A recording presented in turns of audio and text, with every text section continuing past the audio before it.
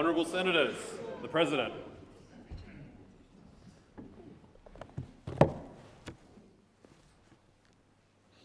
I acknowledge the Ngunnawal and Ngambri peoples, who are the traditional custodians of the Canberra area, and pay respects to the elders past and present of all Australia's Indigenous peoples.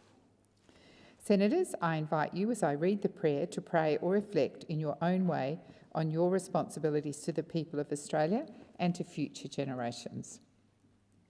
Almighty God, we humbly beseech Thee to vouchsafe Thy special blessing upon this Parliament, and that Thou wouldst be pleased to direct and prosper the work of Thy servants to the advancement of Thy glory and to the true welfare of the people of Australia.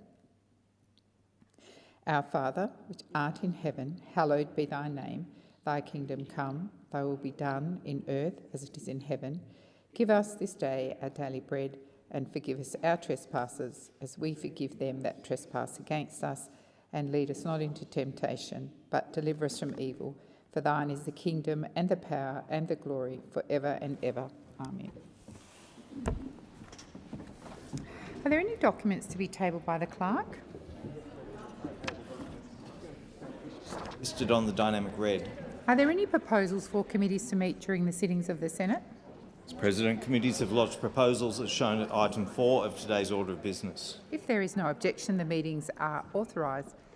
Senator Cash. Thank you, President, and I seek leave to move a motion relating to the need for the Albanese Labor government to provide urgent relief to Australians facing surging fuel prices as circulated. Is leave granted? Leave is not granted. Senator Cash. Thank you, President. Pursuant to contingent notice standing in my name, I move that so much of standing orders be suspended as would prevent me moving a motion to provide for the consideration of a matter, namely a motion to give precedence to a motion relating to the need for the Albanese Labor government to provide urgent relief to Australians facing surging fuel prices. And Madam President, quite frankly, I don't know how much more urgent it can actually get before the Albanese government sits up, takes notice, admits to the Australian people that we are in a middle of a fuel crisis of their own making, but more than that, acknowledges what Australians are now experiencing on a daily basis. They are pulling up at the Bowser, and guess what? If they can get fuel, they are now paying exorbitant prices in excess of $3 a litre. Many are pulling up at the Bowser to only find the servo has actually run out of fuel. You've got small businesses saying we can't open our doors because of the fuel cost. You've also got the restaurant industry now saying to its own restaurants, you need to impose a 5% levy on your customers so that you can keep your doors open. You've got the Easter break coming up, and what do we have? Caravan park after caravan park after holiday park saying we have had cancellation after cancellation after cancellation. And guess what? Once you lose those bookings, you do not get them back. And what does the Albanese government do? Nothing. It continues to say, we're having a meeting. Have a meeting. We know that Australians are feeling pain. Yes, but I have to say, to quote Senator Ayres, it's nothing more than right-wing extremist scaremongering. We'll say that to the Australian who is literally now having to make the decision to say, do I go to work today? No, I can't. Not because I don't want to, but because I can't afford the fuel. The small business who has to say, you know, we're going to lay off staff today. Do you know why? Because my overheads have now increased. And what about what the waste management industry across Australia said? They made it very, very clear to the Albanese government. Guess what? We're actually important. If the bins don't get emptied, do you know what happens within 48 hours across the aged care industry and our healthcare industry? Disease runs rampant. They actually said this is potentially catastrophic. And do you know what we called on the Albanese government, Mr Deputy President, to do last week? On behalf of the waste management industry, we asked for them to be placed immediately on the fuel priority list. And guess what? Yet again, crickets. But the good news is the Albanese government is having a meeting. And as I said, this is a suspension motion. There is a reason that we have moved this motion this morning, because this motion should take precedence over all other government business. Why? because we are in the middle of a fuel crisis. For 5 weeks now, the Albanese government has had its head in the sand. They have failed to recognise what Australians see when they go to that Bowser. They look at the price, they wonder, can I even afford to fill up, given the next place I'm going to is the shops? And guess what? My groceries are now more expensive. I don't think that the Albanese government actually understands.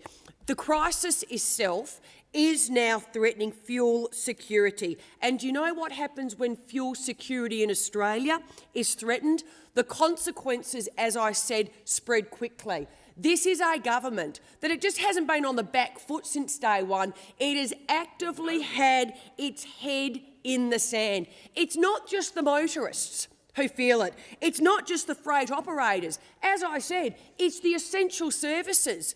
I mean, rubbish collection is actually important, in particular when you have the health industry and the aged care industry saying, if our rubbish is not collected, this is catastrophic. It takes about 48 hours for germs, disease, etc., to actually spread through our industry. That actually affects people's health. What about the NDIS operators at the moment? They are saying, I don't have the money to fill my car. Do you know what happens if I don't have the money to fuel my car? I cannot go to work. And do you know what not going to work means? It means that the NDIS recipient, the patient, is not getting the level of care that they need. So we have said to the Prime Minister, we will work with you as the opposition. Bring in the legislation today. In fact, you could do it as soon as we've suspended the standing orders. You can actually axe the fuel tax and give motorists, Mum and Dad Australia, but also businesses, the relief they need now at the Bowser. But more than that, you keep on telling us, the suppliers in Australia, get the fuel moving to where it needs to be. Axe the tax, move the fuel. I do have to go to the Minister. Thank you, Deputy President. The government won't be supporting the suspension of standing orders, and I acknowledge the wide-ranging contribution on the debate on the topic more broadly, and so and I completely reject the Leader of the Opposition in the Senate's assertion around the government and the government's response. We have been continuously responding to the situation as it unfolds as a consequence of a conflict in the Middle East and the impact that that's having both here on fuel prices at home and putting pressure on industries, including farmers and small business. The government has responded and will continue to respond. And the criticism of the Leader of the Opposition in the Senate around a meeting of National Cabinet, it is appropriate that the National Cabinet meet today. It is an important meeting, bringing together the states and territories and the Prime Minister to discuss fuel supply and distribution as it impacts every community around Australia. But since the conflict has started, the government has convened National Cabinet today, but also previously. We've passed new laws to double penalties for petrol companies for false or misleading conduct and cartel behaviour. We've begun the release of 20% of Australia's fuel reserves. We've changed petrol standards to get more fuel flowing. We've changed diesel standards so Australia's refineries can supply more diesel. We've appointed a National Fuel Supply Task Force coordinator. We've tasked the ACCC to ramp up fuel price monitoring and to issue on-the-spot fines. We've made it easier for Australia's refineries to access government funding when they run at a loss. We've engaged with international partners to keep supply flowing. We've engaged with the states and territories on supply and distribution, including holding a special energy ministers meeting, activating the National Coordination Mechanism, which has met twice, and unlocked some funding in financial counselling, funding for impacted farmers. We've also, as senators will know, will introduce new legislation today to give the government new trading powers to ensure the continued supply of fuel in Australia. And there is legislation on the program today, which we should be at now, had this not been for the suspension, on the Fair Work Amendment Fairer Fuel Bill 2026. And in addition to that, and in consultation with the opposition, an additional bill about increasing the advance to the Finance Minister. So, in short, we have done all of that, responding to the unfolding situation. We understand how hard this is on motorists, on business, on various industries that are directly affected by the outcomes of the conflict in the Middle East, and this government will continue to respond. This is an orderly government that works through what is the right response. We take advice, we take decisions, and we will continue to do that. And I think the list of decisions and outcomes that I just took the Senate through clearly indicate just how much work has been done. But that work continues as the situation unfolded, in similar circumstances to those opposite when they were in government, when the pandemic hit. It was a matter of taking decisions that responded to the circumstances at the time, and that those decisions were not all done in a finite period of time. We have taken a number of decisions on supply, to shore up supply and to make sure that supply is getting to Australia. That is critical. That is the priority of the government, and it will continue to be. How that gets distributed to make sure that it's getting to those places where we've seen disruption in the last few weeks is also a priority, and we understand cost is an issue. I mean, anyone who fills their car up is feeling this, and the government understands that as well. We need to work with the states and territories on their response to this. The Commonwealth stands ready to work with them. It is having serious economic impact on individual households and on businesses, and this government stands with them to make sure that we are doing everything we can, and ministers are working in their portfolios to make sure that they are responding appropriately, meeting with stakeholders, which they are doing constantly, including over the weekend and at night. This is an unfolding situation, and you can scoff. We are working hard to ensure that our response is appropriate and fits the circumstances of the time. Time has expired. Senator McKenzie. Thank you. Well, it gives me great pleasure as the Shadow Transport Minister, but also the Leader of the Nationals, to support Senator Cash's call that this chamber be suspended and that the government gives fuel relief to Australians right now. We do not need to have legislation. The minister, with a sign of the pen, could actually cut the fuel excise right now and make changes to the road user charge so our trucking industry can actually get the relief that they are desperately seeking. Because whilst the government stands up and talks a big empathetic game, the language so empathetic, you'd think, butter wouldn't melt in their mouth if they weren't doing anything. We are heading into the 5th week of this crisis. 5th week of the crisis. And only now are we having a plan for a meeting today to come up with a plan on how to actually help our nation get through this crisis. We are at the end of the global supply chain. Yes. So at the start of crises, you do not feel the impact. But as the war drags on, it is our communities that are impacted. We are the most heavily reliant country in the world when it comes to diesel. It's not just our agricultural industry, as Senator McDonald knows, it is our miners. The industries that pay the bills, that pay for Medicare, that pay for politicians, that pay for our roads, mining and agriculture rely on diesel supplies. And this government wringing its hand. First week of the crisis, what did they do? They blamed Australians. Stop getting concerned. We've got it under control. We've got no plan, but we've got it under control. Second week of the crisis, it's the states. What are the states doing? What are the states doing? Every single day, this government has the powers available to it to make sure the limited supply of fuel we have gets to where it's needed, and yet Minister Bowen is afraid to use the powers that this parliament has given him. And we see them time and time again coming in here, wringing hands, attacking everyone else, refusing to take responsibility for what is the great privilege to be the government of this great country, also comes with great responsibility. and you better use it when the crisis comes. You're not always going to get it right, but the very worst thing you can do is do nothing.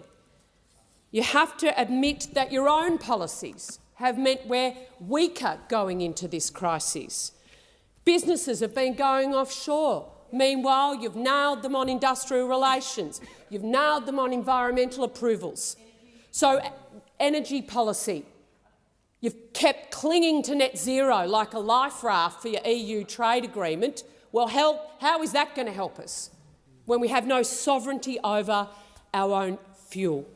So we do need to be looking at the business going offshore and why we haven't been getting new oil and gas projects up and running and ensuring that our country is better prepared. And you heard the minister then talk about the ACCC powers. Oh, we've given them, they can hand out higher bills.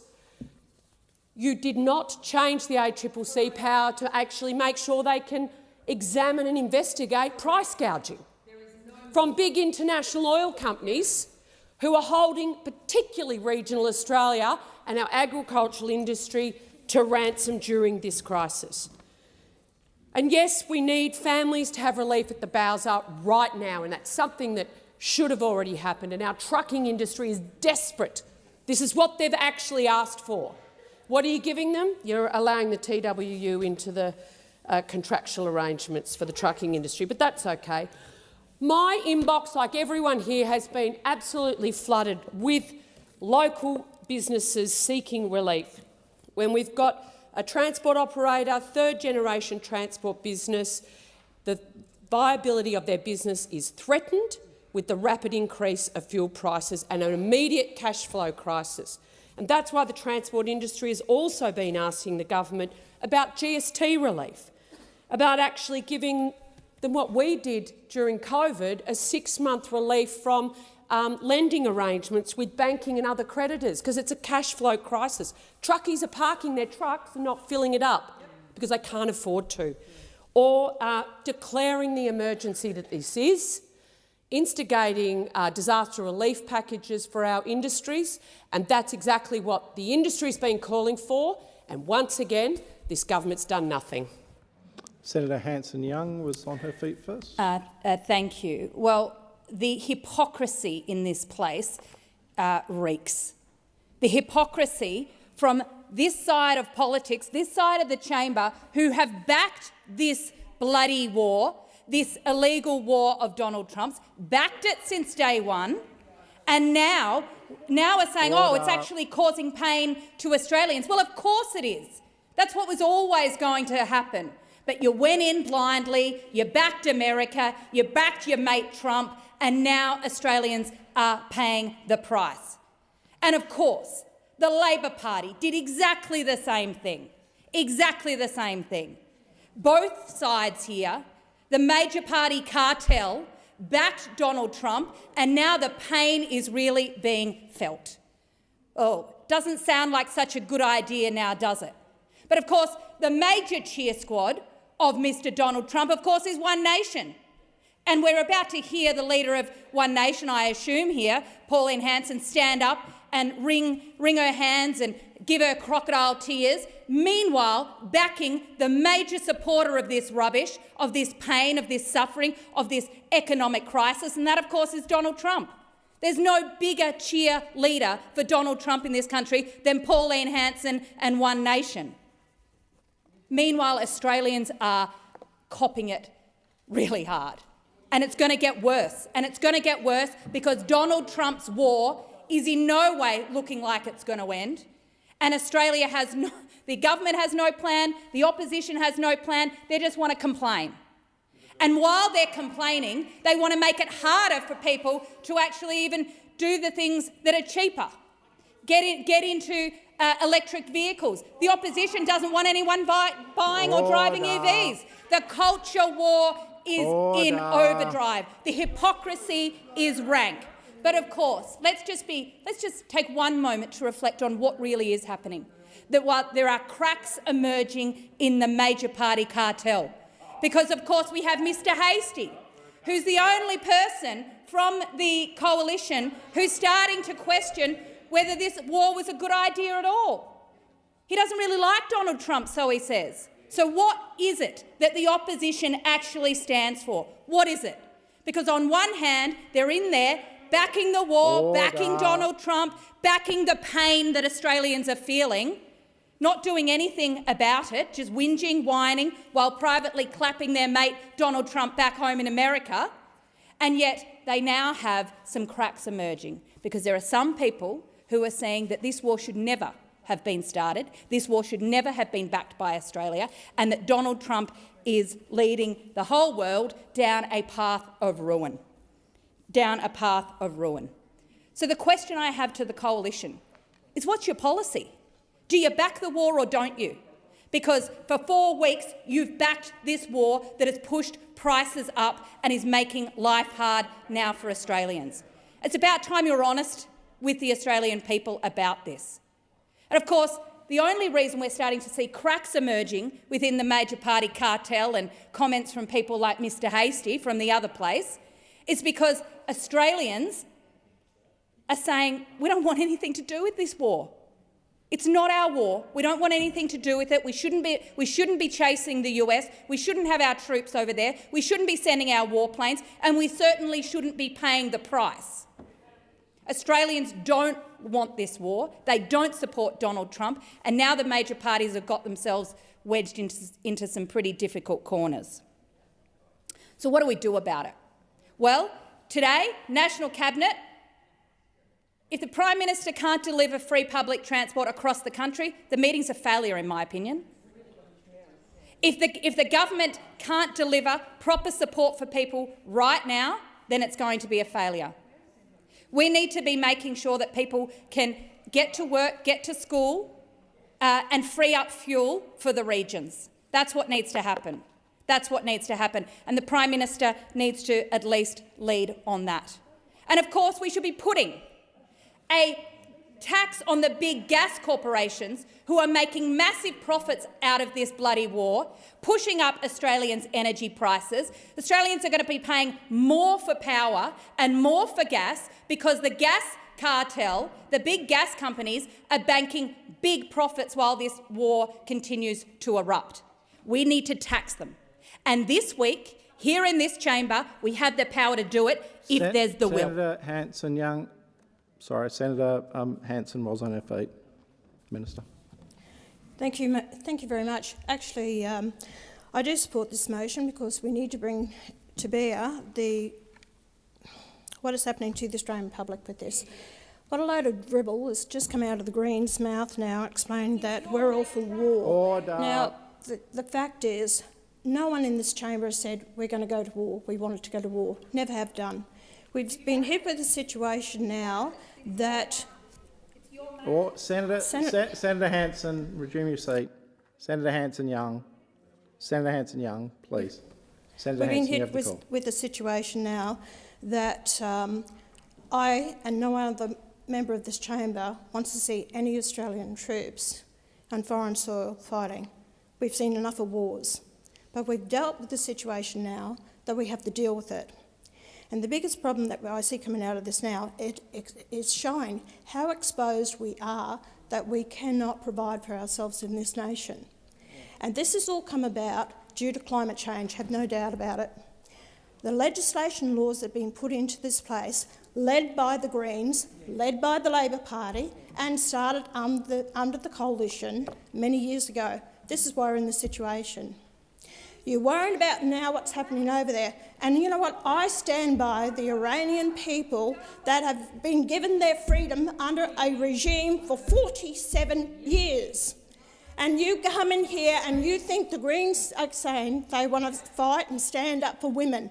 What about the women there are controlled, imprisoned, flogged? Senator Hanson, please resume. Senator Hanson-Young on a point of order. Point of order. I'd like Senator Hanson to explain why she wanted all those Iranian women locked up in immigration detention for years. That's all she's stood for. She just wants them locked up. Resume your seat. Senator Hanson-Young, resume your seat. Senator Hanson-Young. Senator Hanson-Young, please cease interjecting.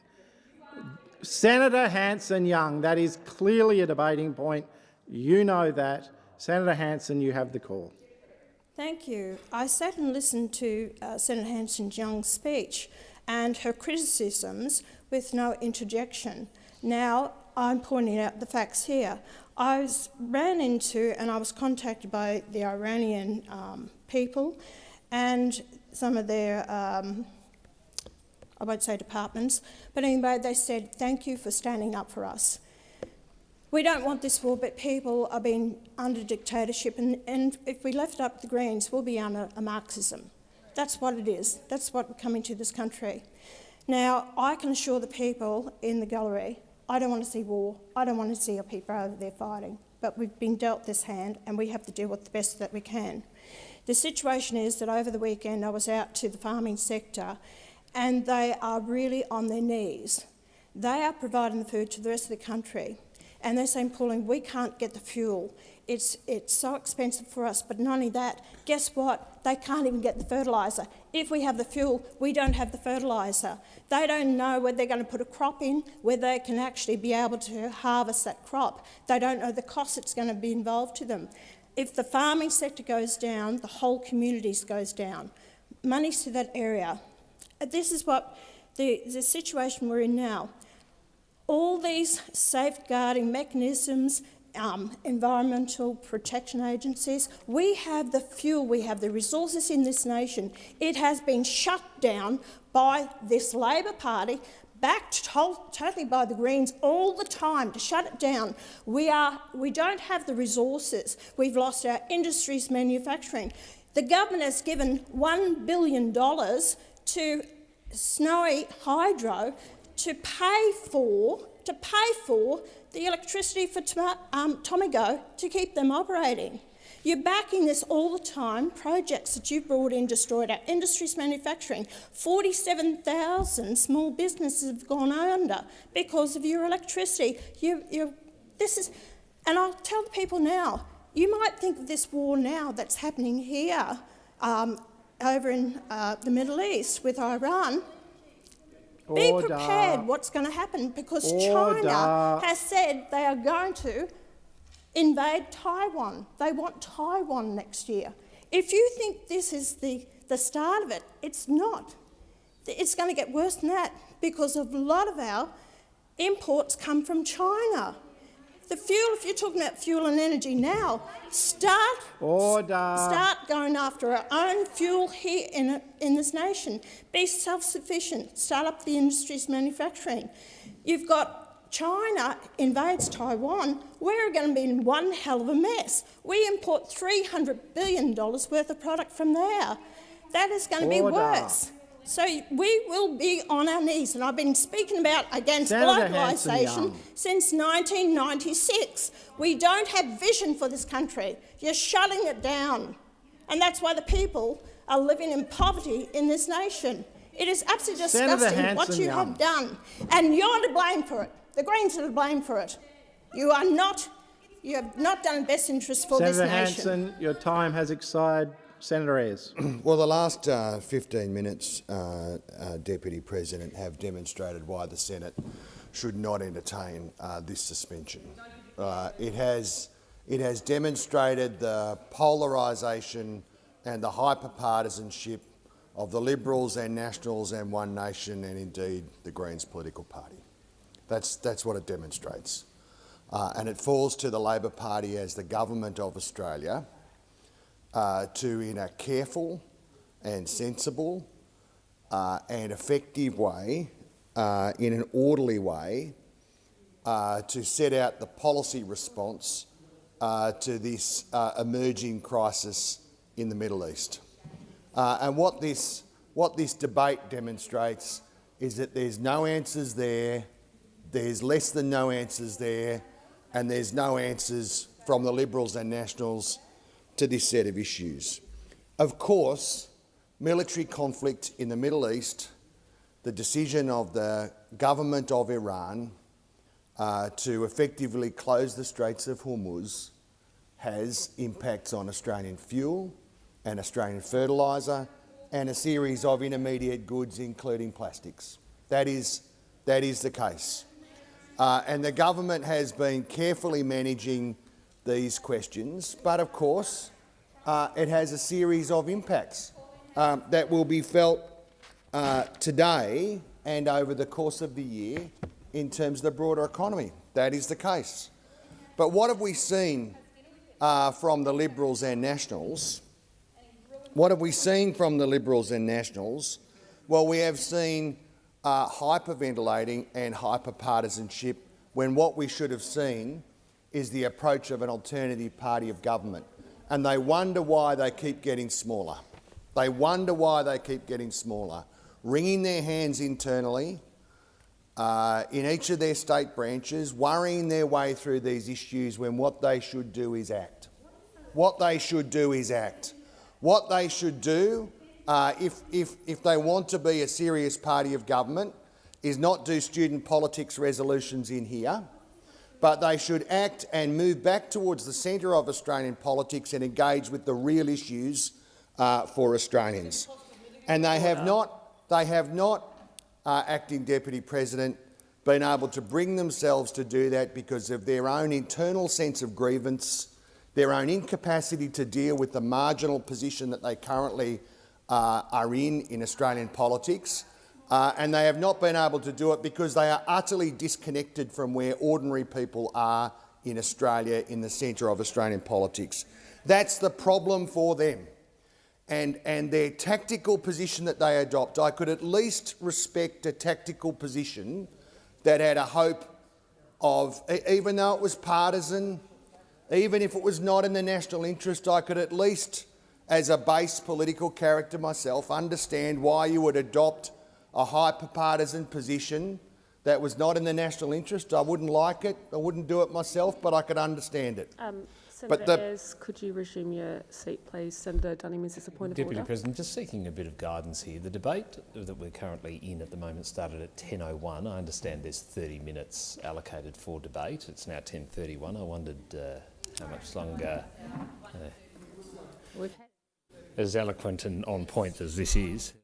Senator, one moment, please, Senator Dunning. I'm advised that the debate started at 10:02. As you know, I wasn't in the chair at that time, but at 10:02, and because there's been a number of point of orders taken, that is reflecting where the clock is at the moment. But I can assure you it looks like only 1 minute and 35 seconds to go. So, Senators, I've just joined the chair. I don't know what the temperature was like before, but can I remind you to keep to order? Senator Ayres, you have the call. Well, it was very disruptive until I started Senator making a Ayres, contribution. just get to the debate. Acting Deputy President. I could at least understand a partisan position that offered some hope of partisan advantage. But what these characters are doing every day of the week is not in the interests of Australians. It should be a position in the national interest. It never is, and every day they advance it. Every day they advance it. Someone gets smaller and someone gets bigger. And they ought to bring themselves to understand that. But they can't understand it because their sense of internal grievance, their extremism and their hyperpartisanship doesn't allow them to see the national interest. It doesn't allow them to see the national interest. The response of the government will be done the way it has been done in the Australian interest, the Australian way. We will be orderly. We will be effective. We will be systematic. We will continue to advance measures working with industry that mean that we offer real practical assistance to Australian households, to Australian farmers, to Australian business and Australian industry, because we know what this set of challenges mean for our national economic interest and our national industrial interest, and what those opposite and One Nation and the Greens have demonstrated over the last 20 minutes is they don't have a hope of understanding those questions. Thank you, Senator Ayres. The question before the Senate is that the motion to suspend standing orders moved by Senator Cash is agreed to. Those of that opinion say aye. Those against say no. The noes have it. Is a division required? A division is required. Ring the bells for 4 minutes.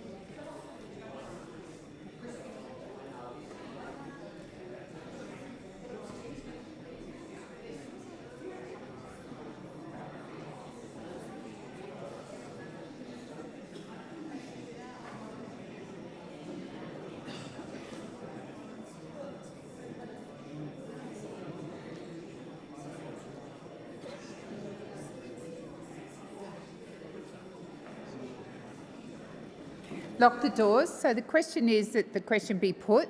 The ayes shall move to the right of the chair, the noes to the left. I appoint Senator Collins as teller for the ayes and Senator Sheldon as teller for the noes.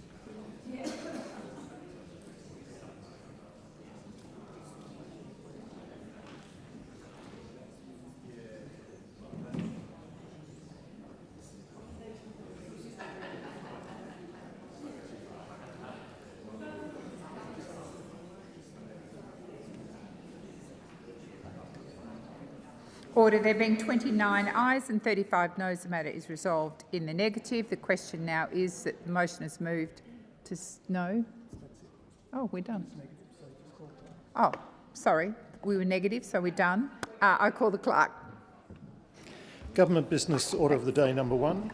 Fair Work Amendment, Fairer Fuel Bill 2026, second reading debate. Senator Hume. Well, this morning, according to reports, there are over 870, and let me repeat that, 870 petrol stations across Australia that have run out of one or more types of petrol. The average price of diesel is now $3.20 per litre. The average price of unleaded is $2.80 per litre. Yet when the Coalition raised this crisis some weeks ago now, Labor ministers told this chamber that there was nothing to see here. In fact, Minister Ayres dismissed it as far-right extremist scaremongering. Well, I would say, on behalf of all Australians, it doesn't feel like scaremongering today. Today, the government can't get their legislation passed fast enough. Industry have been crying out for help now for weeks, crying out for help. And they've proposed some very practical and sensible solutions.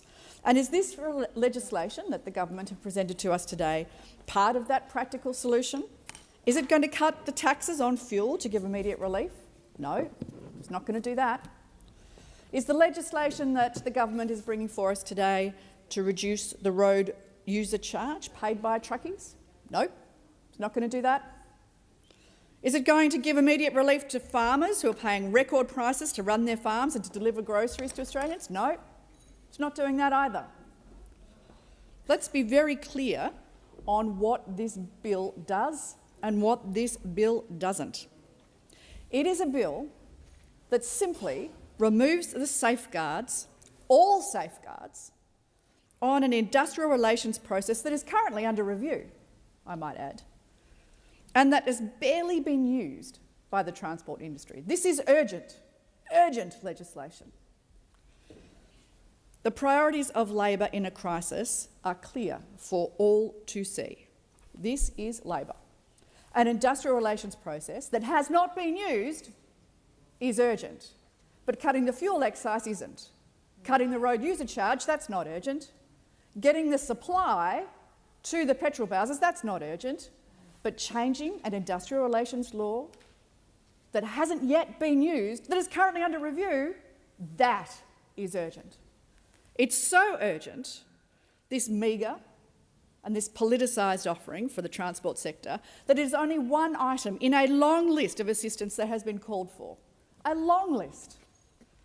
But it's simply not enough. It doesn't cut a tax that pushes up prices. It doesn't shift a single litre of fuel to a bowser that's run dry. It doesn't get fuel to farmers. It doesn't get fuel to manufacturers. It doesn't get fuel to fishers. It doesn't get fuel to manufacturers or to transport.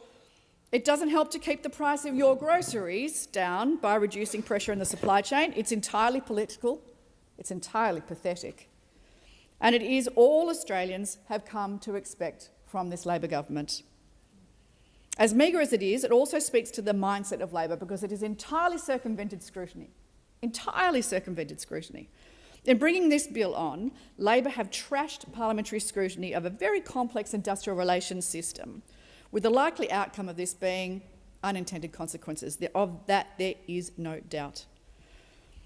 The bill was introduced to the Parliament last Thursday morning, and minutes after it was introduced, the government forced a vote on that legislation in the House of Representatives before the members of the House of Representatives had even seen the bill. They hadn't even read it, and they were forced to vote on it. It is disgraceful. It is entirely disgraceful. It is taking advantage of an industry that is in crisis and is desperate for assistance. It's a shameful and cynical play by a government that has put politics over planning in the middle of a national emergency. This is their priorities. And smirks and sneers don't save jobs, and they don't keep companies running. At a time of crisis, the Labor government has nothing to offer Australians but low-acts when it should rise to the occasion.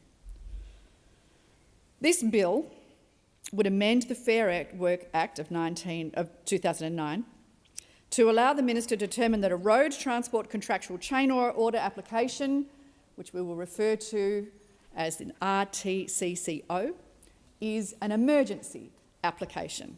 What this means is that a process that would normally take a number of months will be fast-tracked so that an application can be put on the top of a pile. It's pretty much that simple. An RTCCO, currently available under the Act, can set minimum standards to which road transport contractors, road transport employee-like workers and other persons would be entitled. And the bill would allow an expedited timeframe in the Fair Work Commission to consider an application. This is the second measure that the government has come up with in the fuel crisis that will have immediate effect.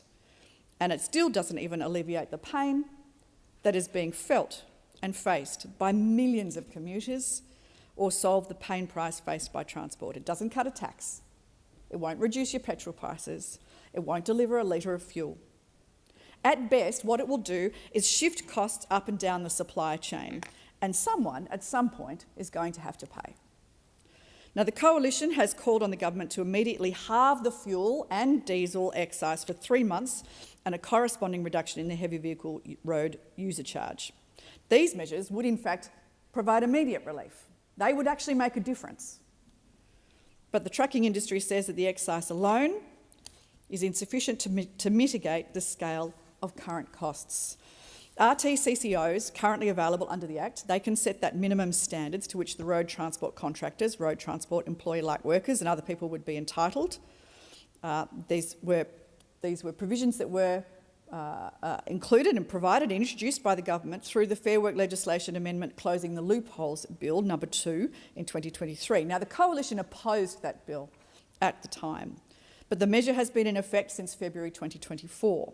Under the current scheme, RTCCOs are made by the Fair Work Commission following an application from somebody within that supply chain or their representatives. The RTCCOs, they set minimum standards to which road transport contractors, road transport employee-like workers and other persons would be entitled, such as, and include things like rate reviews, cost recovery, fuel levies, and of course this is a very important one, fuel levies, payment times and determination.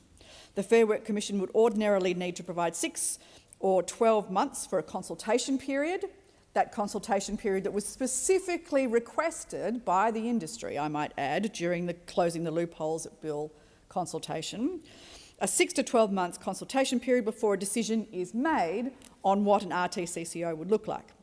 Now, since the introduction of this measure, the Fair Work Commission has heard, wait for it, one application for an RTCCO. One. And that one application, a decision hasn't even been made yet. But somehow this is the urgent issue. This is the one that needs to be dealt with today, without appropriate scrutiny. The Coalition asks the question of why this measure is not temporary. If it is in fact an emergency measure, why is it that the government has brought us legislation that will create permanent changes to the Fair Work Act, permanent changes of the Fair Work Act? Why should the emergency power not just be limited to the issue of fuel alone? Why is it expanding out beyond other things in those minimum standard orders, other than just fuel levies? The transport sector is clearly experiencing temporary but acute pressure as a result specifically of the fuel crisis. The sector has called for several measures, not just this, several measures, including powers to deal with fuel levies, excise rates and the road user charge. And the Coalition has announced and responded to those requests. This bill's measures also do have some support, but hardly the level of other, more immediate, more tangible options that Labor could equally implement today. But this is the one, an industrial relations measure, that they've decided is the most important. This is the one that they've decided is urgent. This is the one that they've decided deserves no scrutiny by government. Now, let's be really clear. We should acknowledge the fragility of the sector. The provisions that are being called on today are being called on by companies that are genuinely in distress. ASIC data has shown that more than 2,050 transport, postal and warehousing sector businesses entered insolvency since May 2022. And it's currently at a rate of 2 businesses every single day that are going insolvent. Average insolvencies have been increasing year on year under the Albanese government. It was 16 per month in 2021-22. It's 29 per month in 22-23. It was 41 per month in 23-24, 61 per month in 2024-25, and it is now 64 per month average to January 25-26. Wow. This is how many businesses are going insolvent under Labor. The bill before us today takes a very broad definition for the Minister to determine the circumstances under which the powers can be used. The critical component of the definition relates to an event or a circumstance having, and I'm going to quote here, a significant national negative impact on the road transport industry. Now, this is entirely inconsistent with how other acts define emergencies for sectors where ministerial powers can be used. The Coalition wants to understand and wants to ask the question of whether the ministerial powers should only be used if other determinations defining a national emergency are in place. And we will be moving amendments to this effect. It is also somewhat concerning that these powers do not have a sunset provision, a provision to enable an automatic review. In briefings, the government has outlined that while this is a temporary crisis, having these provisions as a permanent feature of the Act will mean that they do not need to be legislated for again at the next crisis. Well, the Coalition would ask why temporary measures are not more appropriate, allowing the government to review the effectiveness of provisions and return to this Parliament, again at a time appropriate to fully consider their operations. So we'll also be moving amendments to this effect, noting that we will not prevent this measure providing the relief that it intends. During industry consultation on closing the loopholes legislation, ensuring adequate processes for the transport sector consultation, including with what has become the Road Transport Advisory Group, was a key safeguard that was negotiated by peak trucking organisations.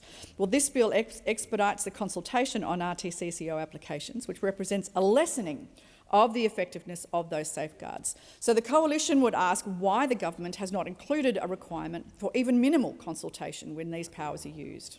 So we will also be moving amendments to ensure that this occurs. And finally, we are very concerned that the measures are not limited to just fuel. It would mean that the Minister could use these powers to allow for commercial arrangements such as payment times, rate reviews, terminations and cost recovery mechanisms to be looked at also. That doesn't sound like an emergency to me. That sounds like a commercial, contractual arrangement between two consenting entities. But we know that the government would love to get its hands on that. The minister has failed to identify why this is necessary in a fuel crisis. We'll be seeking to make amendments to restrict the use of these powers to matters relating to fuel alone. If this is a fuel crisis and responding to a fuel crisis, let's not allow the minister expand their remit to embrace and encompass other issues that would be convenient to a Labor government. This bill has been introduced and brought on for debate outside the normal course, despite there being plenty of time available for proper parliamentary and committee processes. There is no obvious reason why the Parliament should be asked to truncate scrutiny on a permanent amendment to the Fair Work Act when ordinary mechanisms remain available and passage is still available this week. If the government believes their case is strong, it should be prepared to test that case through the usual processes and not shortcut it. And this is particularly important where the bill expands ministerial powers and accelerates the Fair Work Commission processes. Rushed debate reduces transparency. The Parliament should not be asked to legislate first and ask questions later. The government says that this responds to an acute fuel crisis, but there is still time available to allow those processes to occur. The government simply cannot claim both that it is a targeted response to a temporary situation and that the Parliament has no time to examine the permanent change properly. It's not a short and temporary fix. This bill would make a permanent change to the Fair Work Act. If the stated problem is temporary, the Parliament should ask for a temporary position, and a sunset clause and an automatic review is not an unreasonable request. Permanent powers introduced and forced to pass in haste are rarely good law. The crossbench, we would ask, should not kid themselves. Without the processes that we are paid to undertake by the taxpayer, we know that there will be likely unintended consequences. The opposition's amendments go some way to allowing this bill to pass while ensuring that we provide ourselves with opportunities to review those measures later.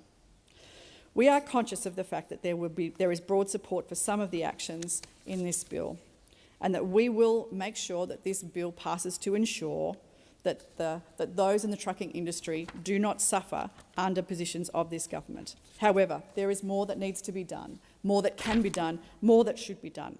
I'm going to now move our second reading amendment that has just been circulated in my name. Thank you, Senator Hume. Senator Whittaker. Thank you, Acting Deputy President. Well, Australians are looking at global conflict and the rising price of fuel and are rightly asking what it means at home. Our government is taking action to keep essential services running and get fuel to where it's needed most. This is just one of the things that our government is doing. This bill addresses the impact of fuel price increases on truckies and our road transport industry, because when fuel prices spike, those costs hit immediately. But the system that deals with those costs doesn't move at the same pace. And so with that gap, the pressure lands on truck drivers and operators, and it builds very quickly. Fuel is one of, if not the largest operating cost in this sector, and it moves quickly. And we see that flowing into their day-to-day operations. Fuel prices have increased due to the conflict we are seeing in the Middle East, and everyone in this country is feeling it. We know that. But they are very much felt by those whose jobs and livelihoods depend on fuel every single day. The workers who are moving goods across the country, keeping our shelves stocked and making sure essential supplies reach the communities who need it. Truck drivers and transport operators wear these costs every single day.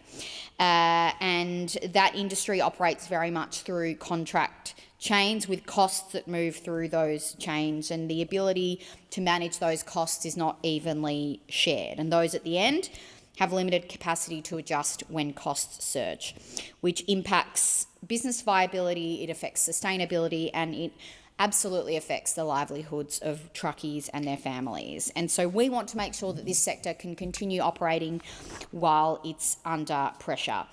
The current system provides a process to set minimum standards across these chains, which includes consultation and timeframes that can extend for many, many months, which means there's a gap between when the cost increases and when the system can respond.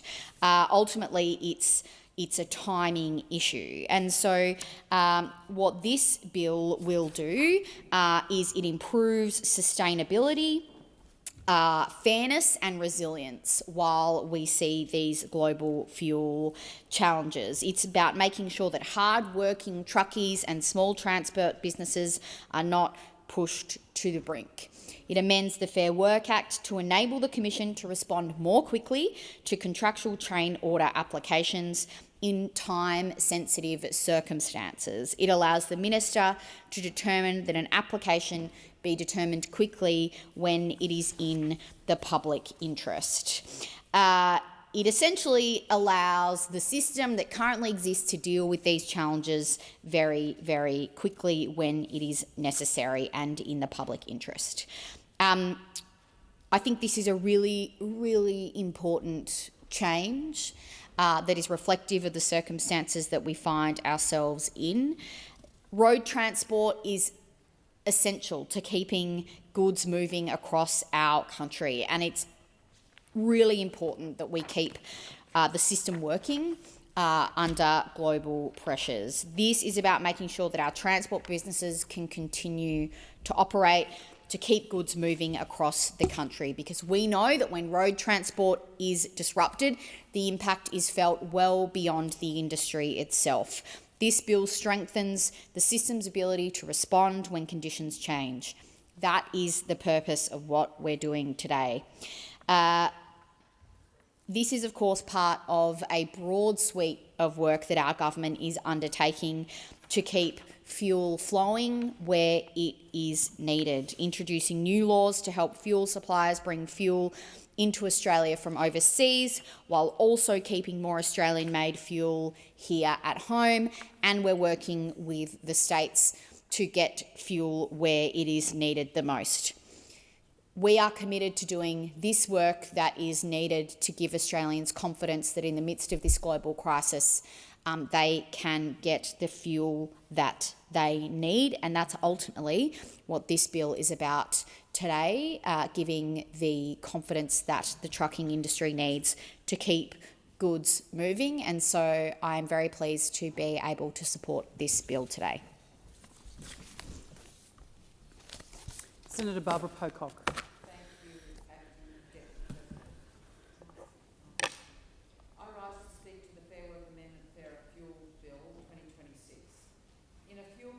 This bill deals with an important issue, incredibly important that we deal with it as we see fuel prices going through the roof. And right now, across Australia, working people are feeling the sharp edge of rising fuel prices. This bill amends the Fair Work Act to create a fast-track emergency mechanism for regulating the pay and conditions of the road transport industry. Simply put, this bill gives the Minister and the Fair Work Commission rapid response powers to impose temporary minimum standards like fuel cost recovery across the road transport industry in an emergency. The goal is to ensure that transport workers and contractors can recover sudden cost increases like fuel rather than absorbing them.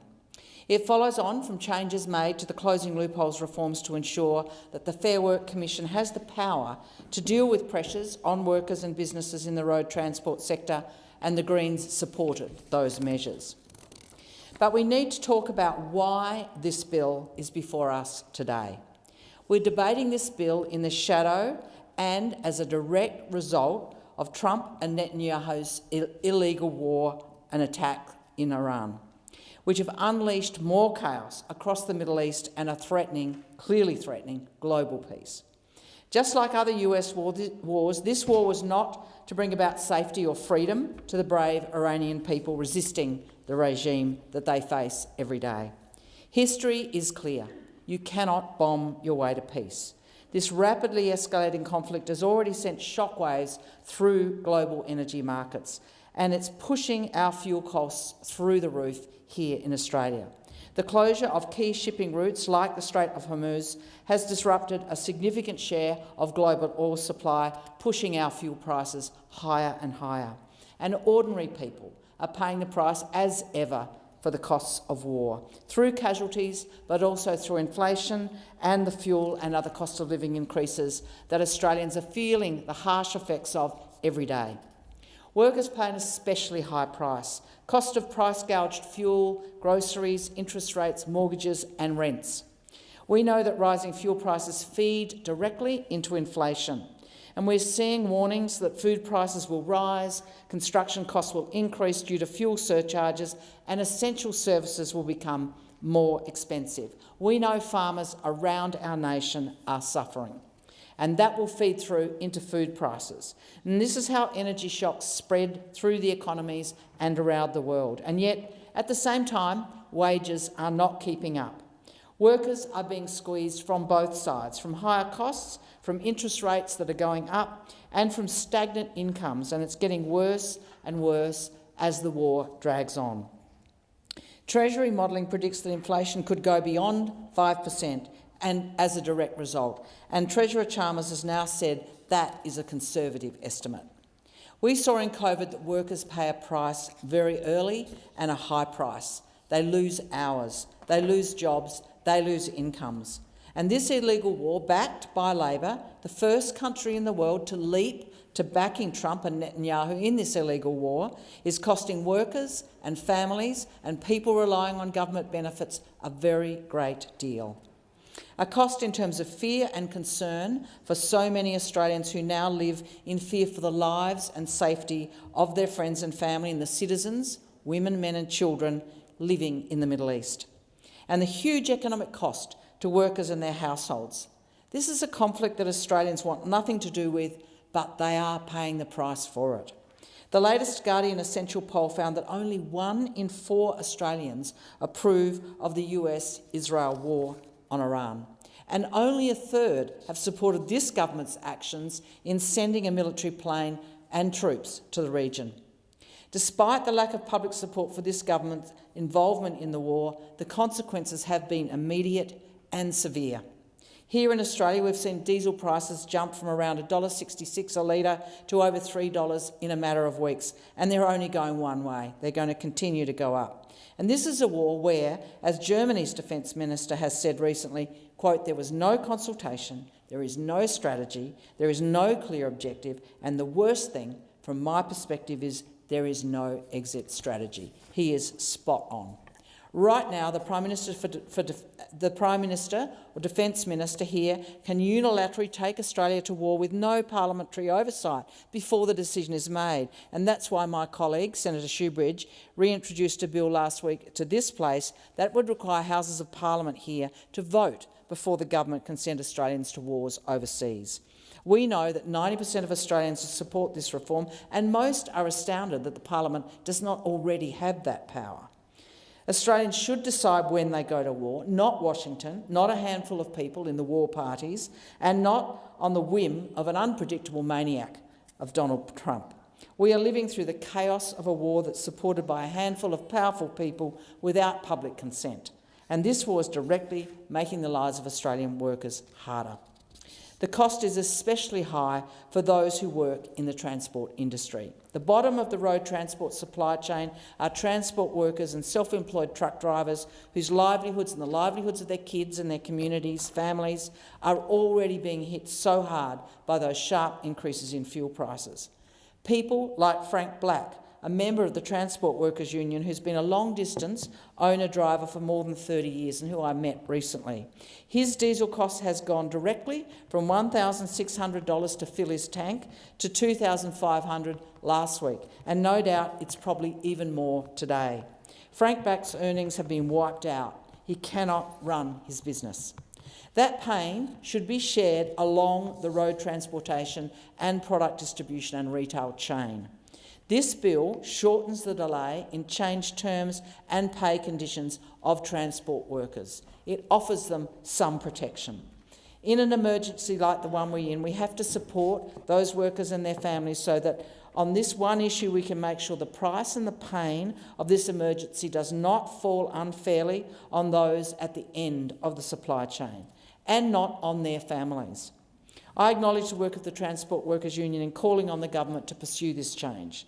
The TWU National Secretary, Michael Caine, has said that without putting in place these emergency powers, we'll see more transport workers who will die on our roads, more businesses who will go under, and supply chains that will continue to be at breaking point, as they are today.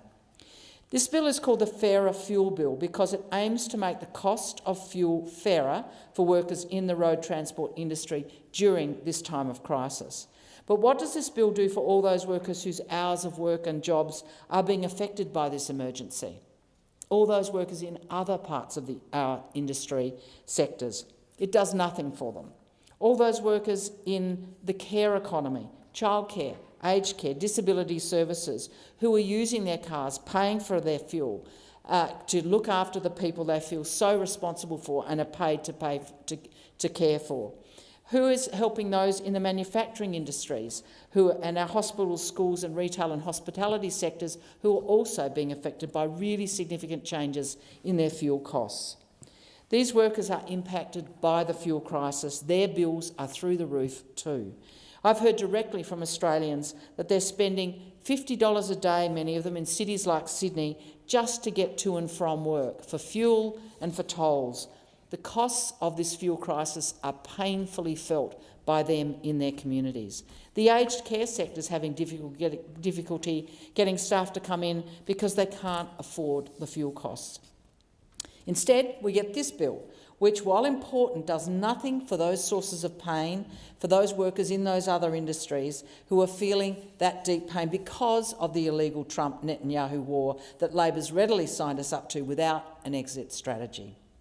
This bill does nothing for inflation, for interest rate rises, for higher mortgages, for higher rents, for higher grocery costs, and the list goes on. It does nothing for those 5 million Australians who live on income support payments, who are facing all of these increases in expenses, including their fuel, without any increase in their payments. Their households are reeling. We need to end this illegal war and we need to end Australia's support for it. And we need to take the wide range of measures that we know Australian communities and workers need, including a stronger right to work from home. Working from home will make a real difference in this crisis. People are talking about it, they want to be able to do it, and they need to have a stronger basis for their negotiations with their employers to get it in so many sectors where they're still struggling to find that right to work from home. So while the Greens support this bill, the government must do more to provide immediate relief to Australians, a broader range of Australians. Labor must make public transport free for the duration of this fuel crisis. The Greens have called for Labor to coordinate free public transport with the states and territories at today's National Cabinet meeting, and momentum is certainly there. This common sense Greens call is backed by people being smashed at the petrol pump. It's backed by train, tram and bus drivers, and now the ACT and Tasmanian governments as well. Free public transport would be an immediate cost of living relief for people in our cities, in our suburbs, and take the pressure off fuel suppliers so farmers and people living in our regions can fill up and regional servos aren't running dry. It's also worth mentioning who's benefiting while workers and those living on benefits suffer. Large oil and gas companies are raking in wartime profits, and time is long overdue for them to pay their fair share of tax. Workers should not be paying more than a massive gas corporation selling our key resources to the world with so little tax, and more than a majority of that gas without any real tax. We know that the US's illegal war on Iran is making Australians' gas corporations even richer. The government needs to act now to stop this war profiteering and ensure that Australians get our fair share of gas wealth. And that's why the Greens are fighting for a new minimum 25% export tax on gas revenue. It is time to act. There is support in our community for this. We must tax these gas companies, especially as they profiteer from these war opportunities. The government has the numbers. The Greens in the Senate, we will work to pass good reforms like that would make a huge difference in this crisis and in the longer term. Australians have been crystal clear. They want to tax gas exports and they want to tax them now. So the Greens support this bill because it provides urgently needed relief for those at the bottom of the fuel supply chain. It recognises that fuel price shocks cannot simply be absorbed by those who live and work at the bottom of that supply chain, and it takes steps to stop and move towards more fairness in the way costs are distributed. But let's not pretend this is the end of the story. This is a short-term fix to a long-term set of problems. Our economic stability is deeply entangled with global conflicts over fossil fuels, and this is a position of vulnerability.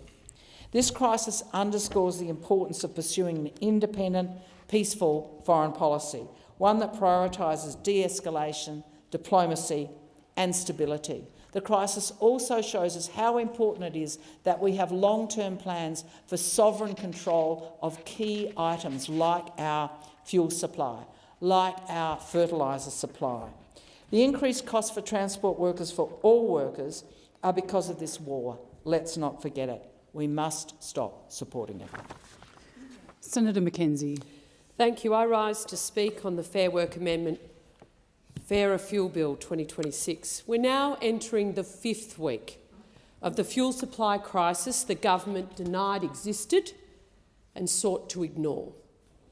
First, the government told us there was no fuel supply shortage. Apparently, Australia had the best fuel stocks in 15 years. Transport Minister Catherine King responded to questions about shortages by suggesting it was actually flooding in Queensland that were causing bowsers to run dry across the country. Then Resources Minister Madeleine King claimed fuel prices were actually holding steady in the first week of this crisis. Well, it shows that this government can't get out of its cushy ministerial wing out to the suburbs and the regions of this country to realise at that point prices had already jumped 40 cents per litre. And over the past week, the road transport industry has been crying out for immediate assistance to help them get through the current crisis. There are transport businesses parking their trucks, refusing jobs because they cannot afford to pay the skyrocketing diesel prices, which over the weekend were $3.21.9 in capital cities. That is up from $1.65 just a few weeks ago. Let's be very clear, this legislation does not provide any immediate relief for the heavy vehicle sector. For the transport businesses listening to this debate and their representative association who've asked the Parliament to pass this legislation, the bill does not provide you the immediate support you seek. In a briefing provided by the Office of Minister of Employment and Workplace Relations, we were told that it would take weeks, plural, not days, and that is after an application had been submitted to the Fair Work Commission that would make road transport contractual chain order. That is weeks before the estimated 50% of truckies who do not have fuel levies in their current contracts can get relief. That is if they can survive that long without laying off workers, without distorting and disrupting supply chains. By contrast, the opposition this week announced some immediate assistance for our transport industry through an immediate temporary cut to the fuel excise and a corresponding cut to the road user charge that is paid by our heavy vehicle sector. That is real relief at the bowser. Every single litre that is put into a tank of petrol for Australian families, but importantly for our transport sector. The government could announce this assistance today. They don't need legislation to make those changes. They're the government. They sign a change of regulation and it would be like that. You've got to ask why they won't. Why they won't do what the industry's asked and give that immediate relief, rather than have us debating here in this chamber changes to contractual arrangements that could take weeks for actual impact to be felt. The industry is also looking for immediate support and has made the following requests to government over the last few weeks, none of which have been picked up by a government that's more interested in calling national cabinet meetings to sit around big tables with premiers to talk about the problem than to actually take responsibility for it. I've had the great privilege to be a minister. It is hard. It is a hard job. And every time it gets hard for this government and these ministers, they look for someone else to blame instead of doing what they swore to do when they took on these ministerial responsibilities under the Crown, and that was to act in the national interest. The industry wants a disaster declared and for $25,000 emergency small business grants to become available to these trucking businesses. They want the 32.4 cent per litre on diesel abolished.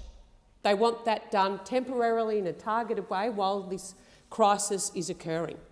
That again is something relief that the government could give today, last week, the week before, or the week before that.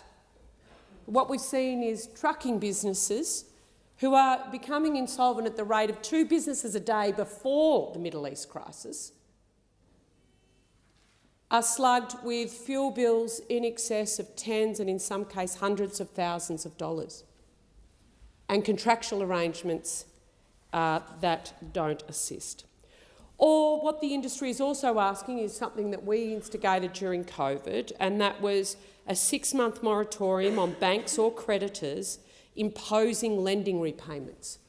That gives these companies that cash flow relief that they need right now to keep their drivers employed, their trucks on the road, goods turning up in all of our retail sector, picking up primary products, whether it be bananas in northern Queensland, which are currently being left to just rot because no one can afford the fuel bill, a B-double of cattle heading to the abattoir, or indeed our grain growers who are trying to get seed in the ground for this harvest who can't afford their diesel bills. That's what's actually happening. The National Road Transport Association, that represents transport and logistic businesses, has said this legislation is too little, too late, with dozens of businesses already being forced to close because of high cost and lack of cash flow. And again, I say, passing this legislation today will have no material impact on these businesses at all. NatRoads is an organisation that cautiously supports the passage of the amendment, but they are clear this does not respond to the urgent need being experienced by our transport sector. Before the start of the fuel crisis, transport companies were going insolvent at a rate of 2 businesses every day. And following the passage of Labor's closing the loophole legislation, insolvencies in the sector have escalated, something the government doesn't want to admit or recognise, and this does nothing to help that. The transport sector insolvencies have increased by 42.7% in 23-24, the year those industrial relations changes were made. And it was followed by a further 48.3% increase in 24-25. So if you like the big end of town in the transport sector, you haven't got a problem here. You have not got a problem here, Mr Kane, do you? But if you are interested in owner-operators, small businesses, mum and dad businesses, particularly out in the regions and the suburbs, being able to employ locals and meet locals' needs, this is not the way to go. And insolvencies have further increased by 21% this financial year to date. In total, 449 transport sector businesses have gone insolvent to the end of January 2026, and that isn't good enough. Everyone's fine because the big end of town picks up the slack. But in the National Party and on the opposition benches, we back small business. We back small to medium enterprises as a way of actually community standing up and solving their own issues. Because the government denied and refused to acknowledge the fuel supply crisis facing many trucking businesses and farmers, The opposition last week established a self-reporting website, nofuelhere.com.au. The website enables Australians to report petrol stations where there are fuel shortages or informal rationing that's going on. And we are using that data to help the government help our country. And today I was able to write to the fuel czar and let her know where the shortages were in my home state of Victoria. Because what is clear from this government, they're busy telling us we've got more supply than ever before, and yet we've got 600 servos that you can't get a drop from, let alone the price problem. One job. Here's one job, Prime Minister. Please take it out of Chris Bowen's hands. He's absolutely incompetent. One job, PM. Ensure that fuel is affordable by cutting the fuel excise and the road user charge, but also ensure that these abundant supplies you are telling the Australian community exist on shore, will take you at your word, make sure it gets to where the shortages are. No good for the 4 big fuel companies to be hoarding and hedging, clipping the ticket on the way through, because right now people are going broke. Workers are being laid off and our communities are suffering. The level of anxiety out there, not just in the business sector but across communities, is significant. Now, the Coalition will be moving amendments to this bill. This bill is tarted up to say it's an emergency measure for a crisis, and yet the measures of this bill will extend far beyond the crisis. In fact, it will embed these measures and the ability to reach into contractual arrangements beyond it being just an issue of whether you're one of the 50% of the trucking industry who isn't able to have their contract reflect increased fuel prices. So we will be moving a sunset clause, and I really encourage the government to put a time frame limitation on this particular measure. This measure hasn't gone through the usual process of a Senate inquiry where we've been able to go out and examine it in detail. We are taking the government at its word that it wants to assist trucking companies who can't have those increased fuel prices that aren't reflected in their current contractual arrangements ameliorated. But this shouldn't be a measure that is beyond the current crisis. So we will be moving a 12-month sunset clause. We'll also be seeking an independent review after this has operated for 6 months, because this hasn't been through the usual process of Parliament, where we've gone out to communities, experts, legal eagles, to understand the flow-on impacts of this. We're going to move amendments to require the Fair Work Commission to consult on proposed orders. One of the critical concessions of the transport industry negotiated during the closing loophole legislation debate was a lengthy and encompassing consultation process. And we know from Labor they don't like consultation because they don't like to hear that they might have a bit wrong. They shut this chamber down from debating serious nation-changing legislation at a whim with their partners, the Greens. Instead of just allowing this chamber to do what it does. You've got the numbers. Don't be afraid of the debate. You're going to win.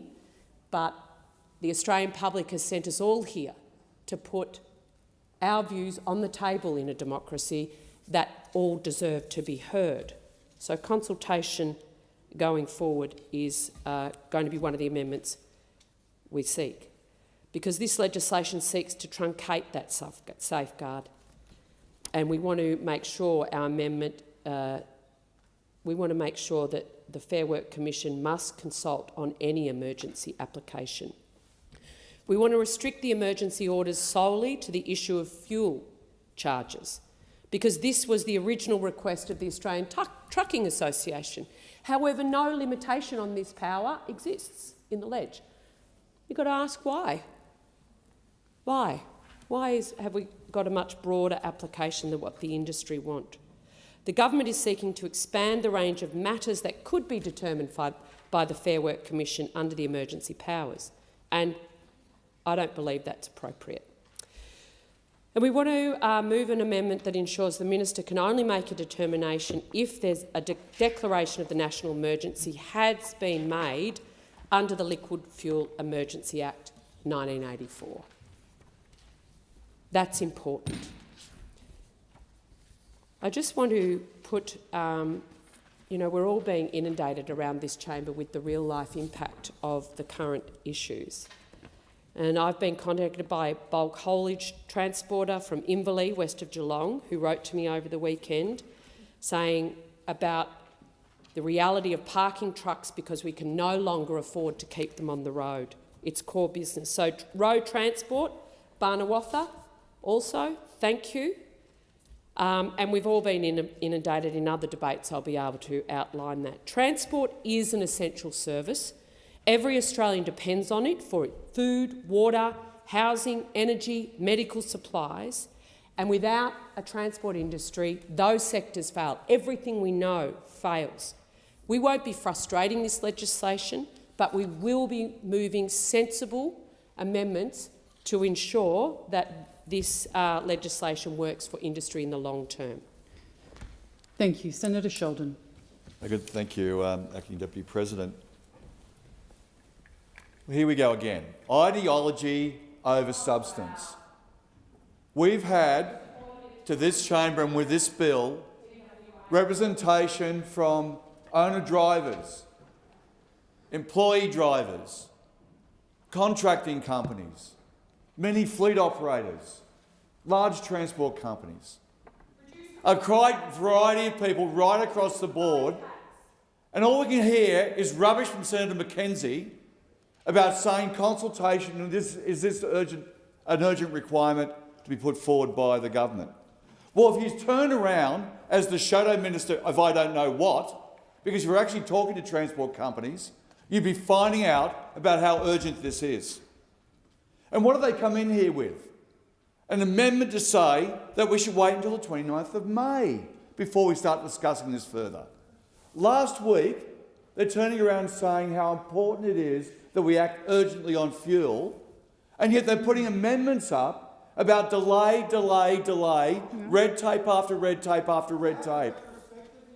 Their ridiculous approach to this whole substance of what they've been putting forward is making sure that we delay the whole process and making sure mum and dad truck operators, those in the supply chain, are actually getting the benefits of having these sorts of issues in front of the Fair Work Commission.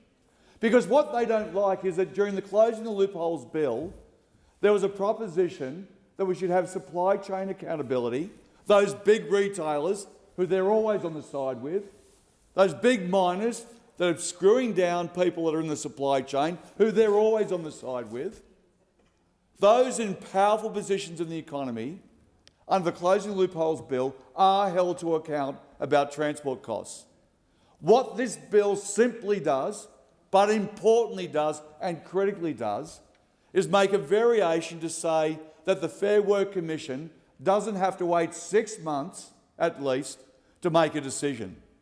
They have to consider the arguments, they have to consider the evidence, they have to consider the positions put forward by all the parties right across the economy, but they don't have to wait an arbitrary 6 months.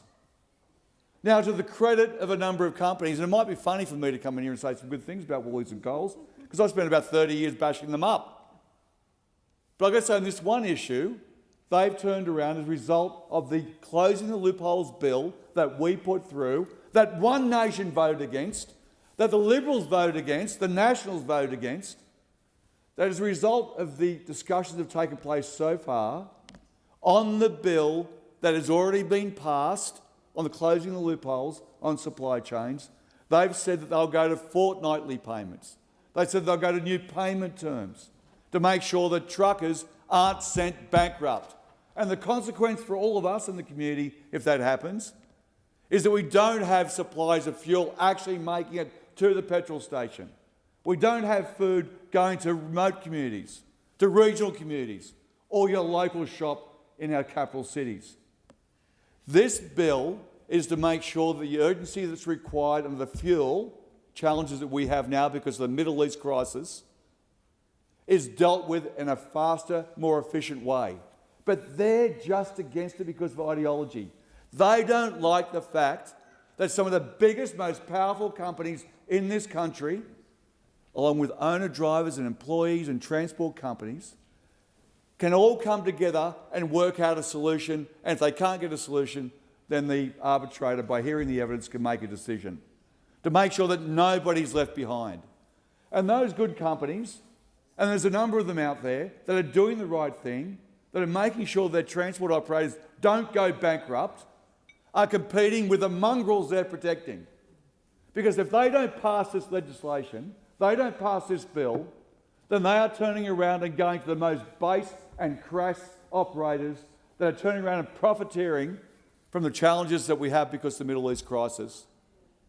They're going to stand with them rather than stand with those businesses, those owner-drivers, those employees that are doing the right thing.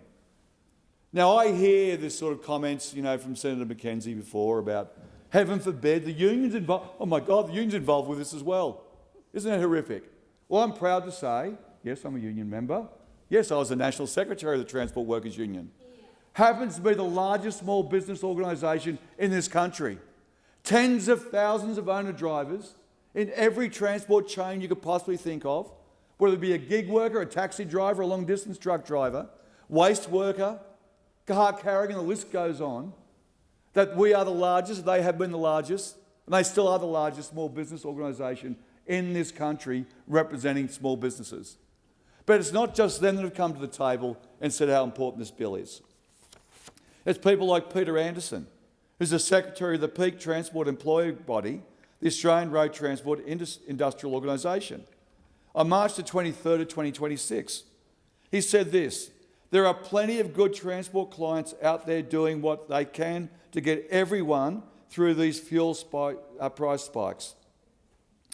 But they're being undermined by the many others who are forcing transport businesses to fully absorb skyrocketing fuel costs themselves. We need to see these emergency powers put in place for the immediate viability of our transport industry. The Australian Trucking Association, CEO Matthew Munro, Matthew and I have had a few arguments over the years too, on March 26, 2026, this year, said the Senate must pass the Fair Work Amendment, Fairer Fuel Bill to save trucking businesses struggling to cope with crippling fuel bills and dwindling funds. National Road Freight Association on the 23rd of March, and long-time truck driver Glenn Castanelli. And Glenn and I have had a few arguments too. But what, we all agree on something, because this is what Glenn says. This is a positive step forward to protecting the viability of Australia's transport operators and maintaining the continuity of essential freight across the country. Senator Mackenzie, maybe you listen to the transport industry. Maybe you stop for a minute. You read what they've said. You read what they've put in writing, and you listen to what they're saying to you. Because if you don't listen, the Liberal Party doesn't listen, then others will. Because we're going to make sure we've got the transport industry's back. Senator Hume called for urgency now. Maybe they should follow through and actually vote for that, what hard-working Australians are calling for, instead of playing games. Because this is a simple ideological attack, because they're against closing the loopholes all those years ago that was passed in this place. And this is an amendment to make it more efficient, more effective and more successful for every hard-working Australian. And this doesn't cover just people who are members of unions or those associations. It covers everybody. Where this 50% ridiculous thing from Senator Mackenzie came from, well, it's like everything else, truth plucked out of thin air, and you know where it should be put, because it doesn't actually exist. It's just coming in here and saying a whole pile of absolute rubbish rather than turning around and sticking to the facts. Because if Senator Hume, who's also the Shadow Minister for Industrial Relations, says there won't be proper consultation, well, maybe Senator Hume might want to turn around and have a look at what actually it says in the Industrial Relations Act. Well, I'm sure she she's aware of it. The Industrial Relations Act requires proper consultation. It requires proper consideration. It's a necessity of the Act. Judges sit there, same judges, some of whom are in our other supreme essential courts in this country as well. And they consider those arguments, but it most essentially brings parties together to say common cause, common views, common industry. And that's what's happened here when coming to this parliament. Common cause, common views, a common sense of history and importance of passing this legislation.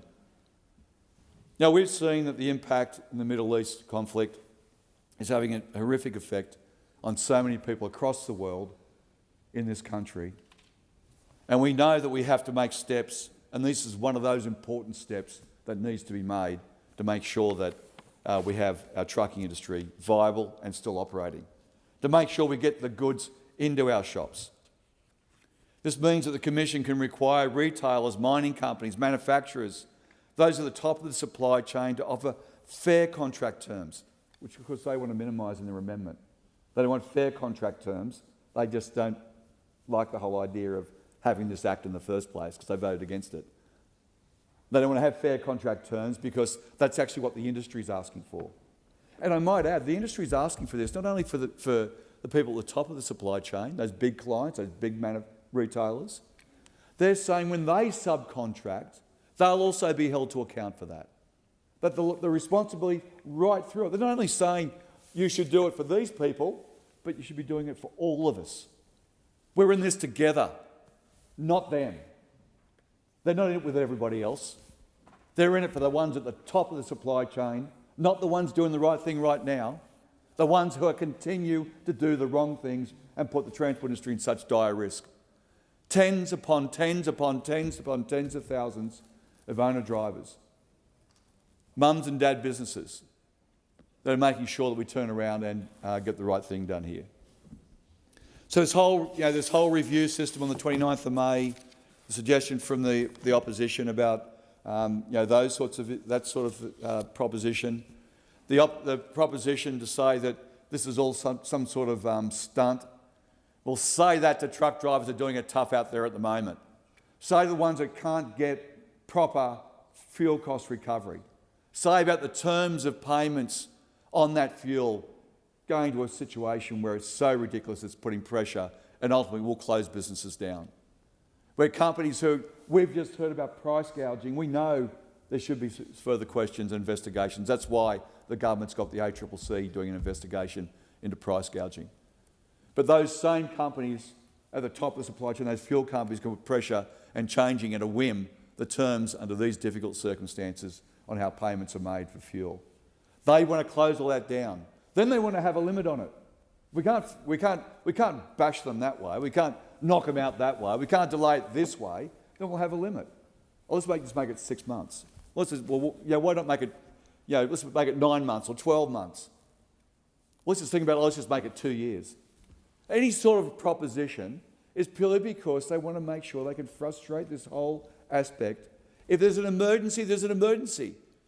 The minister has the capacity to turn around and connect that through to the Fair Work Commission. The independent body then makes a decision about the emergency and the status of that emergency and how they deal with it after hearing all the evidence. All the parties. I'm saying to everybody in this chamber, get your ideological blinkers off, turn around and say to the trucking industry, owner-drivers, employees, small fleets, mums and dads operations, truck drivers, that their jobs are going to be more secure because they need the chance for the Commission to deal with the issues that have been proposed here about some of the ways of stopping the impasse. Because what's been suggested here is things that the Fair Work Commission does in an orderly, transparent, collective way where people are able to see what the results are and why the results have been made. Because I guarantee you this, there will be lots of companies throughout that supply chain that will go to the Commission and have a common view and common task, because they've already had that. It's the ones you're protecting that you're slowing up by having this bill not go through, by putting all this red tape in the way. You put all this red tape in the way that you want to put in the way. It is all about frustrating an outcome for truck drivers, and it means less trucks on our road, more pressure on small mum and dad businesses, less drivers out there to be able to deliver our fuel and our feed and our retail, and our local shops getting it in the neck as well. So I applaud that you support this bill, that you shouldn't turn back, and you support this bill wholeheartedly, not just with these ridiculous amendments, turning around and suggesting these amendments you're putting through. You support this bill and reconsider the ridiculous amendments you're putting forward and withdraw them. Senator Roberts. Thank you. The Fair Work Amendment, Fairer Fuel Bill 2026, is a drop in the tank when it comes to managing the fuel crisis. The bill relates to road transport contract chain orders, which used to be called delivery contracts. It allows those contracts between business and their trucking company to be renegotiated as a result of this fuel crisis. Currently, that process takes 12 months or more. This bill may, and it says may, not will, this bill may reduce the lead time on a contract renegotiation to a few weeks. The road freight industry is critical to the functioning of the economy. Everything in our supermarkets, hardware stores and shopping centres is trucked in. If trucks stop moving because the government failed to secure a supply of fuel, affordable diesel, then people starve. Chemists, doctors, dentists, hospitals run out of supplies. Casual employees and apprentices are put off work. Loans, rents and mortgages go into arrears, and it's all downhill from there. It's that simple. This bill amends legislation Labor introduced in 2024, which created these road transport contract chain orders without any emergency provisions or the ability of the government to step in when the public interest is not being protected. This bill corrects the Albanese government's lack of foresight and forethought.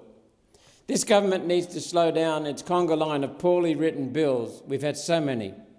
Take the time to consult and stop using the committee system as a rubber stamp.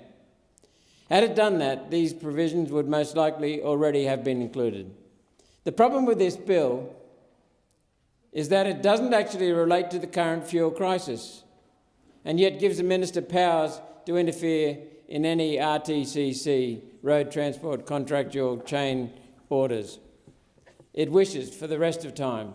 Powers are not subject to parliamentary scrutiny, and there's no requirement to make an order introducing an emergency RTCCO through a legislative instrument. Power without accountability is always a very bad idea. Emergency powers exist for emergencies, not to tip the scale in favour of your union mates. One Nation will support this legislation. Given we have not had the time to prepare amendments to introduce checks and balances, One Nation will amend the bill when we take government. Our changes will require a declaration of emergency to be a legislative instrument, setting out the reasons for the order and include a sunset clause, a trigger, so measures do not extend past the end of the crisis as Labor tries to do. And One Nation points out that while the trucking industry deserves the help this bill may provide, so does the rest of Australia. Due to a doubling of fuel costs, farmers are struggling to fund their harvest. Farm fuel bills must be paid in 14 days, while farmers are not paid for their harvest for an average of 2 months. With fuel costs rising from $15,000 per week to $30,000 a week, in one case I was told about, this is a massive extra amount for a family farm to bankroll themselves. And they can't. Today around Australia, farmers are unable to plant their winter crops. The spring harvest will be down and food prices will go up. The Labor government is hollowing out the bush again. It's driving people into the cities and it's running the fuel crisis to push that objective. If the government had the best interests of Australia at heart, it would have already invoked the Liquid Fuels Emergency Act, 1984. The Act enables the Commonwealth Government to prepare for and respond to severe shortages of crude oil and refined liquid fuels such as petrol, diesel and jet fuel. It supports Australia's obligations under the International Energy Agency agreement and emphasises cooperative responses with industry, states and territories. It provides strong ministerial powers as a last resort when market mechanisms are insufficient. The Act requires the Minister to be satisfied there is, or is likely to be, a serious shortage of liquid fuels with national implications which cannot be adequately addressed without using this bill's special powers. Powers include directing industry-held stocks of crude oil and liquid fuels, such as requiring companies to maintain, purchase or release specified reserves at certain locations. Secondly, regulating fuel sales and distribution across Australia, including bulk supply restrictions and retail rationing. This legislation is there, and it should have been invoked weeks ago. This is day 32 of the Iran conflict. 32 days for the Prime Minister and his ministers to stop the selfies and cringe TikToks and address the real crisis. 32 days of horror for the economy, the devastation of which will ensure the ALP do not form government again. Let me explain what's going on here. These powers require the Minister to do certain things. One of those would be to force foreign multinational oil companies to direct the fuel they're currently hoarding and supply some into the spot market. This is the market which supplies smaller outlets, especially in rural and regional areas. These are the outlets that suppliers are currently charging way over the odds for their petrol, causing price spikes. Then, once they've driven price spikes in the regions, city outlets, those same multinational fuel companies own themselves, are putting up their price to match prices imposed on the bush. The outcome is price gouging. It's calculated, it's deliberate. The government rammed through legislation last week to increase the fines for doing exactly that. But it'll take years before the ACCC legal action against multinational fuel companies gets through the courts. They'll get a rap on the knuckles and agree to a small fine, banking windfall profits and most likely doing it all again. The Albanese Labor government is once again proving it's the best friend of foreign multinationals and no friend of everyday Australians. The Fair Work Amendment, Fairer Fuel Bill 2026 will result in transport charges rising. And that's the point of the bill. Before the crisis, if getting a tonne of produce to market costs $100, with the fuel shock it's now $175. This legislation will drive that price even higher. This isn't the government helping the trucking industry, it's the government making the rest of the economy pay more to help the trucking industry. Food will be dearer, clothing will be dearer, consumers will pay. The answer is to reduce the price of fuel, not force up the price of freight. Last Friday, the National Road Transport Association, NatRoad, published comments critical of the legislation, pointing out, I'm going to quote, "Most small to medium operators simply could not survive until Fair Work changes flowed through."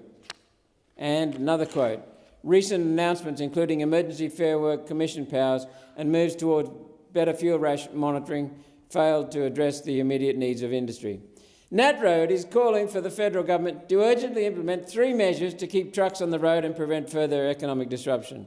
Firstly, activate emergency financial support payments for affected transport businesses. Secondly, introduce a 6-month moratorium on heavy vehicle equipment loan repayment through lender hardship arrangements. Thirdly, immediately remove the road user charge for heavy vehicles. The National Road User Charge is a tax of 32.5 cents per litre of diesel.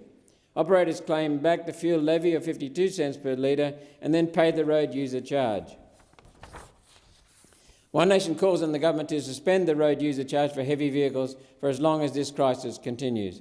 Taking out the fuel duty and the GST will make a large difference to trucking industry cash flows and their ability to get through this crisis, and reduce grocery bills. Invoking the Liquid Fuels Emergency Act 1984 to stop multinational fuel companies profiteering will reduce fuel prices and reduce the need for freight charges to rise. The truth is every sector in the economy is needing assistance.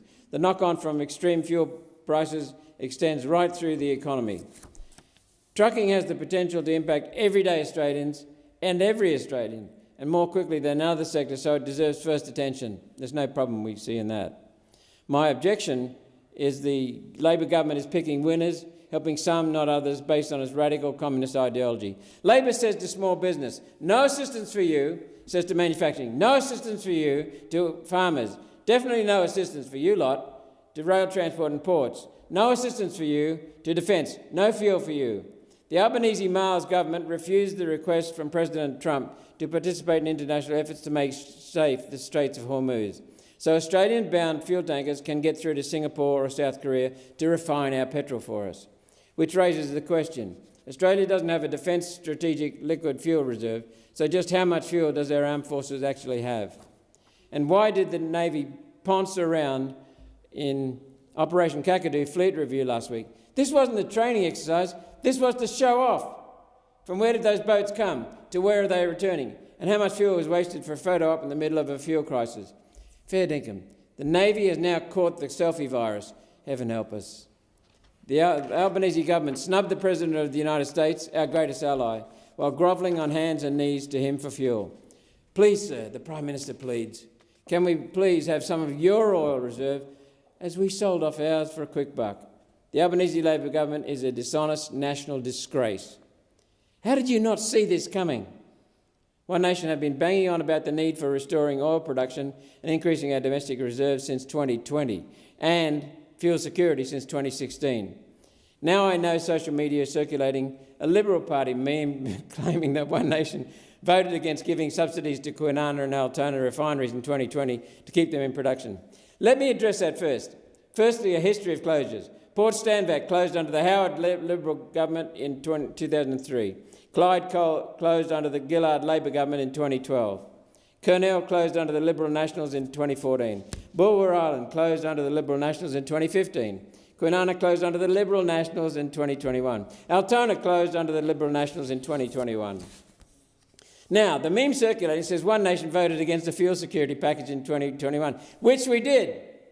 What the meme does not tell you is the bill we opposed was a stunt. BP and Exxon had already announced a closure before the bill was ever written. The Liberal Nationals government designed the bill to pretend to the public in the 2022 election that the Liberals cared about fuel refining. All to look good, not do good. Exxon and BP never received the money. They knocked it back because plans for closure were already underway and $2.3 billion wasn't enough to change their minds. So what did we vote against? Nothing. A Liberal Party con, a fraud on the voters.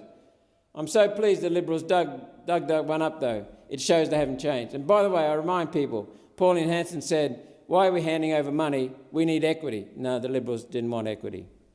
Just hand over the cash. In her speech on the Liberals' 2021 bailout bill, Senator Hanson called on the government to use that money to buy those refineries, put them into the hands of the Australian people to maintain our domestic refining capacity. Maintain our domestic refining capacity. Of course, the Liberals and the Nationals ignored that request. Let's be clear, Australia is in this mess because the Liberal Party, the National Party, the Greens, the Teals and Labor Party all still believe in climate change. I tested that last week with my amendment to the appropriation bills that calls for the net zero spending to be removed from the budget. The vote on our amendment is damning. Labor opposed, Liberals opposed, Nationals opposed, Greens opposed, Teal David Pocock opposed. These parties all support giving away another $9 billion to climate prostitutes feeding off the UN net zero scam. Parasites killing Australia's energy and economy. So, of course, they're not going to do anything to help the petrol and diesel industry. This government is making a horrible mess of the fuel crisis because it's making decisions based on ideology, not practicality, on a scam and contrary to the hard empirical scientific data. And the globalist Liberals and the Nationals are right there with them. Shame on you all. We need to drill for oil, restore production in the known deposits, and we've got plenty, get started building new refineries and in particular build new gas-to-petrol plants to use Australia's cheap natural gas to make our own petrol again.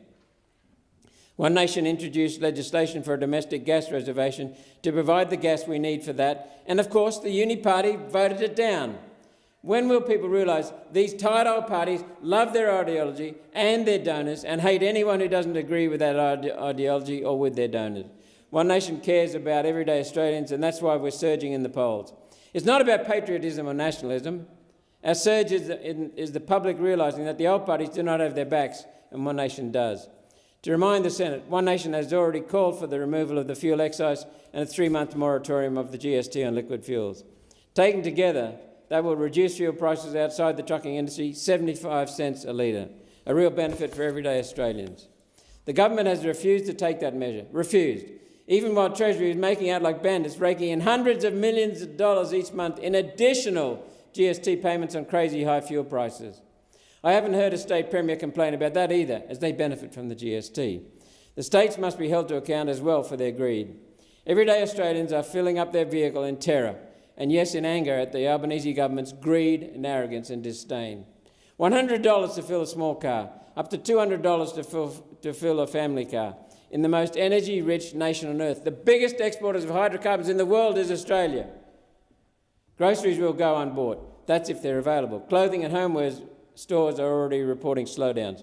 Your children won't get those new clothes, new shoes or quality Australian groceries because their parents are having to pay for the stupidity, the arrogance, the dishonesty, the deceit and the greed of the Chalmers Albanese Labor government. I foreshadow One Nation's second reading amendment on sheet 3747. I'm pleased the government sees the fuel crisis is real. When we mentioned it first, One Nation was called far-right extremists for labelling it. I'm pleased that the government sees the regional crisis is now real. Again, One Nation raised it first. And because we listen. Suspend fuel taxes now. Senator Roberts, your time has expired. Senator O'Sullivan. Thank you very much, Acting Deputy. I rise to speak on the Fair Work Amendment, Fairer Fuel Bill 2026, and I always listen carefully to Senator Roberts. I think he makes often great contributions on debates, whether I agree with them or not. They're always well thought and considered. One thing that I'll point out, though, with their vote on the appropriations bill last week, I mean, it was actually quite a reckless thing to do, to come into this place and vote against a supply bill, a bill that enables the government to fund essential services. So defence, health, education, that's what One Nation voted against last week. They tried to move a pious amendment in relation to net zero. It's something that I guess in the spirit of its support, I mean, I'm dead against these government's net zero plans and policies and the reckless way that that's affecting our economy. But to use a stunt sort of motion, an amendment to a supply bill is just a reckless thing of One Nation to do, and it's something that I wish they were a little more focused on sensible measures rather than actually taking measures to address the issues that Australians are facing than just come in here with those sort of stunts. But anyway, I come back to the issue at hand here. This bill gives the Minister for Employment and Workplace Relations the power to declare certain applications for road transport contractual chain orders as emergency applications that enable faster regulatory responses when the road transport industry faces sudden nationally significant disruptions such as sharp fuel price increases. Now, the Coalition fully supports the trucking industry. We intend to propose a few amendments to this bill to reflect the industry feedback and aim to support a commercially viable, competitive and effective transport sector. But before I continue on with my speech, I want to address something that Senator Sheldon said in his contribution, and I want to correct something that he said. We support this bill. We support the passage of this bill today. We understand what we're dealing with in this country right now. We understand the emergency. We understand the crisis, and so that's why we will be supporting it. We do want to see a retrospective inquiry into this bill, though. So that is not in any way going to stand in the way of this bill having effect as soon as it's given royal assent. Unlike what Senator Sheldon was saying, he said that we seek to propose the implementation of this bill, I think he said to the 29th of May. That is incorrect. The inquiry we're calling for enables the bill to pass, but have a retrospective inquiry to make sure. I mean, we are rushing this bill through. It was only just introduced into the Parliament. We're rushing it through. Given the circumstances, that might be appropriate, or it is appropriate, in fact. But we think that it should be examined. It should be examined. This is the House of Review, by the way. Like, just the government has a tendency to just rush stuff through, and it's inappropriate. There are times where it's appropriate, and of course, as I said, dealing with this matter right now might be one of those times. But when you do take those measures to rush stuff through, you open yourself up for transparency, open yourself up for scrutiny, and allow the bill to be properly examined by way of an inquiry. That way, when we come back in May or June, whenever we're back here, that we will actually, if there are some unintended consequences by the passage of this bill, without having it had the proper scrutiny, we will then be able to make those amendments that are necessary to ensure that it actually achieves the objectives that it it sets out to do. So Senator Sheldon is a good friend of mine, and I don't like ever criticising friends, but faithful are the wounds of a friend. They're better than a kiss from an enemy. And so I will say, Senator Sheldon, you're wrong in this instance. We don't want to stand in the way of the passage of this bill. Now, a reduction, the coalition has called for lots of things in relation to dealing with this fuel crisis. The government is not addressing the cost pressures experienced by commuters or they're not fully responding to the fuel impacts affecting the transport sector. So that's why the coalition has called for a temporary reduction in fuel and diesel excise, along with the corresponding adjustment to the heavy vehicle road user charge. A reduction in fuel excise would lower lower the tax on petrol and other liquid fuels from 52.5 cents to 26.3 cents per litre. The coalition has indicated it would work with the government to identify appropriate budget offsets to support long-term fiscal outcomes and manage inflation without introducing new taxes. We can go after the EV tax, for example. We can go after that crazy EV tax that's just, or the subsidy that's going on to, that's enabling essentially wealthy people to be able to get a tax deduction for purchasing an EV, while the people that actually can't afford to get that EV are paying at the Bowser every day, $3.20 odd a litre for diesel at the moment. So we could go after things like that to make the savings that are necessary. Now, such a reduction would provide relief to small business, to tradespeople and essential workers who rely on driving as part of their daily work.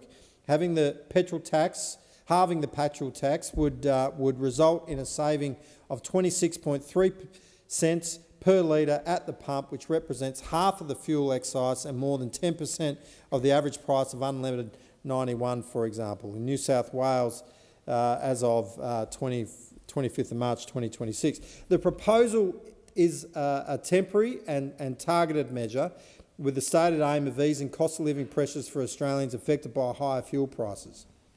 So this bill also gives us the opportunity in this debate to shine some light on the government's general mishandling of the fuel crisis, particularly by the Prime Minister and the hapless Minister for Energy, Mr Bowen. As a headline in the West Australian said last Friday, Chris, what crisis? Mr Albanese and Chris Bowen, Minister Bowen, panicked response to the energy shock. Now, every community in Australia, every community across the country, metropolitan, regional and rural, is having to deal with the shortcomings of this government's handling of the fuel crisis. Petrol prices have soared more than 30% in 4 weeks. Farmers and others in agriculture and mining industry in my state of Western Australia, who rely heavily on diesel and fertilisers to go about their jobs, are now having to reduce output and prioritise what is feasible with the existing fuel capacity they have. It's as if the government did not even consider that what would ultimately occur after the Gulf situation would happen. Back in 2020, the then opposition, now government, liked to tell the former Morrison government at frequent intervals what it had done wrong with the preparations related to the pandemic. Remember that? Remember that COVID pandemic? Well, increasingly we are seeing that rhetoric come back to bite this government. Senator Ayres said in this place, sitting somewhere around here, when he was in opposition back in June 2021, that the government have been warned for years that fuel security is a matter of national importance. The question is, why did it take him so long to act? He also said Australia will still be non-compliant with its International Energy Agency obligations to hold 90 days of reserves. Australia will still disproportionately depend on imported fuel from vulnerable supply chains, still leaving us vulnerable to geopolitical tensions. Indeed, we could ask the same thing of the Minister here today, or we have been. Reviewing the actions of the current Minister for Energy over the past 2 weeks, it's like watching that old episode of Fawlty Towers, the one in which the hapless Manuel starts a fire in the kitchen, which then results in setting off the building's fire alarms, and each time Manuel frantically runs in to tell Basil Fawlty, the hotel proprietor, about the fire, Fawlty sends Manuel back into the kitchen into harm's way.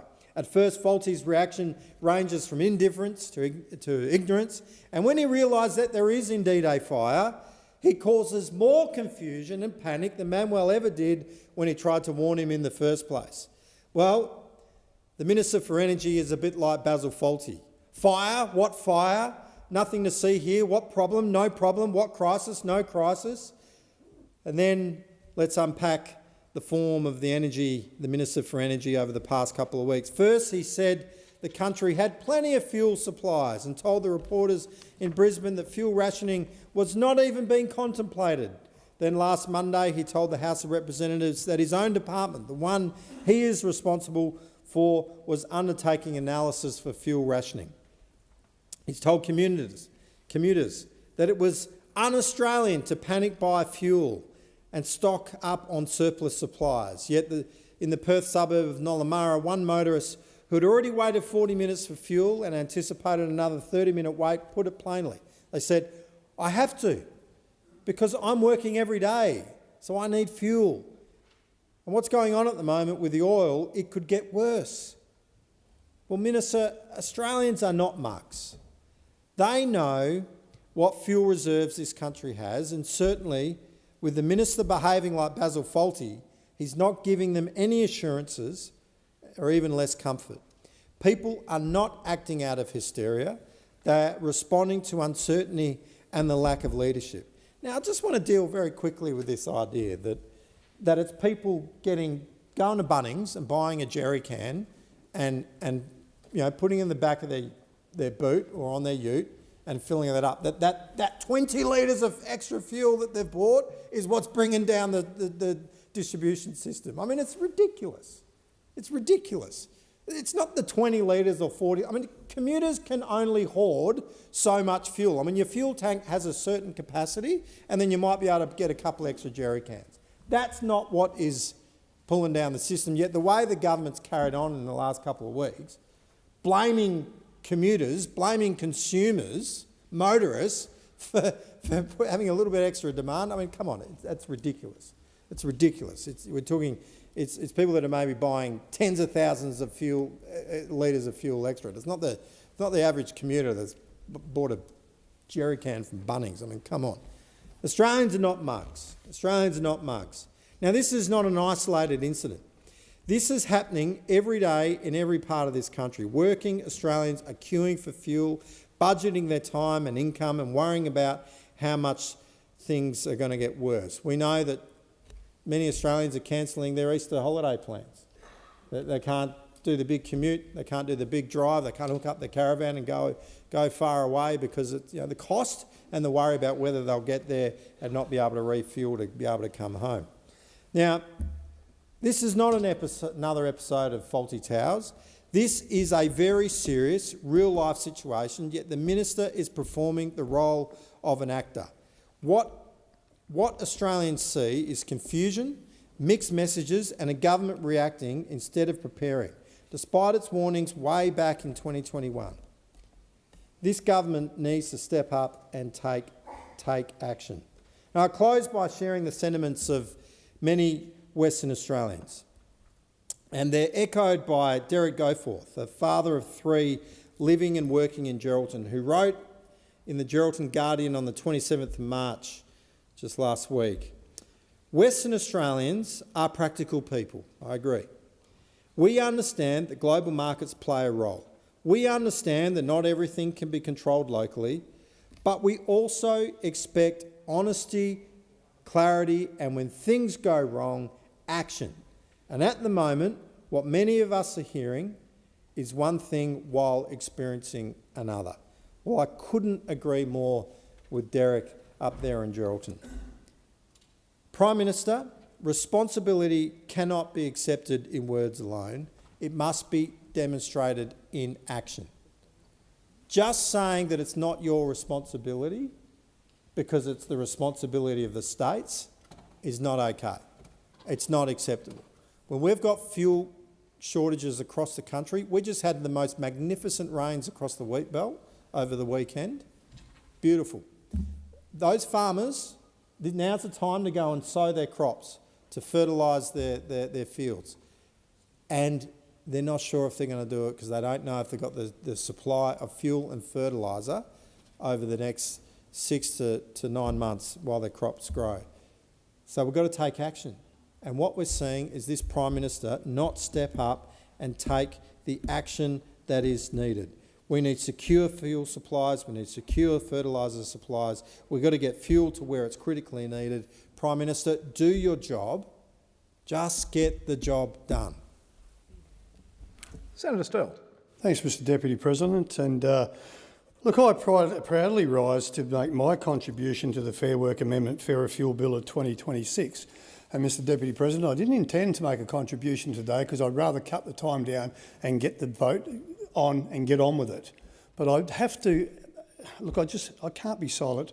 I listen with the greatest respect to some of the contributions, and not my learned friend, Senator O'Sullivan, who is one of the good ones, but I listened to the contribution from Senator Malcolm.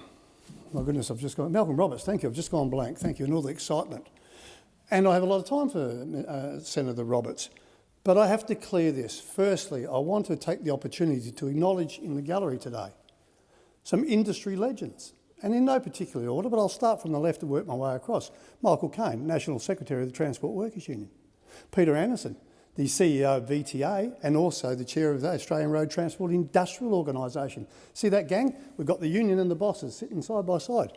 And this ain't a phenomenon that started this morning. This has been going on for 20 years. We've been working together to establish and try and implement a safe, sustainable, viable transport industry. I tilt my hat. I'll walk my way along. I'll just go along the chairs here. Glenn Castanelli, the President of the National Road Freighters Association. Good to see you, Glenn. And Brownie, you're here too, mate. Guess what? Glenn was an owner-driver, like me. Now, all these collectives up here, and there's many more, and I'm going to take the opportunity to name them, who have been working this building, I'd say for probably solidly for about the last 7 or 8 years, in here, week in, week out, meeting. Not only meeting with government, senators and members, but meeting with opposition senators and members, shadow ministers, One Nation, whom Senator Roberts stood up there and said, this is some union folly. Senator Roberts, this mob up here, and along with the Victorian Transport Association, Nat Roads, Tasmanian Transport Association, Road Freight New South Wales, Queensland Transport Association, South Australian Road Transport Association, Western Roads Federation, Northern Territory Road Train Association, owner drivers around the nation and the TWU, pleading to put the case. Well, we need to be together to have a safe, sustainable, viable transport industry. Senator Roberts, I know you're not listening. You've had to go off to another meeting, but your staff will be listening. Senator Roberts, they came and saw you too. And they saw your boss, Senator Hanson.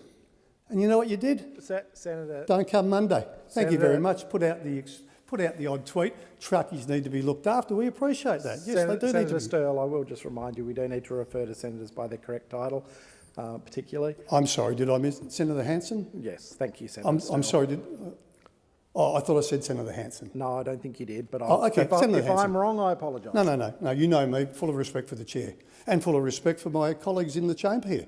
But you gave them that. When they asked you to vote, am I allowed to do that? Do you want me to retract that? Oh, sorry. Senator Sterle, continue. I will, okay. I get emotional on this because this is my livelihood. As you know, I've got diesel running through my veins. I can't help this, Deputy President. I get so passionate. You give them the thumb. You didn't vote for it. And then Senator Roberts, it's not right to say this is a union folly. I've just gone off and announced who has been working on this for 6 or 7 years. The whole transport industry united to come together to give us a safe, sustainable, viable transport industry. But I want to say this. I just want to... Look, I promised my colleagues I wouldn't speak for long on this. I'm going to park Senator Glenn Sterle, a Labor senator from Western Australia. I'm going to park him over here. Okay? I'm going to park the same bloke who is a proud life member of the Transport Workers Union. Not because I come through university and just thought, oh, this is a nice union, I want to join them, because I was a truck driver. I still am a truck driver, ladies and gentlemen. 3 generations of the Sterles are truck drivers. My son's still out there, and 2 weeks ago I did a 2-up run, lovely 909, 3 trailers to Broome to keep my hand in. This is what I do when other people are out gardening. I go truck driving. But I want to talk about Glenn Sterle, the owner-driver. Sit here in all my years when I was at Ansett Ridgeways and then gobbled up by TNT.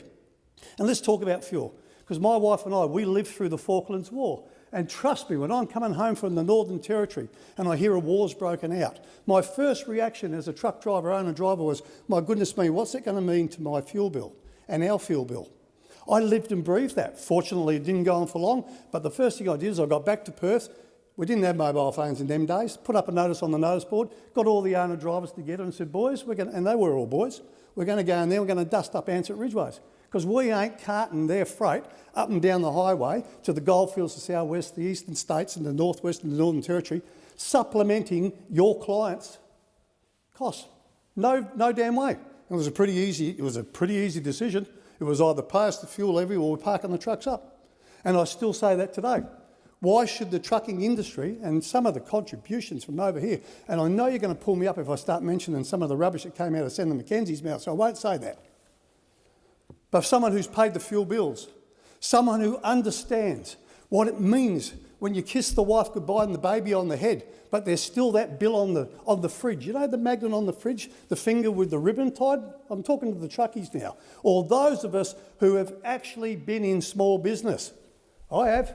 You can all answer for yourselves. I don't know what your background was. Mine, small business in the trucking industry.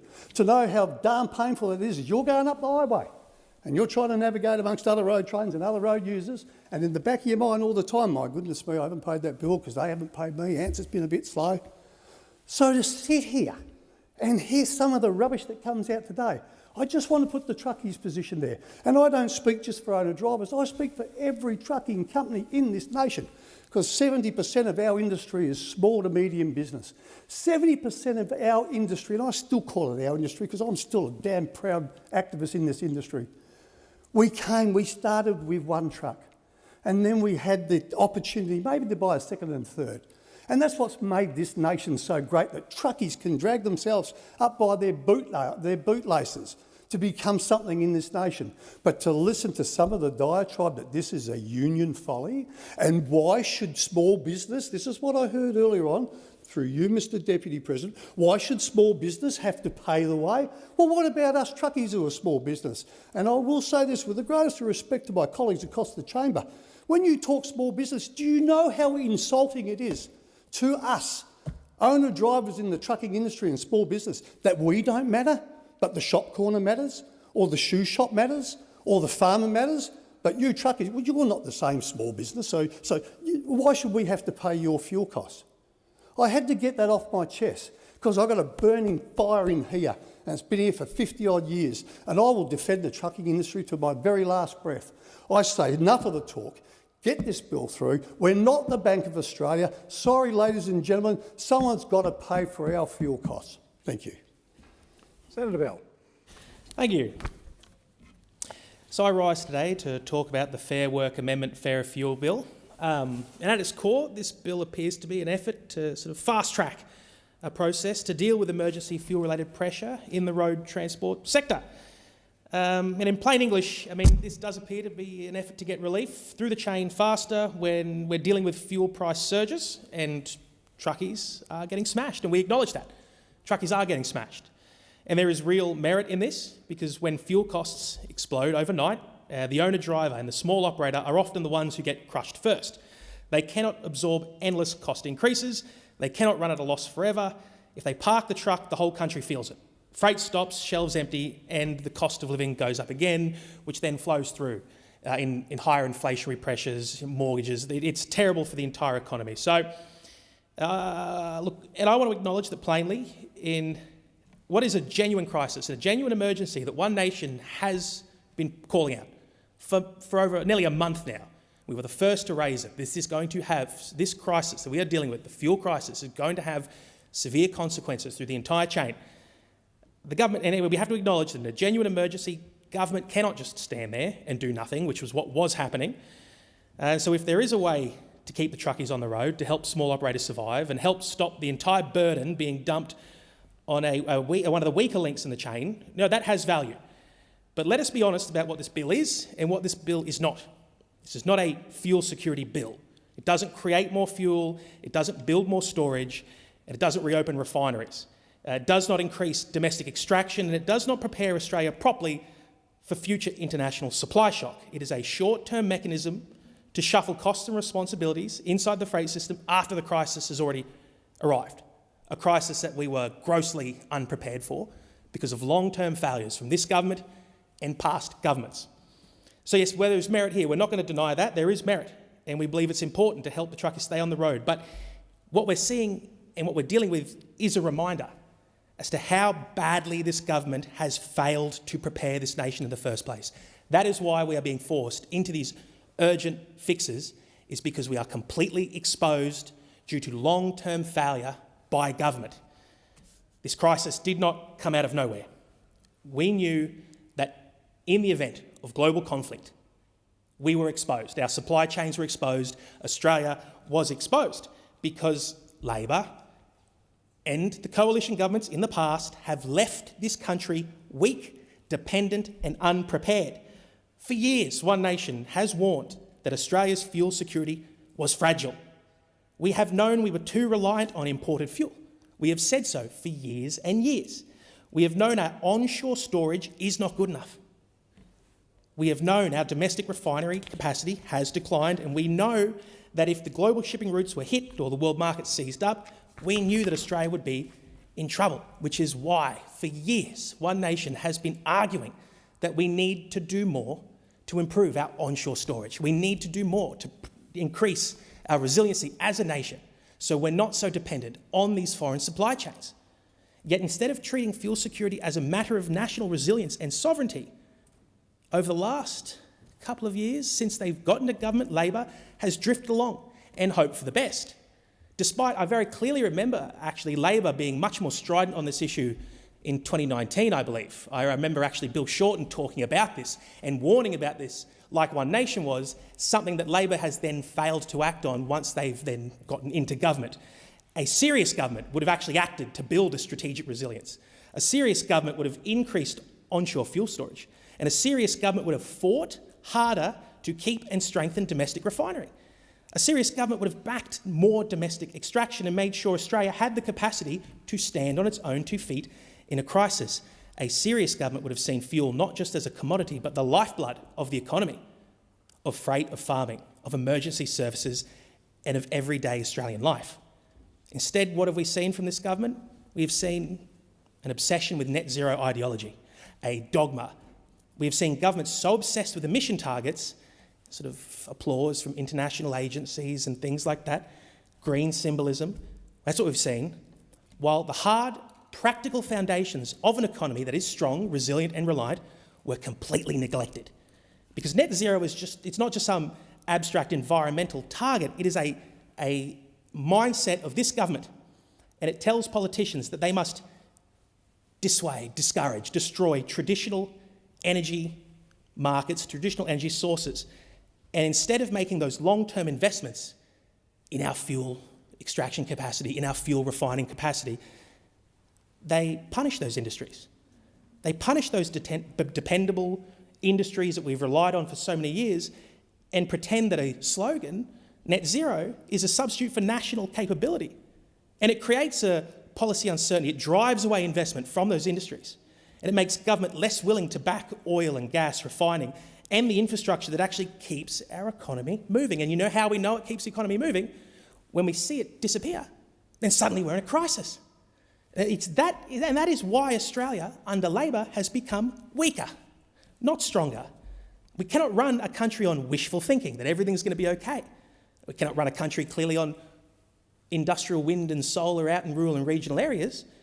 You cannot move freight on solar panels. You cannot stock supermarket shelves with wind turbines.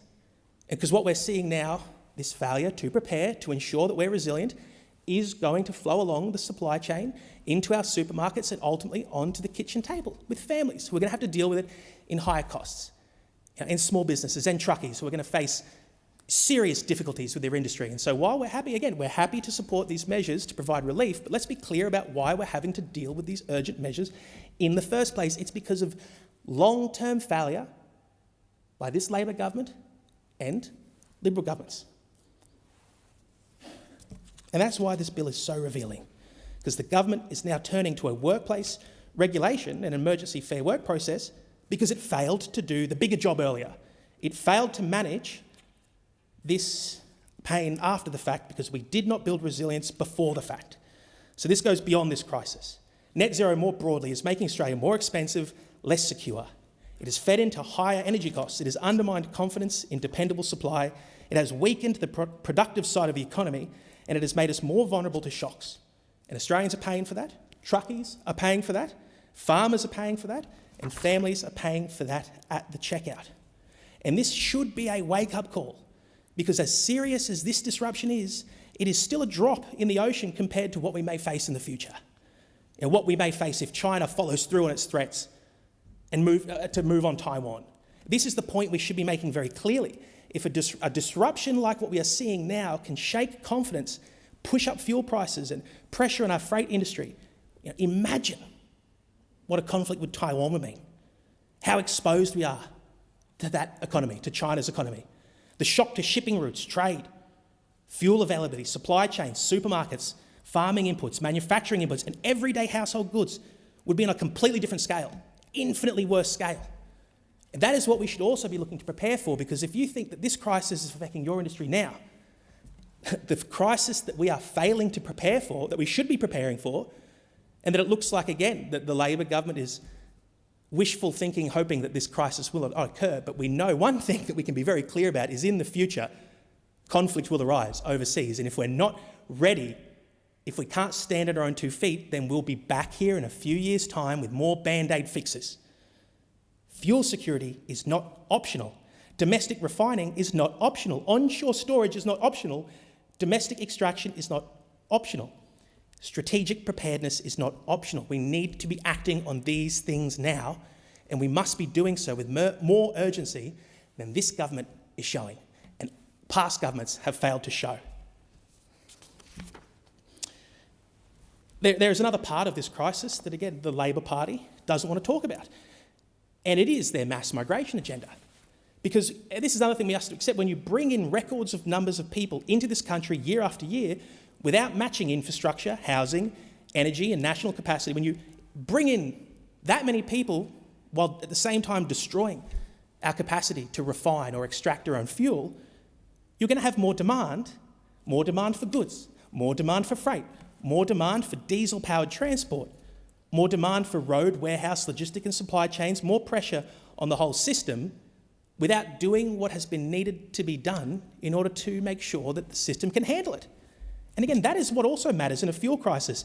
If you already have a stretched country, stretched infrastructure, stretched housing, stretched energy supply, then any shock hits harder. And that's exactly what Labor's mass migration agenda has done. It takes an already strained system and places even more demand on it. So when fuel costs spike or supplies are disrupted, the consequences are worse because the baseline pressure was already high. And this is not about blaming individuals, blaming individual migrants. It's about blaming Labor's failure to manage this system properly. It's about this government using mass migration as an economic crutch while refusing to build the infrastructure and productive capacity needed to support it. It's about this government chasing headline CPI growth, desperately attempting to patch over the cracks in their economy that their failure to invest in our capacity has caused. And then when a crisis occurred, we are already under strain. We are already stretched. And that shockwave, that damage flows on through. They're saying that we need to make sure that the fuel gets out of the cities and into the regions where we need it. Well, one of the reasons our cities have such a need for fuel is because the population has been artificially boosted by a government obsessed with mass migration. And their mass migration agenda has made this country more congested, more expensive and harder for us to absorb shocks. It drives demand faster than supply can keep up. It feeds a housing shortage, it pushes up rents, it pushes up wages in some sectors, it overloads infrastructure, and it increases dependence on complex, fragile supply chains just to maintain normal life. And that is why this issue cannot be looked at in isolation. The fuel crisis is not happening in a vacuum. It is hitting a country already under pressure from population growth well beyond what our system can comfortably absorb. If you have more people, you need more freight, more food moved, more goods moved, more construction material moved, more fuel consumed, more pressure on trucking, more wear on infrastructure, more exposure when things go wrong. And when things do go wrong, which they have, clearly, because we are now in a crisis that this government is scrambling to deal with, who pays? It is the everyday Australians.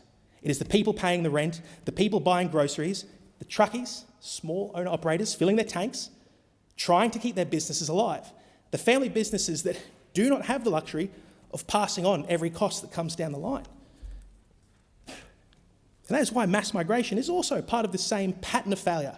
Just like net zero, in practice, it often means more pressure on the nation, less resilience, and a lower quality of life for the people already here. A government serious about our nation's sovereign capacity would be looking to dramatically slow mass migration to a level we can sustain, because we can't sustain what is going on right now.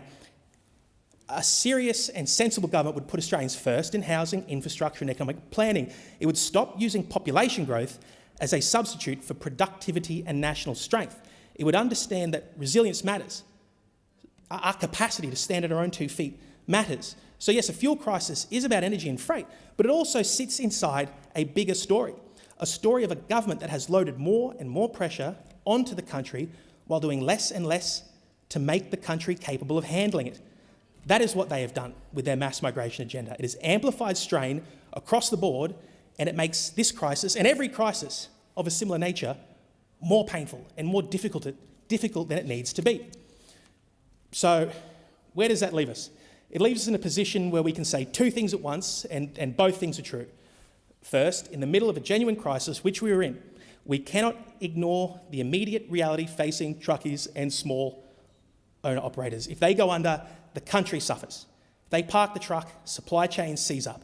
And if this bill helps us get some relief through the system faster and helps keep some truckies on the road, then that is a real benefit, and we acknowledge that. But second, we should never confuse emergency damage control with serious national leadership, which is what we are lacking. This bill is not a fuel security strategy. It is not a plan for more sovereignty. It is not a plan for resilience. It is a quick slap patch after a failure. So while I can acknowledge, and One Nation can acknowledge, the necessary merits of acting, and we can recognise the need to help truckies survive immediate shock, we will clearly say that Australians deserve much better than emergency patches after the fact fixes. We need fuel security. We need more domestic capacity. We need a practical government that sees the danger we're in and the crises that are coming down the line. Australia needs to put our national resilience ahead of an obsession with net zero and mass migration. That is the real lesson here, that until governments face the truth, that our country will keep lurching from one avoidable crisis to the next. And until we can take steps to help us stand on our own 2 feet as a nation, we will be back here in a few years' time having the exact same argument. Senator Bell, your time has expired. Senator Sharma. Thank you, Deputy President. Well, you would think, given the alacrity and urgency with which the government has introduced this legislation into this chamber and the lack of review that has been provided for it, the lack of scrutiny, the lack of debate, that this legislation would be about addressing the national fuel crisis. But will this legislation lower the price of fuel across Australia? No. Will it improve transparency around supply? No. Will it unblock bottlenecks? Will it improve coordination with the states and territories? No. Will it improve Australia's refining capacity? No. Is it going to increase our stockpiles? No.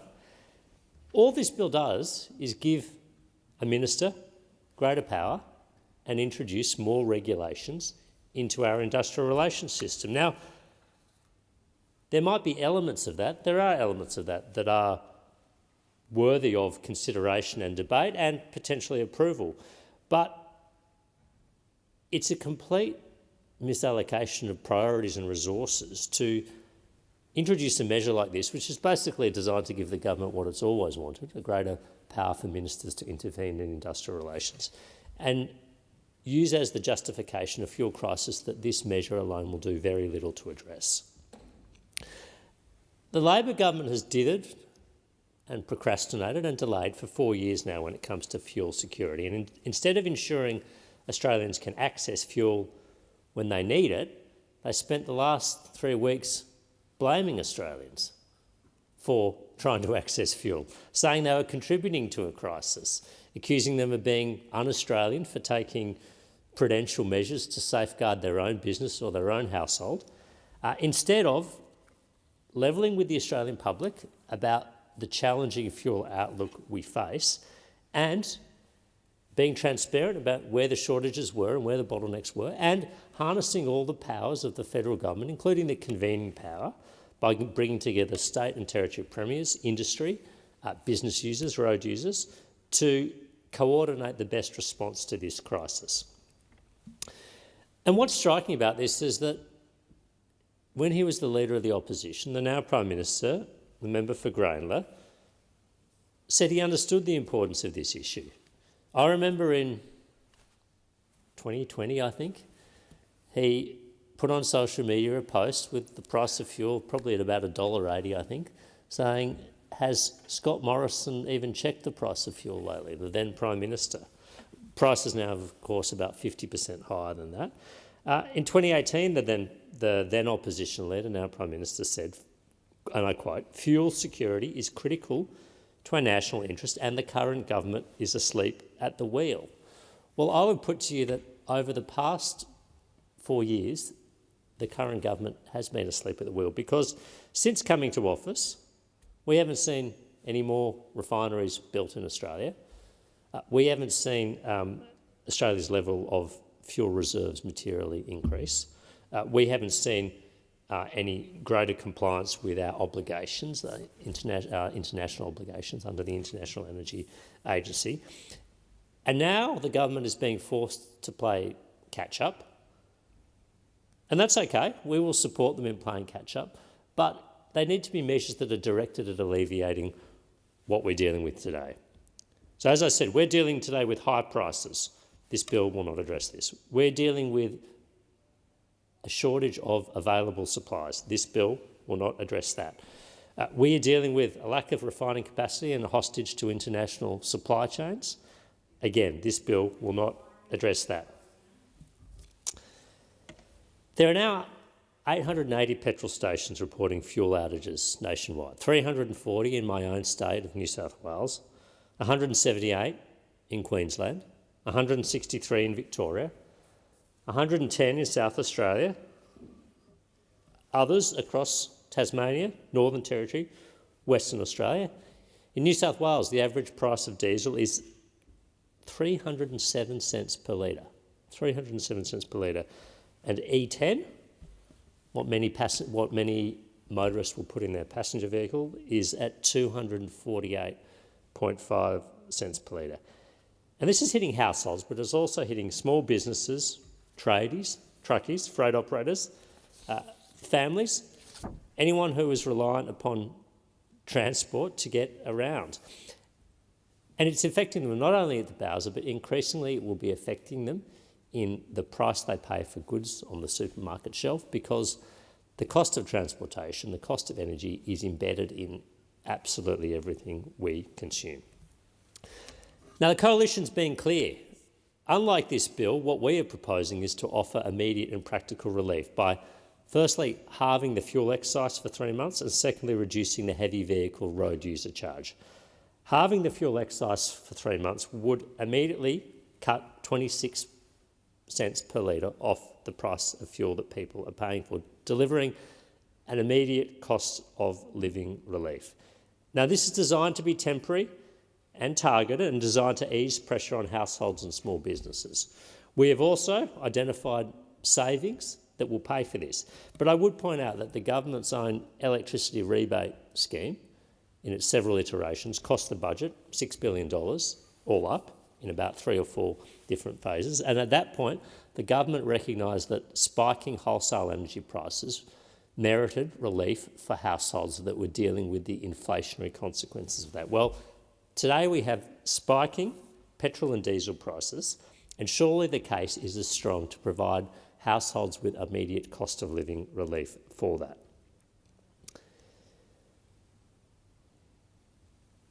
When the Coalition was in government, we passed the Fuel Security Act. We introduced what's called a minimum stockholding obligation.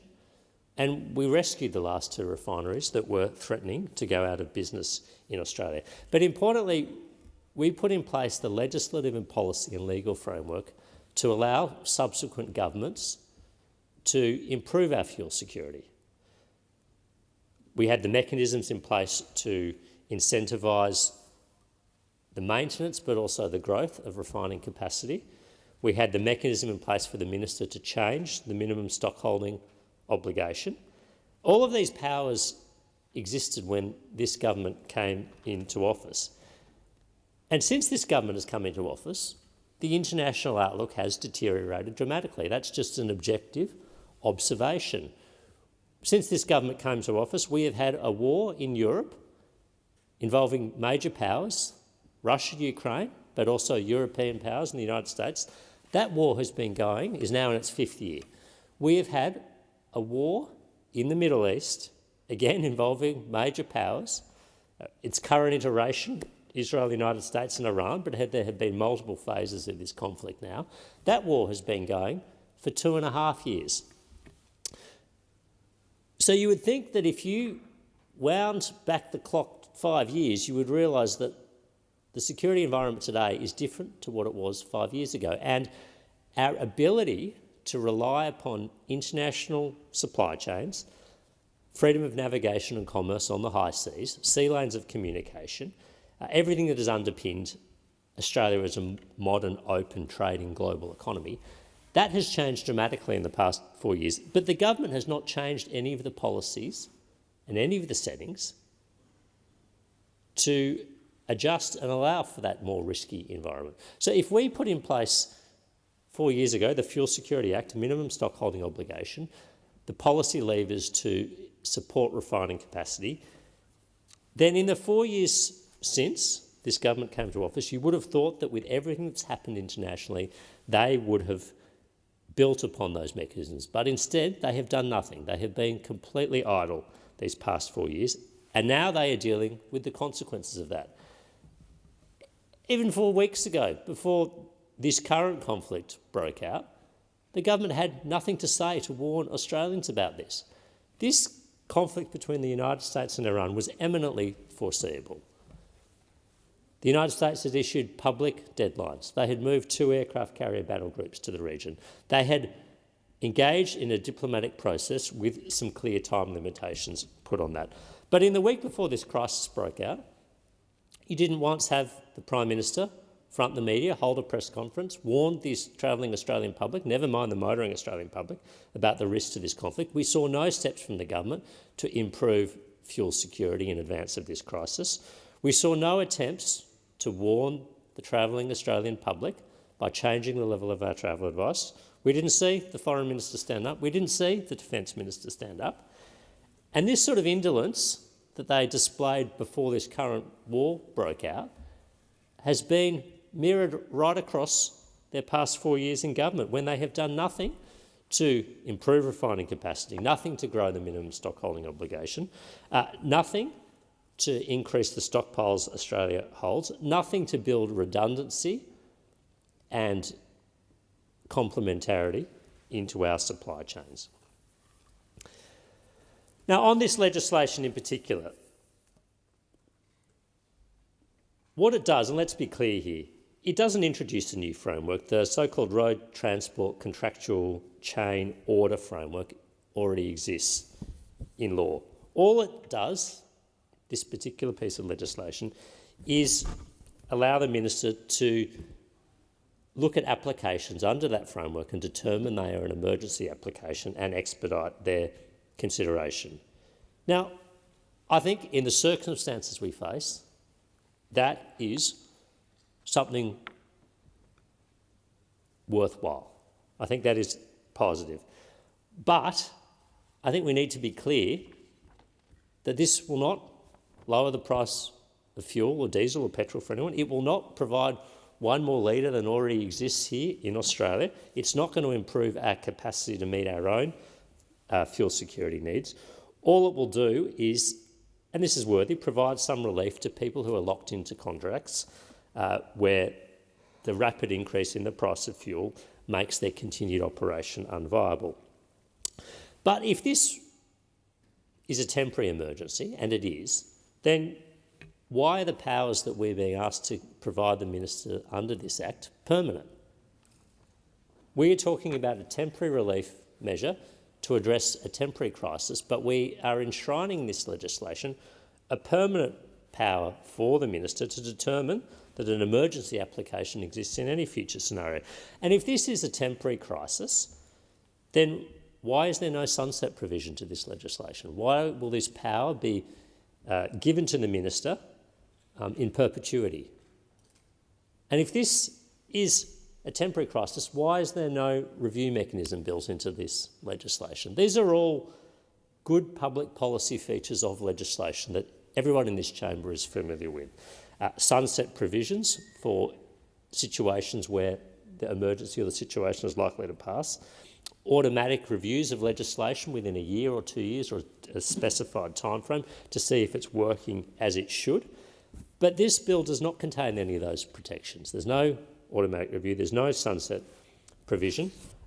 I'm not even sure if the instrument that the minister uses to determine an emergency application exists, if that is a disallowable instrument or not. To be honest, I haven't had the time to look at the legislation closely enough and see if that's the case. But I don't think that withstands scrutiny. This is a power grab. This is about giving a minister greater unfettered authority, and I don't think the business case has been made for that because, as I said, this is addressing a second or third order issue of the crisis we're in, not a first order issue. It is providing the minister a broad discretion that doesn't currently exist, but the framework to address this policy problem, the road transport contractual chain order mechanism, does exist. And we're being asked to grant these powers without the normal scrutinies and processes of legislative review and deliberation that the Senate is designed and empowered to conduct. Now, if you could tell me that this legislation would, if passed today by us and given assent this week, would immediately bring down prices, would immediately improve supply, would immediately lower the cost of living for Australians, would immediately provide certainty to manufacturers and transport, then I would be prepared to look past some of these concerns. But not even the most fervent supporters of this bill can pretend it does any of these things. The most they can say is it will have an impact on the margins in alleviating some of the pain associated with this crisis. Now, as I said, that is not an unworthy goal, but the mechanisms we're being asked to support are disproportionate to the benefits that this legislation is intended to achieve. For those reasons, we will be moving amendments. I expect the Coalition will be moving amendments to this bill, and we will continue to scrutinise this government's response to an ongoing energy crisis. Senator Polley. Deputy President, I rise today to support the Fair Work Amendment Fairer Fuel Bill 2026, and I do so proudly as part of a Labor government that believes in one simple idea: if you work hard, you deserve a fair go. And that belief has guided this government from day one. It's why we've lifted wages, strengthened workplace protections and stood up for the people who too often get squeezed at the bottom of the system, and that's why we're acting again today, because Australian truck drivers deserve nothing less. Now, it's interesting, the former Speaker condemns the government for not preempting wars, not taking action, rushing. His view would be you should just rush in and make decisions, which was the hallmark of their 10 years when they were last in government. But we aren't like that. We actually consult and we take considered decisions. Now, truckies keep this country moving, and not once did I hear in any of their contributions giving any credence or support to the trucking industry in this country. They deliver the food on our tables, the fuel that powers our communities, and the goods that keep regional and remote Australia connected. When disasters strike, when shelves need restocking, when communities need supplies, truck drivers are there. But right now, they're under immense pressure. We've listened to them and we've taken the action. Global fuel prices have surged as a result of the war in the Middle East, not because of the Albanese government, not because the Labor government hasn't taken actions. It's happened because of the war in the Middle East, which we cannot, as much as we would like to end it right this minute, we can't do. These prices have been a shock. They've been unpredictable and completely beyond the control of Australian workers and small businesses. And once again, those at the bottom of the supply chain have been asked to carry the heaviest burden. And Labor does not accept that. Labor does not accept that. We do not accept a system where costs are pushed downhill while the biggest players protect their margins while truck drivers are left wondering if they can keep the lights on. That is not fair, and it's not the Australia that we believe in. Unlike those opposite, we don't just talk the talk, playing politics at every opportunity when Australians are feeling the impacts of the consequences of the war in the Middle East. We're not about playing politics. That's what those people on the other side do, each and every time. The Prime Minister is consulting to ensure that we take the actions needed to support our communities. We fully understand the impact of the increase on the fuel prices to the trucking industry and all motorists. And I just want to mention, the Tasmanian government have made public transport available in Tasmania, and which is a good thing. But what they've done is they've overlooked the impact on the taxi industry. Now, taxis, particularly the maxi tax who transport people with disabilities, their fuel costs have gone up exponentially and there's been no assistance. So I'm calling on the state government in Tasmania to take immediate action to support the taxi industry. Now, this government has already taken strong action to fix the broken systems in road transport. We recognise that supply chains don't just operate at one level. Decisions made at the top have real consequences for workers at the bottom. That's why we empowered the independent Fair Work Commission to set enforceable standards across contractual chains so responsibility is shared more fairly. But fairness also means being responsive. Right now, the laws move too slowly. While fuel prices spiked today, the system tells truckies to wait months before help can even be considered. That's not good enough when livelihoods and local communities and our economy are on the line. This bill is about fixing that. It ensures the system can respond when Australians need it. That's why there's a National Cabinet meeting being taken place today with the Prime Minister, state premiers and Territory leaders, because we consult and we want to work together. This is a crisis that is impacting the entire nation. And let's be clear, this is not a blank cheque. This is not overreach with this legislation. This is targeted, responsible measure designed for exceptional circumstances, exactly like the situation we are facing now. What it does is send a clear message. Labor has the backs of working Australians, because when truck drivers go under, communities suffer. I repeat that, when truck drivers go under, then communities suffer. Regional towns lose their services, supply chains fracture, prices will rise further and the economy becomes more fragile. We cannot build a strong economy by ignoring the people who keep it running. We didn't do that during COVID.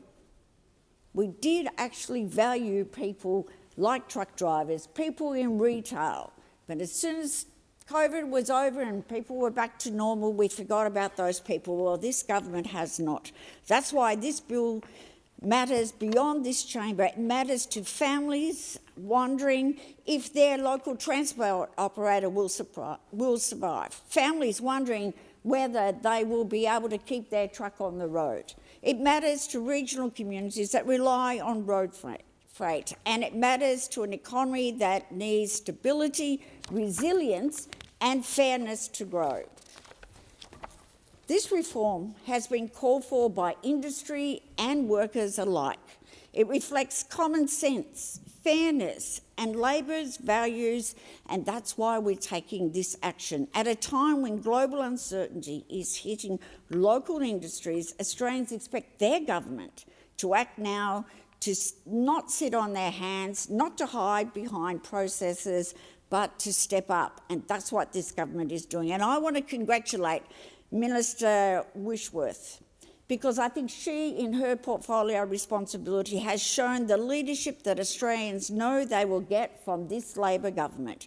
This is exactly what this Labor government is doing, and it's what we've been doing since day one. We are standing with Australian workers. We're standing with and supporting our communities, and we're standing up for an economy that works for everyone, not just those at the top, because that's what a Labor government does. Because without our truck drivers, without the taxi drivers, then the impact will be far greater. So I commend this legislation. As I said, I congratulate the Prime Minister and the Minister for taking these steps, and we've introduced this bill, and I'd like to think everyone in this chamber will support this. We know they normally vote against everything that we put up about the cost of living, giving energy relief, reducing the cost of medications. We know that it can support a pay rise for aged care workers, people in early childhood education. They're the party of no, no, no. Well, on this occasion, you need to support truck drivers, you need to support regional Australia, and you need to support Australia. Senator Little. Well, I rise to speak on the Fair Work Amendment Fairer Fuel Bill 2026. Labor has forgotten Australians, but some evidence today they might have just caught up with what's going on. Finally, the Prime Minister has responded to coalition pressure, and I understand is moving to change the fuel excise. I speak mindful of the real fear, anger and frustration that is very real for Australians. Anger because Australians are suffering through a fuel crisis that this Labor government firstly denied was real, calling those who raised it, like the coalition, right-wing extremists. Angry and frustrated because this government delayed responding, distracted by politics rather than the things that matter to people. Fearful because this government is not focused on relief at the Bowser, immediate targeted relief that matters to those most affected. On Friday, when I left this place, my diesel vehicle fill-up cost me $3 per litre. That's in the city. Today, in just 2 days, it is a new price of $3.25 a litre. A tank costs me $18 more 48 hours later, and there is not much from this government that tells me where this ends. It is real fear this government has not understood. There's no plan, there's no urgency, no understanding, and this government has shown no leadership. That's why Australians are fearful. The Coalition will not stop pushing until this Prime Minister acts with the urgency this national emergency demands. This bill Labor has come up with does not bring relief at the Bowser or for the bills that need to be paid now. The bill itself, well, it didn't amend the fuel excise, and it does not alter the heavy user charge. It provides no immediate relief. This is not a political attack. It is a statement of fact backed by the lived reality of millions of Australians who cannot find fuel, cannot afford fuel, or are businesses watching themselves buckle under pressure because the fuel price and supply has spiralled out of control. And where is the Energy Minister while all this unfolds?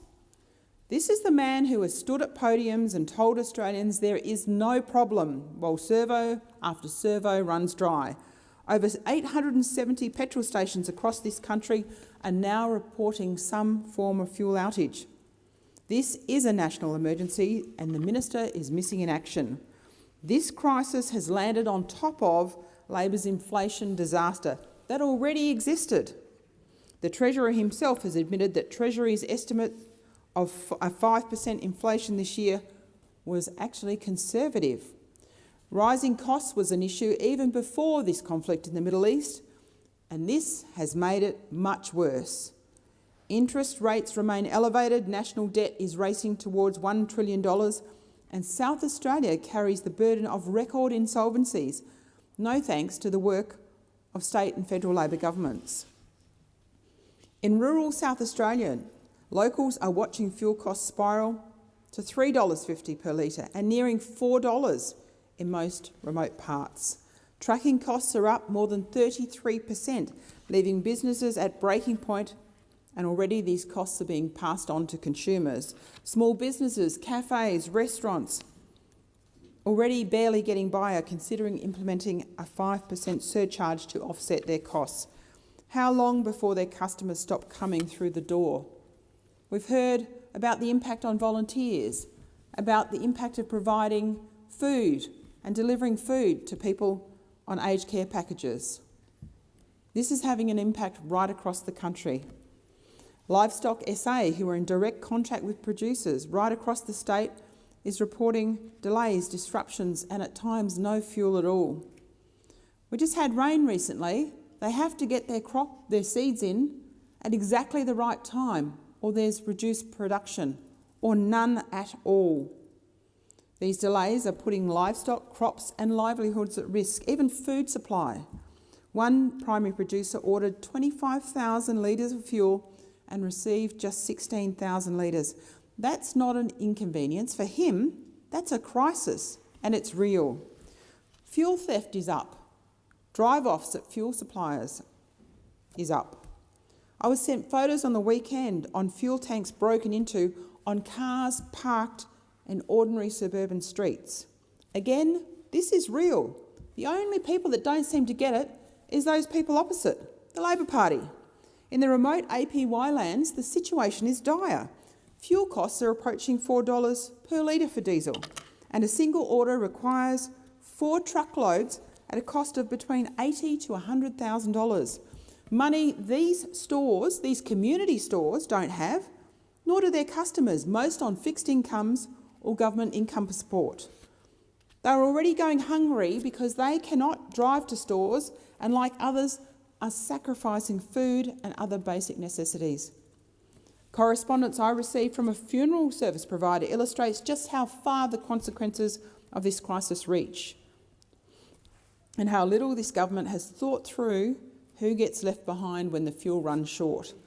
Funeral services rely on transport, in particular diesel-powered vehicles, to attend places of death, transferring deceased people, conducting services across multiple locations. In regional areas, those distances are significant. There is no flexibility in the timeline, and families in grief cannot be told to wait. And yet, funeral service providers are not formally recognised as an essential service within emergency and fuel allocation frameworks. This means that when fuel is scarce and allocations are made, funeral providers are among the most vulnerable. This is the real-world consequence of a part-time energy minister asleep at the wheel and a Prime Minister with no plan, no urgency and no leadership. And I go back to looking across this chamber at the number of shadow ministers, not shadow, they were actually ministers, those people who should be making the decisions, who should have been planning, crossing the chamber for 3.5 hours on a single day, instead of being back at their offices working out how is this going to affect not just my portfolio, but also the people in my electorates. Instead, 3.5 hours on a single day crossing the floor in here. The Prime Minister needs to move fuel to the hundreds of service stations that have run dry. When the sign says there is no fuel, when you're told not to take so much, well, that's rationing. The Coalition has been clear about the fuel excise.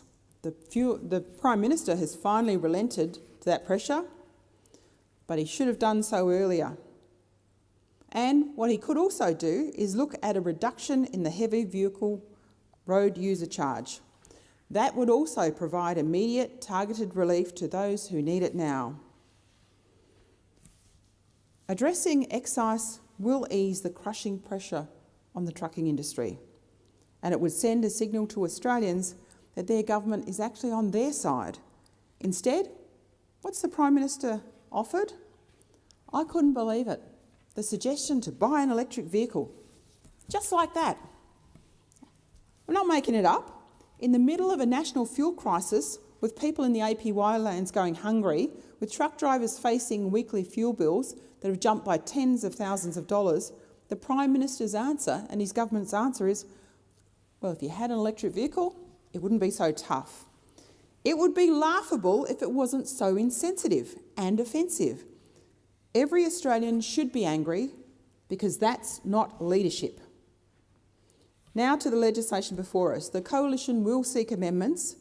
The amendments seek for this bill to be sent to a committee to inquire into it further, but it will be a retrospective inquiry. Coalition amendment also seeks an independent review into the effectiveness of the amendments and for that review to be tabled in this Parliament. Australians deserve to know what Labor proposed is actually working. The Coalition's amendments are aligned with requests from industry and are in the interests of commercial, competitive and well-functioning transport industries. We ask why this measure is not temporary. We ask why there is no sunset clause. We ask why there is no automatic review provision. It was the Coalition that called on the government to convene National Cabinet to direct fuel supply to where it is in short supply and to accelerate new powers to the ACCC.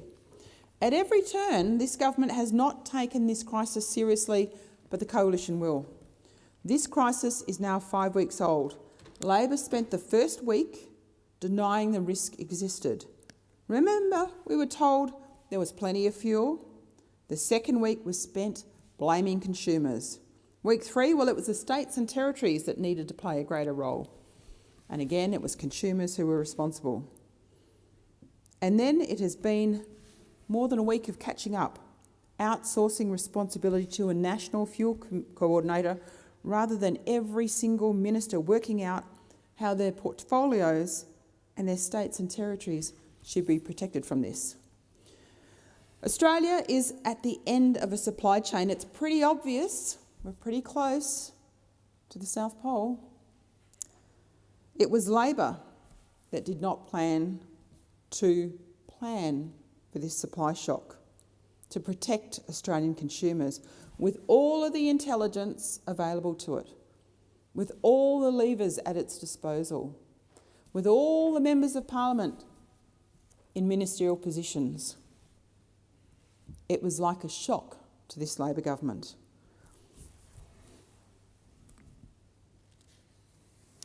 The government did none of those things that were necessary in a timely or responsible manner, and it is Australians who are paying the price. We need the government to move the fuel to the servos. It's a move that matters now to every single Australian. We need an end to the excuses, and we need the Prime Minister to start listening and to start leading. I commend the Coalition's amendments to the Senate. Thank you. Senator Mulholland. Acting Deputy President, without trucks, Australia stops. Labor is acting now to ensure we can keep Australia moving. This bill gives the Fair Work Commission the power to act quickly in those moments of crisis. At its core, this bill is about something very simple: fairness. Fairness for the men and women who keep this country moving. Fairness for truck drivers hauling goods across thousands of kilometres. Fairness for people who connect farmers with our food markets. Fairness for people who keep our supermarket shelves stocked. And fairness for small transport operators who are being squeezed out by global forces completely beyond their control. This bill recognises a reality that we cannot ignore. When conflict erupts in the Middle East, demand for fuel spikes here at home. And when demand spikes, it is the driver, the subcontractor, the small operator at the bottom of the supply chain who wears the cost. This amendment removes the outdated, rigid 6-month consultation requirement for contract chain orders during fuel price spikes. Because in a crisis, 6 months might as well be 6 years. This is about responsiveness. It is about fairness, and it is about protecting livelihoods in real time. And moments like this remind us why organisations like the Transport Workers Union are so vital. For decades, the TWU has stood between vulnerable workers and powerful interests. They have fought for safe rates, ensuring truck drivers are paid properly, so that truckies aren't forced to speed, skip breaks or drive exhausted just to make ends meet. And let's be clear, when drivers are paid fairly and safety is prioritised, lives are saved on our roads. The TWU has led the charge on gig economy reform, demanding that app-based workers are treated with dignity, fairness and get workplace and injury protections. They've pushed for stronger safeguards in our transport, aviation and logistics industries for everyone using Aussie roads. The TWU's work has prevented fatal incidents, and they have made Australian roads safer for all of us. We acknowledge people working around the clock right now. As demand peaks, so does the demand on our retail workers and business owners. So if you're stuck in a queue for fuel, spare a thought for the service station attendant. And if there's anything missing in your normal supermarket shelf, think about the poor staff member who is trying their best to stock shelves with supplies as soon as they arrive on the back of a truck. Speaking of roads, Acting Deputy President, this moment represents a fork in the road for our nation, because we have been here before. In 2019, Australia took a hard right turn under Scott Morrison, and with that came the member for Hume, Angus Taylor, Australia's worst energy minister. What followed was nothing short of a debacle with 20 different energy policies, and they still can't stick to one. Under Angus Taylor's watch, 6 of our 8 oil refineries closed, domestic fuel production capacity was hollowed out, Australia became dangerously dependent on global supply chains, and our fuel reserves fell to alarming levels. So, in his own words, let me say, fantastic, well done, great move, Angus. Once again, it falls to Labor to clean up a Liberal mess. And we do so working shoulder to shoulder with industry and working people, like Labor's Future Made in Australia policy, the biggest jobs and investment of our generation. This is $22.7 billion with purpose for our nation's economic security. Because if you don't make it, you don't control it. So we are turning Australian industry from a ghost town under the Liberals into an economic powerhouse under Labor. We're backing Australian workers, Australian industry and Australian know-how, not just hoping the market sorts it out. Keeping our smelters open in Mount Isa and in Boyne, in Gladstone, is saving thousands of jobs. This is how you future-proof a nation. Build it, power and back it. The funniest thing about our Future Made in Australia policy, it is working so well that even those opposite can't resist it. Our Cheaper Home Batteries program is so popular in Queensland, the biggest uptake has been in Liberal electorates. Our electric car discounts are so practical, even the National Party senators themselves are saying they want to buy EVs now. And just last week, the new leader, Senator Canavan, said he had been wanting to buy a Tesla for years. And our solar rebates are so effective that they've achieved the impossible, bipartisan rooftop adoption with One Nation. At the start of this month, it was revealed Senator Hanson had accessed Labor's rebate to install rooftop solar panels on her own home, despite publicly calling for an end to public subsidies for renewable energy projects. So Senator Hanson doesn't believe in net zero, but she does believe in solar panels to get down her own bills to zero. But she doesn't believe the average Aussie should be able to get access to the same rebates that she's already profiting from. You can't trust what One Nation says, you can only trust what they do in this place.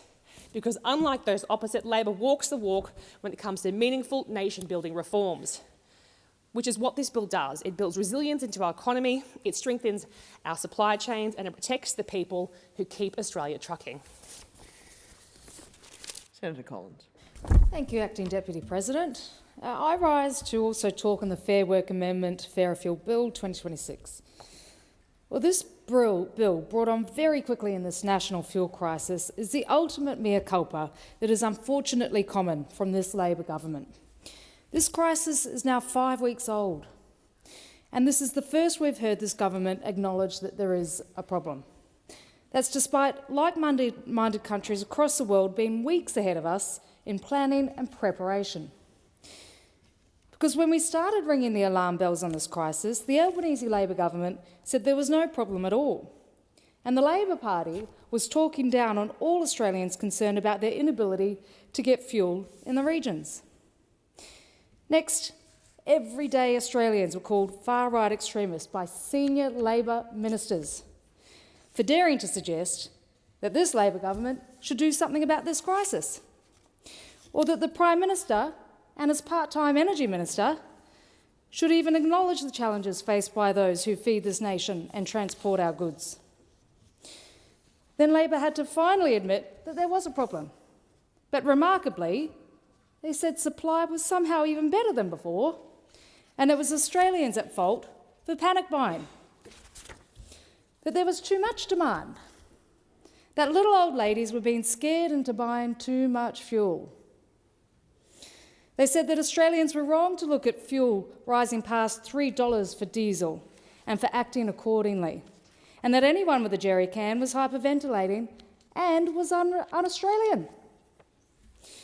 Well, the talking down of Australians did not end there, and the Senate will recall that the Labor government, as late as Friday, was saying that supply was guaranteed.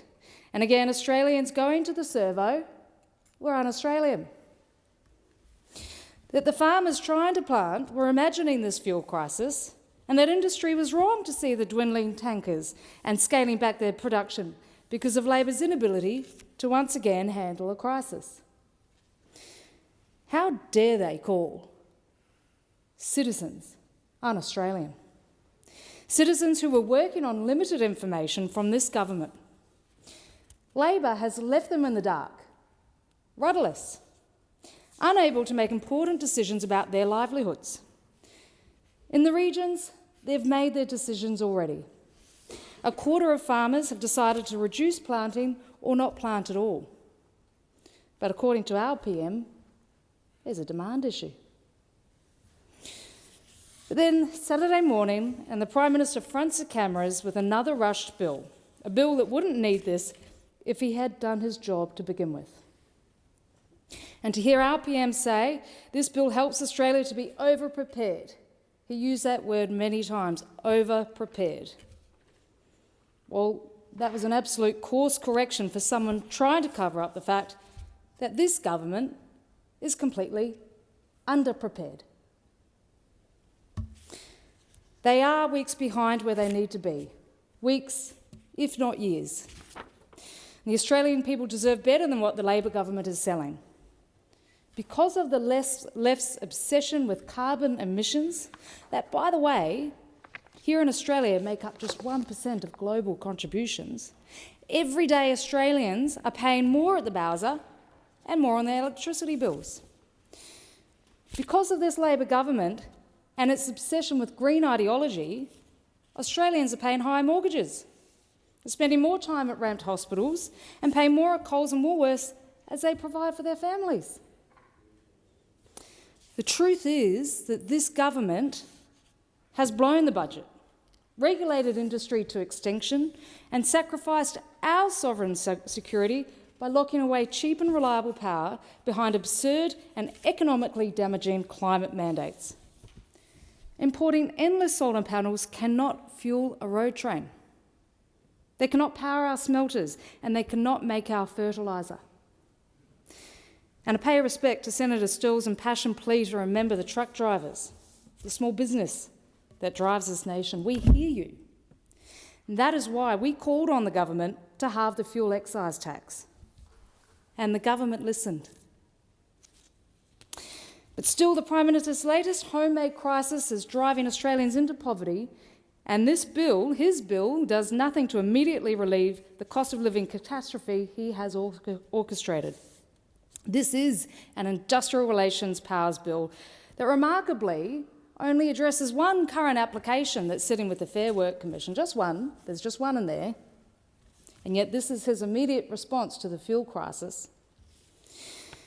There's also no sunset clause to take these IR powers away from the minister once this crisis is behind us.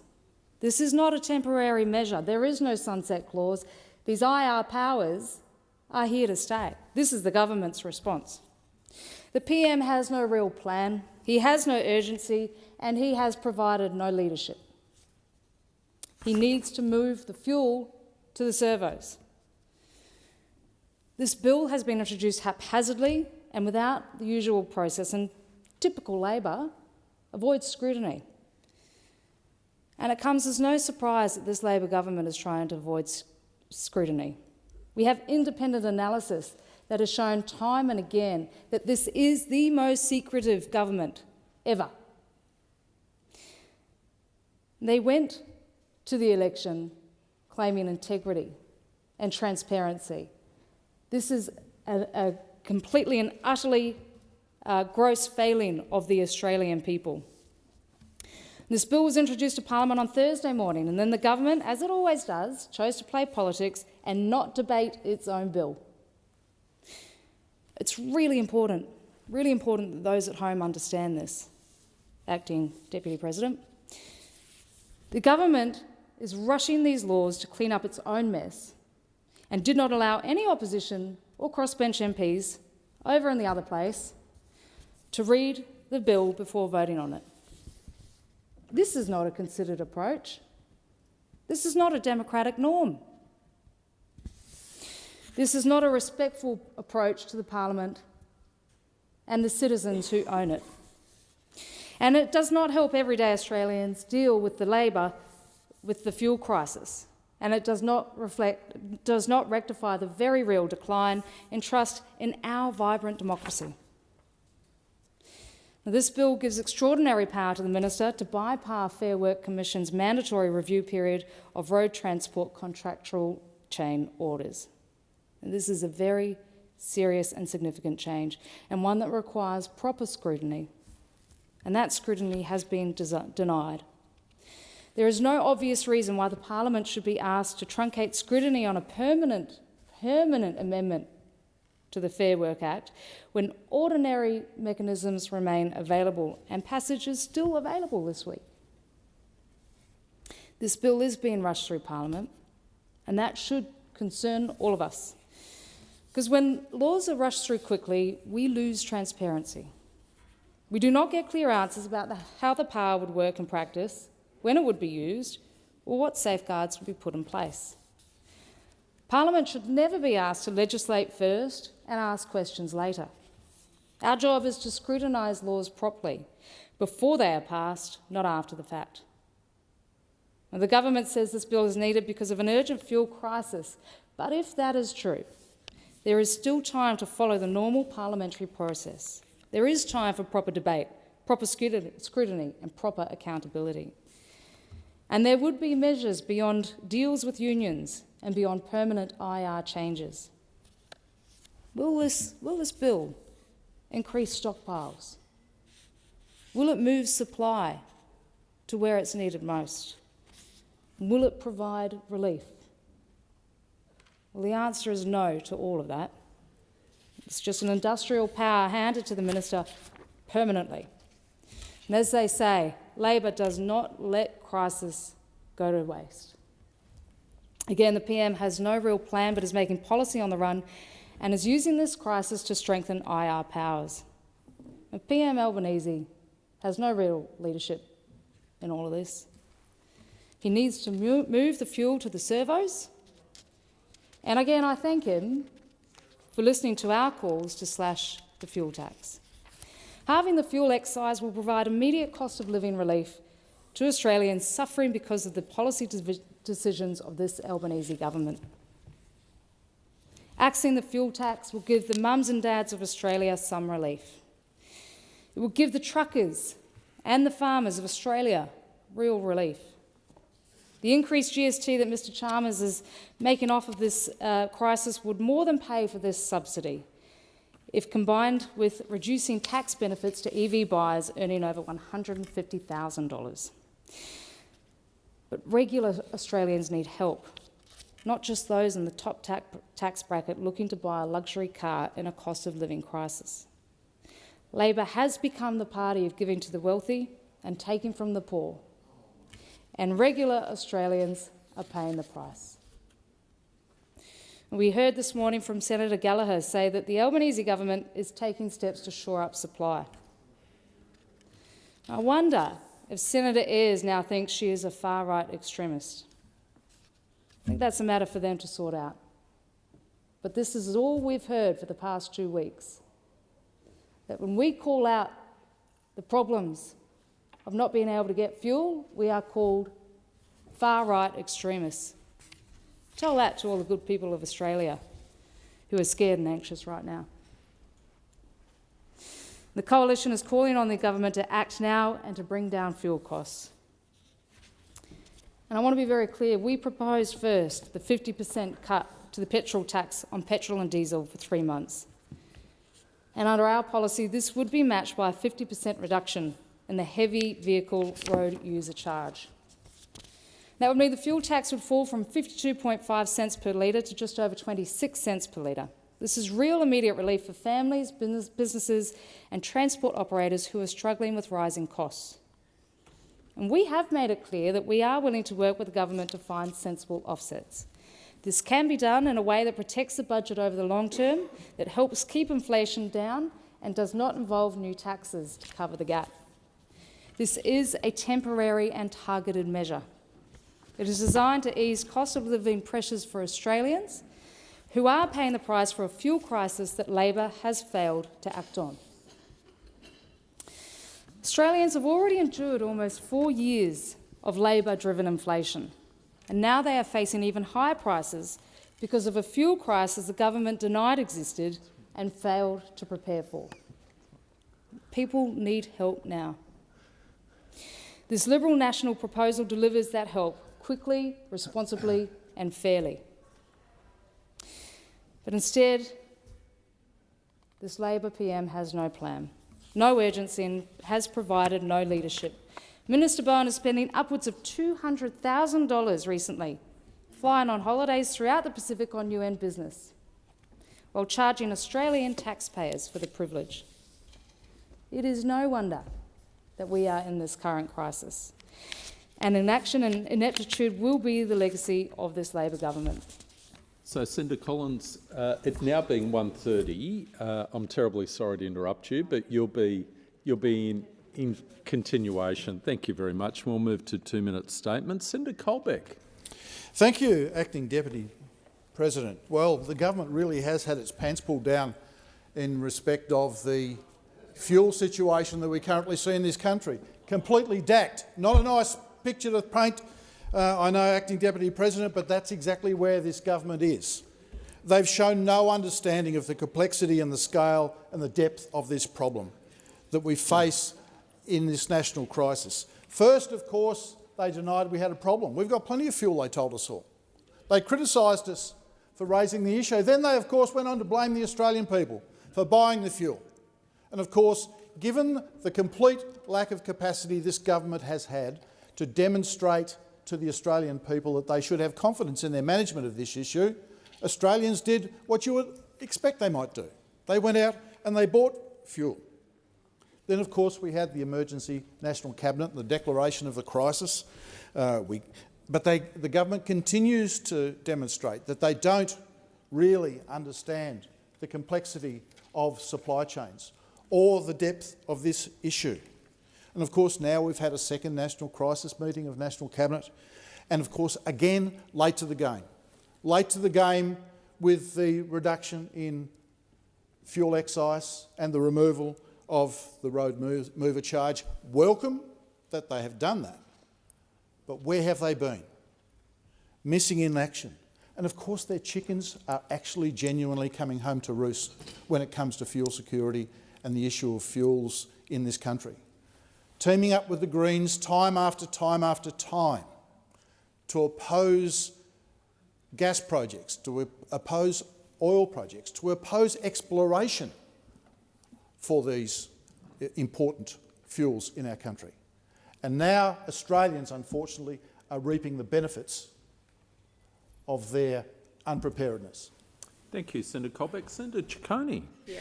Thanks a lot, Acting Deputy President. And today I rise to speak about someone who proves that journalism isn't just about deadlines, doorstops and decoding political spin. Yes, I'm talking about you up there, mate.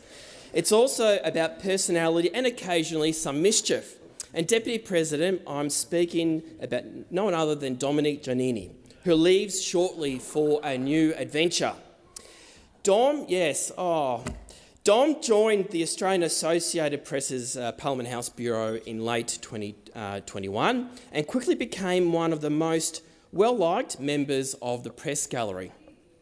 On paper, though, he's calm, he's composed and accurate, but in reality, he's a larrikin. Whether it's a perfectly timed joke after a very long sitting day, or a bit of cheek in the corridors, or spilling coffee on his shirt just before press conference, Dom keeps things real. He knows everyone and everyone knows him. In a place of strong personalities and long memories, that says a lot about his character. Now, Dom's presence isn't just confined here to Parliament House. The Kingo, his unofficial second home, will miss him dearly, as will all of Canberra's many pubs and bars. Dom is a rare mix. He's filing on deadlines, asking tough questions, dominating on the sports field and still outlasting everyone at the bar. But behind the larrikin and the bold fashion choices is a journalist of real skill, recognised with the Australian Council for International Development 2025 Media Award medal. And he puts down his pens and heads now to Brussels. He leaves with our respect, not only for his journalism, but for the journey that he brought here, making this place more enjoyable. Mate, I know Europe won't be quite ready for you, but go well, grab a Snickers bar and raise a cold Carlton draft in your hand. Good on you, and thanks for your service. Hear, hear. All the best, Dom.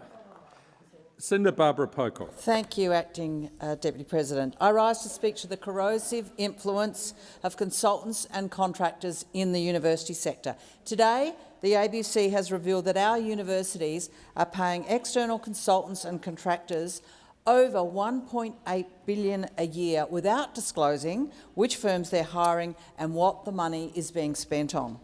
This is a staggering amount of money and it's an extraordinary misuse of public funds. Universities are routinely outsourcing work that could be done by their own academic and professional staff, and our public institutions are being hollowed out. Jobs and courses are being slashed, the quality of teaching is plummeting, yet universities can find money for costly consultants and million-dollar salaries for vice-chancellors. Well, shame. The past three years of Senate inquiries have shown that profiteering, land and expand practices and poor value for money are rife within the consulting sector. It's their business model. Our universities have become increasingly corporatised, and yet there's no clear definition of what a consulting engagement is and how it's reported. Corporate executives and consultants on university councils talk about a conflict of interest, are running our universities as businesses, leading to consultant capture and endless restructures. This is incredibly concerning. We need more transparency about the use of consultants, details of contracts, accountability about outcomes, clear criteria as to why this work is not being completed internally by staff. Universities need to reduce their reliance on contractors and consultants, and they need to ban dodgy contractors from getting work at all. We need a register shared by universities about the use of consultants and the dodgy contractors which we know are out there making an enormous amount of money at the expense of the public purse and taxpayers. Thank you, Senator Pocock. Senator Chandler. Thank you, Mr Acting Deputy President. Well, Australia is facing a national crisis, but let's be very clear. This started before the war broke out, when Australia was left exposed by this Labor government. Inflation was already too high. Government spending was already excessive. Government debt, we know, is approaching almost $1 trillion. Interest rates are rising again for the 14th time under this Labor government. Cost of living pressures were already crushing Australian households. Australia entered this period of global instability with fewer buffers, with higher debt, with rising interest rates and with far less room to move. The exposure was already there, and we need strong fundamentals to be able to handle these shocks. But unfortunately, Now we are seeing the consequences of the failures of this Labor Albanese government. Fuel supplies are being disrupted across the country. Hundreds of service stations are running dry. Prices have skyrocketed and Australians are paying the price for that at the Bowser. That is why the Coalition called for immediate, practical relief through a temporary reduction in the fuel excise. This has the potential to deliver immediate relief of around 26 cents a litre, reducing the pressure on Australian families and small businesses right now. Now, Mr Acting Deputy President, it is positive that just now the government has taken up our call to reduce the fuel excise. But Australians have already been absorbing the impact of this fuel crisis for far too long. As we approach Easter, a time for families to come together, Australians shouldn't have to worry about the basics, whether they can afford the fuel they need or whether there will even be fuel there when they get to the pump. Australians deserve better preparation, they deserve security and they deserve better leadership. Thank you, Senator Chandler. Senator O'Neill. Thank you very much, Acting Deputy President. And in the chamber recently, I believe you were in the chair at the same time, I made remarks about efforts by a whistleblower to make a protected disclosure about behaviour they witnessed and actions they're aware of at KPMG that did not evince the standards of professional and ethical behaviour we would expect from a trusted and reliable auditing and assurance provider. I can report to the Senate that with my colleagues, including Senator Scarr, the committee that I chair, the Joint Statutory Committee on Corporations and Financial Services, on Thursday of last week conducted a short hearing in which it received evidence relating to the matters I raised here in the Senate on Tuesday. I note that the hearing was conducted in camera, but was preceded by a public statement to give authenticity to the evidence that we received. The committee will use the powers it has available to it as part of its statutory oversight of the Corporations Law to inquire into these matters as it deems appropriate. The committee looks forward to corresponding with relevant parties and agencies as it considers its response to the information it has received. The committee published a short statement after the hearing, and I will reinforce one particular point which may be relevant. The committee emphasises that witnesses are protected by parliamentary privilege, making it unlawful for anyone to threaten or disadvantage a witness on account of evidence given to a committee. Any such action may be treated by Parliament as a contempt.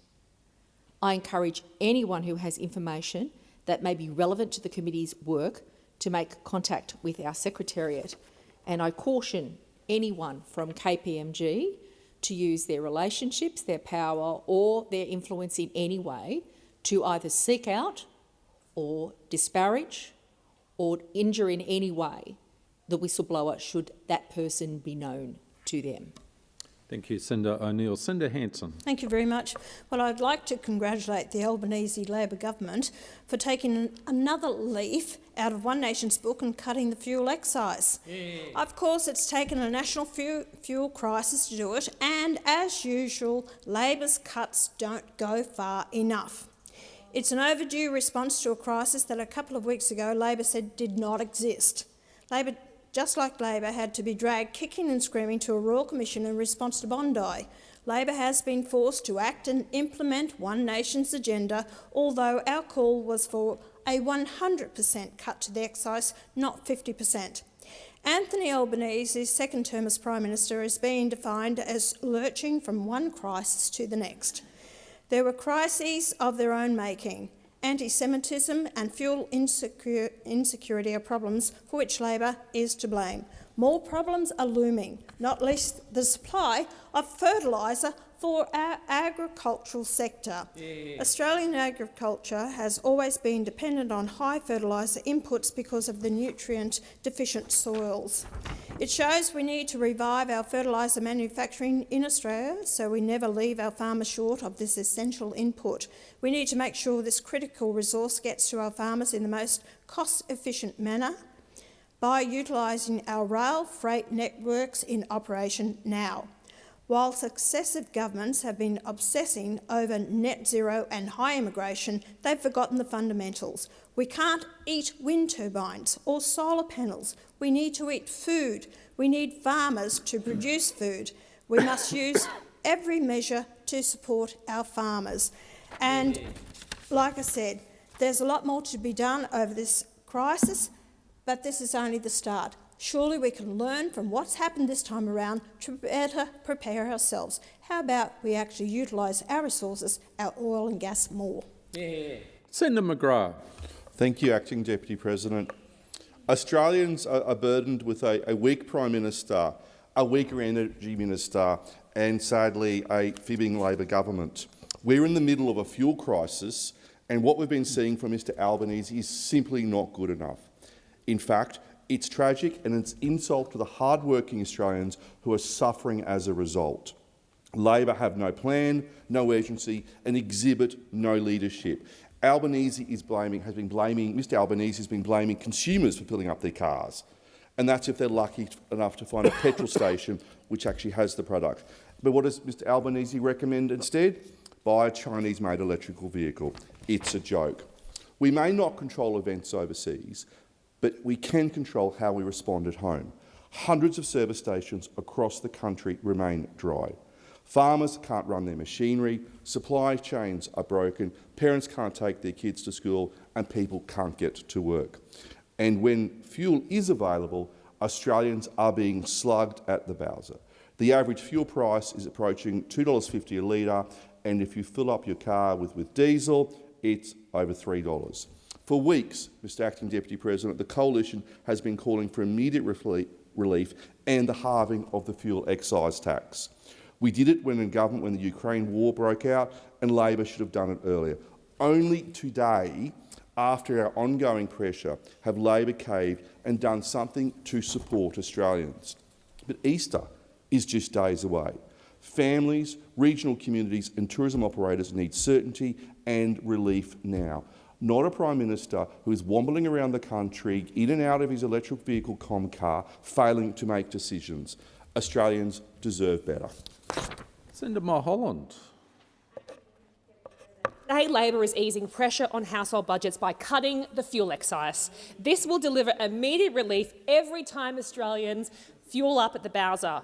Today, the Prime Minister has announced the fuel excise will be cut by 26 cents a litre. And we will cut the heavy vehicle road user charge to zero from Wednesday this week for a period of 3 months. This is about taking real action through practical measures, the only kind that Labor delivers. Just like our calls for a real wage increase for Australia's hardest workers above inflation for one simple reason. We simply cannot allow our lowest paid workers to go backwards as fuel prices go up. For the 2.7 million Australians who are on minimum wages or awards, there is no cushion, no buffer, no safety net as the global spike for demand goes up in fuel. And we're doing this responsibly, respecting the independence of the Fair Work Commission, making sure any increase is economically sustainable for the economy and for business. And we've proven that we can do this. Since coming to office, Labor's support for real wage increases has delivered more than $9,000 extra for minimum wage earners in this country. That's real money making a difference in their back pocket. Our action matters to every retail worker who is closing up late at night, for the supermarket workers restocking shelves before dawn, for the servo workers serving customers with a smile no matter what the day has thrown their way. So I say a big thank you to the SDA and the union for standing up for retail workers. These are the people who keep life feeling like normal in unusual times. You are stocking our shelves, you are bagging our groceries, you are there when we pay for fuel on the way home. You show up every day and you deserve more than thanks. You deserve a pay rise, and that's what this is about under Labor. Senator Steele-John. Thank you, Acting Chair. Tropical cyclone Narelle has left a trail of devastation across WA, Queensland and the NT. Now let us be clear, the burning of fossil fuels is driving the climate crisis, and it is intensifying extreme weather events like this record-breaking cyclone, which is now impacting our communities directly. In WA, homes and businesses have been destroyed. Entire towns have been inundated by floodwaters. Wildlife is exhausted and displaced, and tragically, marine life is washing up along our shores. In Carnarvon, a community already battered by a summer of heat waves, crops have been destroyed. Farmers are describing the damage as utterly devastating. In Exmouth, residents have faced a massive clean-up bill. Ningaloo Reef, a World Heritage treasure, has already faced record coral bleaching this summer and has been further shattered by this cyclone. Our fragile oceans are under immense pressure, and this cyclone is another devastating setback. Climate scientists have been sounding the alarm for years. Burning of fossil fuels is driving global heating, leading to more frequent and intense cyclones. Governments must take action. This means no new fossil fuel projects. It means holding fossil fuel companies to account. Companies like Woodside should have to pay for the impacts of their climate disasters.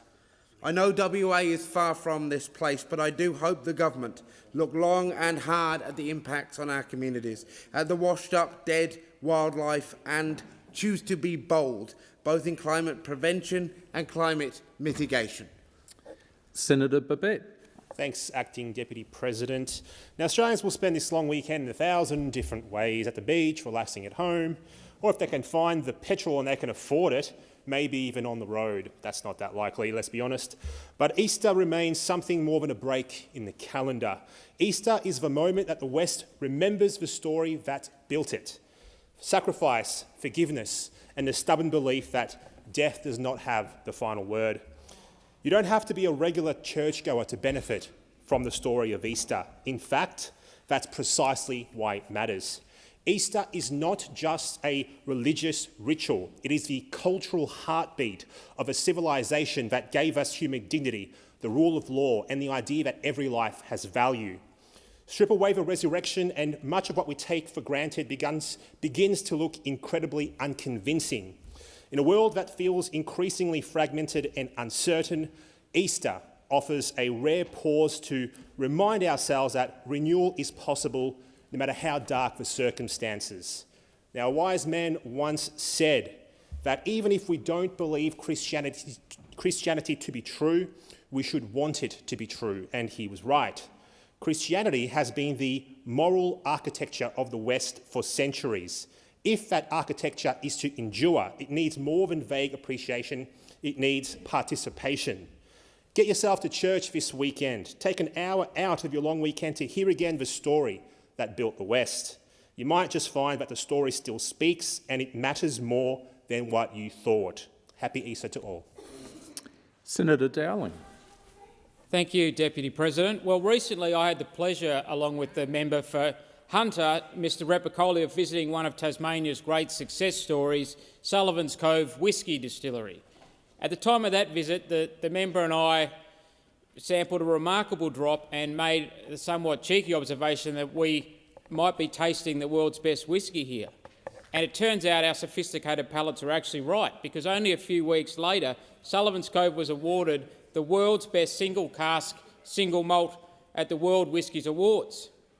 Now, Acting Deputy President, I should confess that earlier in my life I did spend time living in Scotland, a place that proudly regards itself as home of the finest whiskies. And while I was there, I thought I was enjoying the best whiskies on the planet. But it turns out I didn't need to travel all the way to the other side of the world to taste the best whisky in the world. They were waiting back home in Tasmania the whole time. Because Sullivan's Cove demonstrates, and what many other distillers across our state now prove, is that Tasmania has quietly become one of the world's great whisky regions. 82 distilleries supporting over 450 full-time jobs across regional Tasmania, contributing over $300 million to our economy. This is a whisky industry that is putting Tasmania on the world map. From Hobart to the Huon, from Midlands to the northwest, Tasmania's whisky industry is built on craftsmanship, patience and an extraordinary natural environment and pristine waters. It supports regional jobs, attracts international investors and adds enormous value to our premium food and beverage experience.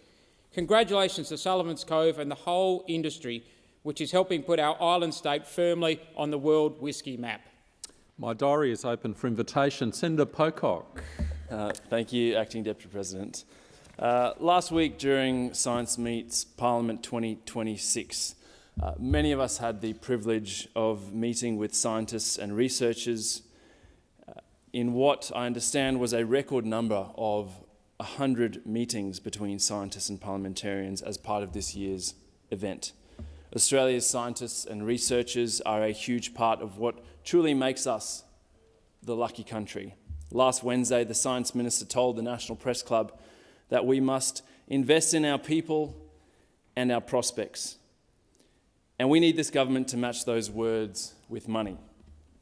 Money to save jobs at the CSIRO, not just money for jobs at steelworks and aluminium smelters. Money to invest in research for the public good, not just money for research that can be commercialised.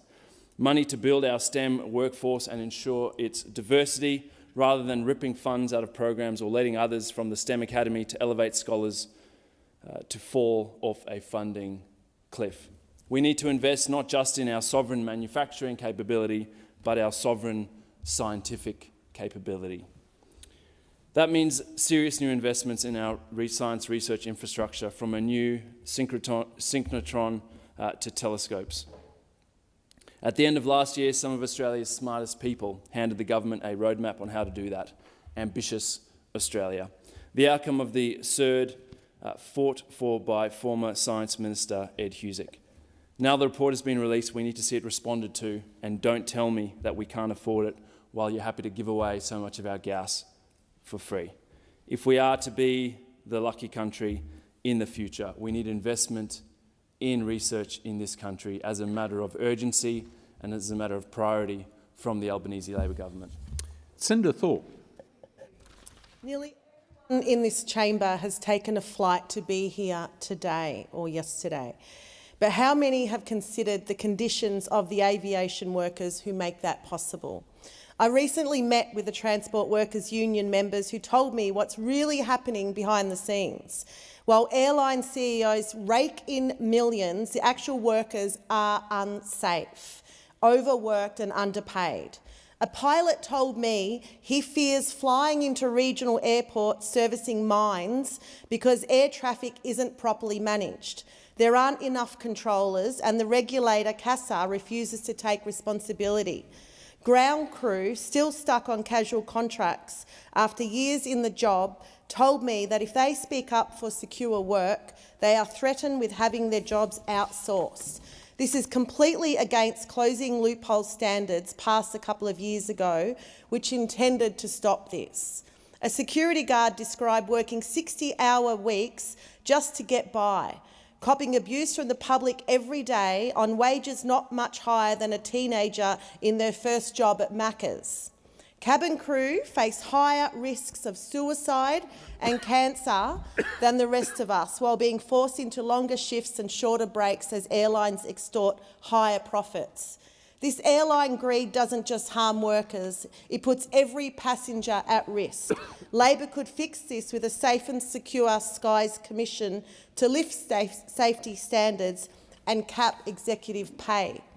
Labor should listen to the Transport Workers Union and show it stands with workers and not millionaire CEOs.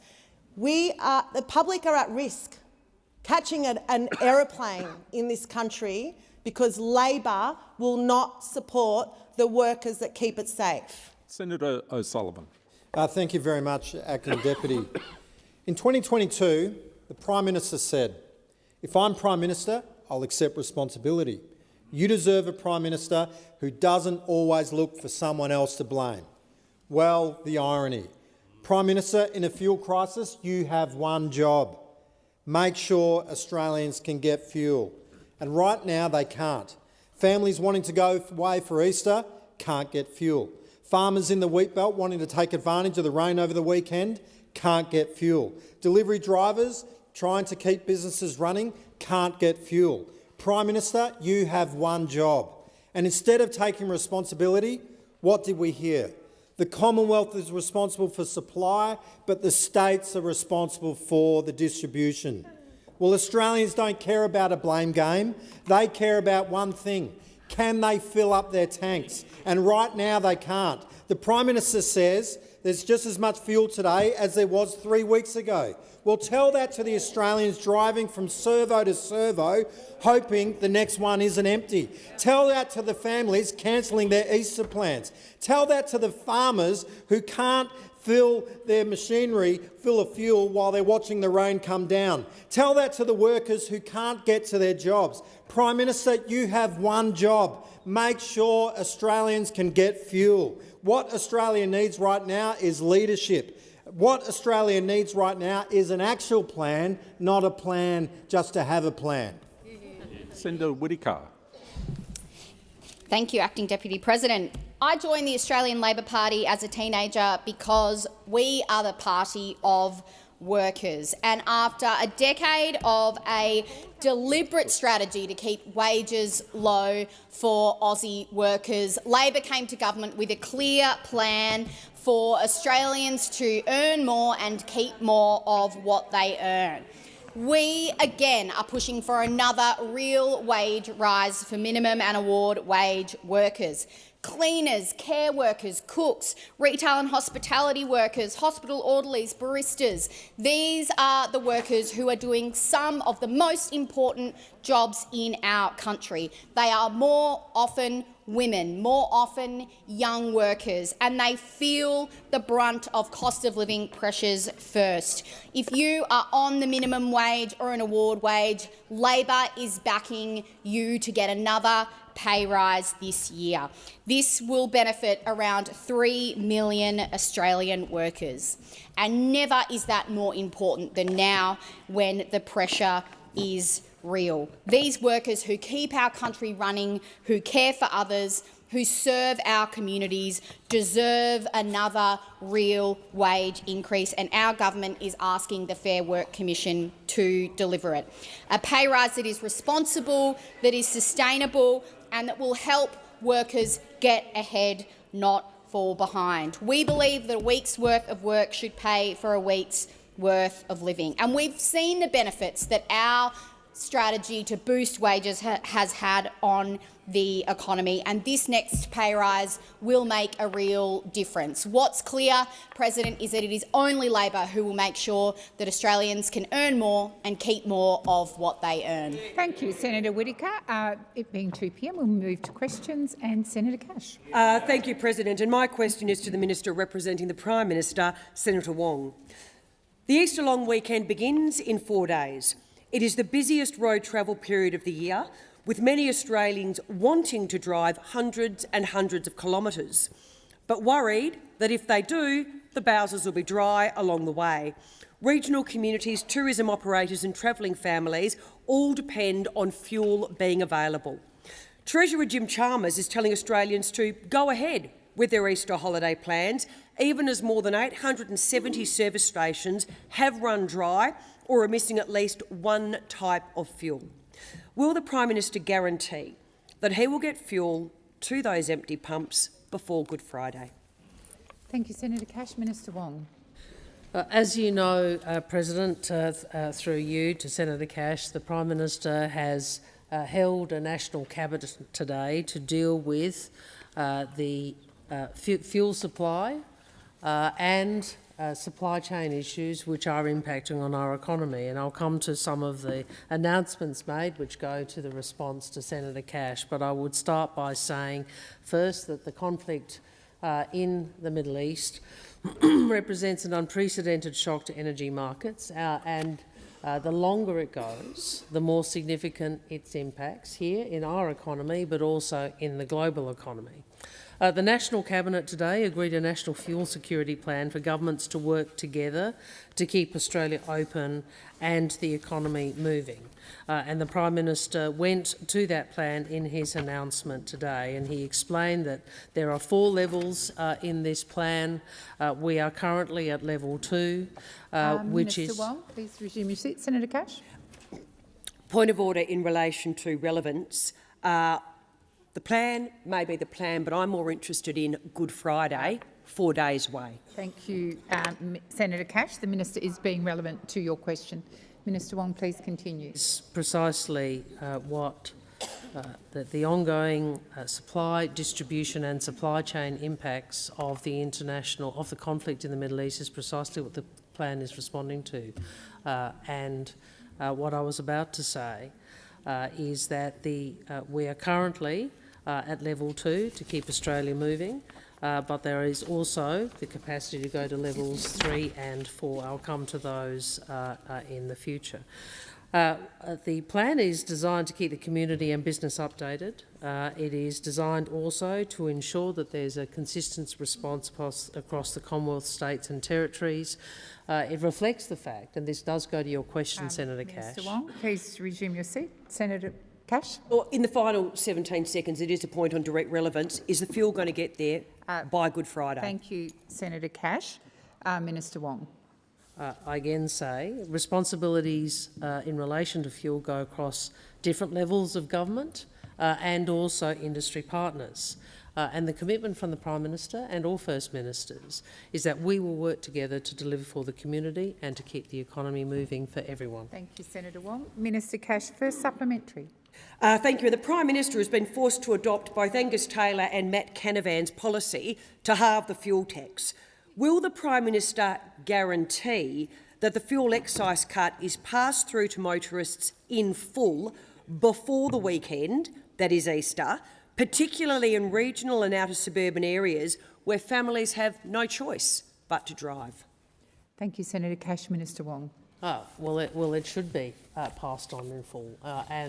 I think the Prime Minister and the Treasurer were asked this very question in the press conference just now. And the Treasurer spoke about the additional powers that the ACCC has and will and should utilise in the event that petrol stations do not pass this reduction in excise through at the Bowser.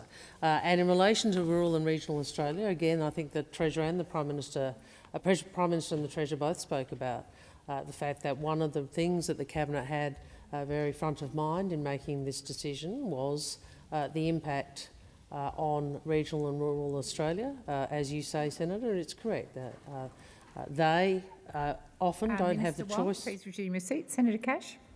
President, again, it's relevant. I want to know about the government's plan for 4 days' time, by Good Friday when people are driving. Thank you, Senator Cash. The Minister is being directly relevant to your question.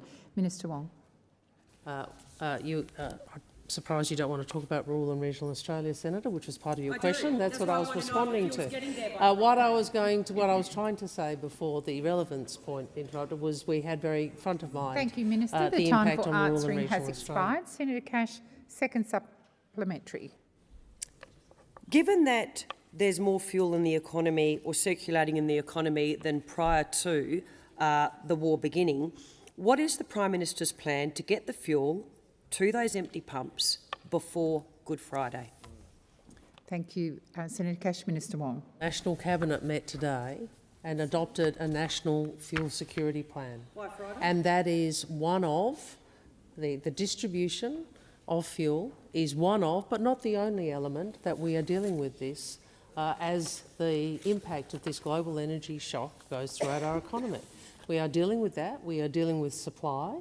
We are dealing with the effect on many other supply chains in the economy. We know that this requires perhaps not unprecedented, because we've seen Australia respond before, but a high level of coordination between state and territory governments and the Commonwealth, and that's what Minister Wong, please resume your seat. Senator Cash. Point of order on relevance. You've had 5 weeks. What is your plan to get the fuel there by Friday? Thank you, Senator Cash. The Minister's just indicated she's finished her answer. Senator Ghosh. Thank you, President. My question is to the Minister representing the Prime Minister, Senator Wong. Today, the Prime Minister announced that National Cabinet agreed to the National Fuel Security Plan to coordinate a consistent response across the country in response to the energy supply shock driven by conflict in the Middle East.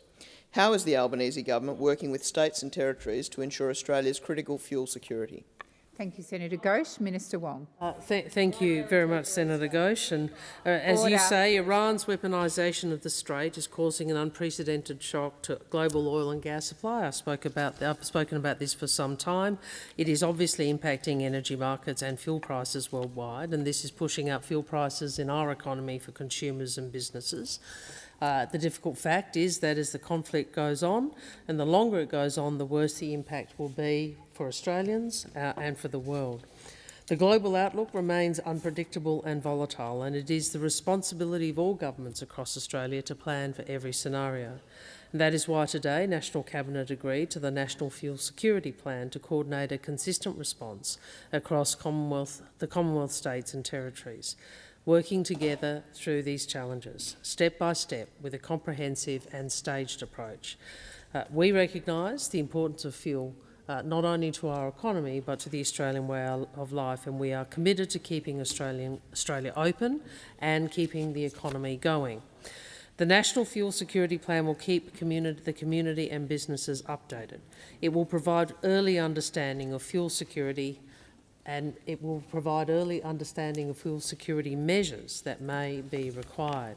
Early voluntary action, coupled with new supply measures, can reduce the need for stronger measures in the future. We encourage Australians to only use the fuel you need and to make voluntary choices to use less and avoid the impact of higher fuel prices. I note some states have taken action to reduce public transport fares as well. Obviously, the less fuel that is used in Australia's cities, the more that can be directed to regional areas which are under pressure. Every Australian can play our part in making sure fuel gets to those who need it most. Thank you, Minister. Senator Ghosh, first supplementary. Minister, you've indicated that the National Fuel Security Plan is comprehensive and it involves a staged approach to ensuring that Commonwealth and states and territories work together to secure Australia's fuel supply. What are the levels outlined in the plan, and why is a comprehensive and staged approach so important? Great question. Thank you, Senator Ghosh. Minister Wong. Thank you, Senator Ghosh, and you're right, a comprehensive and staged plan is important. It's the responsible thing to do. And our collective approach to fuel security through the National Fuel Security Plan is guided by 4 levels of response. The first, plan and prepare, is what the government has been doing. We are now at level 2, keeping Australia moving, and this involves the government taking precautionary action to shore up fuel supply, like our plan to underwrite the purchase of fuel by the private sector, to give private suppliers confidence to secure additional cargoes and to help boost supply into Australia. Levels 3 and 4, taking targeted action and protecting critical services, would occur due to ongoing supply disruptions and see a more targeted focus on getting fuel to where it is most needed. Australians can be confident that the government has a plan to deal with whatever comes at us at all levels. Thank you, Minister. Senator Ghosh, second supplementary. The Albanese Labor government has been taking immediate action while also planning ahead to shield Australians from the impact of global energy supply shocks. Why is it important that governments and all Australians work together to face this challenge? Minister Wong. Thank you. Our government has taken early action on supply and continues to act to support Australians. And today we have announced halving the fuel excise on petrol and diesel and on diesel for 3 months. The halving of the excise will reduce the cost of fuel by 26.3 cents per litre. States and territories are also working on a proposal to ensure they will not benefit from the elevated prices that are flowing through to the GST take. We are making fuel cheaper today because we understand Australians are under serious pressure. Our government will also reduce the heavy vehicle road user charge to 0 for 3 months to help truckies continue their vital work for our nation. And today we have introduced legislation for the government to underwrite the purchase of fuel by the private sector. I want to acknowledge the constructive response from state and territory governments, working as one, which is what Australians expect of their political leaders. Thank you, Minister. Senator McGrath. Thank you. My question is to the Minister representing the Prime Minister, Senator Wong. Minister, a grain farmer has told the North Queensland Register he has spent more than $1.5 million just securing enough fuel to sow this season, and if supply doesn't hold, he will halve his planting program. Wow. Minister, What is this government's plan if grain farmers halve their planting? Thank you, Senator McGrath. Minister Wong. Senator McGrath identifies one of the many problems that the government has been seeking to address, and that is the downstream effects, the knock-on effects of a lack of supply in fuel to many parts of the economy, but particularly of particular importance to Australian agriculture, and that is correct. And that is why the government now has been working on additional supply. Not only in the work that Minister Bone has done over a number of weeks, but in the announcement that the Prime Minister and the Minister made over the weekend, which will enable the underwriting of private sector purchases of fuel. That is all about securing additional fuel for our economy. So it is an additional supply measure, precisely because we recognise that we need fuel throughout our economy. We also recognise, particularly, as Senator McGrath says, the impact of any lack of supply or inconsistency of supply on particular industries, including agriculture. The National Fuel Security Plan goes through how state and territory governments will work with us. Minister Wong, please resume your seat. Senator McGrath. Just on a point of order in relation to relevance, the question was in relation to grain farmers halving their planting. And I was wondering if the Minister could address that, please. The Minister's being relevant to your question, Senator McGrath, and I'll continue to listen carefully. Minister Wong.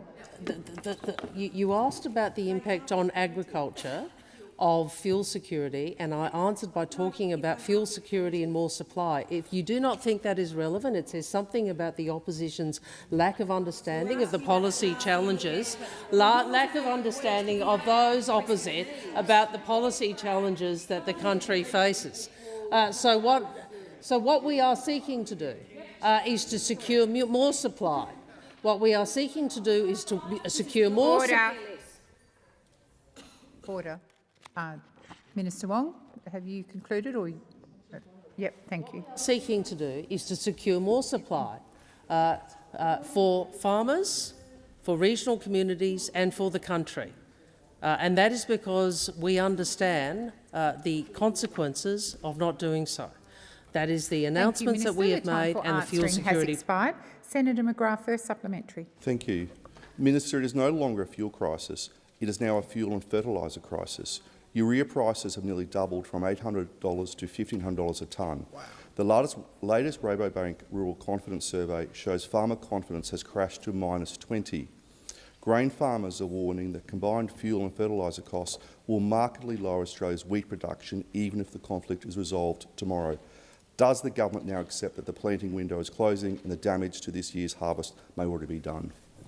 Thank you, Senator McGrath. Minister Wong. No, what we would say to farmers is we absolutely understand the importance of ensuring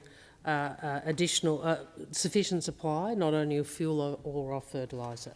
We understand it is not only critical for your businesses, but it is critical for the national economy and for Australians everywhere.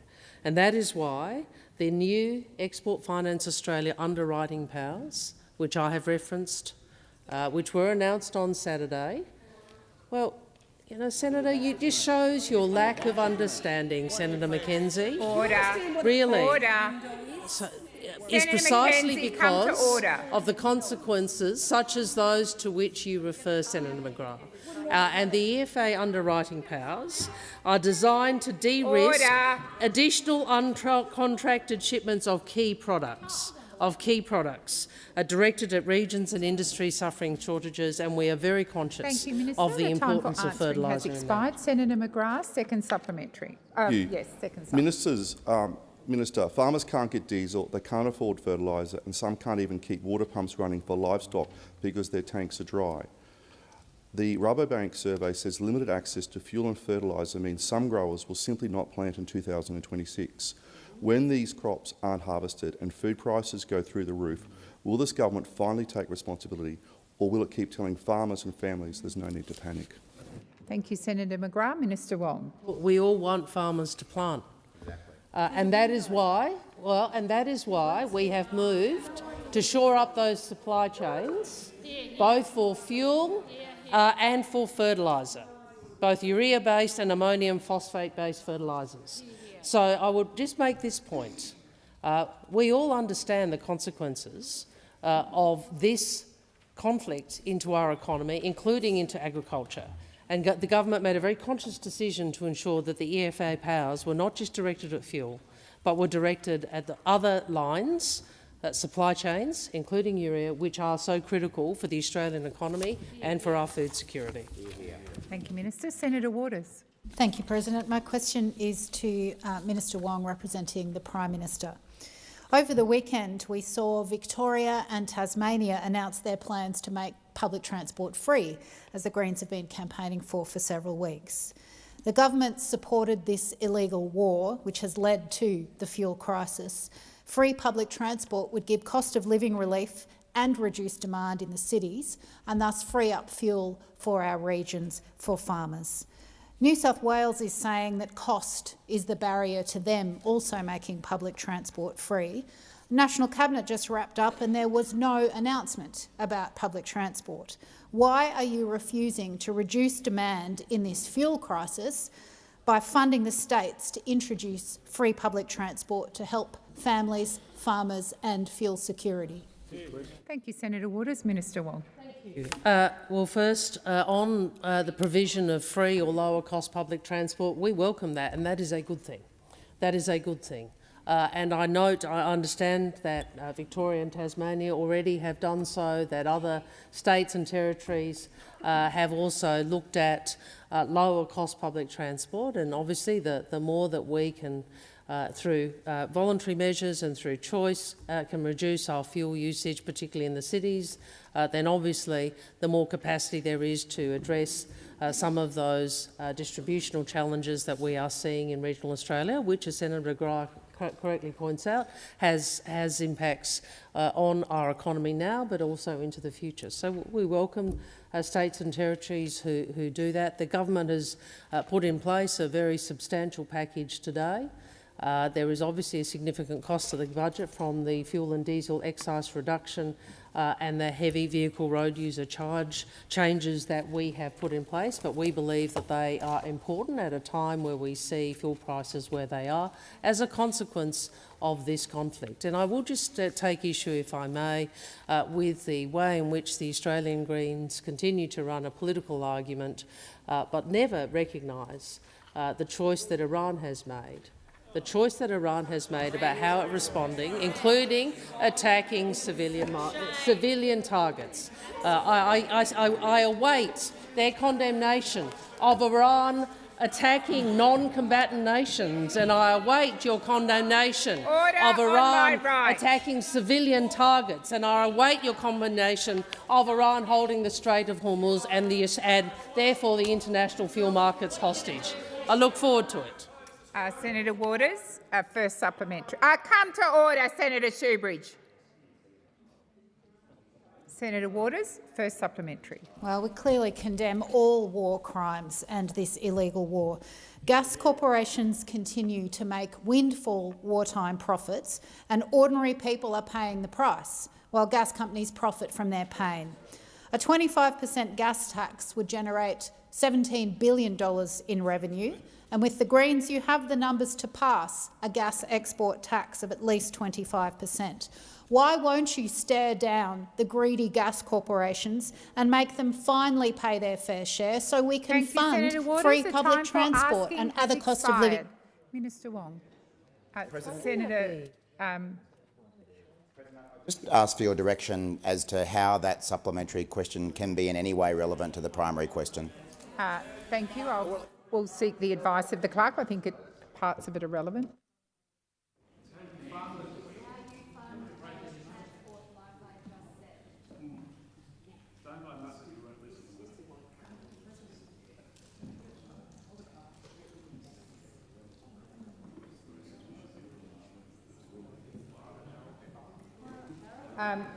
I'll inform the Senate that your first question, Senator Waters, was about public transport fees, and now your second question is largely about tax. So I'm going to invite Minister Wong to answer it in order. I'm making the decisions here, Senator Waters, not you. I will ask Minister Wong to answer the question in whatever way she thinks fits. Minister Wong. I will do so, but I would say from public transport to tax is quite a long... Well, that has never been the rule in the Senate about supplementary questions, and I invite you to have a look at Odgers, but that's not up to you. Senator, I know this is a position of the Greens political party. I certainly understand that there is a focus on this. The government will consider all of the public policy implications of many of the proposals which have been put to us prior to the budget and in the context of the budget. Thank you, Minister Wong. Senator Waters, second supplementary. If this crisis has taught us anything, it's that we need to end our dependence on fossil fuels. We could be electrifying trucks which transport our food around the country.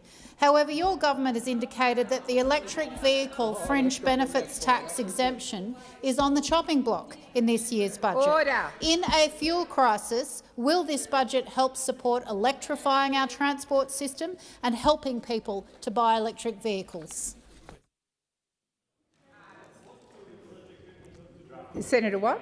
President, again, I mean, question time is not a magical mystery tour Senator across Watt, the Greens it's also platform. not a time to make statements. But again, I seek your direction as to whether that supplementary is relevant. And towards the end of Senator Waters' question, she did tie it back to the fuel crisis, so the question is relevant. Minister Wong. We'll make decisions in the budget context. Senator Polley. President, my question is to the Minister representing the Minister for Climate Change and Energy, Senator Ayres. Global energy market supply chains remain disrupted, and in response, National Cabinet met today to coordinate future planning and action. The Albanese Labor government recently announced new powers for the Export Finance Australia to underwrite imports.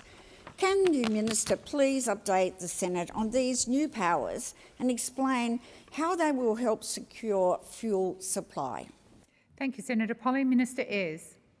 Well, thank you, President, and thanks, Senator Polley, for that question. The Albanese Labor government is acting to shield Australia from fuel and supply chain shocks. In this case, as the question points out, by giving Export Finance Australia the power to underwrite additional cargoes of fuel and other strategic products, including, of course, fertiliser. The bill to give EFA that power was introduced or will be introduced into the House today. That additional supply will help address regional shortages and fill critical supply gaps, in particular in fuel and in fertiliser. We are squarely focused on additional supply, not just for fuel, but for fertiliser in particular. That is consistent with all of the other measures that this government has undertaken, including, I must say, the intervention that the government made into Glencore's copper smelter facility in Mount Isa, which means that the Dyno Nobel Phosphate Hill facility is not closing in 2 days' time, but is continuing to operate as Australia's only current domestic producer of fertiliser products. We are not replacing or undercutting the operation of the domestic market. We are making sure that private suppliers can secure additional shipments themselves that are otherwise too risky to order. EFA will use its deep expertise in insurance and indemnity, commercial guarantees and loans to de-risk those additional shipments and to deliver supply in fuel and fertiliser terms, in particular for regional Australia. Thank you, Minister. Senator Polley, first supplementary. Thank you for that reassuring answer, Minister. Through you, President, can the Minister please update the Senate on other actions agreed at National Cabinet, and how will they increase our fuel security and help protect households and businesses? Thank you, Senator Polley. Minister Ayres. Well, thank you, President. Thanks again, Senator Polley. Minister Wong earlier described the National Fuel Security Plan that was adopted by National Cabinet this morning. That is about making sure that Australia has one plan for fuel security, not 9 plans for fuel security. We've made additional announcements, the Albanese Labor government today, halving the fuel excise, which will lower the costs for households and businesses of fuel for ordinary Australians, because we understand that Australians and Australian businesses and Australian farmers are under pressure. We're also lowering the heavy vehicle road user charge to 0 for 3 months, and we'll delay the planned increase in that charge by 6 months. This will help trucking firms with immediate fuel costs and ensure that they continue. Thank you, Minister. Senator Polley, second supplementary. President, the Albanese Labor government is coordinating with state and territory governments on fuel security and has prioritised clear, consistent planning to protect Australians from global fuel supply shocks, showing leadership. Why has the government chosen this approach? Thank you, Senator Polley. Minister Ayres. Well, thanks, President. This conflict is an unprecedented shock to global energy markets, and the longer it goes on, the more significant its impacts on Australians. And of course, in that context, Australians are looking to their governments for reassurance. The outlook is uncertain. Fuel prices have been rising for all Australians, and some farmers, businesses and regional communities are experiencing shortages. That means governments must be clear with Australians and explain what is happening and give a measured assessment of risks. That's why we've convened National Cabinet. That's why the Prime Minister and other ministers have been explaining clearly and calmly what it is that our approach is. All of the measures that have been undertaken in sequence over the course of the period since this conflict has started have all been in the national interest, have all been about— Thank you, Minister. The time for answering has expired. Senator Barbara Pocock. My question is to the Minister representing the Minister for Housing, Senator Ayres. Inflation is hitting Australians hard. Many households are just 1 or 2 interest rate or rent hikes away from losing their homes. Over the past 4 years, since coming to power in 2022, Labor's wasted $53 billion on tax concessions for wealthy property investors, money that's benefited top income earners and investors while pushing up housing prices and fuelling the crisis. This is $53 billion which could have gone to building public social housing for ordinary Australians. A further $190 billion will be wasted over the next decade if Labor continues with these massive tax benefits. Minister, will you commit to scrapping the tax breaks at the May budget as a down payment on housing equality? Thank you, Senator Pocock. Minister Ayres.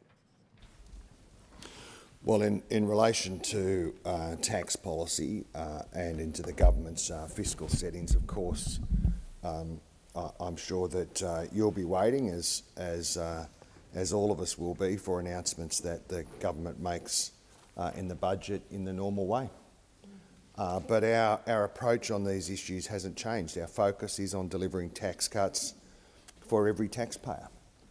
The Treasurer and the Prime Minister, Housing Minister has acknowledged there are, of course, intergenerational issues in housing and tax, and we've got a big agenda to deal with those issues. Intergenerational equity was indeed one of the big reasons behind our tax cuts for every Australian taxpayer. Tax cuts that the Liberals and Nationals said when they went with their big taxing approach to the last election, tax cuts that they said they would reverse. But that was the position of the Liberal and National parties on intergenerational equity, that they wanted to lift taxes for working Australians, lift taxes for ordinary Australians. That was the Taylor proposition. That was Mr Taylor's proposition. That was Senator Canavan's proposition, was to lift taxes for ordinary— Senator Pocock. Relevance, President. I was made no inquiry about what the opposition are up to. I was asking about your Thank policy. you, Senator Pocock. I will direct the Minister back to your question. Minister Ayres. Well, just say that the Labor Party is the only party in this place that's capable of delivering a fairer, simpler and more sustainable tax system that deals with those issues that you have included in your question. And our approach on housing more broadly is, as you know, squarely focused on the questions and challenges of supply. That is the questions of making sure that the private market and the Australian government's investments through the Housing Affordability Future Fund and all of the other raft of measures that we've undertaken Thank you, are Minister. directed The towards time for building more answering houses. has expired. Senator Pocock, first supplementary. Thank you. Minister, anyone watching the HAF closely knows it is not touching the sides of the housing crisis we face. Many Australians are feeling anxious, and no wonder. An illegal war is causing inflation. We're seeing interest rate hikes instead of cuts. We're seeing house prices spike, rents skyrocket and groceries upwards. Big corporations, fossil fuel companies, arms companies, Coles, Woolworth, duopoly and wealthy property investors are raking in huge profits. Minister, why is the government prioritising the 1% over ordinary people struggling to make ends meet and get a roof and hold a roof over their heads? Minister Ayres. Well, this government, President, this government is a government that has come to office in our second term with a plan to deliver tax cuts for every single Australian. For every single Australian. Having delivered tax cuts for every single Australian and done the work that has been led by formerly Minister Watt and now Minister Rishworth in the employment relations portfolio to lift wages and to make sure that Australians earn more and keep more of what they earn. And it's this government that has a very large agenda in housing and construction, driven by Minister O'Neill, to put public effort into support the private sector to build more homes in a more aggressive way than any previous government. Thank you, Minister. Senator Pocock, second supplementary. Your policies are making things worse. The 5% home deposit scheme has pushed prices up and made it much tougher for those out there looking for a home. Renters and first-home buyers are being pushed into housing stress as interest rates keep going up. While they struggle to keep their one home, they watch the wealthy 1% buy their fourth, their fifth, their 20th.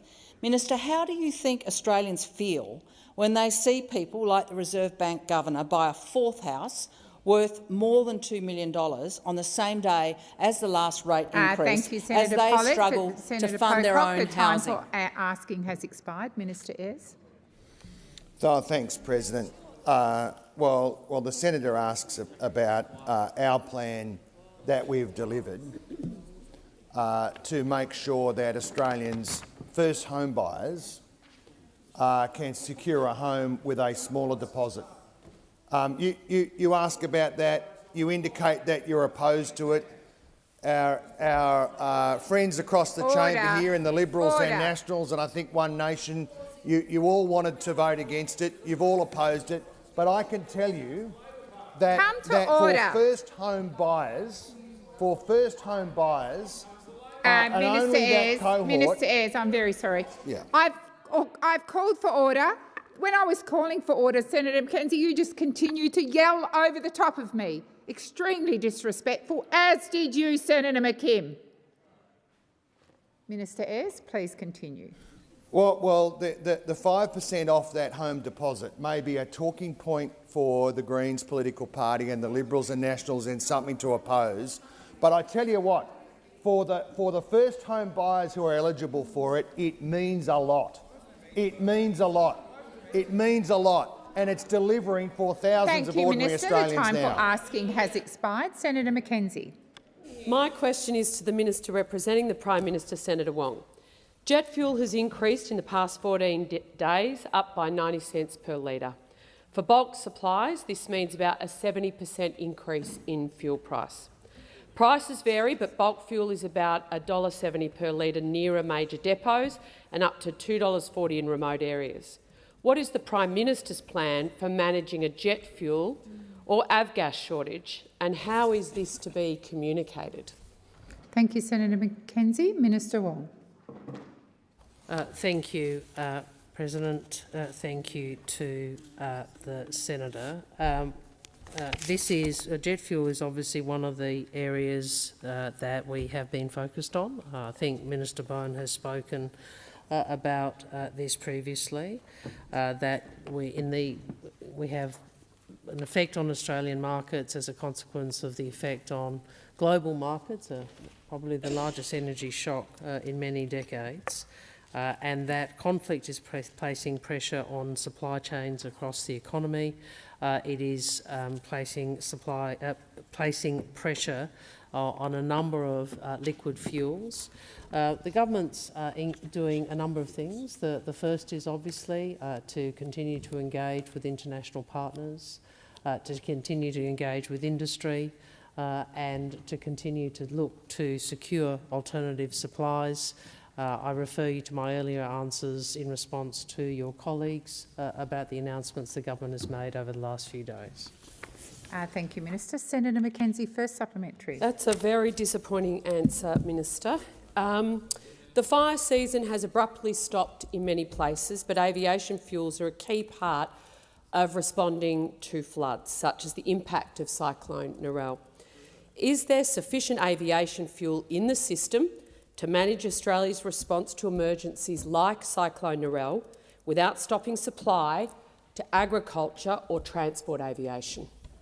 Thank you, Senator McKenzie. Minister Wong. Will I again indicate to you, Senator, we are working to secure supply in global markets and through our engagement with partners. You have seen that occur over these last weeks. Both myself and the Prime Minister with international partners who are our major suppliers of a range of liquid fuels. Minister Wong, please resume your seat. Senator McKenzie. Point of order on direct relevance, Madam President. The previous answer I allowed the Minister a lot of leeway. Senator McKenzie, we've moved but this on. is they either have the supply onshore and know Senator where McKenzie, it is, or they don't. Senator McKenzie, resume your seat. It's not a time for a very long point of... you're not in a debate with me. You've asked a point of order. The Minister is being relevant. I will continue to listen carefully. Minister Wong. Senator would be aware, I would hope, that jet fuel is one of the liquid fuels subject to the minimum stock holding obligation, and that at the moment, as I understand it... Order. Order. Order. The question's been asked. I am listening carefully to the answer. Minister Wong, did you wish to continue? As I was trying to explain, and I think you're part of the government that did say you were moving to the MSO. The minimum stock holding obligation is the mechanism by which we ensure fuel is held to deal with supply constraints concerns that you are raising. The advice I have, and I'll come back and add further information if I'm wrong, is that we have in excess... Expired. Senator McKenzie, second supplementary. Winter planting for crops in many areas is about to start, which would usually mean an increase in aerial work. What is the Prime Minister doing to ensure that the agriculture sector will be supported and that there will be no disruption to critical aerial operations due to aviation fuel shortages during peak planting season? Thank you, Senator McKenzie. Minister Wong. As I was trying to respond when that question, when I ran out of time, jet fuel is one of the liquid fuels that is subject to the minimum stock holding obligation, and the government continues to work to ensure that more supply arrives in Australia, including through engagement with global partners. The fuel plan that the Prime Minister announced earlier goes to the ways in which we will work with states and territories to address this, including in relation to jet fuel. Thank you, Minister. Senator Hanson. Thank you very much. Well, my question is to the Minister representing the Prime Minister, Senator Wong. Your government's response to Australia's fuel supply problem is temporary and inadequate and does not address the fundamental problem of Australia's lack of long-term fuel security. Will your government commit to resuming full-time oil and gas exploration to ensure Australia has necessary long-term supplies of these essential fuels? Thank you, Senator Hanson. Minister Wong. Well, Senator, I think Senator Ayres went to this last week, where in response to Senator Canavan, he pointed out that some of the exploration that Senator Canavan in opposition or in government had been advocating was actually not commercially viable. I would make the point that since 2022 the government has released areas in released 10 areas in Northern Carnarvon, Browse and other basins for offshore exploration in August 2022, released areas in the Otway and Sorrel basins for offshore exploration in December 2025 and granted 5 offshore exploration permits. Senator Hanson, first supplementary. Minister, this fuel supply crisis has served to expose Australia's extreme dependency on fuel from overseas and our vulnerability to global economic shocks like that caused by the war in the Middle East. Will your government help secure Australia's future by establishing and supporting the sovereign oil and petroleum manufacturing industry which meets all of our fuel needs? Order. Senator Whish-Wilson, this is not your question and you will listen in silence. Minister Wong. I'm sorry, Senator Wong. Senator Whish-Wilson, I've just called you to order. Either listen in silence or leave the chamber. That's the choice. Minister Wong. Senator Shoebridge, it is not an invitation for you to start up. Order applies across the chamber, and it's disrespectful when I've called for order to continue to shout out. Minister Wong. Senator, it is the first part of your question. There are a couple of points which the government itself has made, which is that we are at the end of global supply chains and we need to increase our national resilience, including in energy. As you would be aware, Senator, 4 out of 6 refineries closed under a coalition government, and as I've previously said, I'm not sure. Yes, I'm not sure that you criticised them at the time, Senator. Maybe you did, but my observation would be, you know, the parties of the right, the Grand Coalition of One Nation, the National Party, and the Liberal Party. You're not very hard on them sometimes. Can I make this point that drilling in the Great Australian Bight was abandoned when Senator Canavan was in government. The coal to liquids is rare but expensive. I would make the point that it is. Thank you, Minister. The time for answering has expired. Senator Hanson, second supplementary.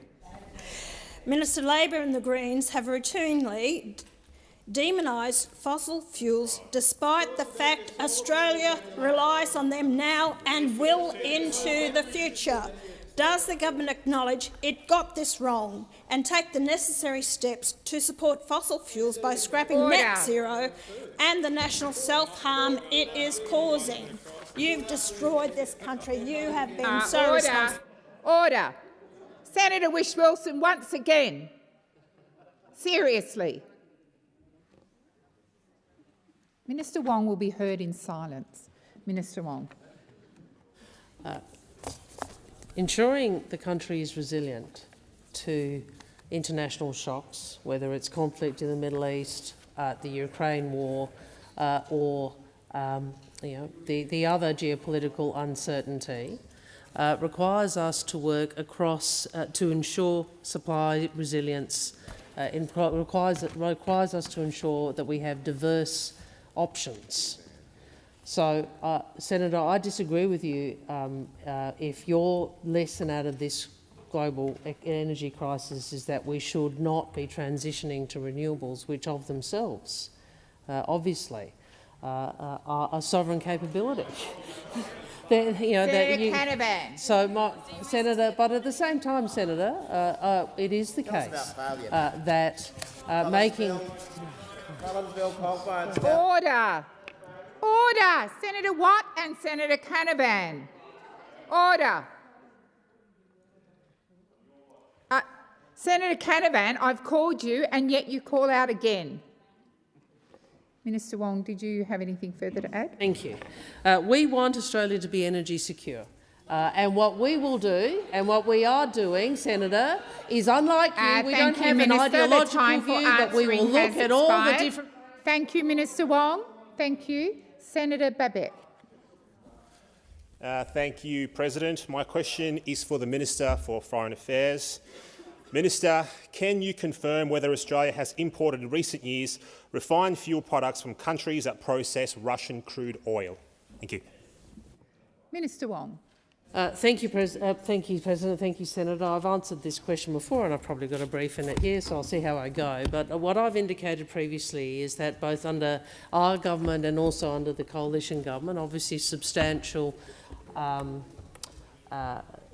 bans were put in place in respect of the importation of Russian fuel, and I know you have a different view about Ukraine and a different view about President Putin, and I fundamentally and substantially disagree with your position.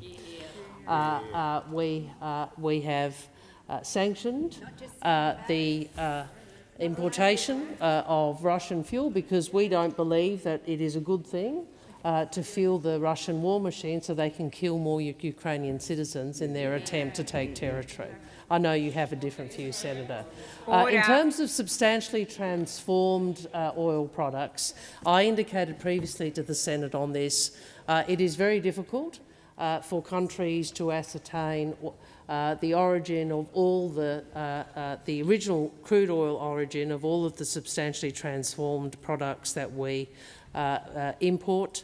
We have encouraged supply chain disclosure and supply chain assurance from those who are importing from countries overseas where those products are refined. Thank you, Minister. Senator Babet, first supplementary. Thank you, Minister. Now, according to a report released last year by the Centre for Research on Energy and Clean Air, Australia is the biggest buyer of Russian oil via Turkish and Indian refineries. Did your government grant a permit for these imports, or did you just look the other way? Thank you, Senator Babet. Minister Wong. Senator, I think I've just explained the policy technical problem to you. I've been upfront about that. I know, including with the Ukrainian community, have raised this with me.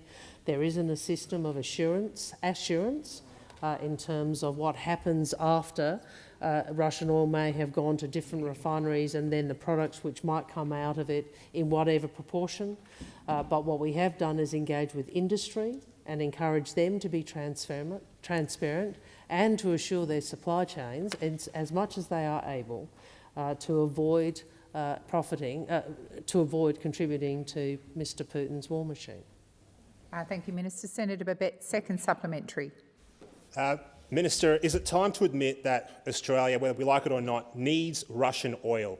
Is it in the national interest to permit the import of all fuels, even if the products originate from Russian crude that's processed in other countries? At the end of the day, it's about Australia's national interest first. Thank you, Senator. Order on my right. Minister Wong. With respect, Senator Babet, your support for President Putin's regime is a disgrace. Senator Little. Thank you. My question is to the Minister representing the Prime Minister, Senator Wong. Minister, Bruce Boss is a 72-year-old man in regional South Australia with kidney failure who must travel up to 3 times a week for dialysis. He says he has been forced to cut his budget to survival-type rations just to cope. With fuel scarce in parts of regional Australia, how is the government guaranteeing that Australians who rely on their cars for life-saving medical treatment can access fuel when and where they need it? Thank you, Senator Little. Minister Wong. Thank you. Obviously, I wish Mr Boss, my thoughts are with Mr Boss in his management of his medical condition. It's a very difficult situation for him and for his family. Secondly, I hope that the announcements that we have made today in relation to fuel excise and diesel excise will be of assistance to Mr Boss, as I was trying to answer in response to one of your colleagues, that the Cabinet did have very front of mind the impact on... Really? Hello? The impact on rural and regional Australia of elevated fuel prices, because as you correctly point out, there are issues of price and supply. Elevated fuel prices as a consequence of the impact on global energy markets. What I'd also say in terms of supply, we have done a number of things. First, the government has released 20% of, has begun release of 20% of the minimum stockholding obligations with a focus on regional Australia because of the supply issues that you identify, Senator. Secondly, we announced on Saturday EFA underwriting the attaining of additional supply, and finally we will work with states, territories and also the distributors to try and deal with the distribution problems which we absolutely understand are affecting Australians, particularly in regions. Thank you, Minister. Senator Little, first supplementary. Minister, Belinda Menzies from Beaudesert, Queensland and her family all live with significant health issues and are now cutting back on driving to medical appointments because of the fuel crisis, saying they fear a decline in their health. Minister, what immediate steps has the government taken to ensure that Australians are not forced to ration essential medical travel because fuel is either unaffordable or unavailable? Thank you, Senator Little. Minister Wong. Well, look, the government wants Ms Menzies and her family, just as we want Mr Boss, to be able to access medical support. This is a Labor government. This is a government that has put more money and funding into Medicare than any previous government because health is such a priority for us and for the country. In terms of supply and price, I'd refer you to my earlier answer. We've sought to put more fuel into regional Australia through the release from the minimum stockholding obligations. We are seeking to obtain more fuel through underwriting private sector purchase of more fuel on the open market, and we are working with the private sector and states and territories to deal with distribution issues. Thank you, Minister. Senator Little, second supplementary. Thank you, Minister. I know that hope and want don't necessarily do it, but can the government guarantee that before Easter, Australians in regional communities will be able to both access fuel and rely on it being there when they need to get to critical medical appointments? Thank you, Senator Little. Minister Wong. Again, the government is seeking to obtain more supply into regional areas, including through the releasing of 20% of the minimum stockholding obligations. The government is seeking getting more fuel from overseas through underwriting private purchase, and we will work with states and territories on distribution. That is what we are doing. And in addition to that, obviously there's been the reduction in the excise, which I referred to earlier. Thank you, Minister. Senator Darmanin. Thank you, President. My question is to the Minister for Finance.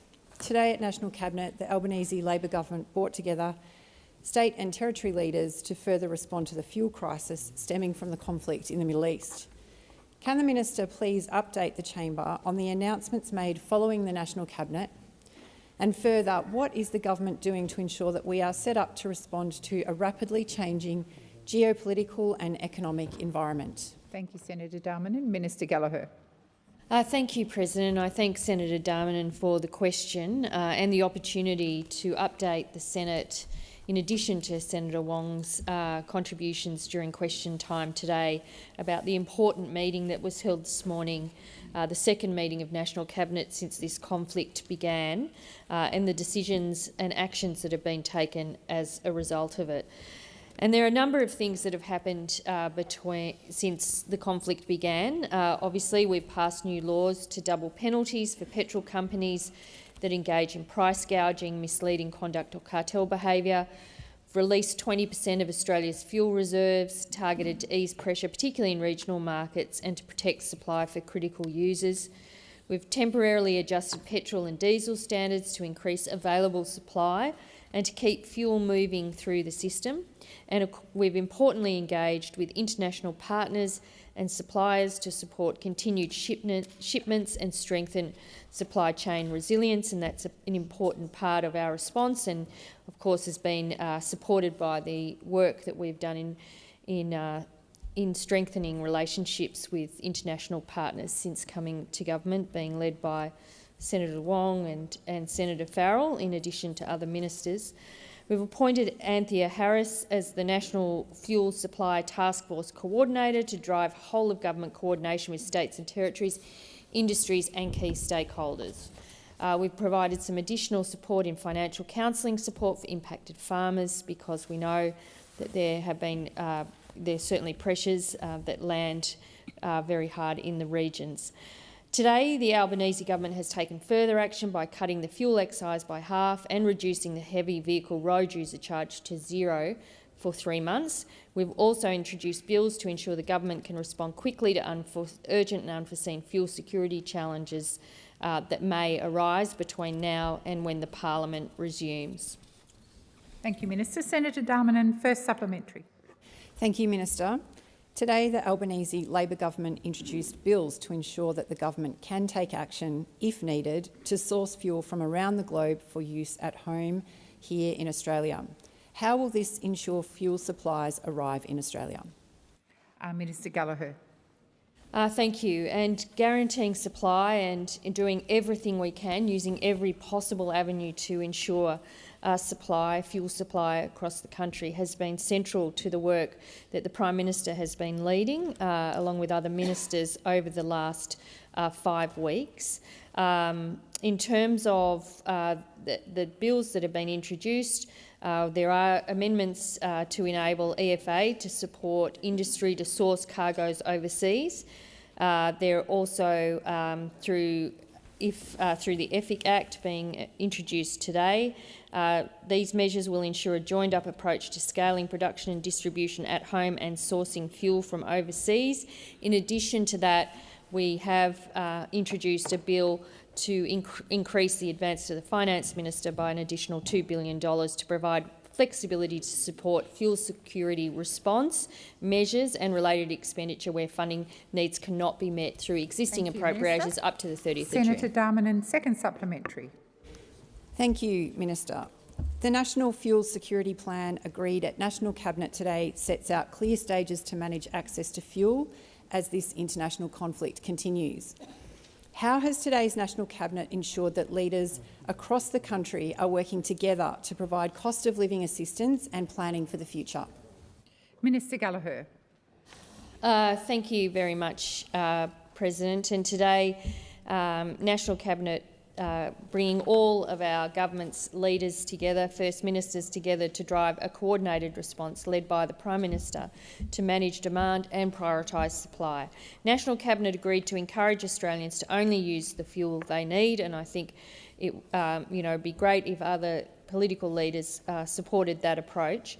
Creating a 4-stage plan to manage domestic fuel security, to continue to monitor demand and supply nationally, tracking shipments in transit and watch for emerging regional pinch points, to continue engagement with international partners and working with industry so additional cargoes can be secured and directed to critical gaps if needed, continue contingency planning with states and territories and stand ready to take further action to safeguard Australia's fuel security. Any shift in level will be signalled by the National Cabinet, including through consultation with relevant industries and sectors to ensure these measures work efficiently. To be placed on notice.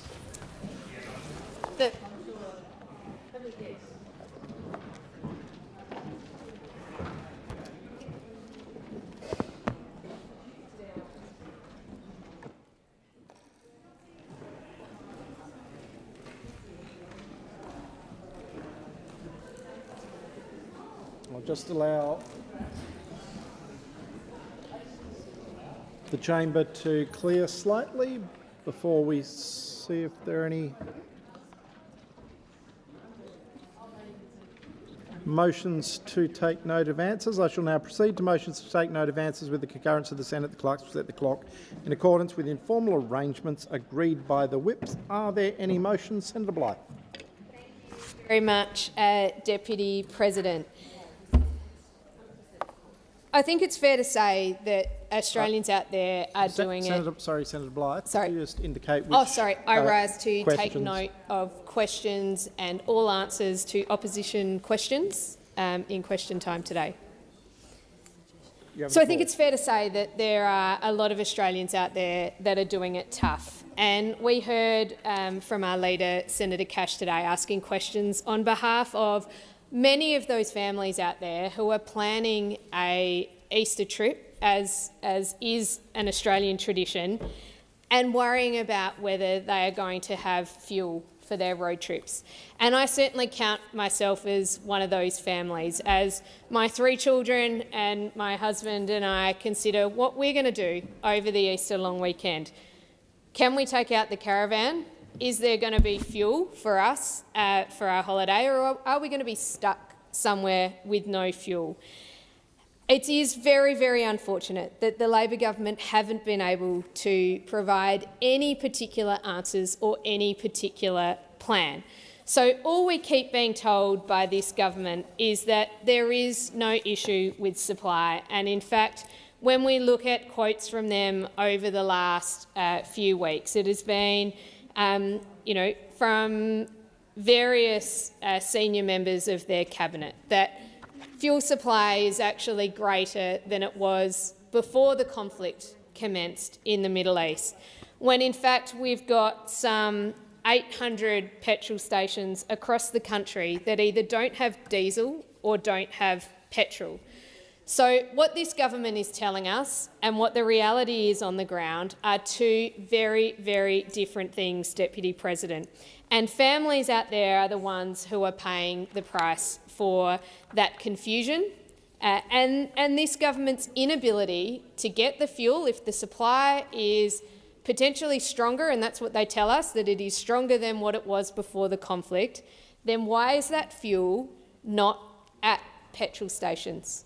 Why is that fuel not available for Australian people to fill up their cars and even to plan, what is an Easter long weekend holiday? It does not make sense. So either there is an issue with supply and the government is not being honest with us, or they're just completely incompetent and cannot get the supply where it needs to be. They're the only 2 solutions to that. So, Deputy President, I think we've also seen today that the Prime Minister has announced a cut in the fuel excise for 3 months. They have adopted the Coalition's call to cut the fuel excise for 3 months. It took them days to consider this. They came up with no solutions of their own, 0 solutions. And instead they've had, plans of meetings for plans, and they've got a fuel czar who's helping to coordinate the supply, and that's not working out well because every day there are more petrol stations with no fuel. So we are delighted to see that the government has followed what we've asked them to do.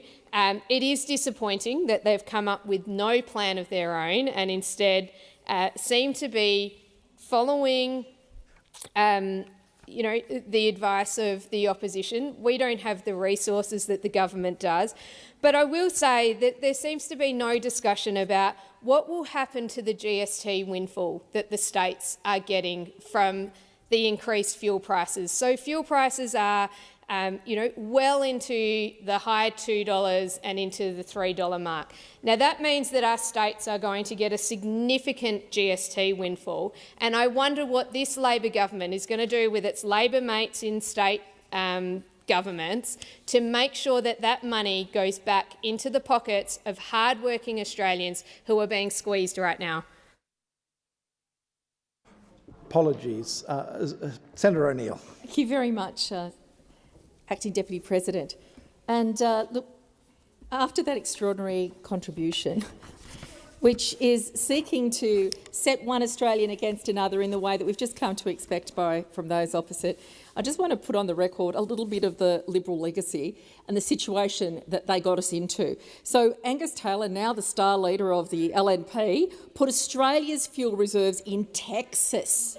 And he watched domestic gas prices go up and up. So these are not the guys you want in control right now. They were also in government when they saw 4 of the 6 petroleum refineries closed, and 2 of those 4 that went down while Angus Taylor was the actual Minister for Energy. So let's be clear, the answers to the challenges that Australia faces right now are not coming from Mr Angus Taylor and his team. So what is the reality?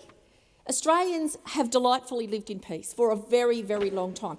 We've not seen the impacts of war hit us ever before in the life experience of so many Australians. That is the reality we face right now in this piece of land that nobody ever knew about, or many Australians wouldn't have known about until just recently, called the Straits of Hormuz. There is a pinch point.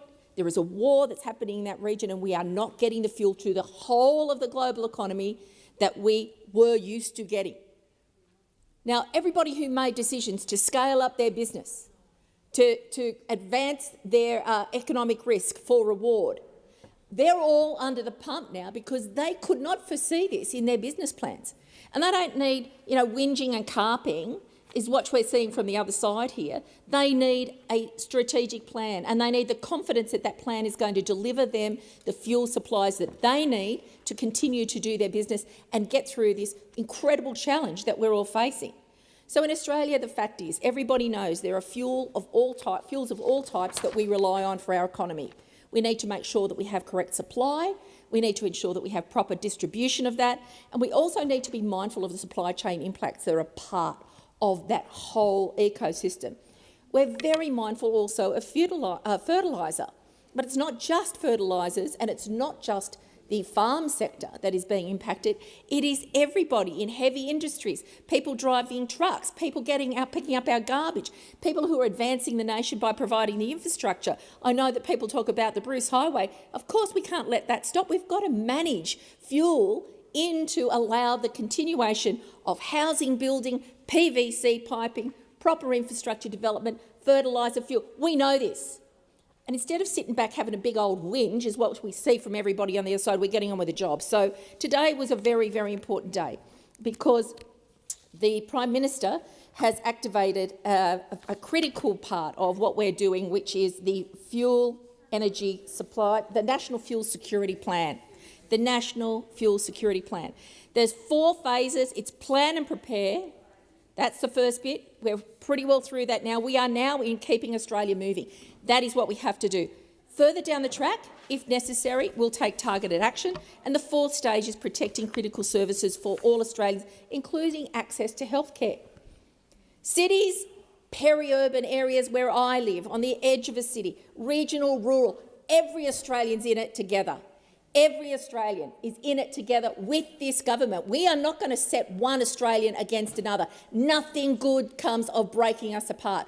We're all in this together. We can do the heavy lifting as a government with the support of great Australians to make sure our National Fuel Security Plan is properly enacted and that we get the supplies in that we need to keep Australia moving. Senator McGrath. Thank you, Deputy President. I just want to refer the Senate to a quote from Senator Ayres. And on Tuesday the 3rd of March 2026, Senator Ayres said, "We have larger reserves on hand today than there have been any time over the last 15 years as a result of the action, not words, that this government has taken." And that was a month ago, Deputy President. But the reality is that's not what's happening out there in the real world. And we have a Labor government here who sort of go between the bubble of their electric vehicle car, get into the bubble in this building, and they actually don't understand what's happening there. And I can refer, I can pull up this morning while I was having my morning coffee at about 6 o'clock, I was sort of planning what I was going to do on the weekend, and I looked up Bunnings.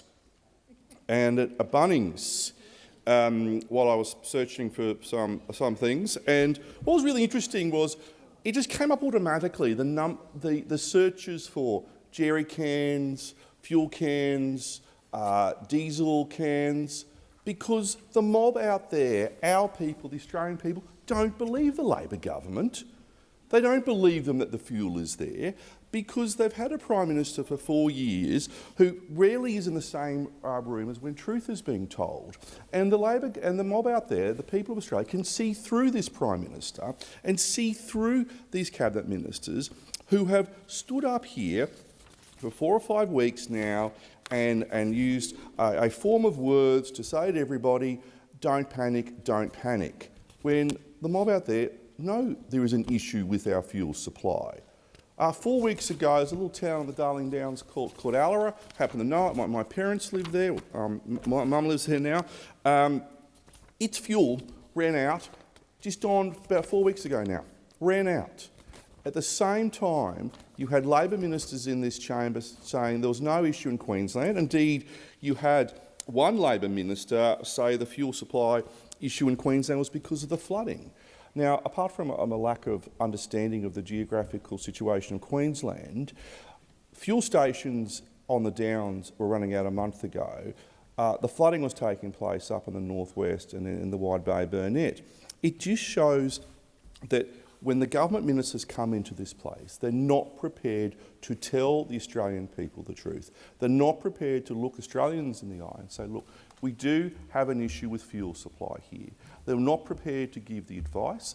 They're not prepared to take the appropriate action. They only take the action when the opposition, Angus Taylor, and Dan Tehan and Jane Hume and Matt Canavan have called them out. For example, the halving of the fuel excise. This is something the opposition has been calling for a number of days now. It's only now that Prime Minister Albanese did one of his backflips and came to agree with what the opposition had been calling for. But what is also interesting, Deputy President, it's the tone of the ministers. Right. This week they've realised they've created a problem through their lack of leadership. Previous weeks in here, we had the front bench here all cock-a-hoop and trying to rub people's noses in it, blaming the right-wing media, blaming Arthur Fadden, blaming everybody for the fuel crisis and the arrogance you could bottle it and sell it at a country fair.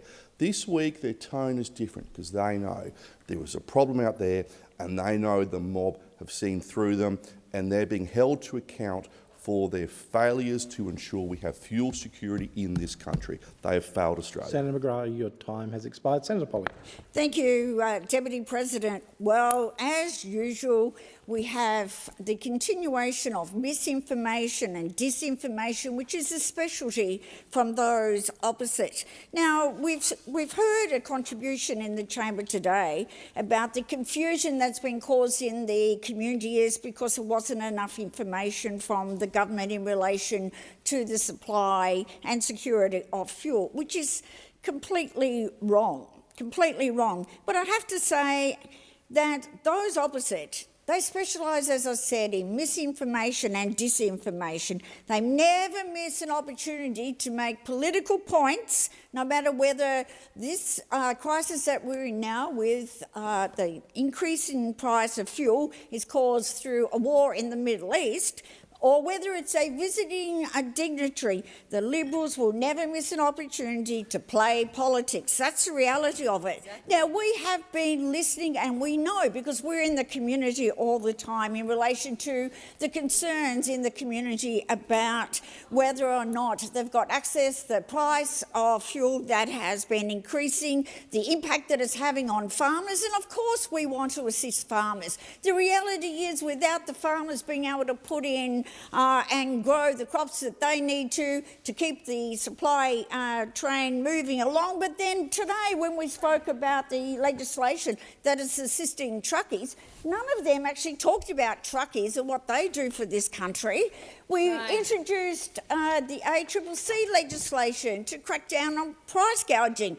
They wanted that brought in urgently within the House of Reps, so what did they do? They did what they normally do, and they said no. They voted against it.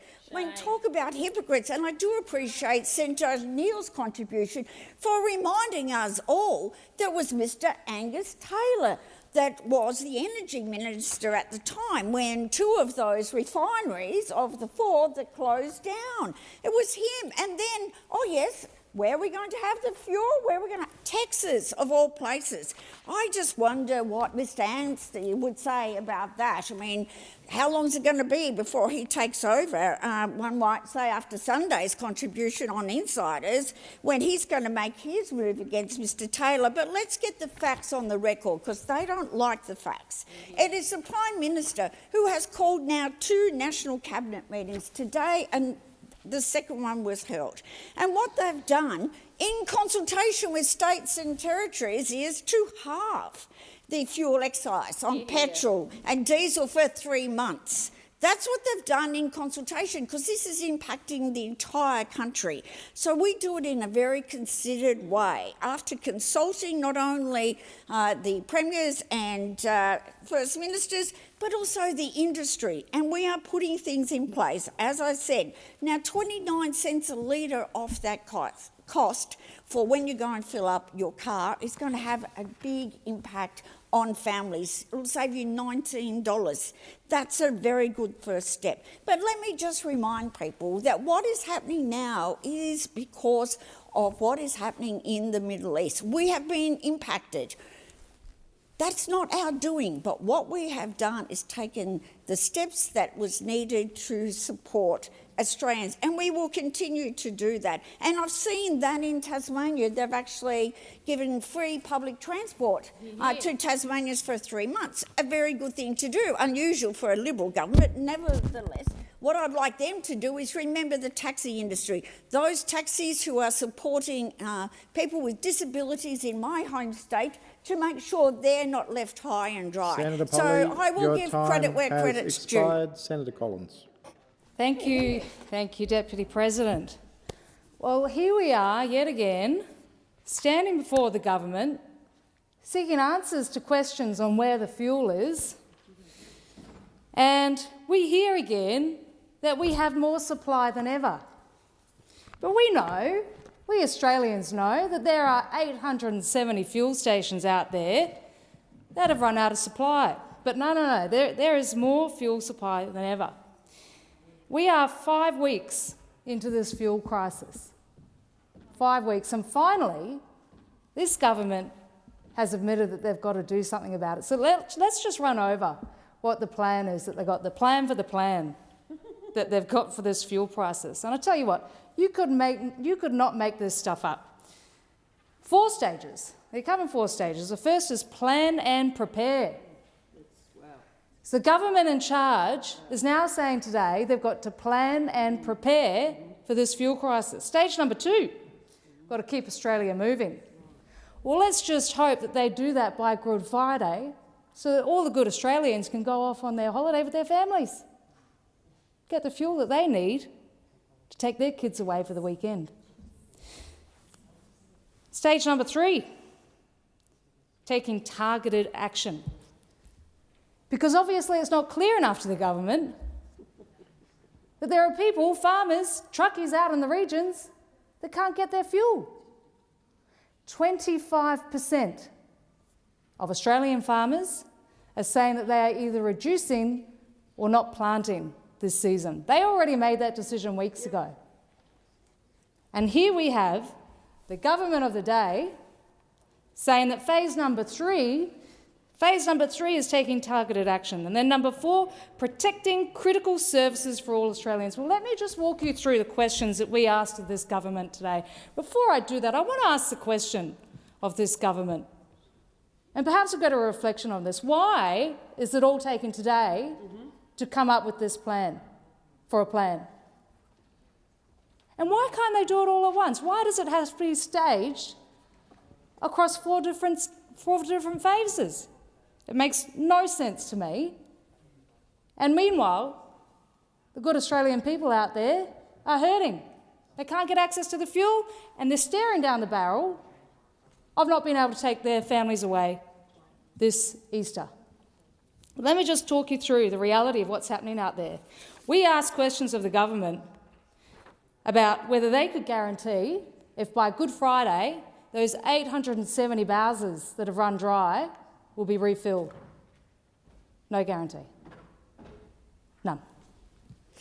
We asked them about harvesting, whether our farmers would be able to get the diesel that they need during a time at which they need more diesel than any other time during the year, whether they could get the fertiliser that they need, which, by the way, prices have doubled over the past few weeks, doubled. No answer. But remember, there's no need to panic. That's what the government says. Don't panic. We'll get through this. They're plan for a plan. We asked about the jet fuel prices, which have increased 70% over the past few weeks. No answer. No answer. We asked about healthcare. By the way, the Rural Doctors Association saying that everyday Australians are having to make life or death decisions because they can't get access to fuel. Your time has expired. The question is that the Senate take note. Those that opinion say aye, against say no. The ayes have it. Are there any further motions to take note of answers? Senator Barbara Pocock. Thank you, Deputy President. I rise to take note of the Minister representing the Minister for Housing answers to my questions regarding the housing crisis and the illegal war in Iran. Australians are in the grip of a housing crisis and Labor's policies are making it worse. This crisis has been decades in the making and thanks to successful Liberal and Labor governments, it's become the worst crisis in the post-war period. Households across the nation are just 1 or 2 interest rate hikes or rent increases away from losing their home. 89% of Australians know this is a crisis, agree that it's a crisis, and yet Labor's priorities seem to lie firmly with wealthy property investors. In the 4 years since coming to power, Labor's wasted $53 billion on tax concessions for wealthy property investors. $53 billion. That $53 billion has benefited the wealthiest income earners and property investors in our nation and has actively contributed to pushing up house prices, fuelling that crisis even more. Meanwhile, it's done nothing for the millions of Australians suffering under the conditions of the housing crisis. Labor has prioritised, in effect, as the Liberals did before them, wealthy property investors, multi-property owners, over regular mortgage holders and renters struggling under relentless interest rate and rent increases. The PBO analysis shows that if Labor continues to delay action on winding back capital gains tax and negative gearing, a further $190 billion will be wasted over the next decade. This foregone revenue should be used instead to build public housing and to build the affordable housing that we know we need, to get us back to the levels of public housing that we had 10, 20 years ago. Housing affordability is a political choice and we can choose better. In his answers, the Minister referred to the 5% deposit scheme and the HAF, the Housing Australia Future Fund. These policies are not working. Indeed, the 5% deposit scheme, you can't find an economist in this country who thinks it's a good idea. It pushed up demand, especially around the point of entry for first-home buyers, and it made it increasingly difficult, even harder, for those first-home buyers to win at an auction on a Saturday morning. And when we look at the HAF, it's too slow, it's too small, it's too complicated. It is not even touching the sides of the level of house building that we need. And when I look at all those photo opportunities I see on social media with the Minister holding a shovel at a HAF site, sometimes I think she'd be better off trying to build them herself than the pace of building that we see in the HAF. It is way too slow for the number of houses that we know we need. We need to be moving much more effectively and faster. Labor has the funds here that it's giving at the moment to wealthy property investors where it could be used immediately for direct spending on the social housing we know we need. So Labor needs to deliver bold, ambitious tax reform that puts home buyers and renters first. Instead, they're making things worse. Capital gains discounts the most unfair tax break on the books, and the government should do away with it for those who need it least. Most of the tax breaks in those wealthy tax benefits flow to older Australians, and they make it harder and harder for young people to get into the housing market. Talk about intergenerational inequality. This is the founding stone of intergenerational inequality. Desperate for renovation, get on with it, Labor. We need to end the waste in this May budget, and we call on Labor to work with us in the Senate. We are ready to go to pass progressive and ambitious tax reform. It's a once-in-a-generation opportunity for genuine progressive tax reform to pass in the Parliament. We know that inflation is hitting Australians incredibly hard, and the illegal war in the Middle East is making it even worse. We're seeing interest rate hikes instead of cuts, house price spikes, rents skyrocketing and grocery prices on the rise. Big corporations are raking in huge profits. Coles and Woolworths duopoly controls 2/3 of the $135 billion supermarket sector, and they are on the job gouging prices. The ACCC is suing both of them, alleging supermarkets misled customers by offering hundreds of products on sale when their price has actually risen. But grocery prices are only going to get worse the longer the war drags on, and this government continues to prioritise the 1% over ordinary people who are struggling to make ends meet. We know that the impact of this illegal war on inflation, on interest rates, on energy, on food prices means that ordinary Australians are really suffering the costs of an illegal war, and its greatest damage is in the long-term effect on housing for young Australians. Expired. The question is that the Senate take note. Those that opinion say aye, against say no. The ayes have it. Are there any further motions to take note of answers? Senator Babet. Thank you. I'd like to take note of the answers given by Minister Wong to questions asked by me previously. So, Russia bad, we keep hearing it. Russian oil though, Russian oil is not so bad. You know, that seems, in my opinion, to be the position of this government. I mean, many here in this chamber, and I've heard it, like to condemn Russia. I mean, the minister before boasted that we've imposed many sanctions on Russia, and, you know, whatever, fair enough.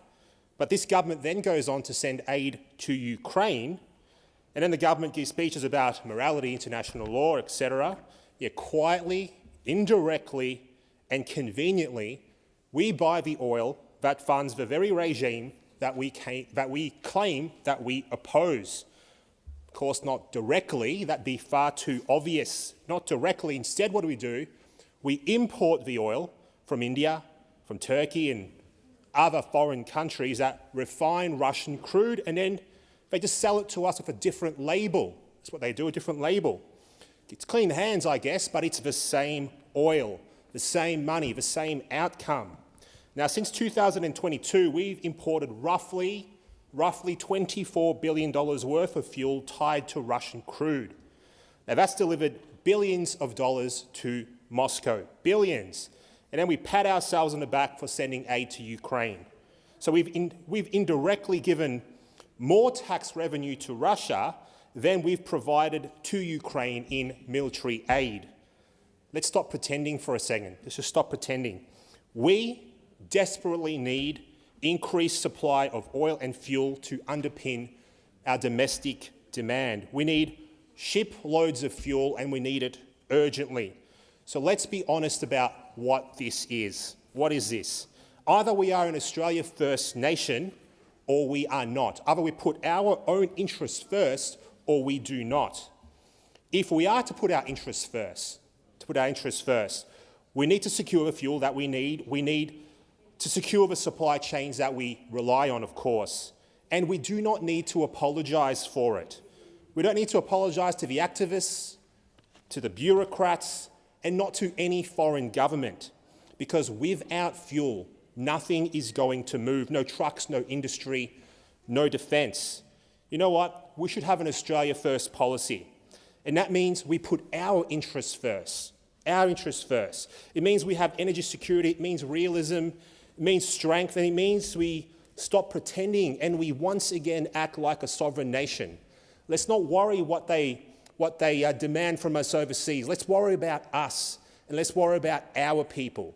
Let's buy the oil from wherever it's available, and let's look after Australians. Cheers.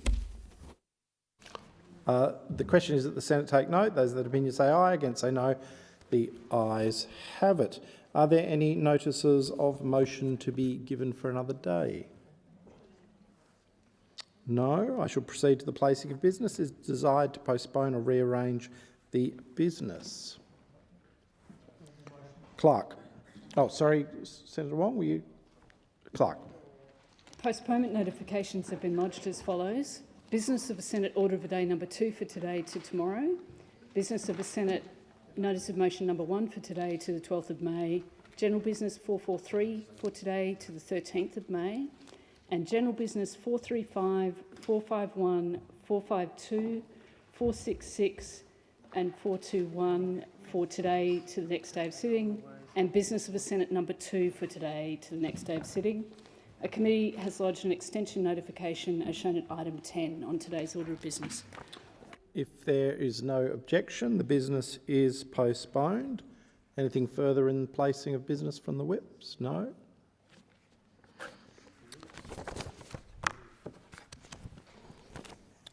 It is with deep regret that I inform the Senate of the death on 9th of March 2026 of Dr Wiley Talbot Gibbs, a member of the House of Representatives for the division of Bowman, Queensland from 1963 to 1969. I now shall proceed to the discovery of formal business. Are there any formal motions? I think we will just note that business of the Senate number 1 and 2 are postponed, and business of the Senate number 3 from Senator Cadell is to be debated later in the program. I will go to Senator Gallagher. Thank you, Deputy President. I ask that Government Business Notice of Motion number 1 proposing the reference of a public work to this Parliamentary Standing Committee on Public Works be taken as formal. There being no objection, it is taken as formal. Senator Gallagher. Thank you. I move the motion and I table a statement in relation to the work. Question is this motion be agreed to? Those of that opinion say aye. Against say no. The ayes have it. The ayes have it. Now, we'll keep going down the list because 421, 435, 443, 451 and 452 have all been postponed. So I'll now go to 464 in the name of Senator Hodgins-May. Senator Hodgins-May. Thank you, Deputy President. I seek leave to amend General Business Notice of Motion number 464 before asking that it be taken as formal. Is leave granted to amend the motion? Leave is granted. I amend the motion in the terms circulated in the chamber and I ask that it be taken as formal. Question is this motion be taken as... Sorry? Oh, any objection to this motion being taken as formal? There being no objection, it's taken as formal. Senator Hodgins-May. I move the motion as amended. Question is this motion be agreed to? Those of that opinion say aye. Against say no. The ayes have it. Noes have it. Division required. Ring the bells for 4 minutes.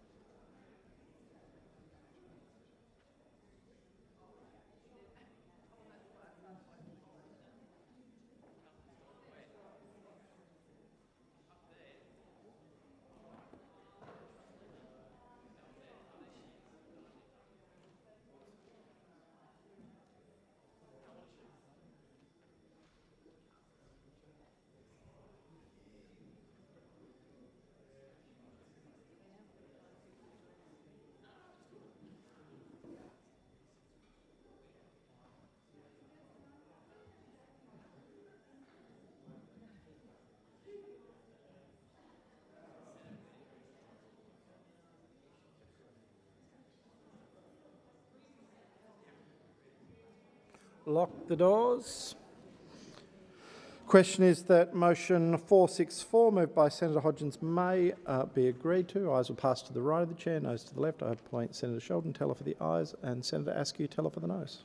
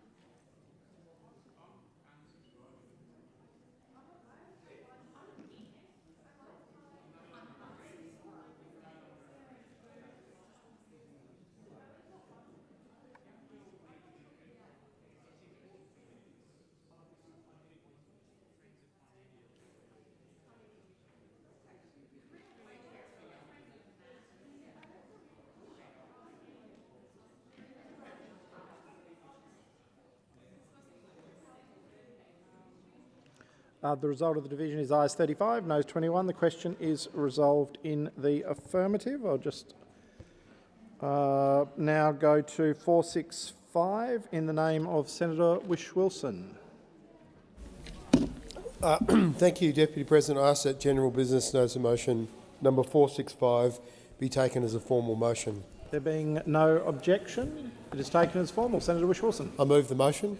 Question is this motion be agreed to. Those of that opinion say aye. Against say no. The ayes have it. Division required. Ring the bells for 1 minute. Senator Sheldon, 1 minute.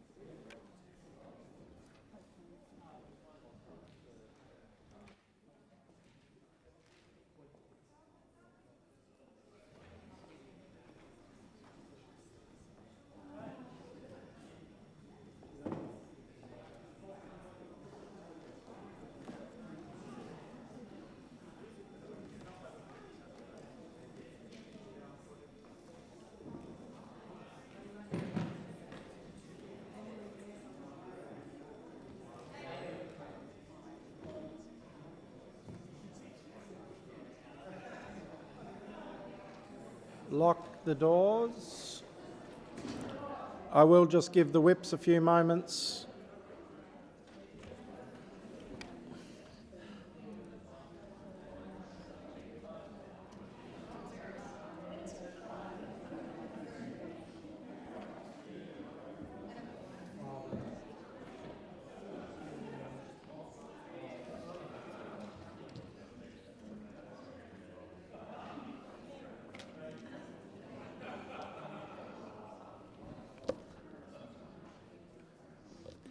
Question is that motion 465, moved by Senator Whish-Wilson, be agreed to. Ayes will pass to the right of the chair, noes to the left. I appoint Senator Askew teller for the ayes, Senator Sheldon teller for the noes.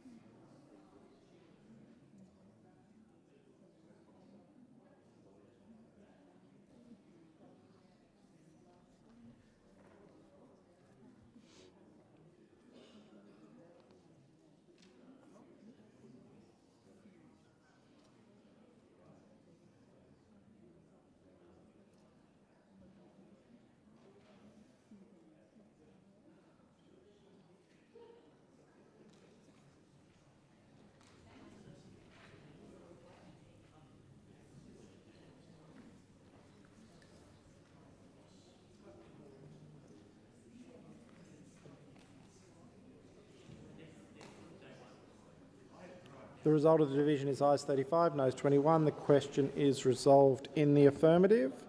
And senators, given that motion 466 is also postponed, I believe we shall now be moving on to urgency. I would ask senators perhaps to think about resuming their seats.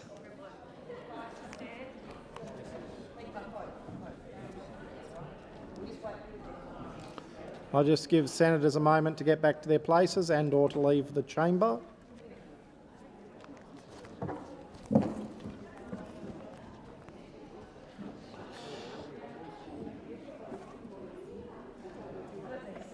Senator Cash submitted a proposal under Standing Order 75 today. It has been circulated and is shown on item 13 of today's order of business. Is consideration of the proposal supported? It being supported with the concurrence of the Senate, the clerks will set the clock in line with informal arrangements made by the whips, and I call Senator Cash to move the motion. Thank you, and I move the urgency motion standing in my name, that in the opinion of the Senate, the following is a matter of urgency. This morning it was the need to axe the fuel tax and move the fuel to where it's needed, as Australians are being slugged at the bowser while service stations run dry. And we now know that Mr Albanese has been dragged kicking and screaming to an announcement that the coalition days and days ago told the government it needed to do.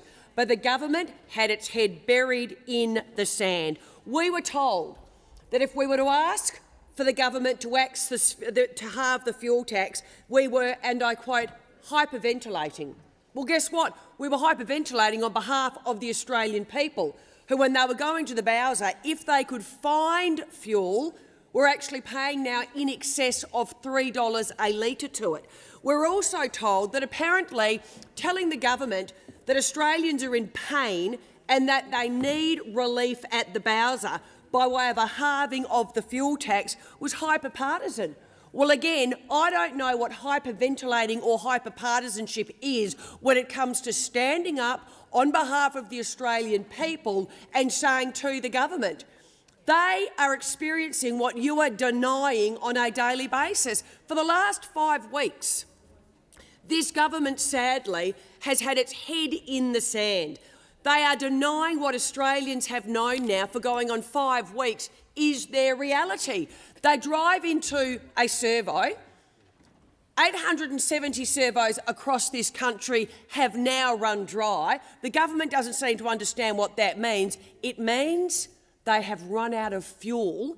And if they do find a servo that has fuel, they have to think twice about whether or not they top up their tank. Why?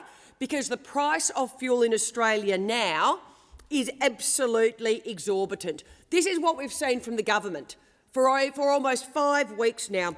First, they denied there was a problem, despite the Australian people and the coalition saying to them there is a full fuel crisis in this country. What's worse is they then had the audacity to blame the Australian people. They said to the farmers who are actually topping up their tanks, you're taking one too many, there's a demand problem in Australia, it's your fault. They said to mum and dads who were topping up again because they'd lost confidence in this government that it was their fault that bowsers were running dry. When does this government actually have a good look at itself and take responsibility and say, we have actually failed the Australian people? We put our head in the sand. We denied there was a crisis. We told the Australian people everything was okay. When we started realising it possibly wasn't okay, we blamed the Australian people. We are now in a full-blown fuel crisis across Australia. We are now paying record prices for fuel. In other words, Mum and Dad Australia, they are being smashed at the bowser.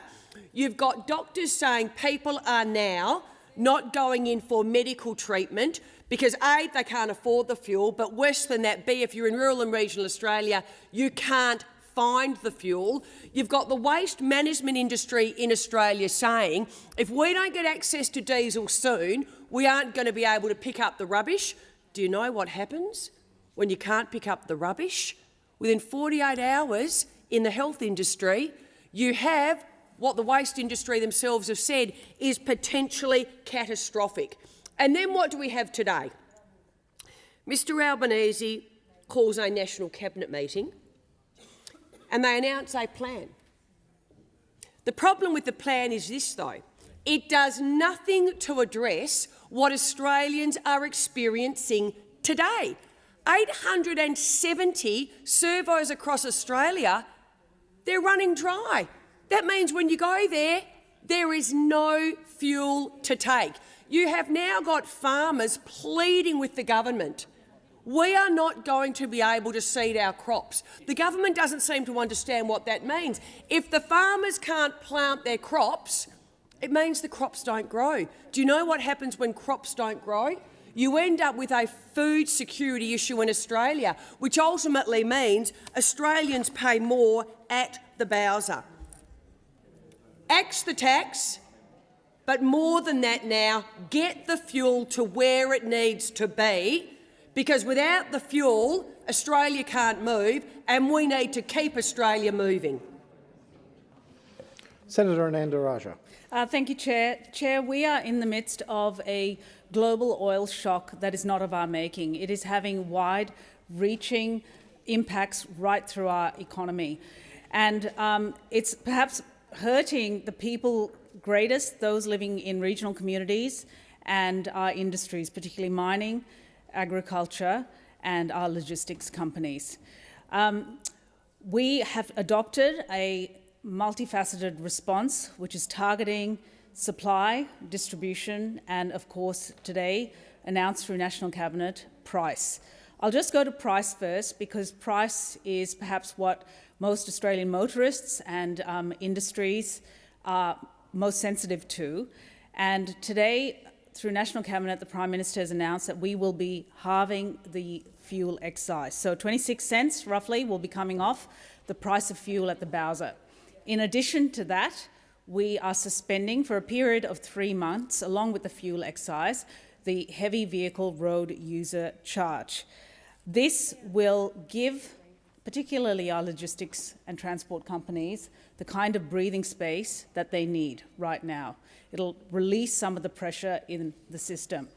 In terms of supply, we released 20% of our fuel reserves which are now positioned right here in Australia, not in Louisiana and Texas, which is where they were under the previous government. And that fuel has been prioritised for regional Australia, for regional communities, for our primary producers, for our miners, and for our big and small industries that are positioned in regional Australia. We also changed our fuel standards to ensure that we can supply a greater amount of diesel and petrol refined in Australia to the Australian domestic market. So we're not exporting any fuel, we are retaining it right here in Australia.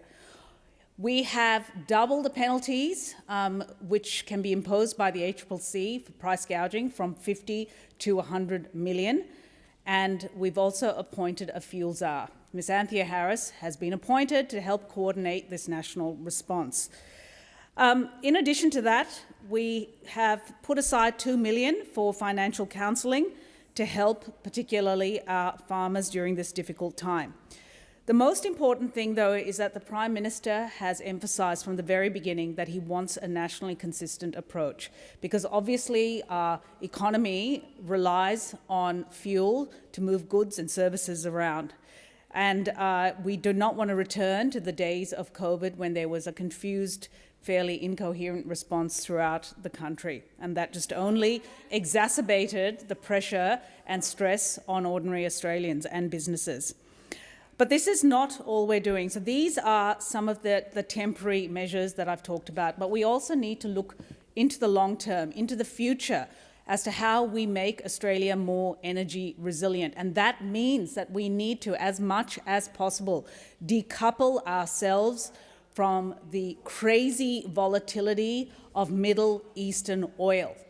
And to that end, we are pumping $1.1 billion into developing cleaner liquid fuels, low carbon fuels, things like sustainable aviation fuel, synthetic fuels, and one more, biodiesel.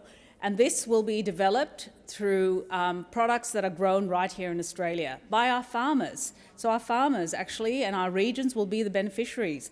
We will be using canola and sorghum and sugarcane as well as tallow. These are waste products which can be then repurposed and redeveloped into low-carbon fuels.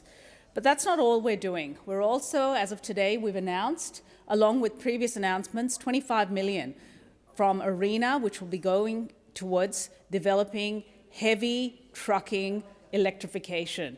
That money is being put into Victoria, into 3 hubs. Now, just this morning, I had the privilege of seeing an electric prime mover roll into Parliament House, and it was parked outside the front. It would have been good if those interjecting had actually gone out and had a look at this thing. It did the journey from Sydney to Canberra on a $50 charge.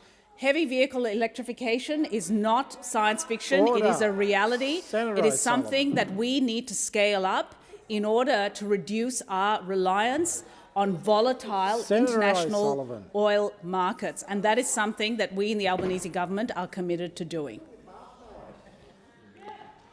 Senator Whitten. Thank you, Deputy Chair. One Nation was the first party to call this fuel shortage a crisis. We asked how much fuel we had on hand, and we were all told there wasn't a problem. The government is playing catch-up. Our policy will cut through the fuel excise completely. Labor's cuts don't do enough. Our policy will also cut the GST paid on fuel. Currently, the Albanese government is profiting $300 million a month from the soaring spike in fuel prices, while Australians are struggling. As the pain at the pump increases, so does the government's GST take on every litre. The government halved the fuel tax, but they are still applying 10% GST on top of the total sale. It's an absolute disgrace. We've seen the price of diesel double over the last few weeks, and that's if you can get it. Our families are hurting, our farmers are hurting, small business is hurting. And our WA farmers are seeding soon and putting a crop in at much greater cost. It's a double hit. They can't access enough fertiliser due to availability and cost. If our farmers aren't getting the fuel and support they need, where's our food going to come from?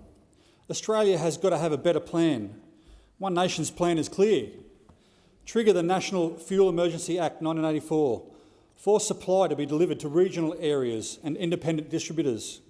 Prioritise defence and essential services. Drop the fuel excise completely.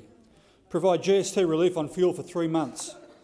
Develop policies that allow Australia to find, process and distribute fuel. Refine our own fuel. Build new refineries. Increase our fuel storage capacity. Strategic fuel storage must be controlled by Australia on Australian shores. Consider a national reserve with crude oil companies to prioritise the supply to Australia. The needs of Australia must be catered to first. Remove the impediments to using domestically produced fuel. The fuel crisis has been created by decades of net zero destroying our ability to use our own resources. One Nation will abolish net zero and stop the billions in subsidies that Australians are paying for wind turbines. This will put $30 billion back into the pockets of Australians by abolishing the Department of Climate Change. One Nation has been saying that we need to be self-reliant for decades. We need to regain our sovereignty. We must take control of our country back. Senator Mackenzie. Thank you. Well, I rise to speak to the urgency motion, and not for the first time. This chamber has debated day in, day out since this crisis began, asking the government to step up to the plate and act. We've talked about the crisis in our trucking industry. That is why the opposition called for a slashing of the fuel excise and the road user charge so that our trucking industry, which keeps our country moving, gets the support they need. Right now, truckies are parked up not filling their tanks because of the cost of putting it in the tank. And they can't pass that additional cost on through to the consumer. But when they do, watch inflation rise, watch it rise. And listening to the government, you think they'd all had it under control since day one. We are heading into week 5. We are the most diesel-dependent country in the world. Not just our mining industry and agriculture, which pay the bills. But those of us that don't live in capital cities don't have a lot of choice, and to hear the ridiculous contributions from the Labor Party senators who somehow think you can hook up a B-double full of cattle coming down from Rockhampton to Brisbane and actually use an electric truck? Like, seriously, I'm all for electric where it makes sense, and that's usually in suburbs and capital cities where you can plug it in at night.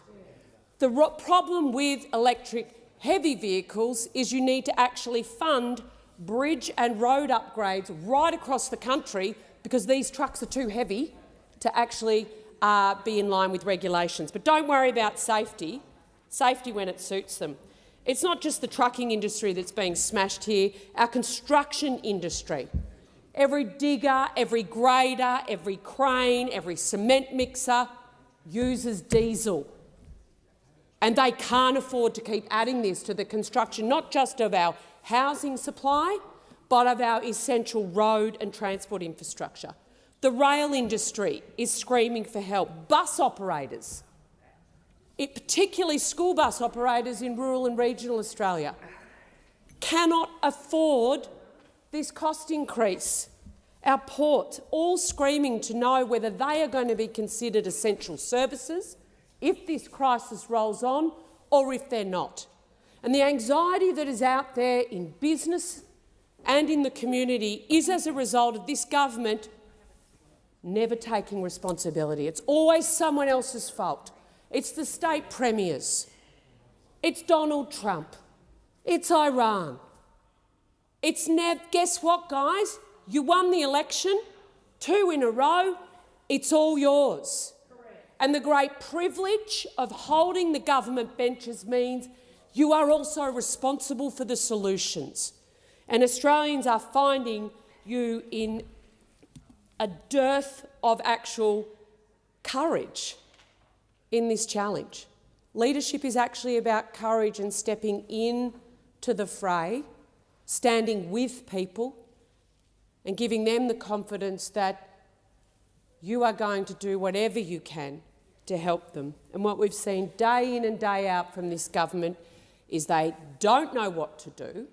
They refuse to use the powers they have available to them under the current legislation to direct the big oil companies to send the fuel where it is actually needed, so our farmers who are wanting to put the crop in so we actually don't have a food security issue next season can get it in. But he refuses to use those powers, and that's because this is a minister under Bowen who's afraid to be responsible. And I just want to put on the table biofuels. It is crazy that we are sending the feedstock for clean fuel to Europe so they can secure their own fuel supply domestically instead of processing that here onshore. We could have done that for a fraction of the cost that we've given to Twiggy Forrest over the years for his green hydrogen projects. Domestic ethanol capacity sits largely idle despite this global crisis. We've got capacity to produce 360 million litres of ethanol, 100 million litres of biodiesel. That is an immediate assistance into the supply problem. And instead, this minister just increases dirty fuel, and we still don't know if it's hit the Bowser. Labor needs to do more. Your time has expired, Senator. Senator Ciccone. Sorry about that, Senator Cash. Thank you, Acting Deputy President. Look, I just want to make a contribution today because, it's fair to say that everyone in this building is committed to making sure that the current crisis that we are facing with respect to fuel is addressed. But I think what I find is ironic is that those opposite and the crossbench want to blame everyone, like the government, for their problems. Yet, it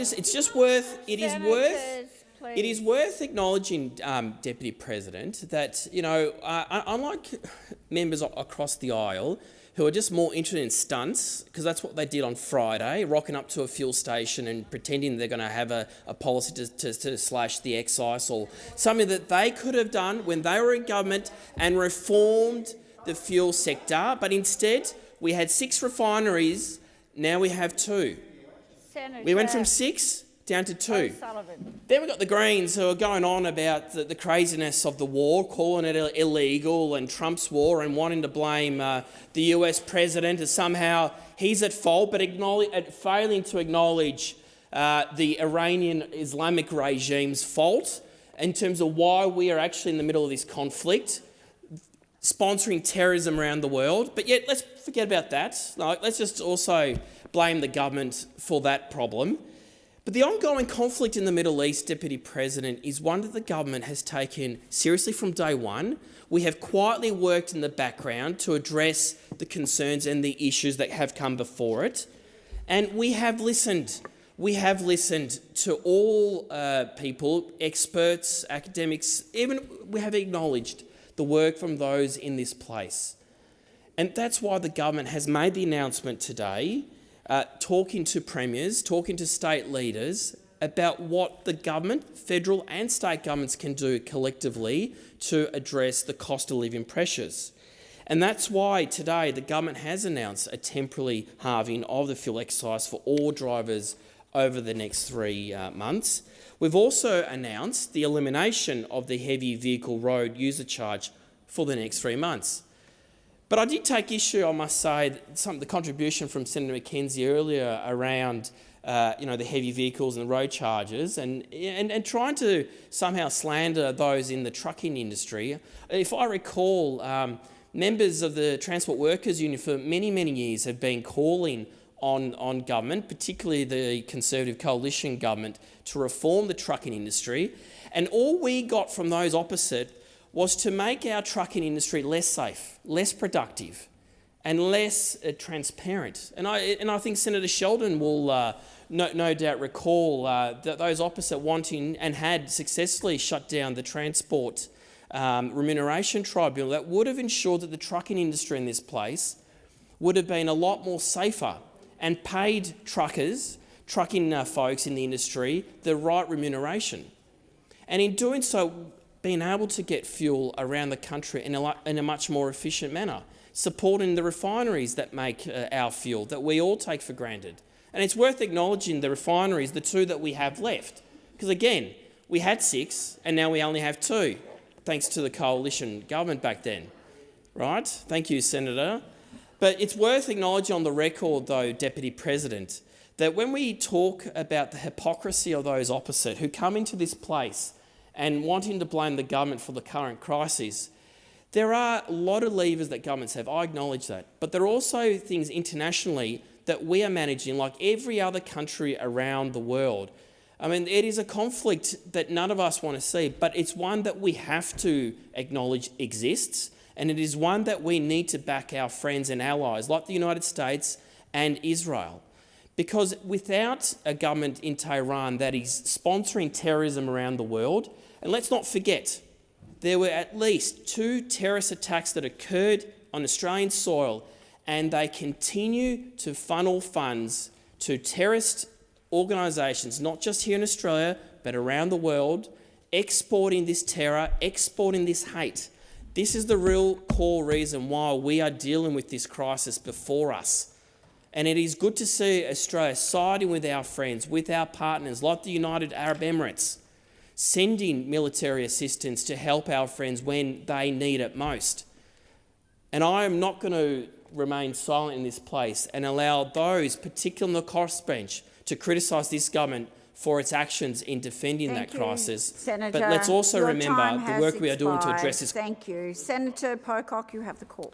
Thank you, Acting Deputy President. May I just start by associating myself with the remarks of Senator Ciccone in relation to Dom Gianni, a journalist who is leaving the press gallery, a great bloke and a very good journalist who will be sorely missed. I'm really concerned by this move from the Albanese government after not acting earlier than just capitulating to demands from the coalition. You have to acknowledge that this will bring the price of fuel down for Australians for the next 3 months. But I think this is This is poor policy and ultimately will not serve us well as a country. We're going to create more demand in the cities at the exact same time that we want to ensure that people in regional areas, that farmers have the fuel they need. Richard Holden, Emeritus Professor of Economics, has said that this is a very bad idea. He says removing the fuel excise is simply going to make demand higher than it otherwise would be, which is going to make fuel shortages we've already experienced worse. Research from the E61 Institute shows that this kind of measure would disproportionately benefit high-income earners. This is short-term policy making that will result in long-term pain. Independent economist Saul Eslake has said that the move increases the chance of a rate hike. And this morning my office met with representatives of the transport industry who said clearly this will hurt the industry. So it's bizarre that you have the coalition saying we need fuel in the regions, we need fuel for farmers, things I strongly agree with, and at the same time they're pushing a policy which is going to increase demand in metropolitan areas. Doesn't make sense. Surely we can do better than this when it comes to dealing with what is a crisis at a time where Australians are genuinely feeling the pinch. Thank you, Senator Hume. Thank you, Madam Acting Deputy President. Well, what we've heard from the government today is nothing short of a failure in leadership. It's not leadership, it's been in deflection entirely.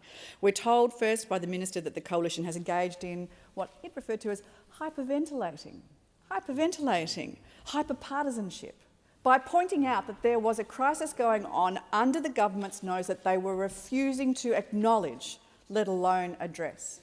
You'll recall it was some weeks ago now when the Coalition said, hey, this Iran crisis is going to cause a problem with fuel. And do you know what the government did? They said, stop dramatising. They said that is, and what was the phrase that Senator Ayres used? I thought that this was fantastic. He called it far-right extremist scaremongering that had people lining up at petrol stations when there was no need. Well, I don't know what Senator Ayres does when he's not in this building, but clearly it's not passing a petrol station because it had nothing to do with the Coalition hyperventilating or over-dramatising or hyper-partisanship. There was a crisis going on outside the walls of this building and the government refused to acknowledge it. The problem is that crisis continues on today. Because while the government has been talking, getting the next announceable, making sure that Minister Bowen has something to say every single day, the problem has continued. Australians are still lining up at empty bowsers. 870 petrol stations today have either none of one or both fuels. 870. Well, no wonder Australians are beginning to panic. And while this government has been accusing others of student politics, families have been smashed every single day at the pump. Now, we were very pleased to see that the government has finally adopted the Coalition's policy of slashing the fuel excise. Every day that the government delayed in this decision has cost Australians around $16 million into their hip pockets. $16 million. And when the Coalition announced this policy, understanding that Australians were doing it tough, that this was on top of the cost of living crisis that already existed, that Michelle Bullock, the RBA governor, had said inflation was out of control before the war in Iran, and that was why they needed to raise interest rates. While this was all going on, the Coalition were coming up with a genuine plan, whereas the government was simply coming up with excuses. Well, now they've adopted the Coalition's policy and we're very pleased to see that, However, they have missed one crucial element. How are they going to pay for it? This is going to cost $2.5 billion. That's the impact on the budget, $2.5 billion. Now, annualise that and you can estimate it, $10 billion in a year. That's an enormous stimulus package. There is no plan to save money to pay for the cut in fuel excise. When the Coalition announced its policy, it had a plan on how to pay for it, to make sure that the impact wasn't inflationary. Well, clearly this government has given up on the war with inflation. Given up.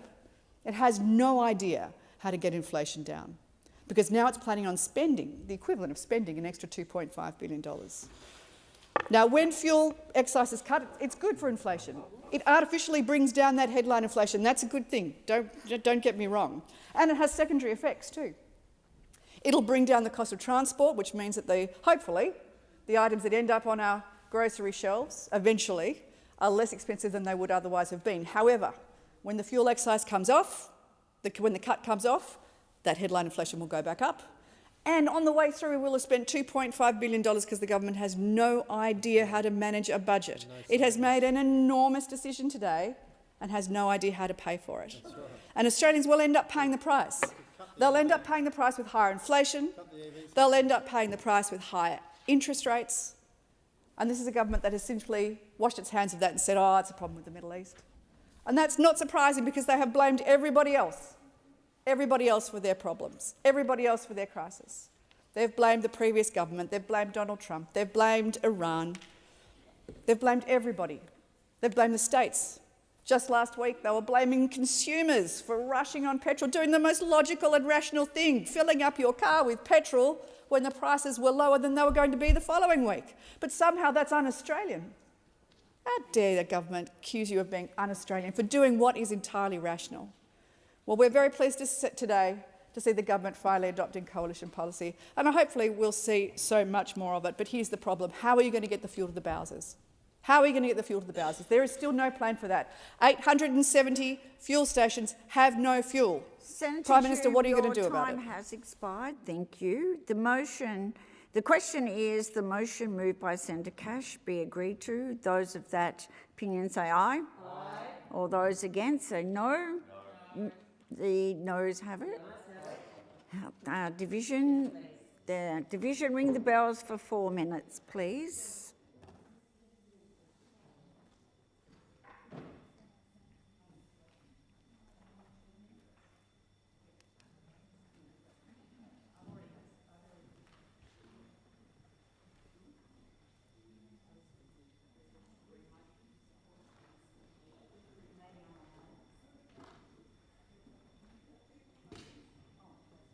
Thank you very much.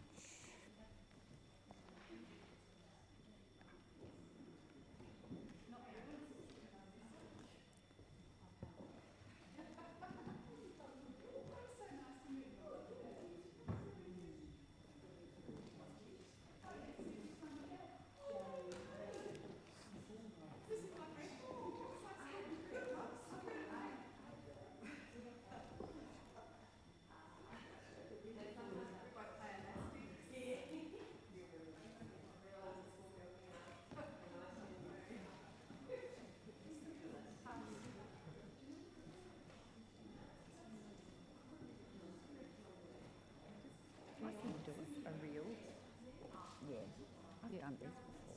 No, but I have to vote, so. I'll let you do it, President. Thank you. I shall return. Yes, thanks, Helen.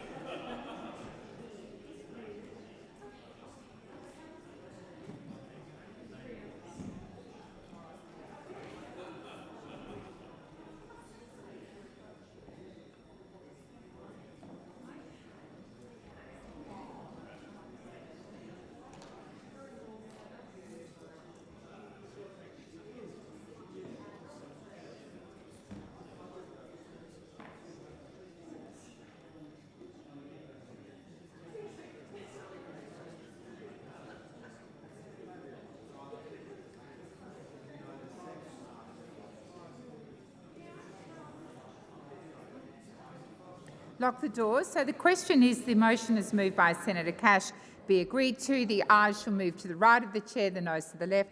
I appoint Senator Askew as teller for the ayes and Senator Sheldon as teller for the noes.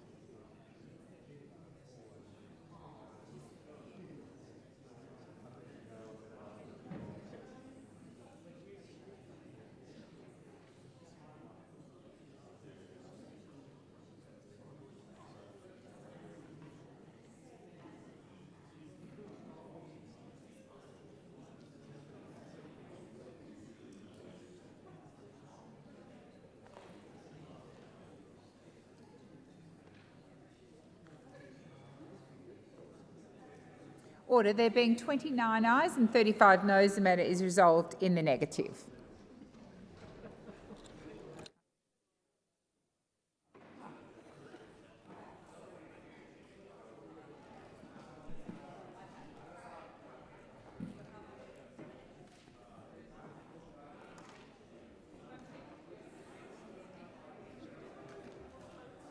Thank you, senators. If you can leave the chamber quietly, please. The Senate will now consider the proposal from Senator McKim, which has been circulated and is shown at item 13 on today's order of business. Is consideration of the proposal supported?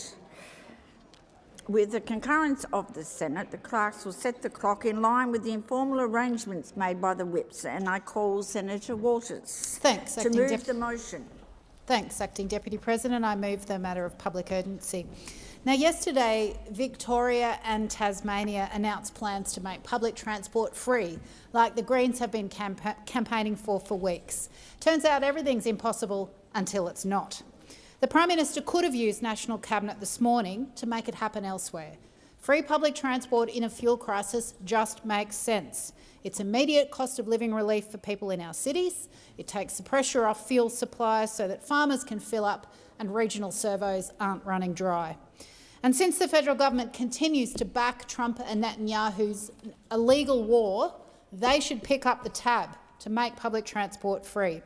Now, that's just one piece of the puzzle. We also need to reduce our reliance on imported oil, and that means investing in our own regional renewable energy independence in the long term. But we know that in the meantime, making public transport cheaper makes more people use it.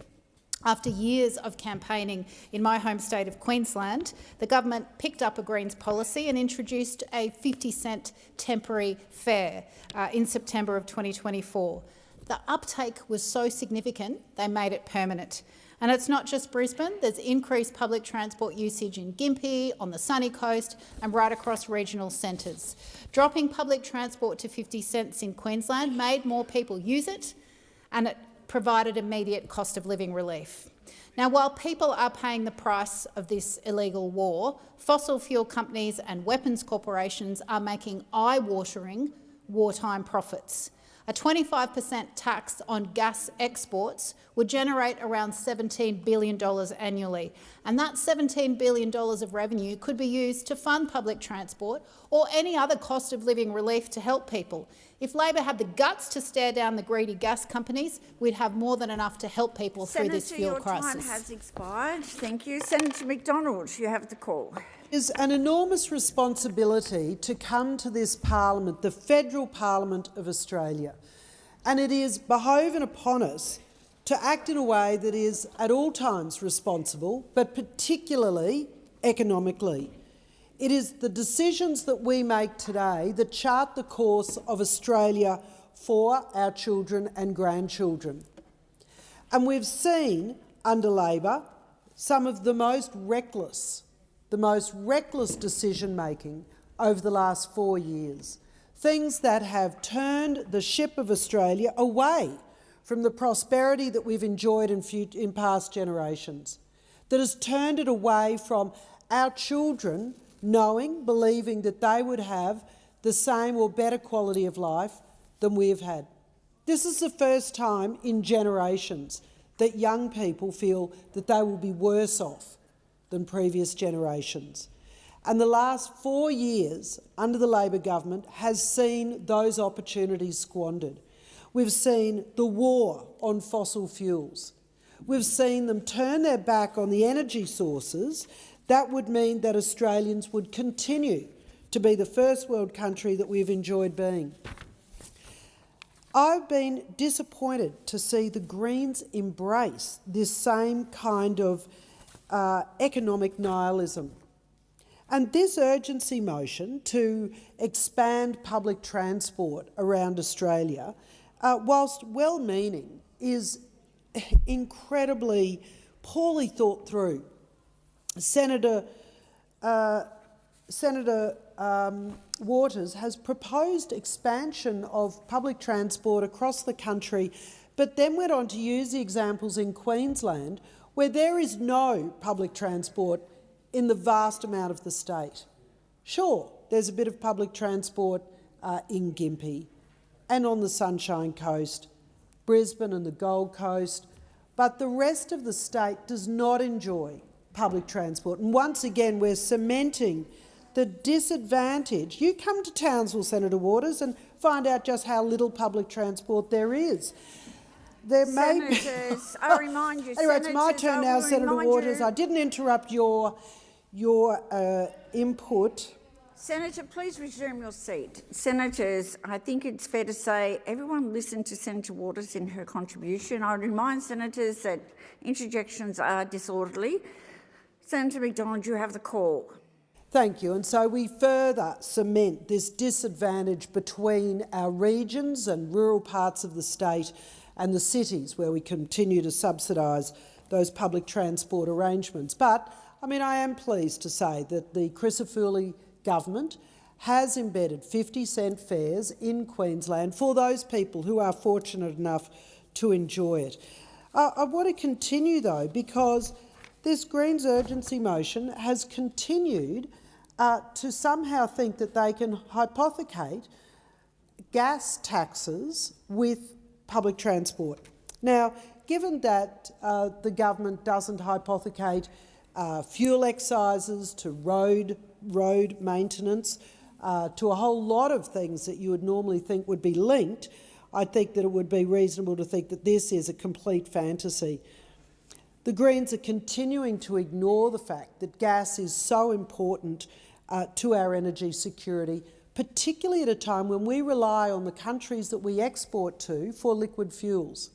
So they are proposing that we're going to tell those countries that we're going to increase the cost to them of gas, something that's critical for their energy needs, at the same time as we are begging them. The Prime Minister is out there negotiating with those countries to maintain liquid fuel supplies to Australians. And we've heard today just how desperate Australians are to receive fuel.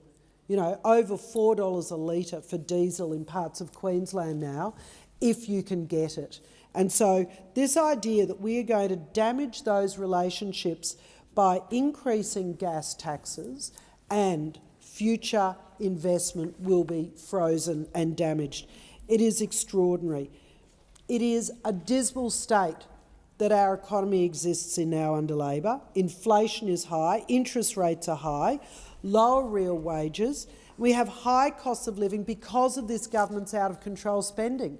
All of this happened prior to the conflict in the Middle East. This is not new.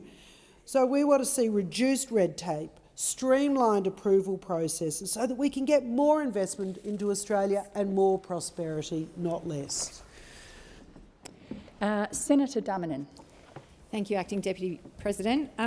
The government is under no illusions that the spike in fuel prices as a result of the war in the Middle East is causing financial stress and placing serious pressure on Australian households and businesses.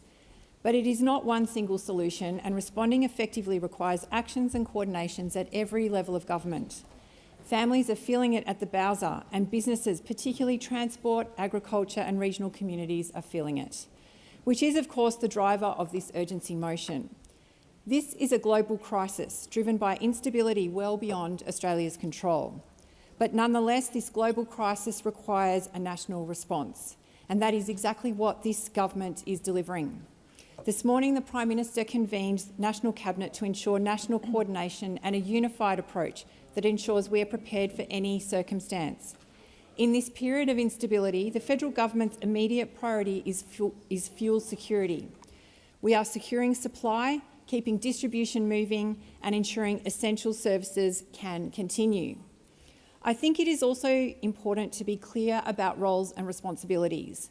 Public transport is a responsibility of state and federal governments. They set services and fares. And where states have the capacity to act, we are already seeing them step up.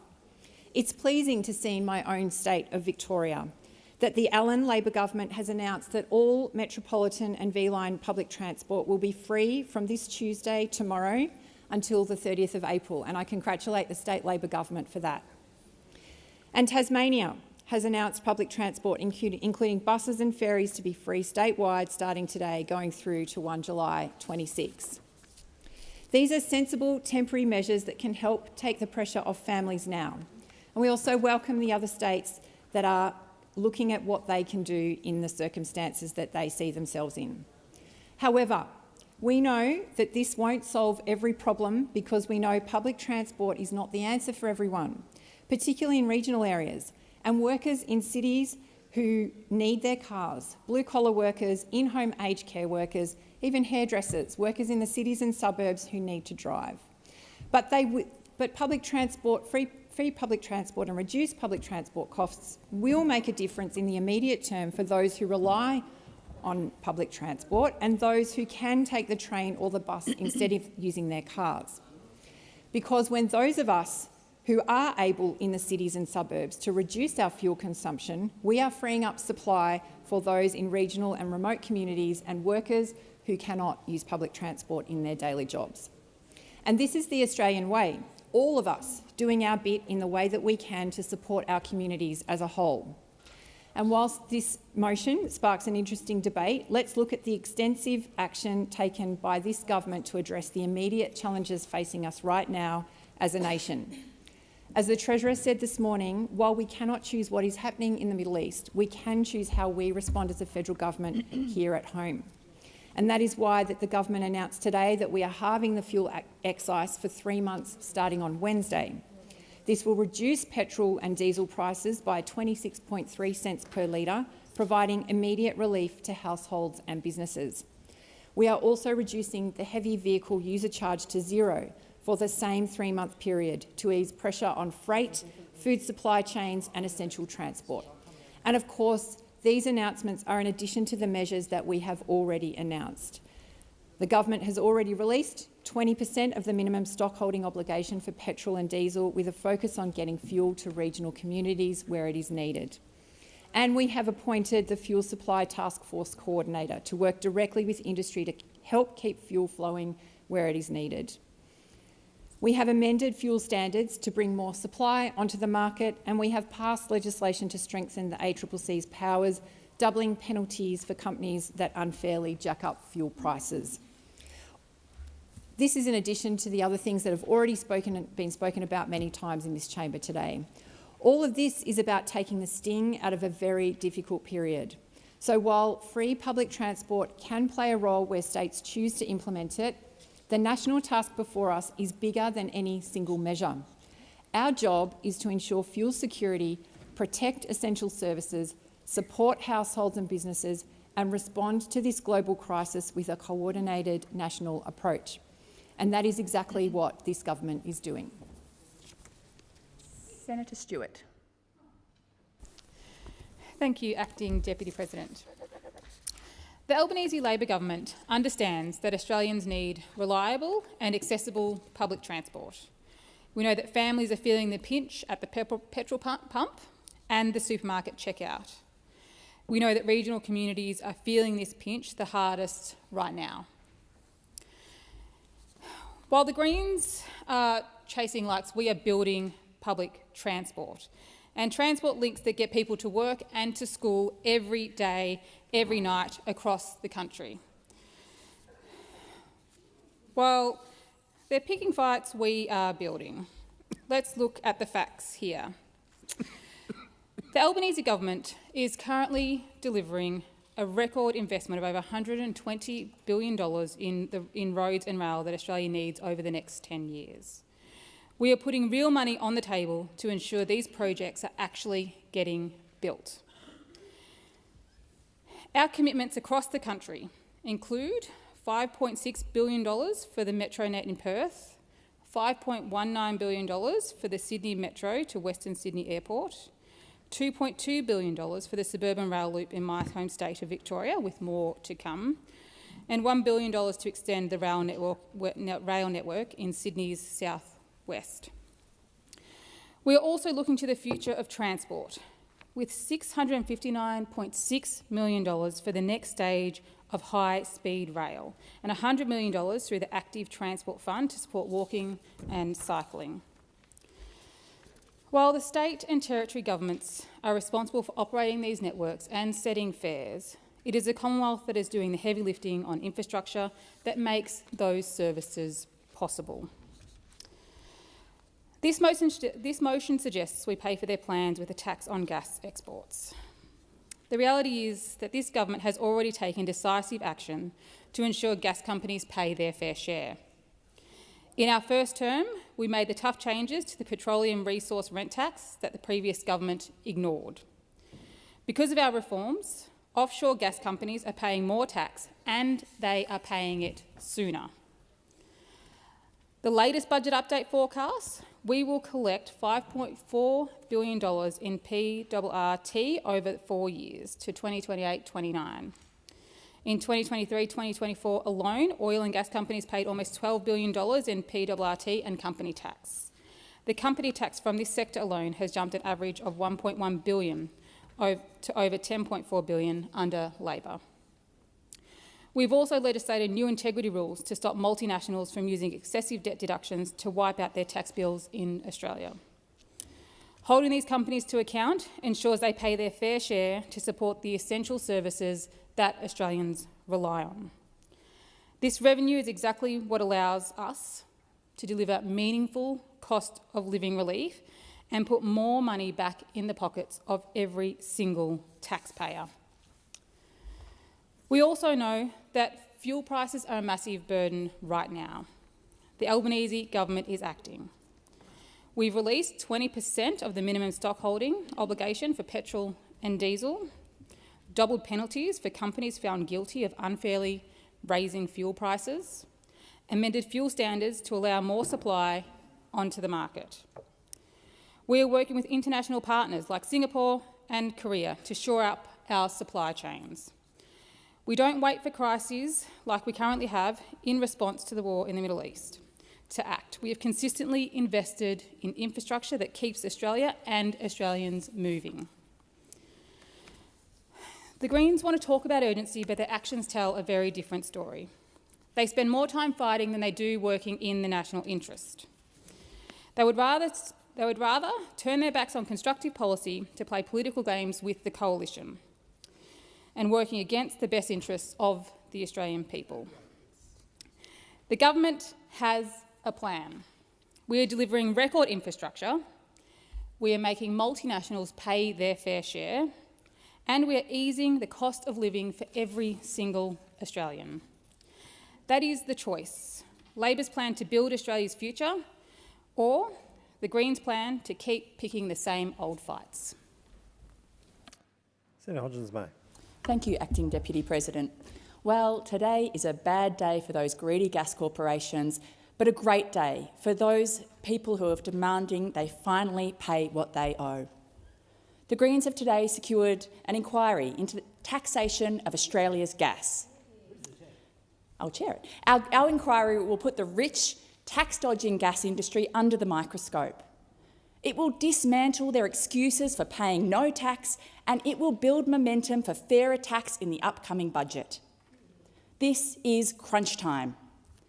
Australians are being smashed by rising costs while the gas industry is poised to cash in on global conflict and walk away with billions. And every day this government delays action, it is costing Australians nearly $50 million in lost revenue. Almost $250 million a week is being handed to gas corporations instead of supporting people through a fair tax on our gas exports. People are struggling to fill their cars and to pay their bills, and they are rightly asking why. Why multinational gas companies are profiting from resources that belong to us all. For far too long, gas corporations have extracted our resources, shipped them offshore and made a mozza and paid next to nothing in return, next to nothing. And when disaster strikes, when conflict is egged on by the war parties, it is everyday Australians who are being left to pick up the bill. We have just this weekend seen the devastation of Cyclone Narelle in Exmouth. Infrastructure decimated, communities isolated, marine life devastated, and the costs are absolutely enormous. This is exactly why polluters like Woodside Energy and Chevron should be paying for the climate damage that they contribute to. A minimum 25% tax on gas exports could raise at least $17 billion per year. It could raise at least $17 billion per year. That is revenue that we could be using right now to support people and to invest in our futures. It could slash household energy bills and provide direct cost of living relief. It could fund free public transport, just like in my home state of Victoria. It could accelerate electrification so we can finally break our dependence on expensive, polluting gas. When this committee reports, Labor will have a choice. Will they keep allowing the gas giants to call the shots, or will they stand up to the vested interest and make them pay what Australians are owed? This inquiry will lay out evidence, it will dismantle the spin and lies and provide a solution. There has never been a stronger public support for taxing gas exports. The case is clear and the time is now. Senator David Pocock. Thank you, Acting Deputy President. I rise in support of this motion. Clearly, it is time for Australians to get a fair return on our gas exports. We're seeing the gas industry propaganda machine go into overdrive. They know that they're losing this battle. They know that Australians have had enough. Australians are saying, you've had it very good for a long time, now is the time we're going to get our fair share, and that is a 25% tax on gas exports. Beware of what you watch on social media, where the gas industry is pushing ads. Canberra Airport, where they seem to have every second billboard telling you all sorts of things about how much tax they pay. Let's go straight to the horse's mouth. This is not the crossbench saying these things. Treasury themselves have told us that PRT gives us $1.5 billion a year, and we know that a big chunk of that is actually from oil, not gas. Gas is probably a tiny bit, so small that Treasury couldn't even tell us what the split is. Beer excise, $2.7 billion. And this is an industry that the ATO says are systemic non-payers of tax. So they really have no credibility when it comes to this space. They're trying to tell us that they are such great corporate citizens, that they pay so much tax. Australians are seeing straight through that. They're seeing the great gas scam for what it is. This is not demonising an industry. This is saying you pay us what you owe us, and you owe us for the Australian gas that you export from this country. So now is the time for a 25% tax on gas exports to give Australians their fair share. Senator Tyrrell. Thank you, Acting Deputy. You know, the ongoing debate about a tax on gas exports represents what could have been. A missed opportunity for Australians to have gained incredible revenue since the oil spike in 2022. In just those 3 years, the Australia Institute has modelled that we've forgone about $63 billion in revenue. That could have been used to build hospitals, to fund education and fund income tax cuts. The revenue could have been used to slash the fuels excise tax, to make fuel cheaper for ordinary Australians at the fuel pump. Tasmania and Victoria providing free public transport is also great news. It's an immediate cost of living relief measure for people to save money in the cities and those well connected to transport. We should make public transport free, or at least super cheap. The cost isn't actually that high when you consider the significant budget relief it gives commuters every single day.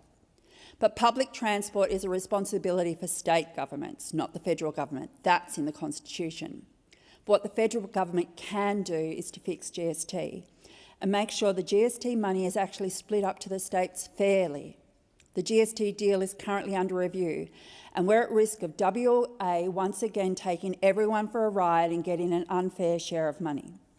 By doing GST fairly, it gives the state governments the revenue they need to make decisions, like if they can make public transport free. If we had a tax on gas exports, we could give Rockcliffe more money to pay for free public transport for those that have access to it. And at the broader level, Albo could use the gas tax money to cut fuel prices. That would help people that don't have access to public transport and only use their car. That way, everyone could win. Senator Faruqi.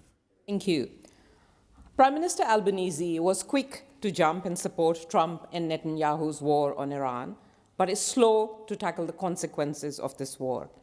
People here are now paying the price of Trump's imperialism and our Prime Minister being a yes man to war.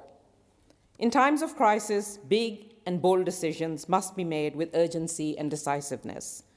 But sadly, Labour's commanding majority at the last election has meant nothing for fixing the rotten system that is driving inequality, poverty, war, genocide, and the climate crisis.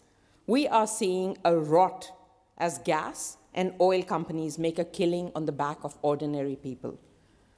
The extractive fossil fuel economy is completely failing us. The volatility and the obscene corporate profits should be a clear indication of the scale of change needed to decarbonize and move to renewable energy, because no one can block sun, wind, and the sea. I fear that Labour is not up to the task. They have refused to make even public transport free, which would give households breathing room and ease pressure on the strained fuel supplies. Victoria and Tasmania have heeded the Greens' calls and done it. Premier Chris Minns rejecting calls to make public transport free in New South Wales shows how out of touch he is with the struggles of our people in New South Wales. The New South Wales and Queensland premiers are too preoccupied with passing laws to criminalise the truth about Israel, the very country responsible for the predicament that we are in right now. If Labour can't find the courage to deliver the change we need now, then you deserve to be cast into the dustbin of history. Senator Hanson-Young.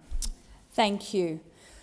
Well, I'm disappointed that the South Australian government hasn't joined the Victorian and the Tasmanian governments today in giving our community back in South Australia access to free public transport. At a time when people are struggling because of Trump's bloody and illegal war, backed by One Nation, backed by the Liberal Party, and of course facilitated by the Albanese government, it is simply unfair that South Australians are paying the price. It is unfair that South Australians are having to pay through the nose because Donald Trump can't keep his emotions in check. It's unfair that South Australians have to pay because of this illegal and bloody war. Now, I'm disappointed that the South Australian government haven't seen fit to help our local community back in Adelaide. Ensuring that people can get to work, can get to school, can get around, while the cost of petrol is so expensive, and relieving stress on and demand on fuel for the regions would make a lot of sense for people to be able to catch the bus, the tram or the train for free. So I urge the Malinauskas government, do the right thing here, give people free access to public transport and do it today. And to the Albanese government, I say, it's not good enough, after backing this illegal war, to wring your hands and not do anything to support people going forward. Australians need help, South Australians need help, and they should be given help with free public transport. Senator Shoebridge. Oh, thanks very much, Acting Deputy. Right now, fossil fuel corporations are literally raking in the profits, profiting from this bloody war.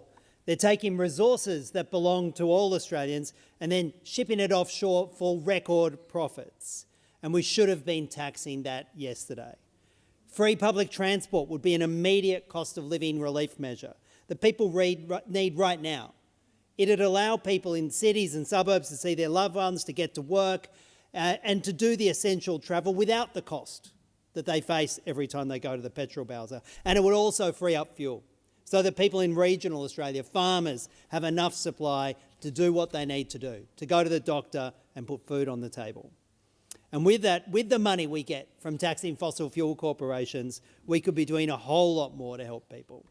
Public transport free, public education amazing, and public health as amazing as it should be in this country. And I've got to tell you this, Australians want nothing to do with Trump and Netanyahu's illegal war.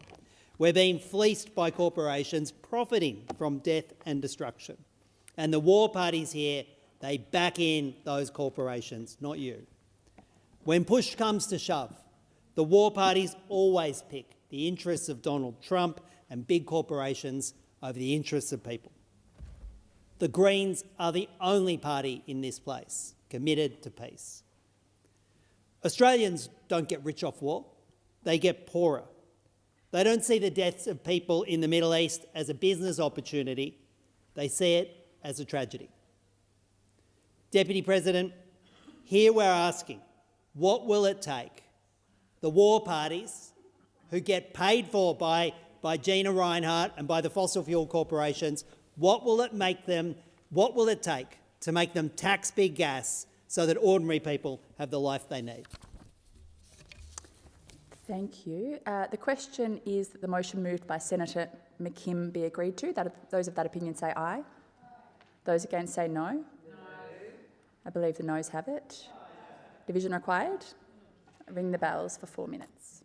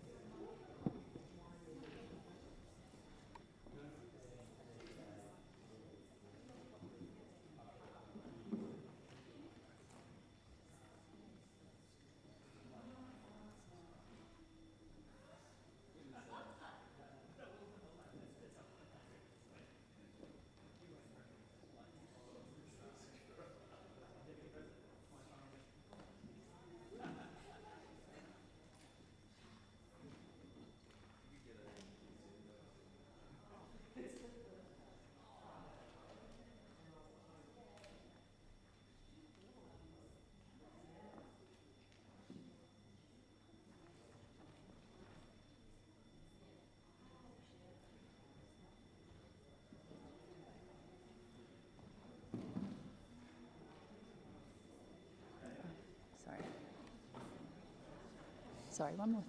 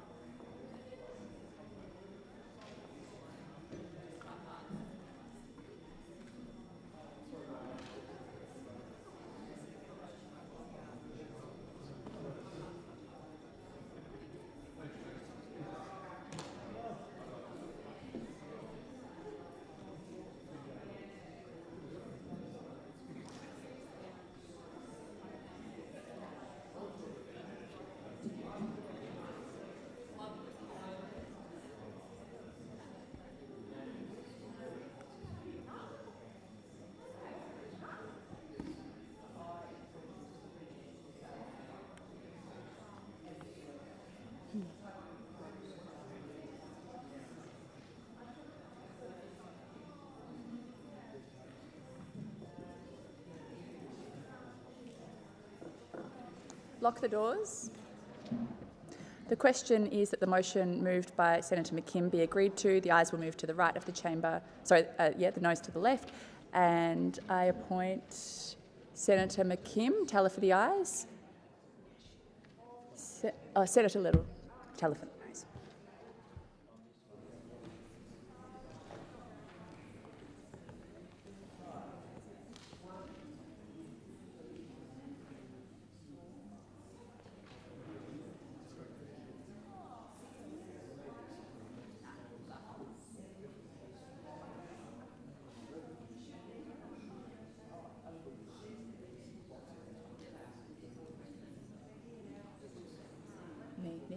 Nick.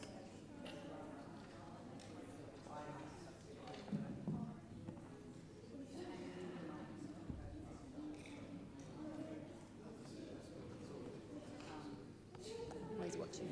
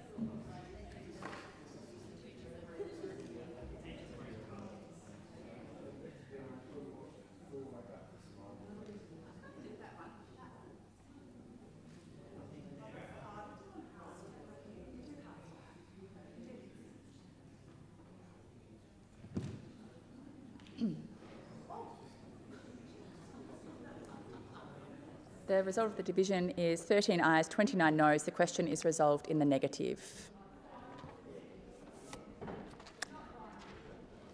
Minister. Acting Deputy President, thank you very much for the call, and I seek leave to move a motion relating to the consideration of legislation. Is leave granted? No. Leave is not granted. Pursuant to contingent notice, I move that so much of the standing orders would be suspended as would prevent me moving a motion to provide for the consideration of a matter, namely a motion to allow a motion relating to the consideration of legislation to be moved and determined immediately, and I move that the question be now put. The question is that the question be put. Those of that opinion say aye. Aye. Those against say no. No. I believe the ayes have it. Division required. Ring the bells.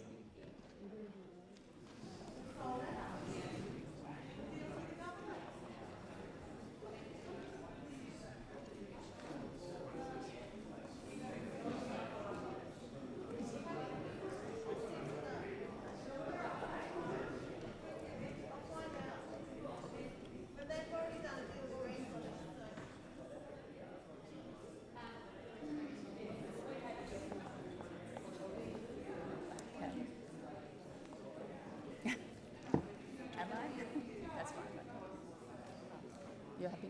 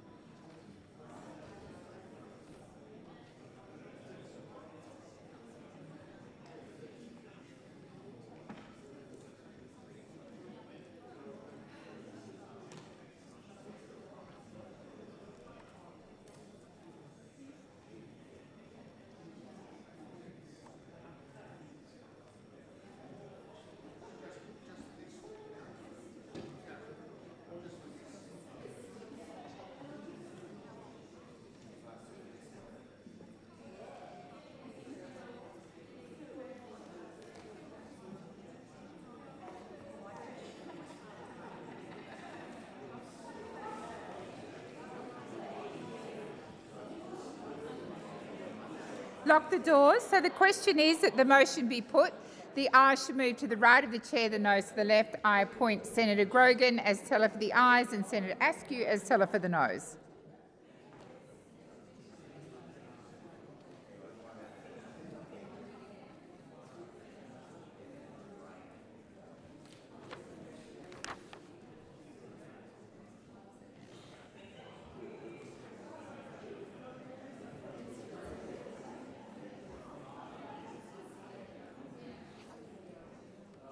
So it's Wednesday, we're just ending at the usual time.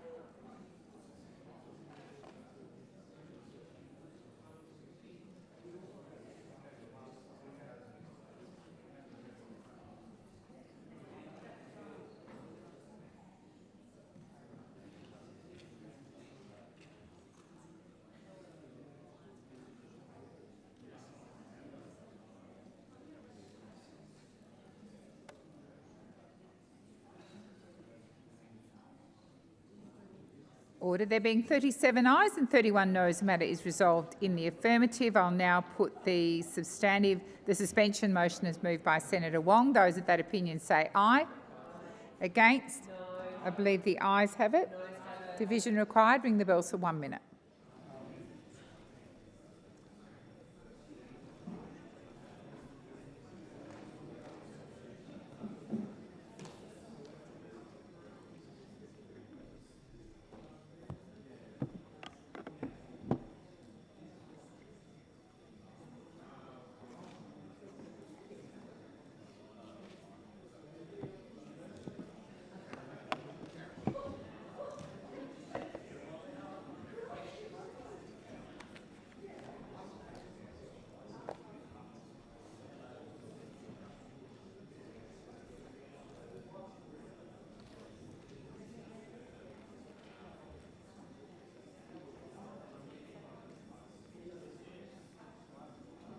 Sorry.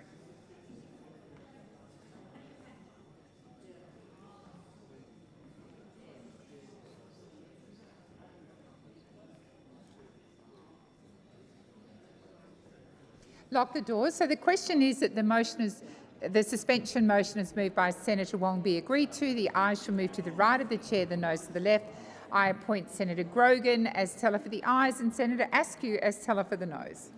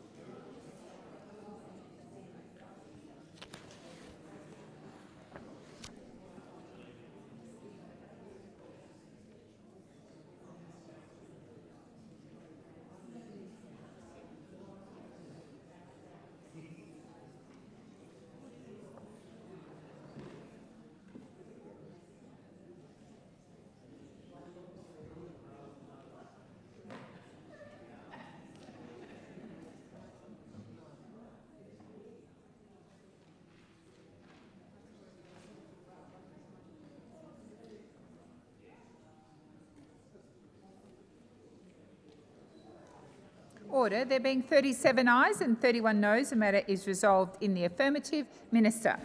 Thank you, President. I move that a motion relating to the consideration of legislation may be moved immediately and determined without amendment or debate, and I move that the question be now put. So the question is that the question be put. Those of that opinion say aye. Against?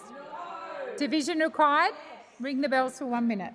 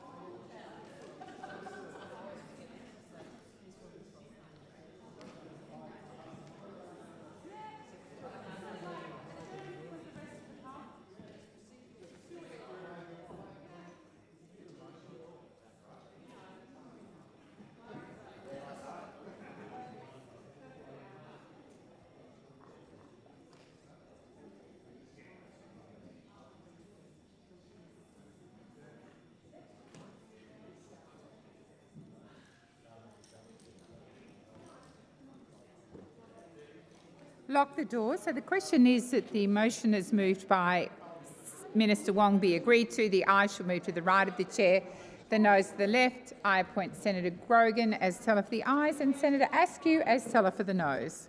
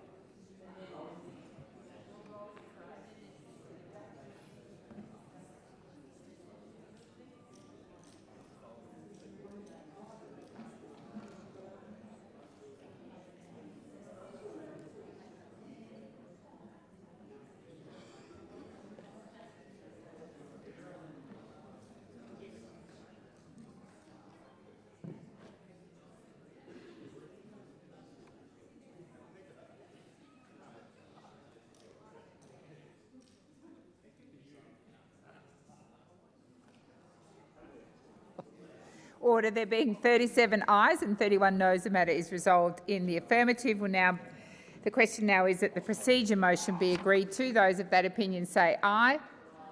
Against? I believe the ayes have it. Division required. Ring the bells for 1 minute.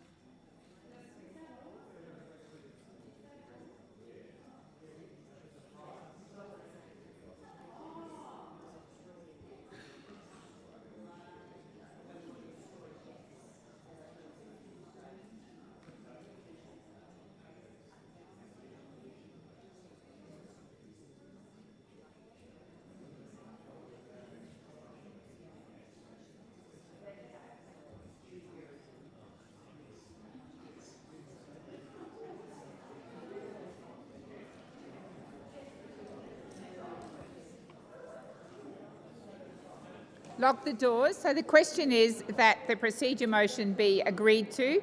The ayes shall move to the right of the chair, the noes to the left. I appoint Senator Grogan as teller for the ayes and Senator Askew as teller for the noes.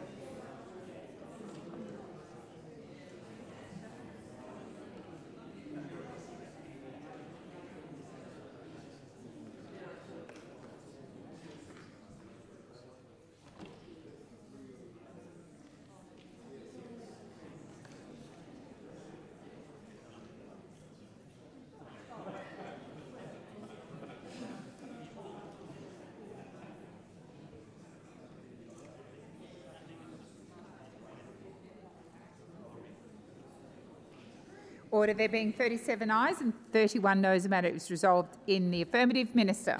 I move the motion as circulated. And I'll remind the Senate that the motion is moved without amendment or debate. So the question is that the motion is moved by Minister Wong be agreed to. Those of that opinion say aye. Aye. Against? No. The ayes have it. Division required. Ring the bells for 1 minute.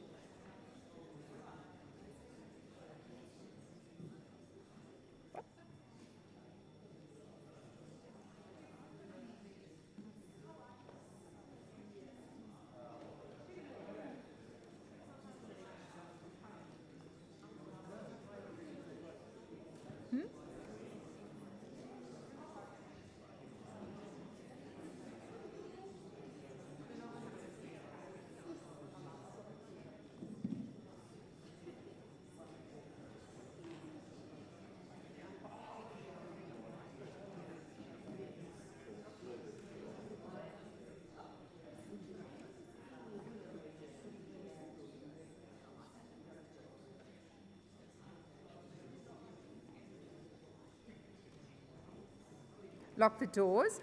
So the question is that the motion is moved by Minister Wong be agreed to. The ayes shall move to the right of the chair, the noes to the left. I appoint Senator Grogan as teller for the ayes and Senator Askew as teller for the noes.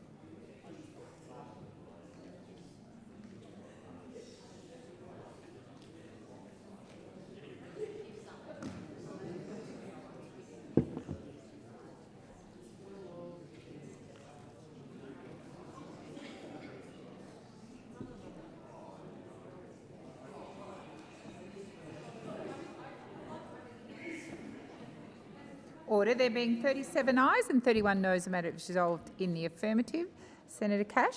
Thank you, President. And I would seek leave to make a short statement of no more than 5 minutes. Leave is granted, Senator Cash. Thank you very much. And colleagues, do you know what we've just seen? The total, complete and utter hypocrisy of the Australian Labor Party. Because you see, when we're in government, what we say to the Labor Party is we need to sit all night in order to get through this bill. Are you happy that we sit till 4 or 5 in the morning? And do you know what used to happen then? Senators Wong and Gallagher would go off their brains. They would say, how dare you guillotine a bill through, even though we're going to sit through the night to allow you to debate it, to allow you to ask questions on it. But guess what? Now they are in government. There is no more pretence. They do not care about transparency. They do not care about democracy. And the last thing they care about is the Australian people. For the benefit of those in the gallery, let me tell you what just happened. The government has just put forward 22 bills that are going to go through this chamber with little or no debate. 22 pieces of legislation that will fundamentally affect the lives of the Australian people are now going to be guillotined through without debate. That is the height of hypocrisy. The height of hypocrisy when a government continues to tell the people that they actually believe in transparency. But colleagues, do you know what's worse? Do you want to know how they got the numbers? They did a dirty deal with the Australian Greens. And guess what? Guess what the deal is this. It's the committee that basically states, we hate gas in Australia. We want to destroy gas in Australia. And the last thing we want is the Australian people having gas as a form of energy. That is the committee that they basically got up this afternoon. The Australian Labor Party have basically sided with the Australian Greens to say, yes, let's have a select committee into the killing off gas in Australia. We would have been happy to actually guillotine the fuel bills through today, after a period of time in which the Australian public, on our behalf on the Australian public, were able to interrogate it.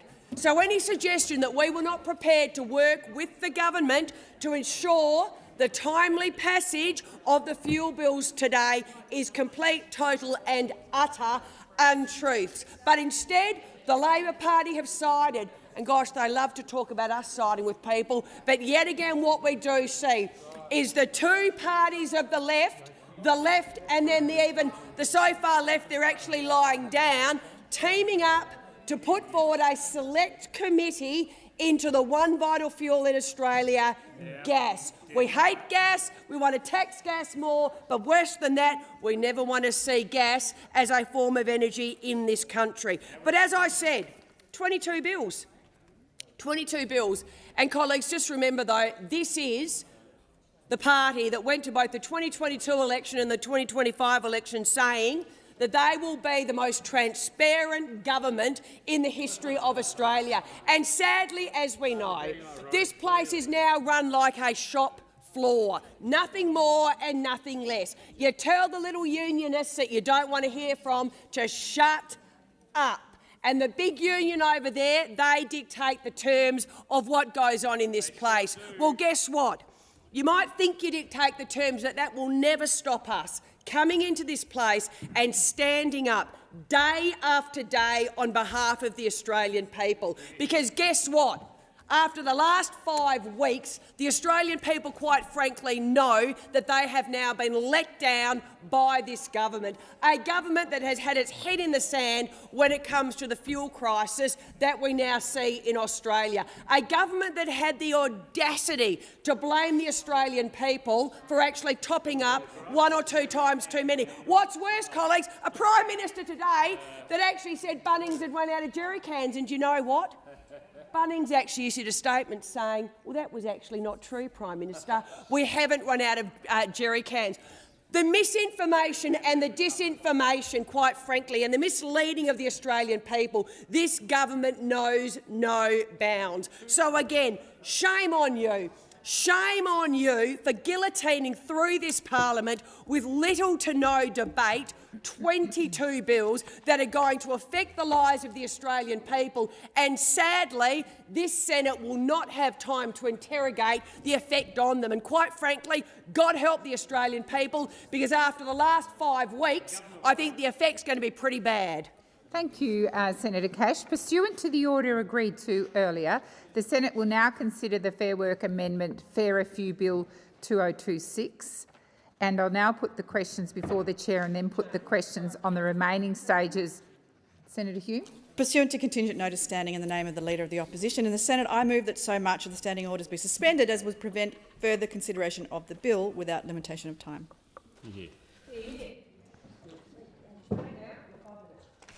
President? Yes. Thank you very much. Well, this is an extraordinary decision that we've seen today. Absolutely extraordinary decision today.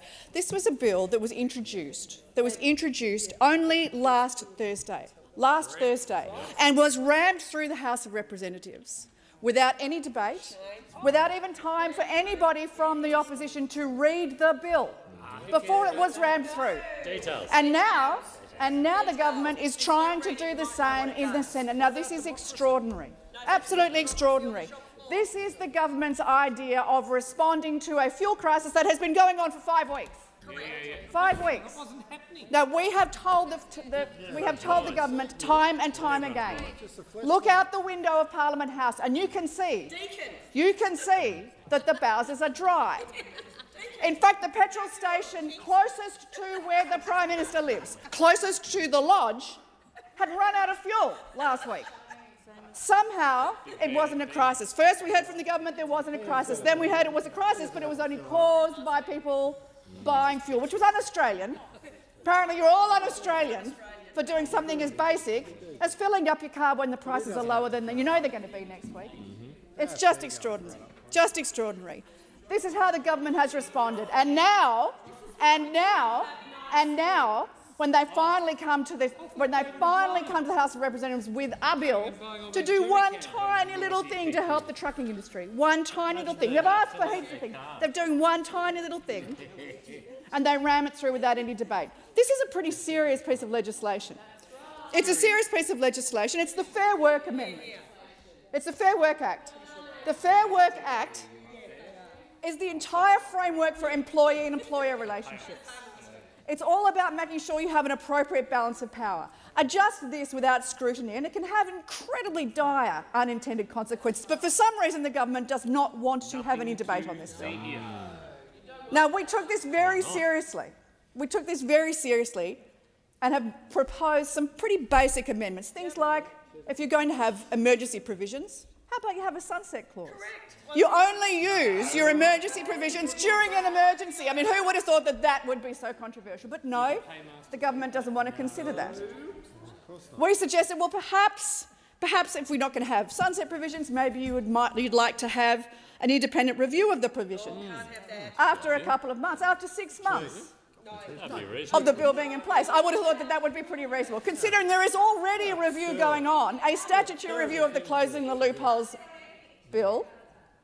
There is already a statutory review going on, and we're changing legislation before it's already reviewed. I would have thought that an additional review of this particular provision would not be unreasonable, but no, that's something the government wants to consider. They also don't want to consider enforcing consultation for the exercise of the powers that they are giving the Fair Work Commission. Now, that's extraordinary, considering that was the one thing that the trucking industry asked of in the Closing the Loopholes legislation. That was what they wanted. They wanted that consultation period. But no, the government doesn't want to consider that. They don't want to consider only using these provisions in an emergency. In fact, they'd rather like to use these provisions in times that aren't an emergency as well. They don't want to align the definition of emergency in one piece of legislation as well as in another. So you can have one minister declaring an emergency, another one saying, actually, it's not really an emergency, but still using the provisions. Well, that's entirely inconsistent. Again, just detail. And the idea that you would use these provisions, that the minister would have these increased powers without any checks, any balances for something other than fuel. They might want to change the terms of the contract for other reasons. They might want to change it for industrial relations purposes. Well, that is sneaking through legislation without scrutiny. That's what's happening right now. First of all, they rammed it through the House of Representatives. Now they're trying to ram it through the Senate without answering these very, very basic questions. Now, that we said that we would not stand in the way of the trucking industry getting a better deal. That was why we announced a cut to the fuel excise well before the government did. That was why we pushed for that. That was why we pushed for a cut in the heavy vehicle road user charge. Now, finally, the government's come on board, but this tiny little nod to the trucking industry is being pushed through without any scrutiny. And the implications of that are far-reaching. Now, we stand behind the trucking industry. We stand behind Australia's trucking industry. We want to make sure that we see more trucks on the road, that they get access to the fuel that they need, and they do so at a reasonable price, so that Australians don't end up paying the cost. But this government doesn't care about the cost to Australians. Thank you, Senator Hume. Senator Green. Thank you, President. On behalf of the truckies in the gallery, I move that the question now be put so we can pass this bill. So the question is that the question be put. Those of that opinion say aye. Against? No. The ayes have it. Division required? Okay. So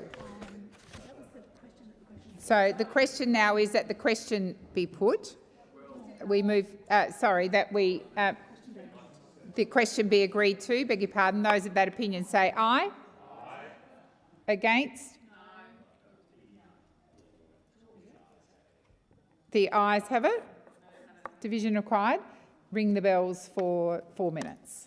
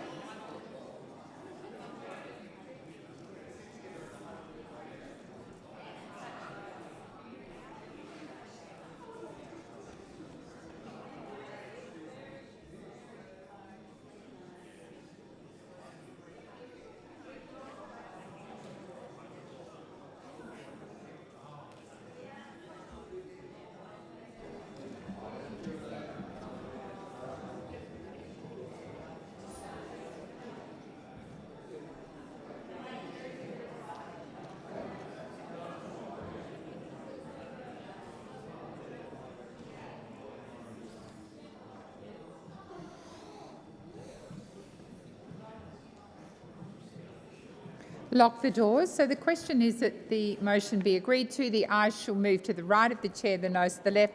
I appoint Senator Askew as teller for the ayes and Senator Sheldon as teller for the noes.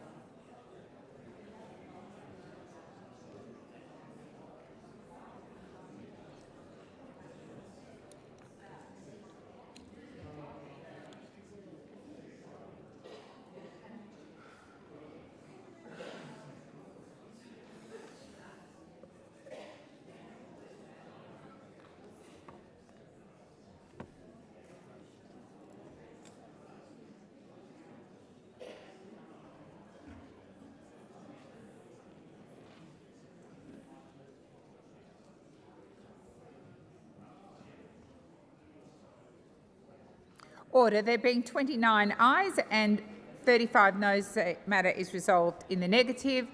Pursuant to the order agreed to earlier, the Senate will now consider the Fair Work Amendment, Fairer Fuel Bill 2026. I will now put the questions before the chair and then put the questions on the remaining stages of the bill. I'll begin with the second reading amendment, starting with the amendment moved by Senator Hume. The question is that amendment on sheet 3750 be agreed to. Those of that opinion say aye. Aye. Against? No. I believe the noes have it. Division required. Ring the bells for 1 minute. I advise senators if further divisions are required, there will be 1 minute bells.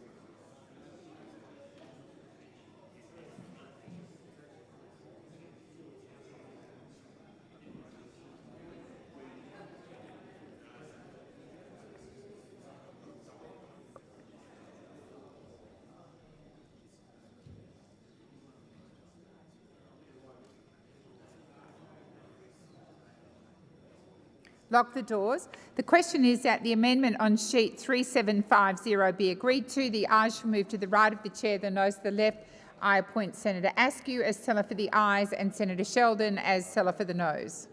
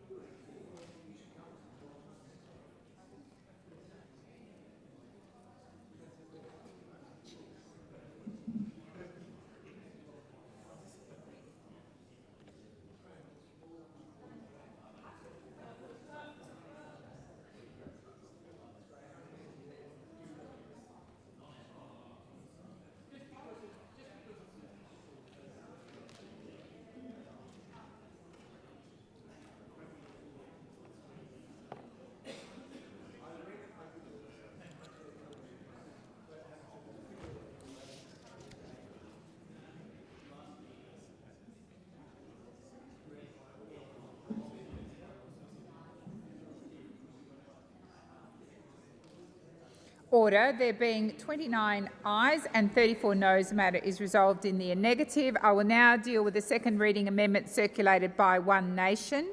The question is that the amendment on sheet 3747 be agreed to. Those of that, Senator Pocock. President, Senator Fatima Payman has asked if her support can be noted for that last amendment. Thank you, Senator Pocock. So the question is that the amendment on sheet 3747 be agreed to. Those of that opinion say aye. Aye. Against? No. I believe the ayes have it. No. Division required. Ring the bells for 1 minute.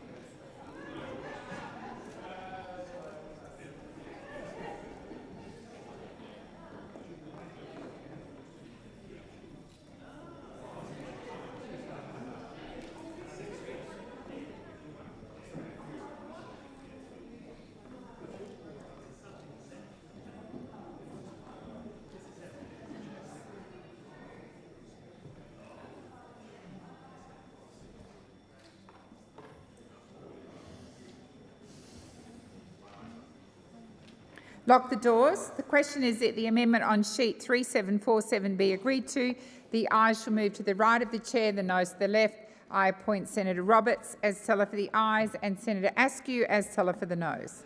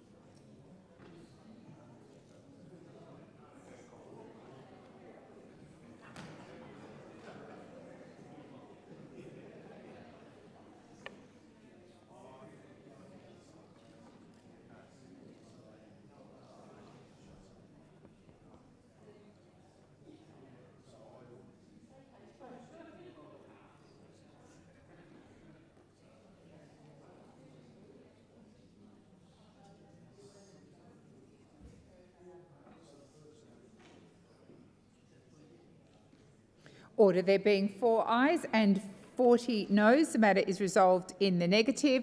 The question now is that the bills be read a second time. Those of that opinion say aye. Aye. Senator Pocock. Sorry, President. Senator Payman asked that her support for Part A be noted and her opposition to Part B be noted. Thank you, Senator Pocock. So the question is that these bills be now read a second time. Those of that opinion say aye. Aye. Against? I believe the ayes have it. I'll call the clerk. A bill for an act to amend the Fair Work Act 2009 and for related purposes. I will now deal with the Committee of the Whole amendments, starting with the amendments circulated by the opposition.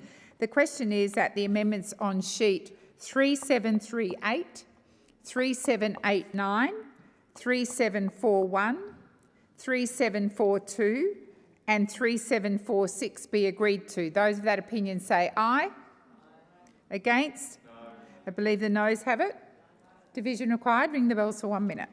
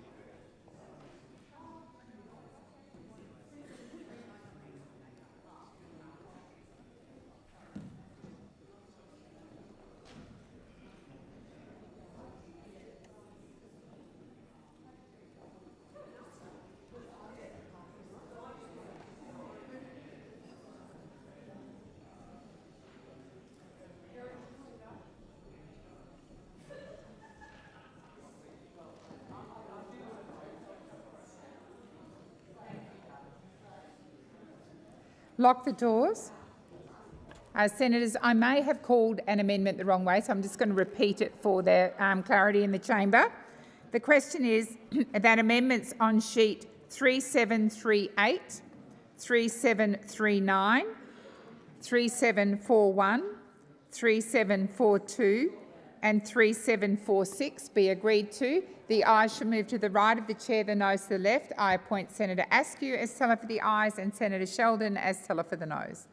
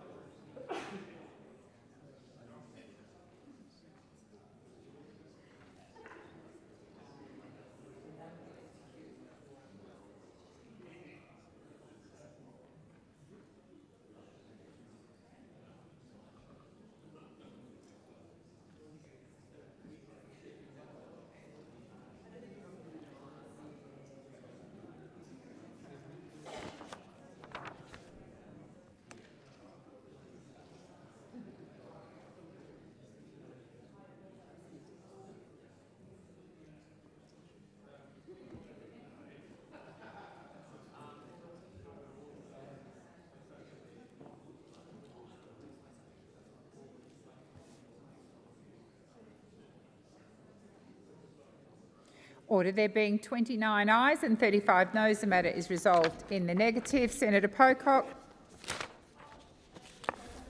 I'm dealing with Senator Pocock. Thank you, President. Please notice my opposition to 3741 and record Senator Payman's support for 3738 and 3742. Thank you, Senator Pocock. Senator Tyrrell. Thank you, President. May I note my support for 3738 and 3742? Thank you, Senator Tyrrell. So I'll now deal with the amendment circulated by the Australian Greens. The question is that the amendments on sheet 3743 be agreed to. Those of that opinion say aye. Against?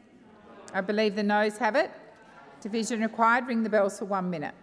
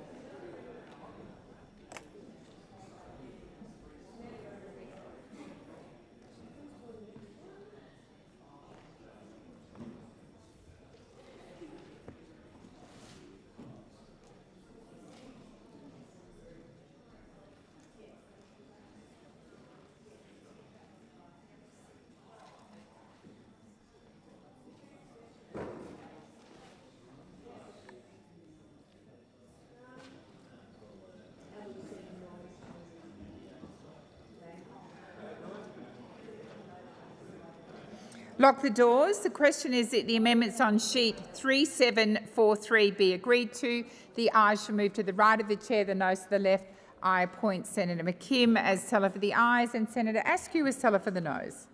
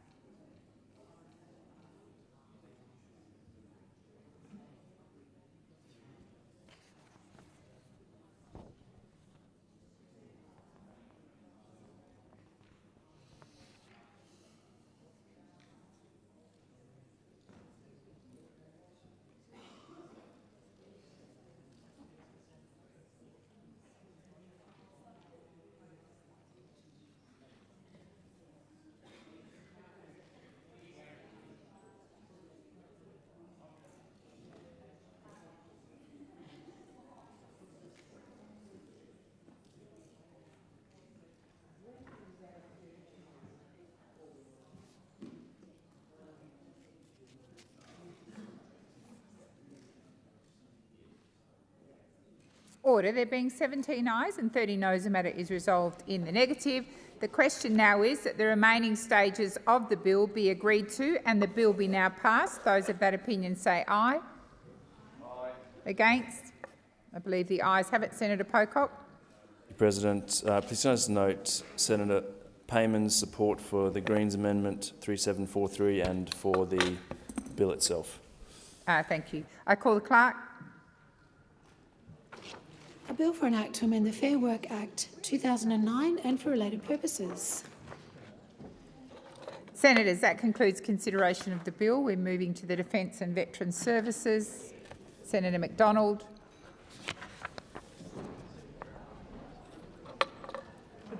I'll go to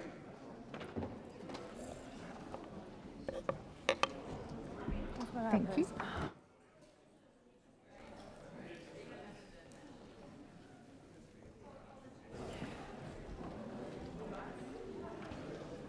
I'll just give senators a moment before I hand the call to Senator McDonald. Senator McDonald, you've got the call. Thank you very much, Acting Deputy President. Well, it's important at the outset to place on record that the concept of an independent oversight body is not new. Indeed, the Coalition brought forward legislation in 2020 to establish a National Commissioner for Defence and Veteran Suicide Prevention. That proposal sought to create a truly independent statutory authority with many of the same structural features now being implemented. At that time, the legislation was not supported. The Labor Party instead opposed that legislation at the time for political purposes. Their stated position then was that a Royal Commission was necessary first, but they rejected an immediate independent oversight mechanism that could have begun driving reform and accountability years earlier. The decision had consequences that delayed the introduction of an independent system-wide oversight at a time when it was urgently needed. Earlier action could have seen reform efforts and accountability mechanisms operating in parallel with the Royal Commission, accelerating progress and strengthening outcomes for veterans and families. Now, what is now before the Parliament closely resembles the model the Coalition proposed and the government opposed. If that earlier proposal had been supported, we would already have a mature, independent oversight body operating within the system today. Now, the Coalition will support this framework because veterans and their families cannot afford further delay. However, history should not be overlooked. It is a matter of record that Labor put political consideration ahead of early reform and is now delivering a model that it once rejected. The Coalition established the Royal Commission into Defence and Veteran Suicide because we recognised that too many families had been failed by the system. Confidence had broken down and truth and accountability were required. The findings of the Royal Commission reinforced what veterans and families had been saying for years, that systemic failures require systemic solutions. The Commission made clear that enduring reform depends on independent, system-wide oversight operating at arm's length from Defence and the Department of Veterans Affairs. One of its central recommendations was the creation of a permanent, independent, statutory oversight body. These bills are intended to give effect to that recommendation, and the Coalition supports that objective in principle. Independent oversight must be real, not symbolic. It requires strong powers, transparent reporting and direct accountability to the Parliament. Without those elements, oversight risks becoming procedural rather than transformational. It's also essential that a body established through standalone legislation attempts to create it through late-stage amendments to unrelated legislation were rushed and lacked appropriate consultation. Major institutional reforms of this nature demand proper scrutiny and engagement. The Coalition supported the amended Vets Bill at the time to avoid delaying urgent reforms for veterans, but we made it clear our concerns about process and structure. We advocated for standalone legislation, stronger independence guarantees and proper parliamentary scrutiny. Following the Coalition's initiative, a Senate inquiry examined the proposed model in detail. That inquiry confirmed significant stakeholder concerns regarding independence, powers, scopes and clarity of function. Many of the improvements reflected in the final legislation stemmed directly from that scrutiny. Stakeholders across the veteran community emphasised the need for genuine independence, clear authority and transparency. These principles are reflected in the bill before us, and that is to be welcomed. Strong information gathering powers are appropriate in this context. Weak oversight bodies produce weak outcomes. However, these powers must be balanced with safeguards, procedural fairness and the protection of rights. This bill achieves that balance. Equally important is transparency. Public reporting and mandatory tabling in Parliament ensures that findings are visible and cannot be set aside within the bureaucracy. Mandatory government responses within defined timelines are essential to ensuring that recommendations translate into action. Turning to the Coalition's amendment, this is a matter of accountability and timing.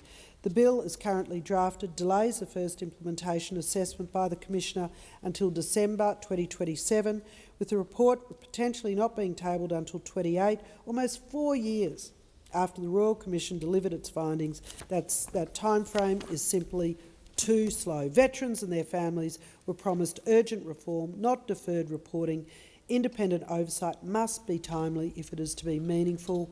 Delayed accountability weakens the very purpose of establishing the Commission. Has expired. Senator Shoebridge. Thanks very much, Acting Deputy. I rise on behalf of the Greens to indicate we'll be supporting this legislation, the Defence and Veterans Services Commissioner Bill. And just to deal briefly with the history of why we're here. We're here because the Royal Commission made a finding that veterans and people serving in the ADF were at significant risk to their mental health. There's been appalling rates of suicide and self-harm in our Defence Forces and our veterans community. And one of the core recommendations from the Royal Commission was there needed to be an independent commissioner, independent of Defence, independent of the Minister, to ensure that there was somewhere to go for veterans and their families, members of the ADF, and there would be that independent ongoing oversight of any reforms that this Parliament makes to try and change the structures in the ADF to make it a safer place, especially for women, but not just for women, for people serving in the ADF. And that, for me and for the Greens and for the veterans that my office works with, was always one of the core recommendations, to ensure that independent oversight. And if you remember, in the dying few months of the last Parliament, there was legislation coming through the Parliament to harmonise a bunch of the compensation provisions for veterans and for ADF personnel. And at the last minute, the government tacked on Schedule 9, I think, to that, to put in place some kind of commissioner.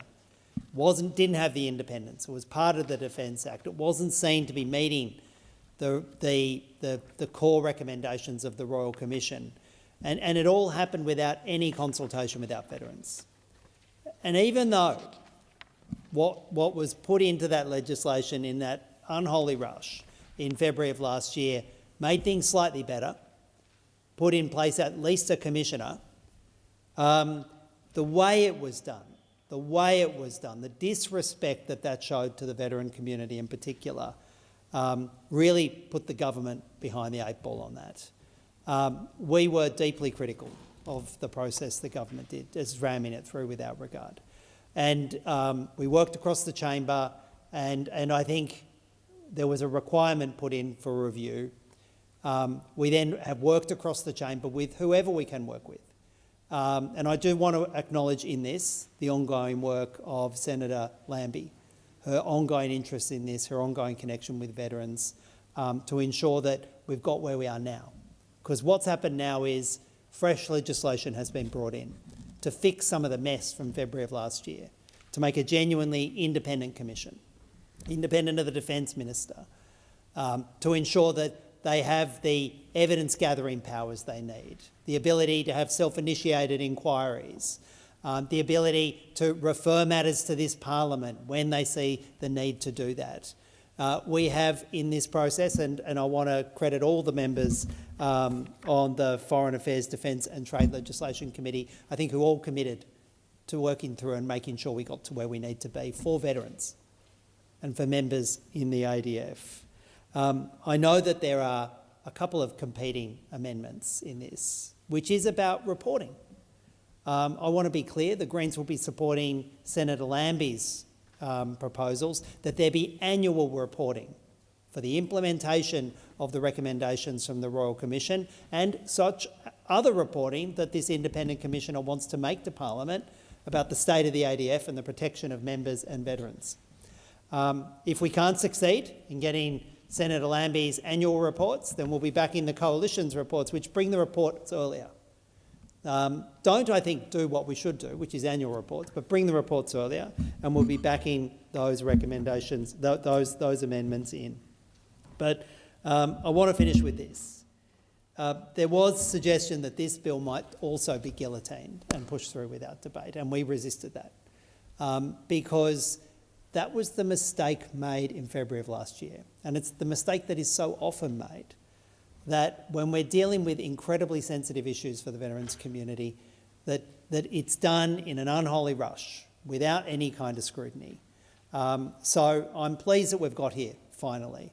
I hope that for those veterans who are watching what this Parliament does, they realise that there's cross-party support for them and their families and the needs that they have. But I can tell you now, if I think just about the last Senate estimates hearing we had on veterans, there's a bloody lot more work to be done. Thanks, Senator Shoebridge. Senator Scarr. Thank you, Acting Deputy President. And if I can just associate myself in particular with the last remark Senator Shoebridge made in relation to our last Senate estimates hearing with the Department of Veterans Affairs and Senator Pocock. David Pocock participated in that estimates hearing as well, and I wholeheartedly agree that there are a number of fundamental issues in relation to how, in particular, the Department of Veterans Affairs is managing access to medical services, including medical compensation, expert reports, etc., access to psychiatrists and a number of other issues. And in that regard, I acknowledge the work that Senator Lambie has undertaken in that regard. Acting Deputy President, I want to place on the record in the context of this legislation my thanks to Phil Thompson, the member for Herbert in the other place, and also the former member for Braddon, Gavin Pearce, who now serves with great distinction in the Tasmanian Parliament. And they were, Phil Thompson, of course, still serves as member for Herbert, but I can distinctly remember during that period in my first 3 years in this place, their advocacy, in particular their advocacy informed by their lived experience as veterans in relation to the need to have a Royal Commission looking at the issue of suicide amongst our veterans. And it was really in a large part due to their advocacy that the coalition government instituted and established the Royal Commission into Defence and Veteran Suicide. So I wanted to take this opportunity to put on the record my thanks to each of them in relation to their advocacy and strong advocacy, and I saw it firsthand in relation to their passionate commitment to this cause. As Senator McDonald said, in her usual wise way, the Coalition had proposed the establishment of an independent national commissioner dealing with this issue of suicide and suicide prevention for our veterans. It had been something which was put forward by the Coalition when we were in government. It was legislation which was unfortunately defeated in this place, but we've gotten here eventually. We've gotten here eventually with respect to setting up this independent Defence and Veterans Commissioner Bill. And I think it's extraordinarily important that we got to this destination. And I think it's a much improved piece of legislation for the scrutiny which has occurred through the Senate committee process. And I want to thank all the senators who contributed to that scrutiny across the chamber and acknowledge where the government has taken on amendments which were proposed by the committee, acknowledge that the government has accepted those amendments. And the last comment I want to make is the importance from my perspective in relation to the power of this new commissioner to establish an inquiry on their own initiative in the matters relating to suicide prevention or wellbeing outcomes for veterans. From my perspective, that is absolutely crucial, that the commissioner should not be hamstrung, should not be limited, should not have guardrails erected around the discretion of the commissioner with respect to embarking upon their own inquiry examination in relation to matters of concern with respect to suicide and suicidality among our veterans. And I think that is incredibly important. And when you dovetail that power with the independence of the commissioner from the department and from the minister, and when you also consider the powers which the commissioner will have with respect to compelling access to evidence and witness protection, I think this is a really, really good scheme. It's an effective scheme. And as Senator McDonald has advocated, we should accelerate the reporting dates in relation to the work of the Commissioner and implementation of the Royal Commission's recommendations, and I fully support that as well. But our veterans deserve nothing less than this legislation. They deserve nothing less than this legislation. Thank you, Senator Scarr. Senator McLaughlin. Thank you, Acting Deputy President. I rise to speak to the Defence and Veterans Service Commissioner Bill, and I associate myself with the remarks of my fellow senators. This is a product, or the creation of the Commissioner position is a product of the findings of the Royal Commission, and it will not only hold Defence accountable, but it will also seek to identify measures which will improve the system.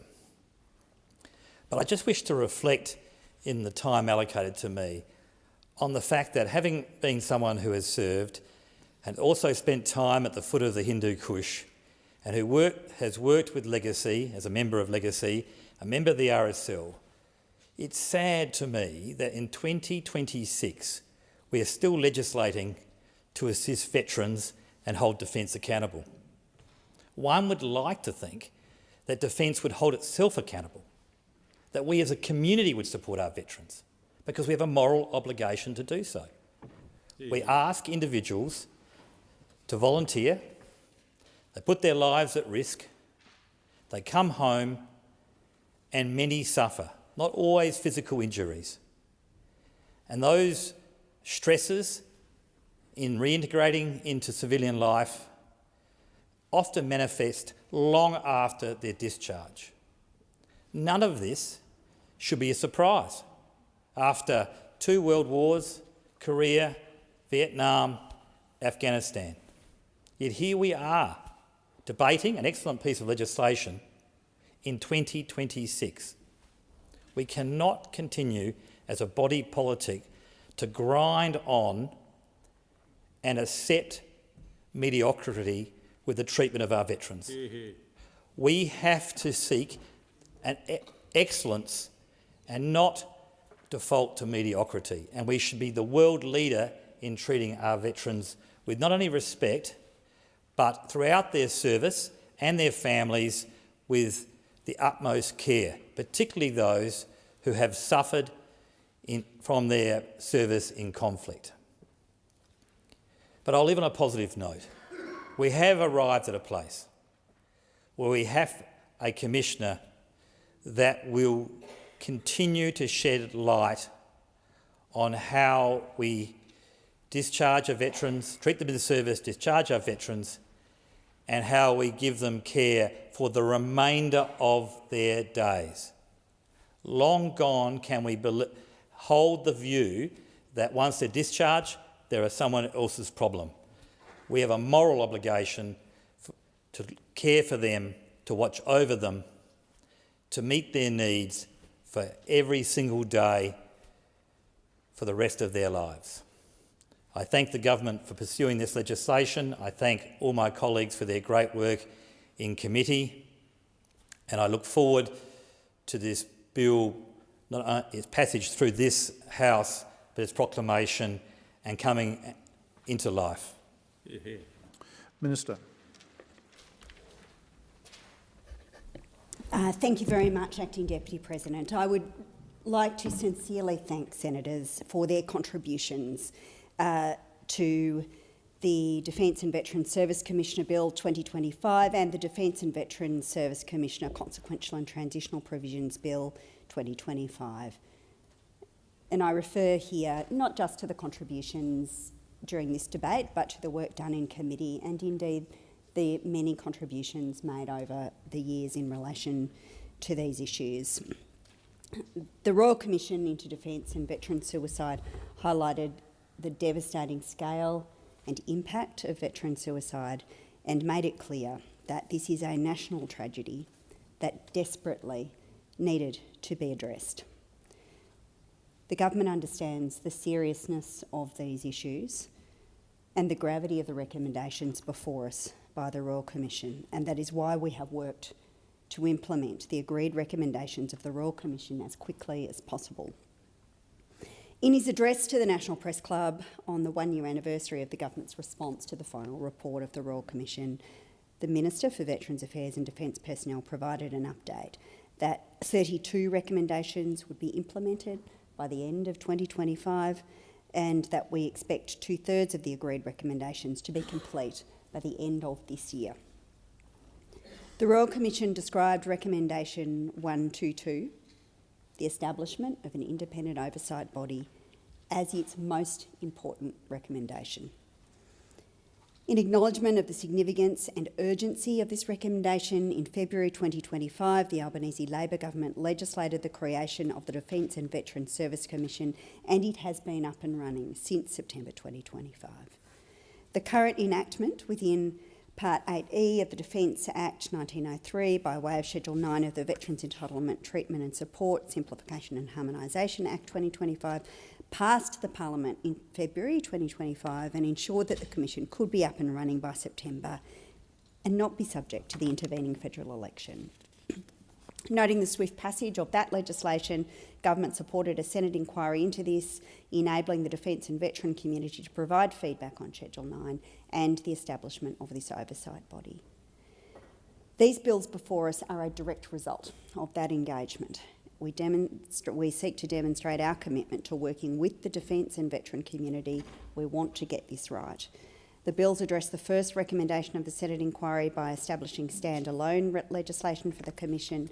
The bills also add a specific reference to families as part of the Commissioner's functions, strengthen the Commissioner's independence and powers, improve witness protections and increase transparency. The bill requires the Commission to evaluate and assess the effectiveness of the measures and actions taken to implement the government response to the Royal Commission, And this is in addition to other inquiries that may be undertaken by the Commission, including a recently announced inquiry into the implementation of the Government's response to recommendations 9 to 13 of the Royal Commission's interim report. The timeline for the first legislated inquiry will enable a proper consideration of our work and an opportunity to genuinely evaluate if the recommendations have been implemented appropriately and are making a difference for the defence and veteran community. Again, I want to sincerely thank all who have contributed to this debate and for your unwavering support for our veteran community. The Commission is an integral part of this work and will ensure ongoing scrutiny of our efforts to achieve this aim. The question is that this bill... Sorry, Senator Pocock. Thank you. Just with all the guillotine motions, I didn't get a chance to get myself on the speakers list. I'm wondering if I'm allowed to make a brief contribution.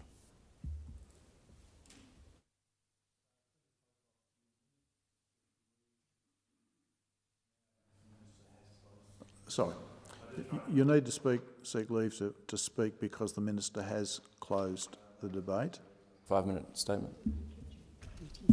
You could do that during committee stage, which we will be moving to after this moment, if that's agreeable. Sure, I don't understand why I can't do it now, but happy to do Well, that. the Minister has closed the debate, but you can speak during the committee stage, which we'll be moving to in a moment. Minister? I'd be very happy to cede to Senator Pocock at the opening committee stage, and I can see the opposition indicating a similar willingness to do so. So if that suits Senator Pocock, speaking at that point of the debate would be fine from my perspective. Thank you. So we'll return to the question being that this bill be read a second time. Those that are that opinion say aye. Aye. Against? The ayes have it. Clerk? Defence and Veterans Service Commissioner Bill 2025, Defence and Veterans Service Commissioner Consequential and Transitional Provisions Bill 2025.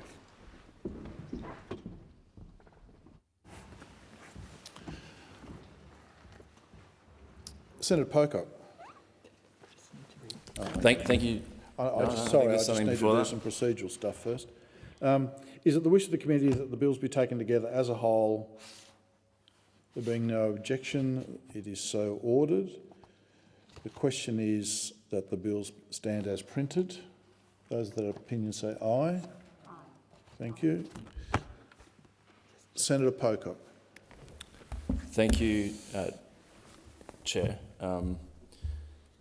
I fear that we denigrate the work of this place when we see the sort of guillotines and the shoving together of all sorts of legislation that hasn't been through proper scrutiny by the Senate, where we're handing the executive extraordinary powers with no sunset. It really doesn't seem to square with the rhetoric that we hear from the Albanese Labor government about transparency and about a different way of governing and all those sorts of things. And it's not going unnoticed by people I represent here in the ACT. When it comes to this bill, this is a good bill. This is something that has been a very long time in the making. And I really want to thank the government, the opposition, the Greens, and as many people who've contributed to this debate have pointed out, many people have played a part in getting this bill to where it is. It's obviously a key recommendation of the Royal Commission, and we need to get cracking on the hard but very necessary work of cleaning up the culture of the ADF. And I want to associate myself with the remarks from Senator McLaughlin. Parliament ideally shouldn't have to do this.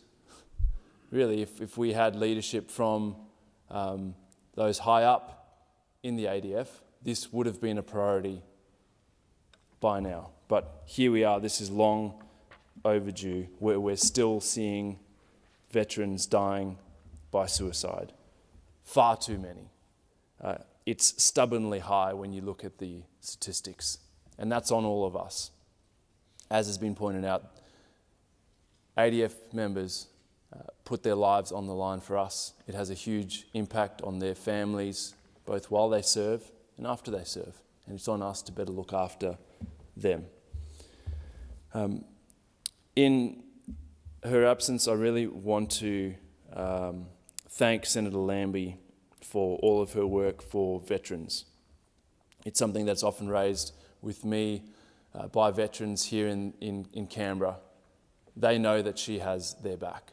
And I don't think you'd find another parliamentarian who works as hard on veterans' issue and who fights as doggedly as Senator Lambie. She's not afraid to ruffle feathers in her pursuit of ensuring that the Senate does not forget the men and women who serve and who have served this country. I echo Senator Shoebridge in his recognition of Senator Lambie's amendment, which I'll also be backing, and I'll be backing her amendments for annual reporting by this Commission on progress towards implementing the recommendations of the Royal Commission. We see with so many Royal Commissions great work done, so much effort from communities affected, where they really put themselves through the ringer, bare their souls, and it is not good enough that we don't see implementation of those recommendations. This is too important not to get right. We need to track it closely, and we need to keep the government accountable on the progress. I don't think we'll get an opportunity to debate the Veterans Bill before this Senate, and I think that is regrettable. So I also want to thank Senator Lambie for her thoughtful amendments to that bill, which I will also be supporting. Amendments that would give veterans the right to have legal representation at the Veterans Review Board. The government gets advice from lawyers. Why can't our veterans? That seems like a very hard one to explain. She has amendments for a review of the DVA fee schedules, and as someone who hears every day from veterans who can't get a GP or a physio appointment, this is critical. This is critical for veterans, both here in Canberra, but obviously around the country, and I think particularly veterans who are living in regional Australia. I wish Senator Lambie could be here today. She pushed for this commission following the Royal Commission. She got in place early, she got it going, and now we're making it permanent. I think that's my time. Thank you, Chair. Thank you, Senator Pocock. Are you moving on behalf of Senator Lambie her amendments? I am to one of the bills. I know Senator Shoebridge was also moving one of them.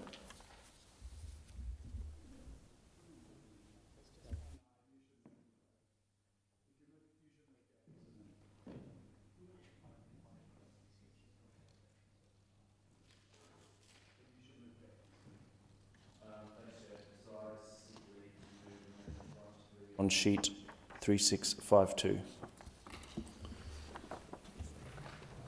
Is leave granted? Leave is granted. Amendments then. Thank you. Senator McDonald. The Coalition recognises and respects the intent behind Senator Lambie's amendment. The objective of strengthening oversight, improving transparency and ensuring that the implementation of reforms arising from the Royal Commission into defence and veteran suicide remains a national priority, and that's one we share. However, we cannot support the amendment in its current form. Advice provided by the government is that the Defence and Veterans Services Commission is not intended to operate as a continuous monitoring body for the purposes of government implementation. Its core role is to undertake independent inquiry, examine systemic issues and consider reports that drive meaningful reform. Requiring annual implementation inquiries risks diverting the Commission's resources and focus away from that primary function, potentially diminishing its capacity to deliver on its intended mandate. The Coalition has sought to strike a careful and responsible balance in reporting timeframes. We moved an amendment in the House to bring forward the first implementation report to the 30th of September 2026, ensuring an initial report would be available ahead of the next election. Following further consideration and advice that this timeframe did not allow sufficient time for a thorough and meaningful report, we have incorporated that feedback and adjusted the timing to February 2027. This approach ensures timely and credible accountability while preserving the independence and effectiveness of the Commission. For these reasons, while we appreciate the intent of the amendment, we are not able to support it. Senator Shoebridge. Oh, thanks, Acting Deputy. It's a pity we can't get the Coalition to support this amendment from Senator Lambie, because literally the Coalition's amendment really just brings things forward. It doesn't increase the actual amount of reporting and transparency. And if we are going to set up a commissioner, I think this commissioner is going to have a lot of work to do. And can I say in my in the contributions in the second reading speech, I didn't have a chance to just acknowledge on the record my appreciation of the work of Mr Michael Manthorpe, who was the interim head of the Commission first appointed. And I've got to say I genuinely appreciated his work. The set of principles and amendments that he proposed in that role as the head of Commission to increase the power of the Commissioner, to ensure that the Commissioner is genuinely independent of the government. And for those who have been following this debate, I think his set of recommendations that he put as the interim head, which have largely found their way into this legislation, have been critical.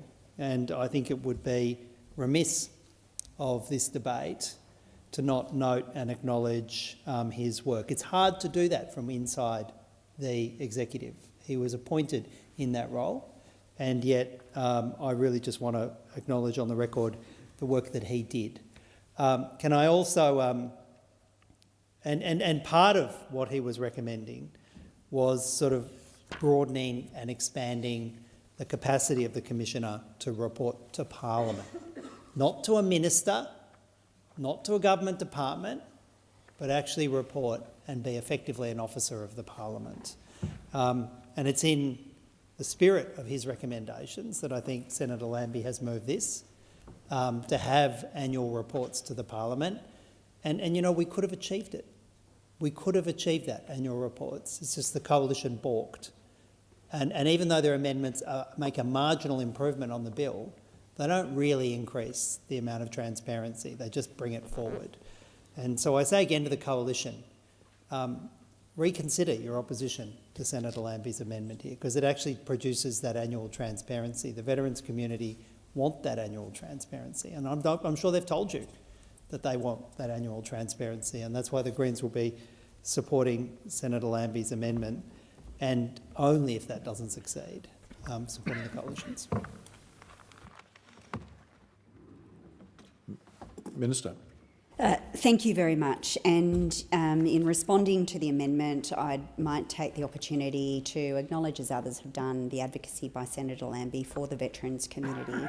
I know also that in addition to her public advocacy, Senator Lambie engages closely with Minister Keogh, and he has spoken to me on many occasions of his appreciation for the way that she engages with him, with his office, and the consistent way that she seeks to bring forward the views and ideas of the many veterans with whom she engages. In relation to this amendment, like the opposition, the government will be opposing this particular amendment. We acknowledge, as I think all senators do, that the independent oversight that will be provided by the Commission will be critical, and of course is also a key recommendation from the Royal Commission itself. The Commissioner must meaningfully and independently assess the implementation of each recommendation and publicly report on progress. A 12-month timeframe would not provide sufficient time for the Commission to independently and meaningfully assess progress on implementation for all 122 recommendations and 13 interim recommendations. The bill requires comprehensive reports on all recommendations in 2027 and again in 2030, and in addition, at any time, the Commissioner may undertake other inquiries into particular recommendations to independently confirm the outcomes and effectiveness of implementation. This approach will mean that smaller reports may be released, which will provide ongoing transparency of the government's implementation and assist stakeholders to follow progress. To require the Commission to undertake annual reviews into the implementation of the government's response to the Royal Commission's recommendations, we consider would unnecessarily consume the Commission's resources without allowing them to exercise their independent judgment and powers. However, the government does understand the public interest in the progress of the Royal Commission's recommendations, and in particular we acknowledge the many veterans who advocated for the Royal Commission and shared their stories with the Royal Commission in the hope that change would come. And we will continue to hold ourselves accountable for implementing the Royal Commission's agreed recommendations. We will continue to subject ourselves, as any government should, to parliamentary scrutiny. And as I noted in my second reading remarks, Minister Keogh provided an update as recently as December, indicating that 32 of the agreed recommendations would be implemented by the end of 2025, and that we expect 2/3 of the agreed recommendations to be completed by the end of this year. Finally, I will take the opportunity to observe that Senator McDonald has foreshadowed her amendment to bring forward the reporting date for the first mandated inquiry. The government will support this amendment, which will see the first mandated report occur by the 5th of February 2027. The question is that the amendment moved by Senator Pocock on behalf of Senator Lambie be agreed to. Those of that opinion say aye. Against? The noes have it. Senator McKim.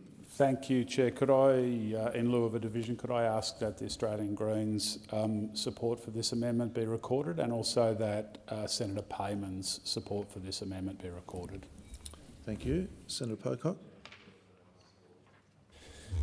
I was going to say exactly the same thing, Senator Shoebridge. So we recognise the support of Senator Pocock and Senator Lambie. Senator McDonald. I seek leave to move my amendment on sheet 3673. Leave granted. Leave is granted. Senator McDonald. I move our amendment on sheet 3673. So the question is that the amendment moved by Senator McDonald be agreed to. Those of that opinion say aye. Aye. Against? The ayes have it.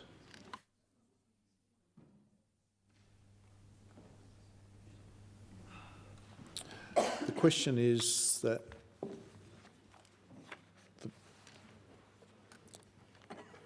the bill stand as printed. Okay. The question is that the Defence Veterans Service Commissioner Bill 2025 as amended be agreed to, and the Defence and Veterans Service Commissioner's Consequential and Transitional Provisions Bill stand as printed. Those of that opinion say aye. Aye. Against? Carried. The question now is that the bills be reported. Those of that opinion... Oh, sorry, Senator McKim. Could I just neglected to at the appropriate moment, could I ask that Senator Payman's support for the opposition's amendment be noted? Thank you, Senator McKim. The question is now that the bills be reported. Those of that opinion say aye. Aye. Against? Carried.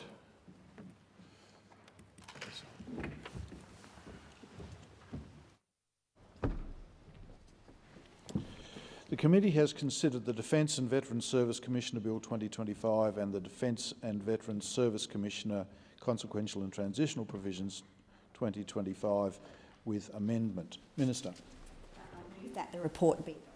All that opinion say aye. Aye. Against? The ayes have it.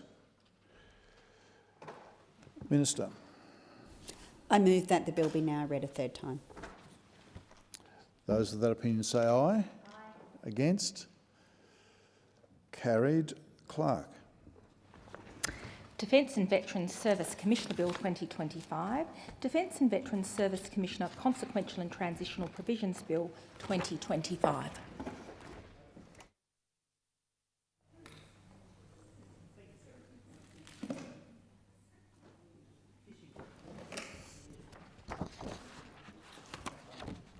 Pursuant to order of the routine of business, we move to the Universities Accord Tertiary Education Commission Bill 2025, Universities Accord Australian Tertiary Education Commission Consequential and Transitional Provisions Bill 2025. Senator O'Sullivan. Thank you very much, Acting Deputy. I rise to speak on the Universities Accord Australian Tertiary Education Commission Bill 2025 and the Universities Accord Australian Tertiary Education Commission Consequential and Transitional Provisions Bill 2025. These are the bills which establish the Australian Tertiary Education Commission, known as ATEC, and that's how I'll refer to it.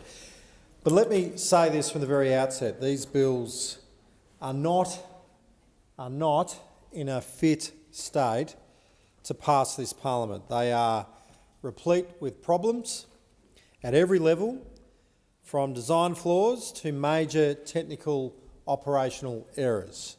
And so the bills have been criticised right across the board. To put it bluntly, these bills are not what Australians need right now. Like, this bill has very few friends. Maybe it will have some friends here in this place tonight and pass this parliament.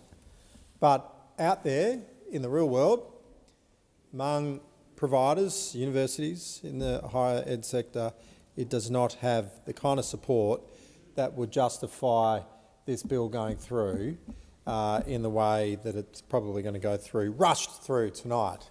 And I've only got 3.5 more minutes to speak because this bill is subject to the guillotine that we're dealing with tonight. Now, there is not enough time under the standing orders to do justice to all of the problems with this legislation. There's an attempt to set down in law a national tertiary education objective for Australia, which fails to even mention the words teaching, learning or research. There is a fundamental problem of that it adds to the already overly regulated sector. There is a decision to spend at least $54 million on a new bureaucracy, not a cent of which will create a single new student place, improve student experience on campus or enhance teaching or deliver new research. There is a decision to bring universities far more tightly under ministerial control than has previously been the case, all while removing parliamentary oversight. Now, I could go on. The list does go on. But this bill, it doesn't, as I said, it's not fit to pass. It's got very few friends. The National Tertiary Education Union has slammed this as a ham-fisted attempt to ram more ideology into our universities and tertiary providers. It said that the NTEU believes that this objective does not adequately address the character, nature and purpose of higher education. It makes no reference, for example, to the importance of critical inquiry, academic discovery and discourse, institutional independence or even to academic freedom. Instead, the objectives seek to define tertiary education as part of broader government policy and could apply to virtually any sector. Now, when a member of the Liberal Party is quoting from the National Tertiary Education Union in its criticism of this bill, you know that it's got a problem. You know that this bill has some very real problems. The criticism doesn't stop there.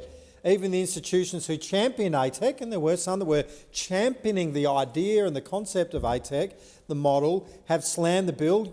Universities Australia said, as currently drafted, the bill does not deliver on the Australian Universities Accord aspirations for the independent body to design and drive the longer-term reform agenda for Australia's tertiary system. Deakin University and ATEC supporters said this: though supportive of an ATEC and already engaged with the interim body in a productive and meaningful manner, Deakin holds several concerns regarding the proposed legislation.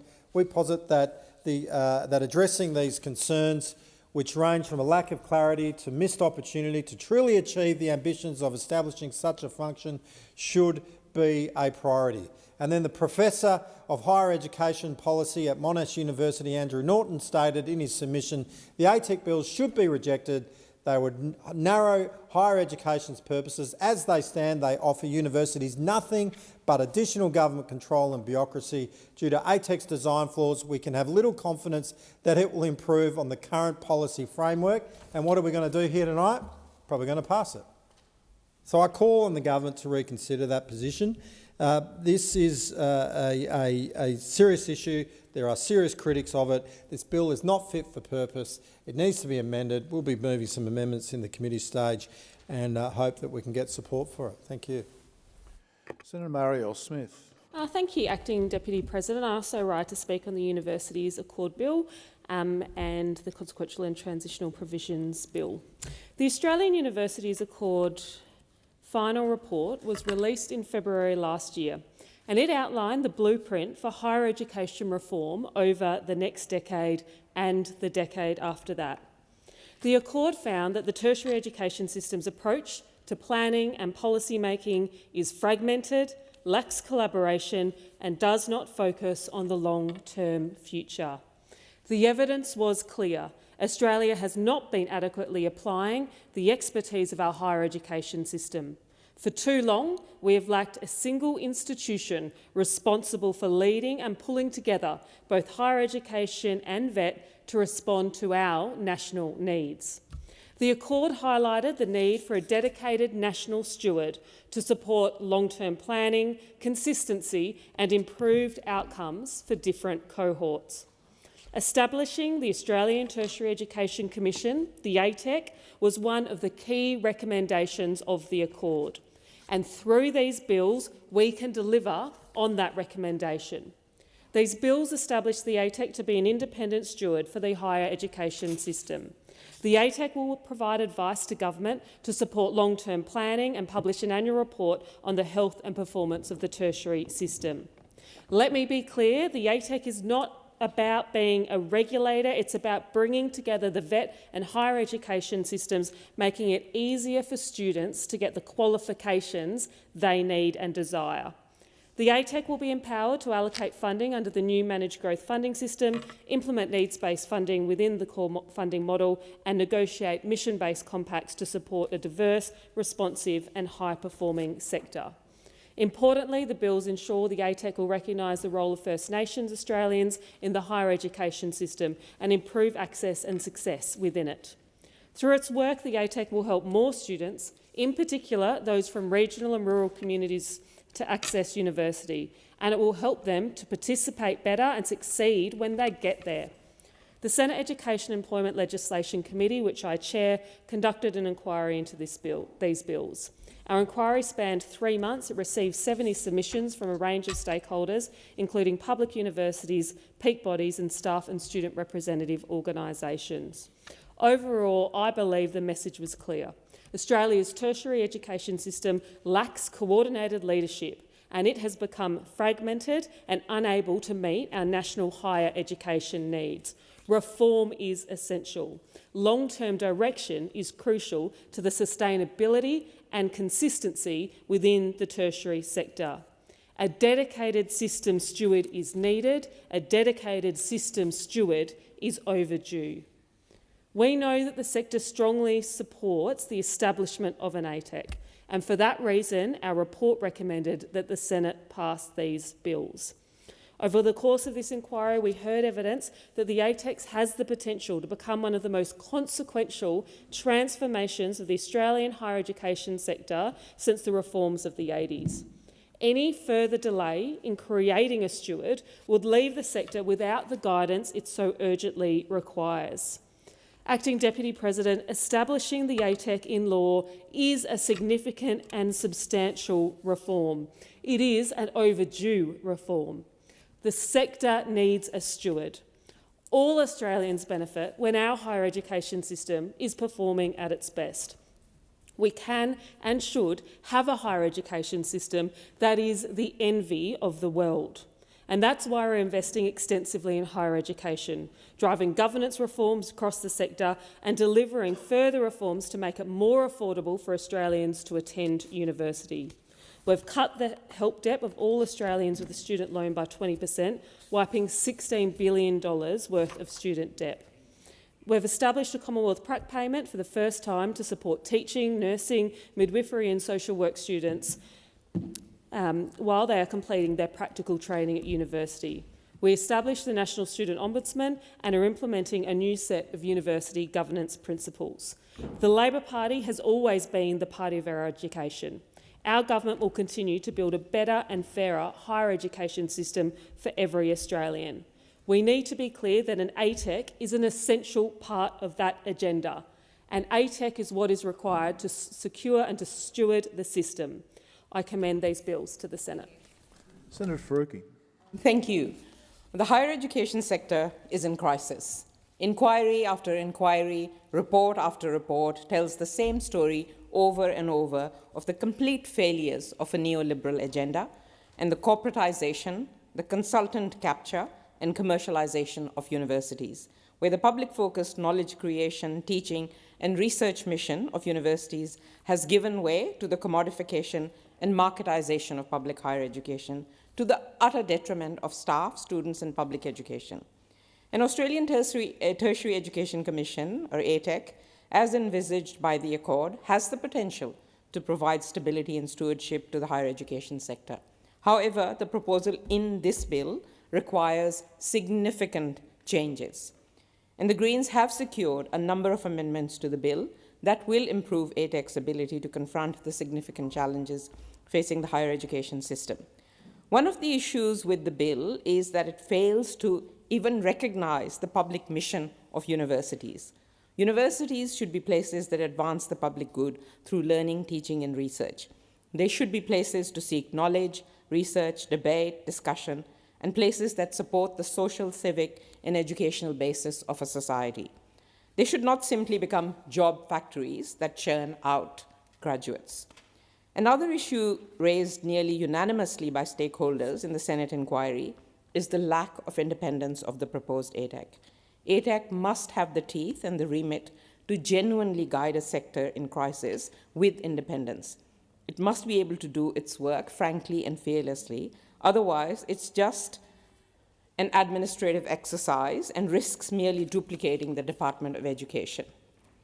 We all know that research is a core function of our higher education system that contributes to public good by advancing knowledge, technology, and society.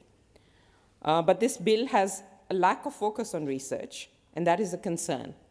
And it will be addressed through Greens amendments, which bring research front and center of ATEC's mission. The bill abolishes the Higher Education Standards Panel, which currently sits under TEXA and provides independent advice on the higher education standards framework.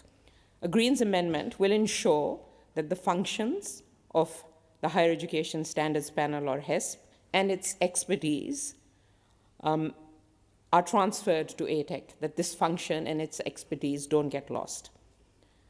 In order to fulfill the public mission of higher education, universities and their leadership must represent the communities that they serve, and they must confront the legacies of imperialism and racism. All campuses must be actively anti-racist, but unfortunately, we are far from this. Possibly the most significant concern in this bill is that it will perhaps be Minister Clare's signature reform, yet it neglects to address the punitive job-ready graduate schemes, fee hikes, and funding cuts, one of the major challenges facing higher education. This policy is responsible for students paying more and more, paying $50,000 for arts degrees and getting crushed under higher and higher debt. It is this policy that is stopping people from studying what they love. It is this policy creating the biggest inequities and unfairness in the higher education system. When in opposition, Labor called the JRG package an act of economic and cultural vandalism. Given all this hot air, Prime Minister Albanese should have dumped Morrison's job-ready graduates' fee hikes the second Labor came into power. Instead, we are 4 years into the Albanese government, and today we have another higher education bill, but still no change. Labor is really all talk and very little action. They won't even allow the ATEC to give them advice on student contributions because they know exactly what that advice will say, and this government doesn't want to hear it.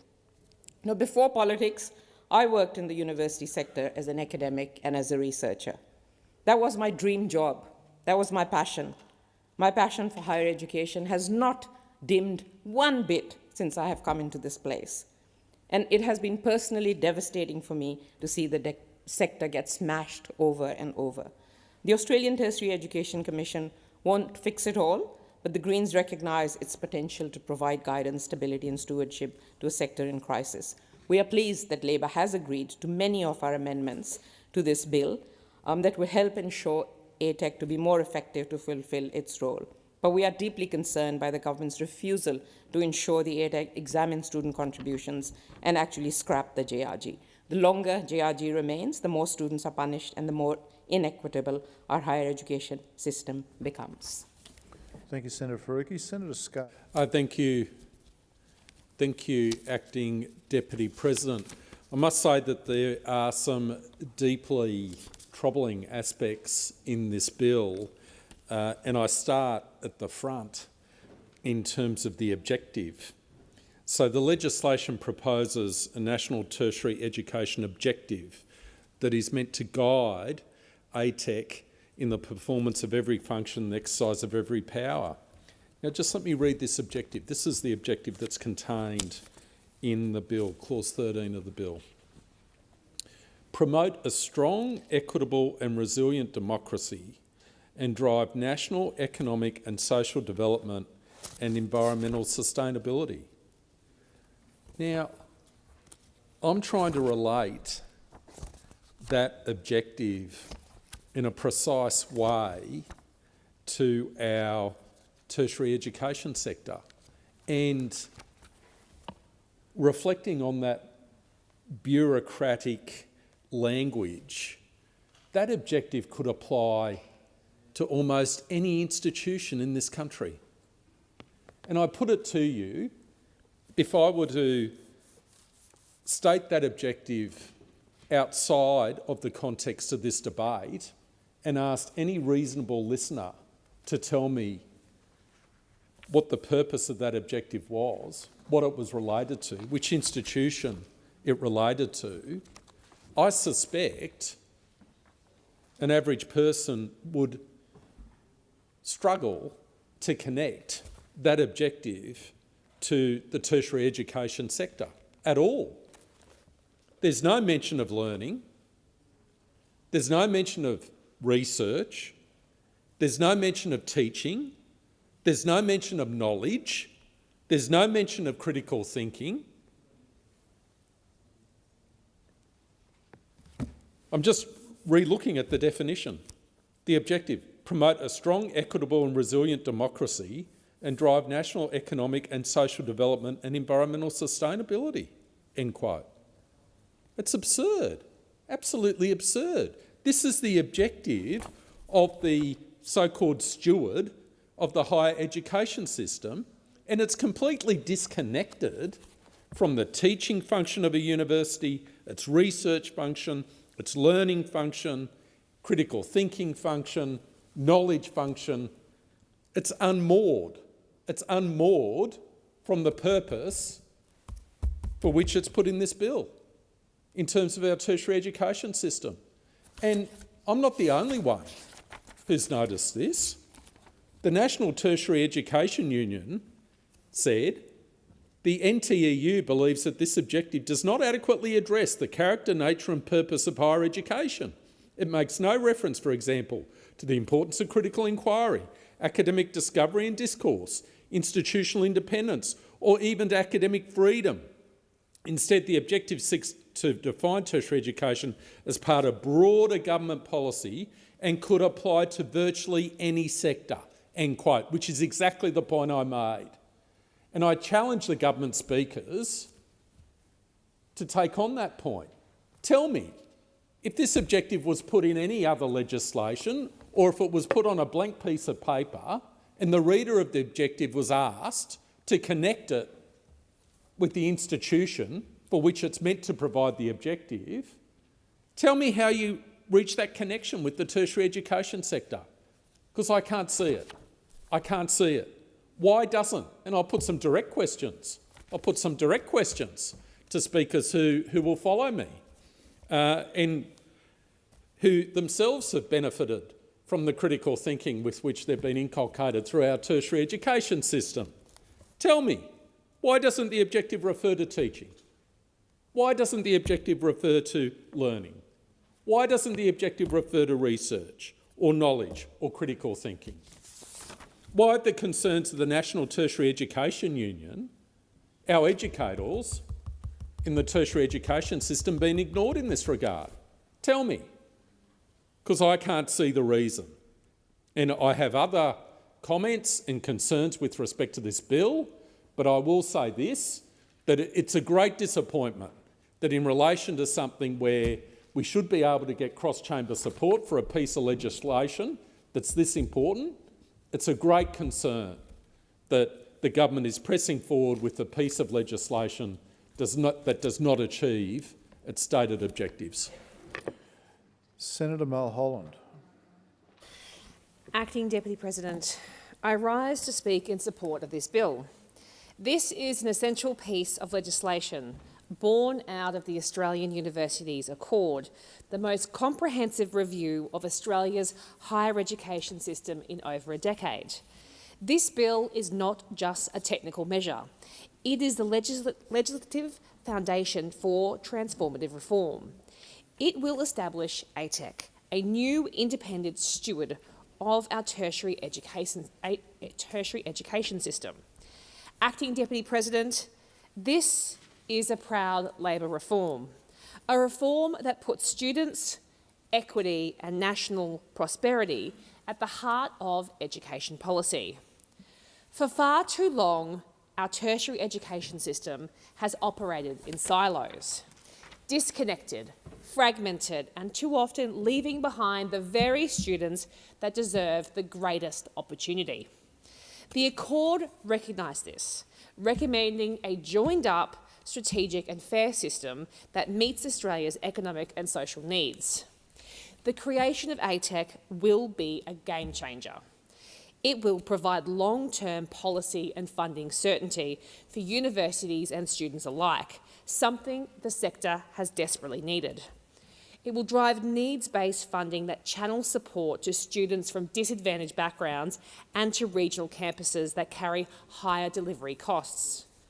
It will improve transparency, data and planning across the tertiary system so governments, universities and students can invest with confidence. It will support a seamless pathway between VET and higher education, ensuring more Australians can gain the skills that employers need. Right now, our universities are under pressure. They are operating with thin margins, grappling with costs and stretched resources. Without bold reform, we risk undermining our nation's ability to educate the skilled workforce of tomorrow. We are at a pivotal moment. The target set by the Accord that 80% of working-age Australians hold a tertiary education qualification by 2050. This is an ambitious national objective. To get there, we must act now, not later. I know some will ask, why legislate now? Why commit to ATEC? The answer is simple, because our universities cannot wait. Our students cannot wait. Our future cannot wait. Already the Albanese government is rolling out Accord reforms, including shared funding for placements, preparatory programs and improved support to make higher education more accessible and more affordable. But without formalising ATEC in law, we risk losing the momentum of those gains. With it, billions in funding and further reform opportunities. This bill won't solve every challenge overnight. No single law can, but it anchors the system in fairness, consistency and long-term vision. So today I urge the Senate to support this bill. This is not a debate about politics. This is about nation building. In supporting this bill, it means backing students, giving them clearer pathways to qualifications without unnecessary barriers. It means backing universities, offering policy certainty that allows them to plan, invest and innovate. It means backing regional Australia, ensuring country campuses and regional students are not left behind. It means backing equity and fairness, directing support to those who need it the most. If you want a system that offers opportunity to every Australian, regardless of their background, support this bill. Australia needs a strong, competitive tertiary sector. Partner with us in delivering it. This is another example of the Albanese government backing excellence in education, not just in words, but in action. It is Labor that is lifting dreams, opening doors and building a future where every Australian can prosper. So let the Senate pass this legislation for our students, for our universities, for Australia's future. I commend the bill to the Senate. Thanks a lot, Senator. Now, before we move on to our next speaker, were there any senators wanting to move a second reading amendment that they may have forgotten about? Senator Faruqi, you just read my mind. Thank you, Acting Deputy President. I move the Greens. You may need to seek leave. Yes, I seek leave to move Greens' second reading amendment. Is on leave sheet granted? Leave's granted. Thank you, senators. Thank you. I move Greens' second reading amendment on sheet 3712. Thank you so much for that. I'm glad you read my mind, so thank you. Now, Senator Pocock, David Pocock, I understand that you're up next on my list, if you're ready. You have the call. Thank you, Acting President. I rise to speak on this ATEC bill and to foreshadow... Keep going. Sorry. Foreshadow amendments. Our amendments. Yes, you're moving yours. Excellent. I'll be moving in relation to this legislation. I wanted to start by thanking colleagues who are on the University Governance Inquiry for the huge amount of work that they undertook, starting with Senator Sheldon, who helped kick it off, and then Senator Marielle Smith. Really impressive work as chair of a committee dealing with a huge range of stakeholders, and at times through that committee's work and at Senate estimates dealing with some pretty difficult subject matter and things getting fairly heated at times. I want to acknowledge Senator O'Sullivan and Henderson, Senator Faruqi, Senator Kovacic and Senator Barbara Pocock for their work. And I really think some of that work highlighting the deficiencies in governance at universities in this country, starting at some of the concerns we've been hearing from our national university, the ANU, for a long time now, have really strengthened the need for more leadership in this space. Also want to thank the many staff, students, peak bodies, experts and the NTU who have engaged so closely with me and my office over years now on these critical reforms.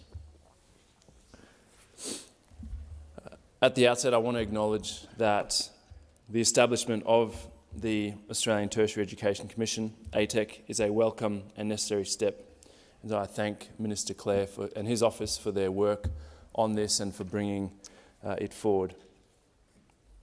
For too long, we've had a higher education sector that has lacked coordination, lacked independent stewardship, that is actually required for long-term sustainability. And I think that's really caught up with us now. And we're seeing that the impact of that at universities across the country. As has been pointed to in some of the contributions, our universities are critical national institutions. They educate the next generation, they drive innovation, and they underpin our economic and social prosperity. So getting the settings right clearly matters. However, if ATEC is to fulfil its promise, it must be more than a new layer of administration. It must be genuinely independent, properly resourced, and empowered to provide frank and fearless advice. That's why the second reading amendment I'll be moving makes 3 key points. First, it notes that the creation of ATEC is positive reform. Second, it recognises that ATEC's long-term effectiveness depends on its independence. This was raised a number of times through the committee process. Independence in its functions, its resourcing and its reporting. And third, it urges ATEC to prioritise one of the most urgent and pressing issues in higher education today, fixing the failed job-ready graduate scheme. This scheme has distorted student contribution settings, particularly for arts and humanities disciplines. It was rightly slammed by Labor when they were in opposition, but it has really, unfortunately now, been in operation for longer under the Albanese government than under the Morrison government, and that is having a huge impact on students and our higher education sector. The Universities Accord made clear recommendations on this issue, and ATEC must move quickly to progress reform. I will try and talk about my amendments in Committee of the Whole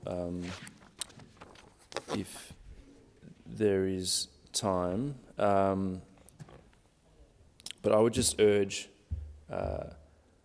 Senate colleagues to look at amendments and ensure that we actually set the ATEC up for success. And I think really critically to be looking at student contributions. We hear a lot about intergenerational inequality in this country. We see rising wealth inequality, and actually ensuring that students, the contribution of students is being looked at by the ATEC, I think is a really important part of setting this up for success. Okay, thanks very much, Senator. Now, Senator Walker, you have the call. Thank you, Acting Deputy President. I rise today as I'd like to speak about this bill because it is about something really important. Whether our university system is actually working for people, especially young people. Because right now, I think a lot of Australians are looking at higher education and thinking that it feels expensive, confusing, disconnected from real life, and doesn't actually have people like them in mind. We ask young people to make huge decisions about their future really early. We then tell them education is the pathway to opportunity, to a decent job, to security, but then we give them a system that can feel messy, inconsistent, and at times completely out of step with what students and the country actually need, and that is why this bill matters. The bill started out as a report of the Australian Universities Accord, and the Albanese Labor government has implemented 37 of the recommendations so far. This legislation is the next step. It creates the Australian Tertiary Education Commission, ATEC, which is the long-term final boss for the higher education system. At the moment, uni policy can feel like it does a 180 from one change to the next. There's not always a clear long-term direction. Different parts of the system don't line up properly, and when that happens, students are the ones who wear it. They wear it through higher debt, through qualifications that don't always match workforce needs, and through barriers that make uni feel out of reach in the first place. So this bill is trying to bring a bit more sense, consistency and planning into the system to make things smoother for everyone involved. Because we can't keep treating education policy like an all-nighter essay, panic-driven, last-minute, hoping it somehow passes. It should not be shaped by some random short-term thinking. It should be based on what kind of country we want to build, what skills we need, and how we make sure people actually have a fair shot at participating. That's one of the reasons I really like that this bill puts a national objective into law. And the objective is not just about pumping out more graduates for the sake of it. It is about making sure tertiary education supports a strong democracy, economic and social development, and environmental sustainability. It boils down to education should help people build decent lives, and it should help the country meet the challenges ahead, which seems pretty reasonable to me. But when you look around, the cracks are obvious. We've got skill shortages in areas we desperately need. We've got ongoing inequality in who gets access to higher education and who succeeds once they're there. We've got a gap between universities and vocational education that still makes moving between the two harder than it should be. And we've got students carrying the cost of policy failures they didn't create. So I think there is something genuinely refreshing about setting up a body whose job is to step back, look at the system as a whole and ask, is it actually working? Is this fair? Is this sustainable? Are we setting people up well, or are we just hoping for the best? That kind of long-term thinking has been missing. I also really think it matters that this bill puts equity front and centre, because talent is everywhere in this country, opportunity is not. There are still too many people, especially students from regional areas, low-income backgrounds and First Nations communities, who face extra barriers getting into higher education and succeeding once they're there. And if we're serious about fairness, then education can't just be there for people who already know how to navigate the system. It has to work for the people who have been shut out of it too. That is why having a First Nations Commissioner is important. That is why having a stronger focus on access and outcomes matters. And that is why having someone actually keeping an eye on whether the system is serving the whole country is fundamental. There is also a practical side to this bill which makes a lot of sense. Universities will have to be clearer about what they're there to do, what their goals are, and how that lines up with national and local needs. And I don't think that's some outrageous ask. If institutions are receiving public support, it's fair to expect them to be thinking about students, communities, workforce needs and outcomes, not just operating in their own bubble. Some people are worried this could become another layer of bureaucracy.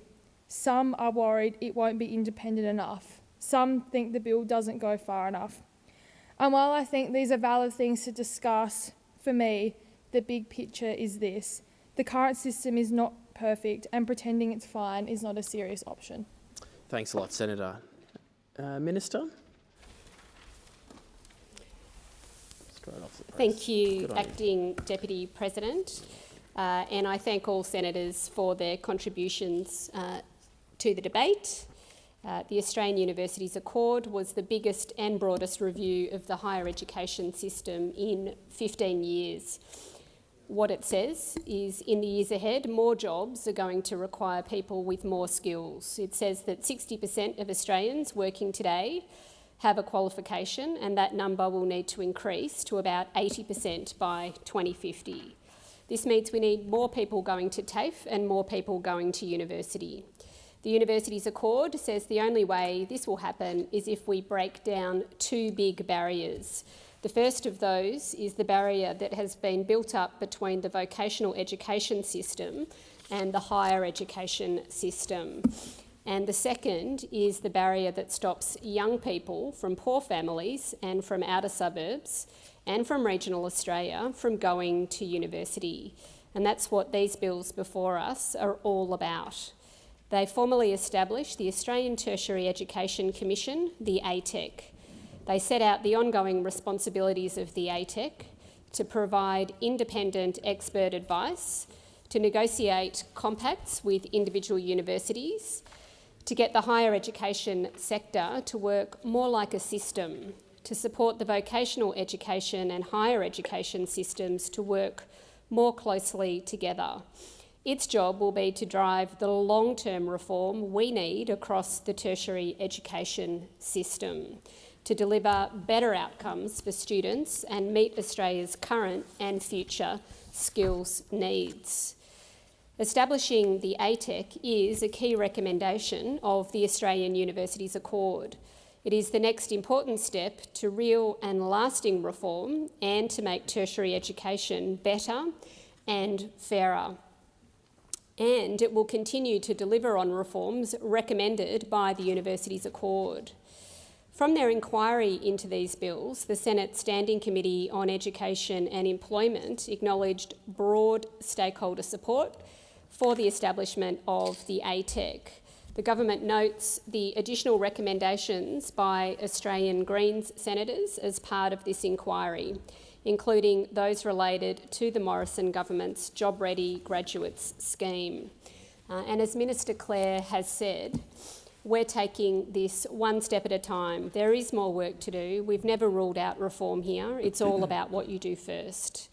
The government notes other recommendations from the Australian Greens senators in the Standing Committee report into these bills, including the ATEC being able to initiate and publish advice, expanding the National Tertiary Education Objective, action against racism and support for marginalised communities, having appropriate expertise and capability, advising on research and research training, processes to change the threshold standards, and clarifying any overlap with TEXA. The government also notes the additional comments and recommendations made by Senator Pocock. Some of these are similar to recommendations made by Greens senators, and I refer Senator Pocock to my earlier comments. The ATEC will negotiate individual compacts with universities and negotiate the content of those individual compacts with each university. Introducing further merits review processes in relation to Senator Pocock's amendments could unnecessarily delay actions to resolve a suspended compact. On staffing arrangements, there will be a memorandum of understanding between the Department of Education and the ATEC to ensure clarity of operational arrangements. Senior ATEC staff will be made available by the Secretary following consultation with ATEC commissioners. The Secretary's power to engage staff, contractors and consultants can be delegated to the ATEC's Executive Director. ATEC staff will undertake their roles at the direction of commissioners. They will be able to recruit staff using standard APS recruitment processes, including merit-based selection. I acknowledge Senator Pocock has put forward amendments, including on the number of commissioners, and I thank him for his contribution to strengthening the ATEC. The Australian Government also appreciates the support of many stakeholders for the establishment of the ATEC. These bills enable us to deliver the ATEC in legislation, real lasting reform, and it's disappointing but not surprising that the Coalition have opposed the reform. The ATEC will make our university system stronger, and I commend the bills to the Senate. Thank you, Minister. Order, Senators. The question before the Chair is that the second reading amendment that has been moved by Senator Faruqi on sheet 3712 be agreed to. Those of that opinion say aye. Those against say no. I think the ayes have it. The noes have it. Is a division required? Ring the bells for 4 minutes.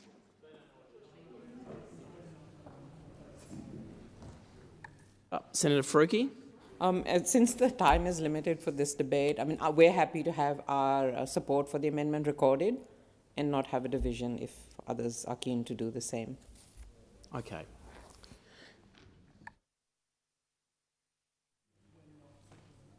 Okay.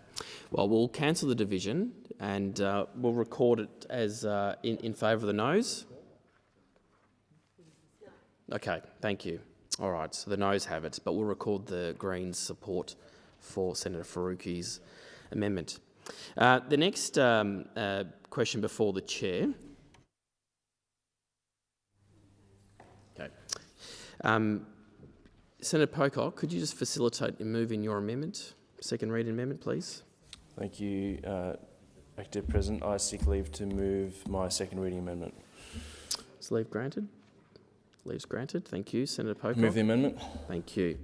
Okay, so now the question that is before the Chair is that the second reading amendment that's been moved by Senator Pocock on sheet 3714 be agreed to. Now, those of that opinion say aye. Those against say no. I believe the noes have it. The noes have it. Senator Pocock, did you want to record? I'd love to record my support for my amendment. Okay, excellent. Thank you. I just wanted to make sure anyone else had to say anything there. All right. So now the question that is before the Chair is that the bill be read a second time. All those of that question say aye. Those again say no. I believe the ayes have it. Noes have it. A division required. Ring the bells now for 4 minutes.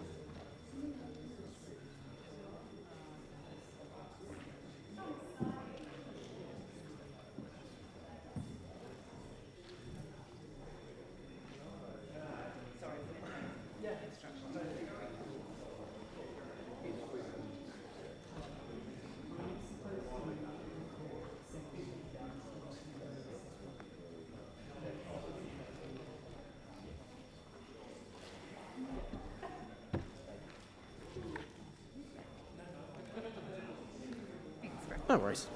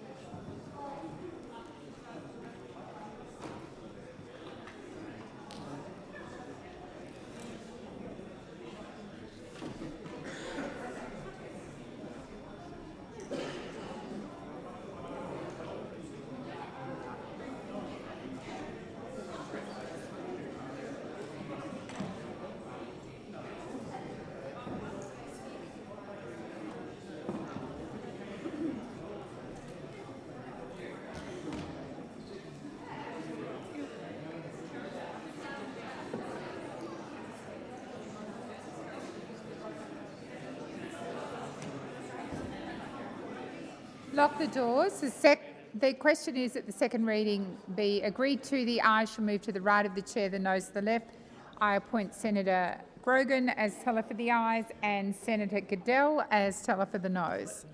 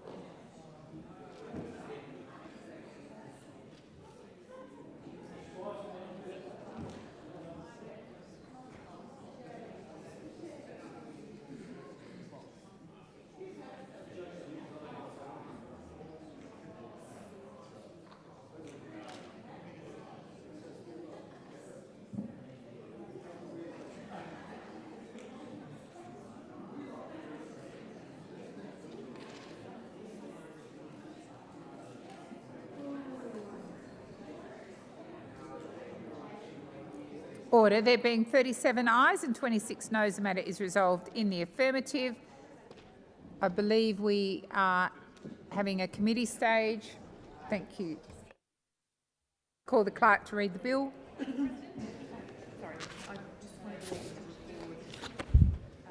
Senator Grogan. Is leave granted? Record Senator Lambie's position on the two second reading Leave is granted, Senator Grogan. No, before that, the two second reading votes. Yeah. Okay, thank you. Recorded. Thank I'll you. call the clerk. A bill for an act to provide for the establishment of the Australian Tertiary Education Commission and for related purposes.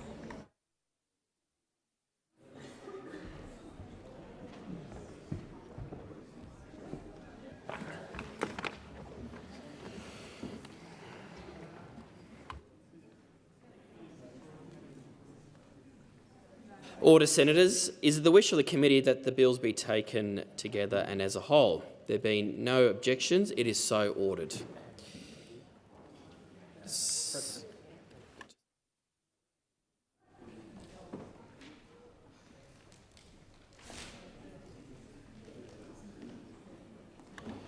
Just one moment, Senators. Senator, I think Faruqi, I think I saw her on her feet. Did you have a point of order? Okay.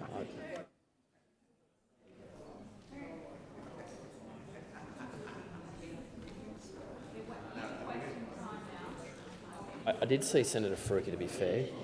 So I'm appreciative of that, but I did see Senator Faruqi first. Sorry. So I'm going to go with Senator Faruqi.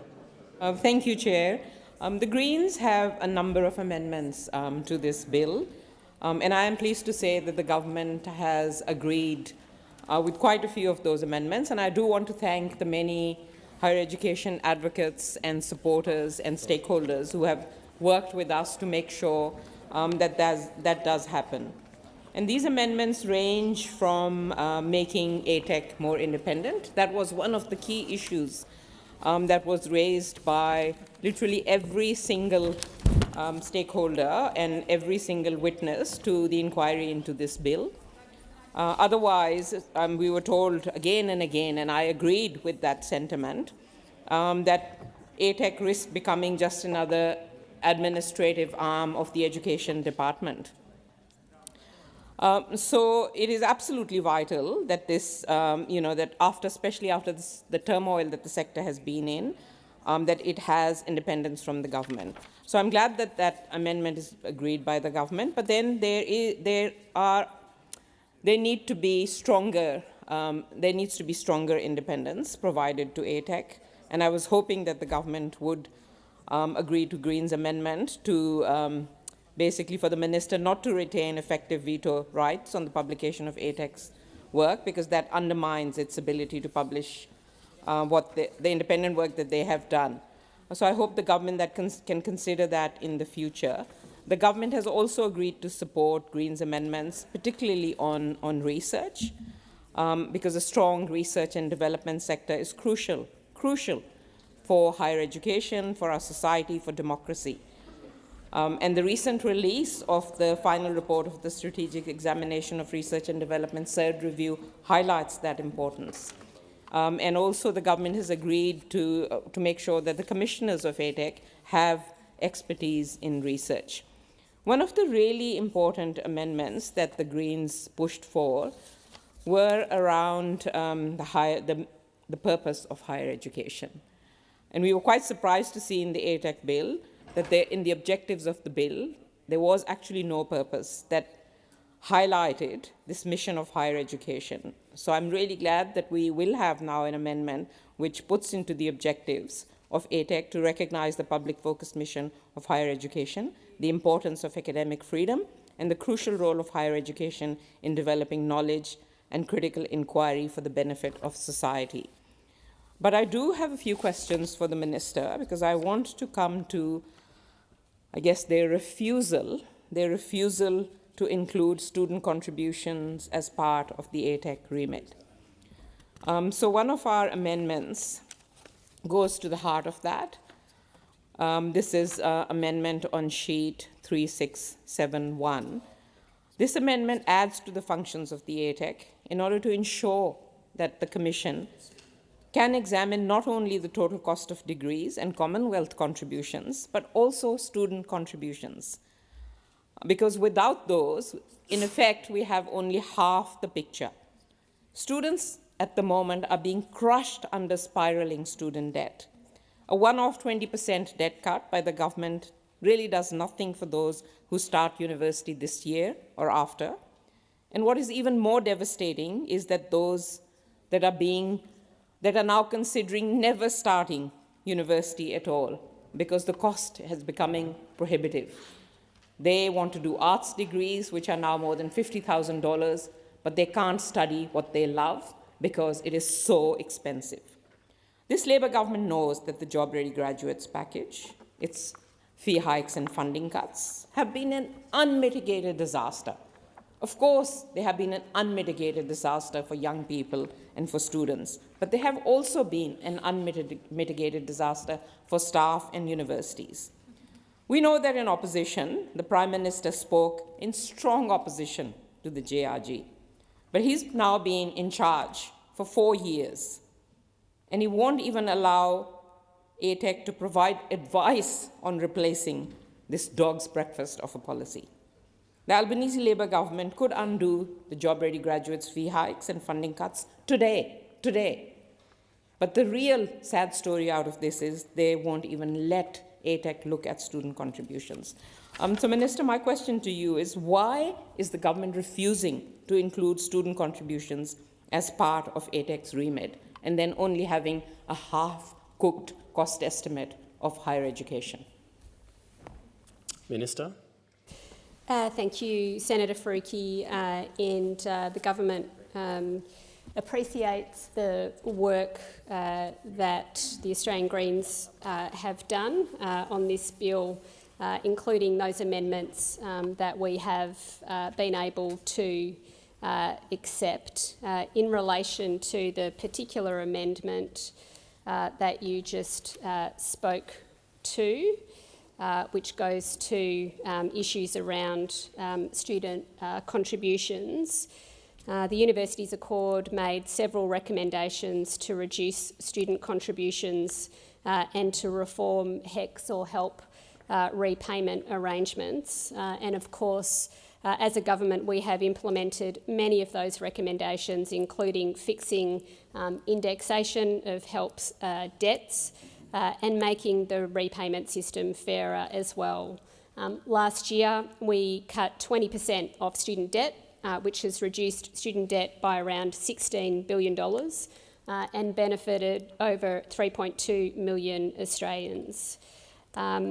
Right now, with the interim ATEC in place, Professor Stephen Duckett is working with the interim ATEC to understand the true costs of teaching and learning at university. And this is a really important and complex first step in the process of any future reform. The bills establish the functions of the ATEC, and that does include providing advice on, and I quote, the efficient cost of higher education across disciplines and student cohorts, and in relation to the Commonwealth contribution amounts. So this work that Professor Duckett is undertaking and the provisions in the ATEC bill that allow for that work to be done are an important first step that the ATEC will be able to take following the passage of this legislation.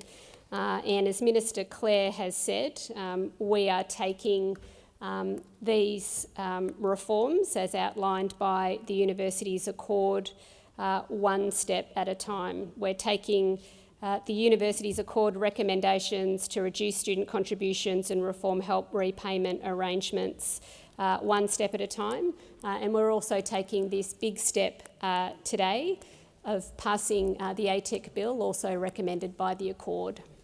Senator Sullivan, was there a point of order? Or? No, standing to Minister's time's expired, so I'm standing to speak. Okay, well, I'll quickly come to you and then I'll come back to Senator Faruqi. Senator Thank you. O'Sullivan, Well, with the 1 minute that we have remaining on this debate, I will make this point about the recommendation for the Senate to support my amendment on sheet 3665.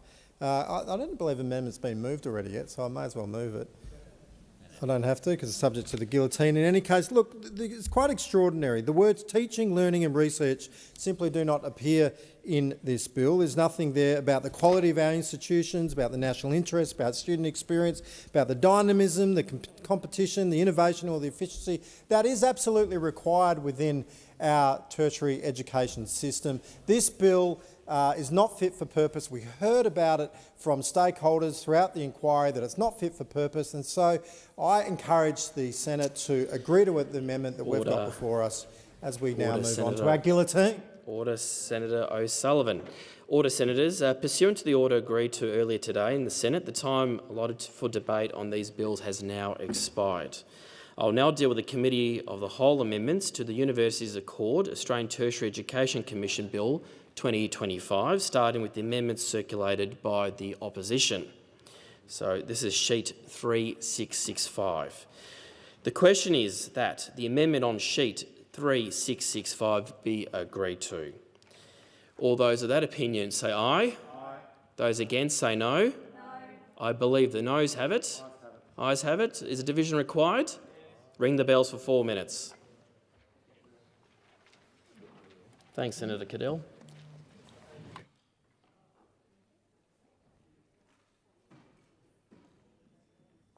What's that?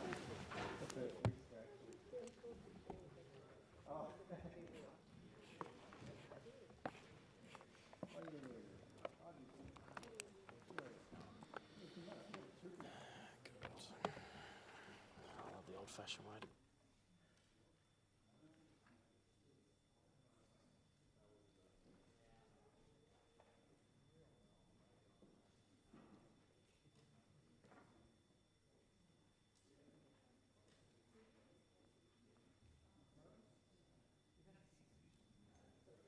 Oh, do you?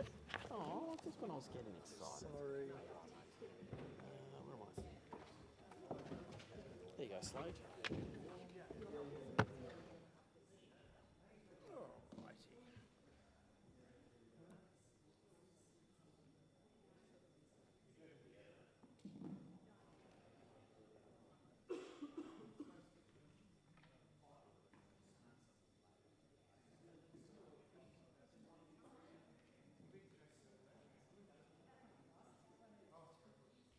Oh, good.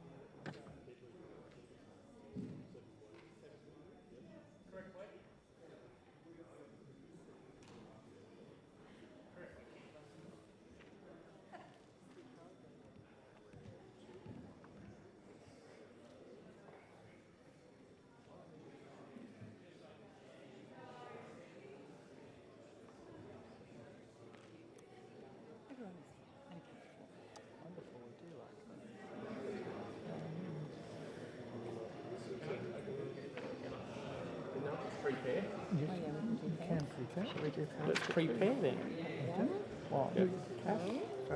Lock the doors. The question is the amendment on sheet 3665 be agreed to. Ayes are passed to the right. The chair noes to the left. I appoint Senator Cadell, teller for the ayes, and Senator Darman, teller for the noes.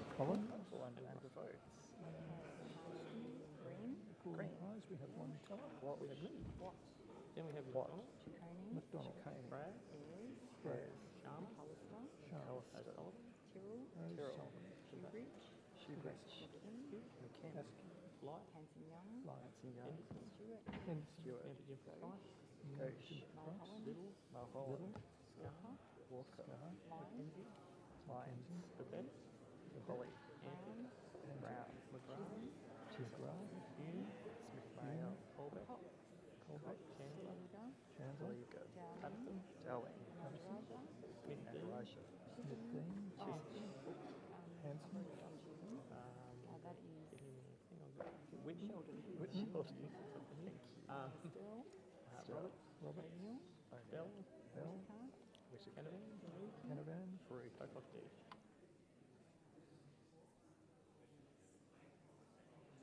And I think the chair would like to.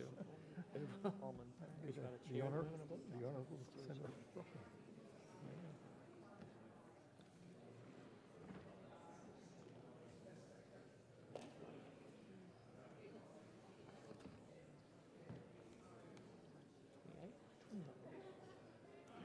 Remember how to count that. 35, thanks.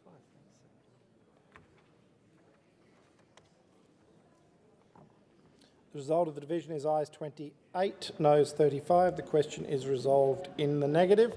I will ask all senators to please remain in the chamber. There will be 1 minute divisions. I will now deal with the amendment circulated by the Australian Greens, starting with Amendment 4 on sheet 3. Sorry, Senator McKim. Thanks, Chair. Could I just ask that Senator Payman's opposition to that amendment from the opposition be recorded? Thank you, Senator McKim. Anything else? No. So we're on, starting with the Amendment 4 on sheet 3674. First question is that clause 69 stand as printed. Those of that opinion say aye. Aye. Against say no. The ayes have it. Division required. Ring the bells for 1 minute.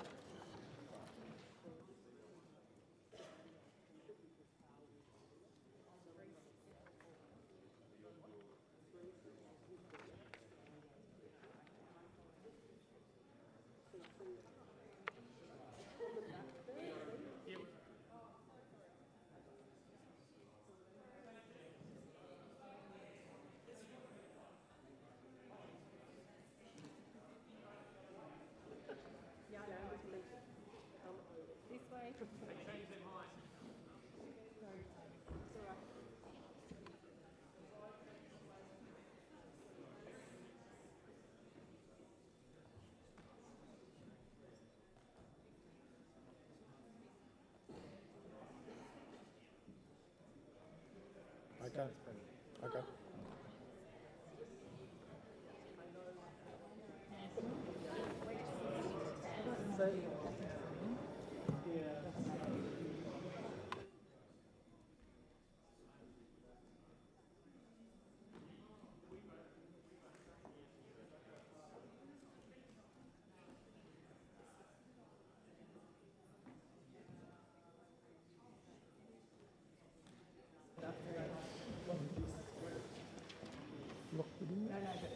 Oh, sorry, lock the doors. Question is that clause 69 stand as printed. Ayes will pass to the right of the chair, noes to the left. I appoint Senator Darman as teller for the ayes and Senator McKim as teller for the noes. I have one teller. Hello, Senator. I do have yours, teller. Witten, Bell, Green, Bell, Pocock David, McDonald, Pocock Barbara, O'Sullivan, Hodgins Smith, Wilson, Ormond Payne, Cadell, Terrell. Shoebridge. Hanson. Sheldon. Roberts. Still.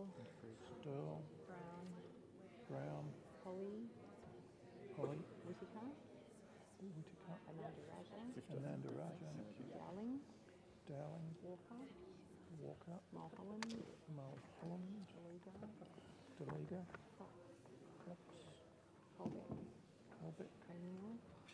O'Neill. Henderson. McAllister. Ayres.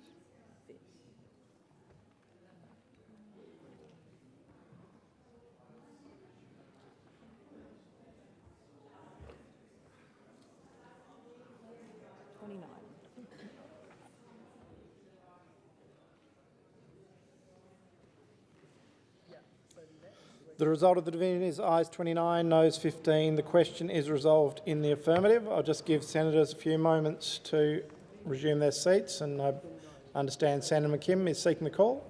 Thank you, Chair. If I could ask that Senator Payman's opposition to that question be noted. I shall now deal with the remaining amendments circulated by the Australian Greens. The question is now that the remaining amendments on sheet 3674. Oh, I'm sorry, Senator Darman. You have to read them all out first. We'd like to ask for some of them to be voted on differently. Well, perhaps, yeah, why don't you tell me that and then... Okay. Could we please have amendments 3674? Yes. 3668, 3669, 3671 and 3710 split out. 3710. So I'll put those ones first. I will read them again just to make sure everyone is on the same page. Senator O'Sullivan. May I suggest, Deputy President, if we can understand which way you're voting, because we might want to just keep people on that side first rather than have everyone swap over. If that's the case, then I can give you the list of the others that we will be supporting. Okay. So they are 3667, 3670, 3672, 3720 and 3728. All right, so I'll put those amendments first. I'm putting the question on the amendments on sheet 3667, 3670, 3672, 3720 and 3728. We're all happy with that? The question is those amendments be agreed to. Those of that opinion say aye. Against say no. The ayes have it. Division required. Ring the bells for 1 minute. Given there was a slight interruption there, I'm happy to ring the bells for longer if whips request it. Okay, 1 minute.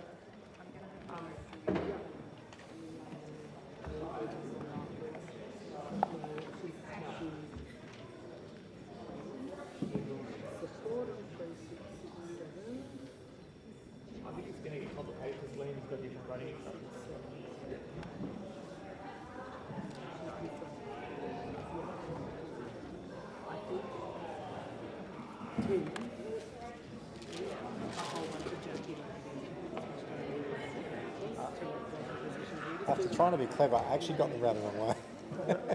I was trying to get everyone to not have to... Well, you don't have to move. Landys know on most of these, but I don't think all. But not all of them, that's right.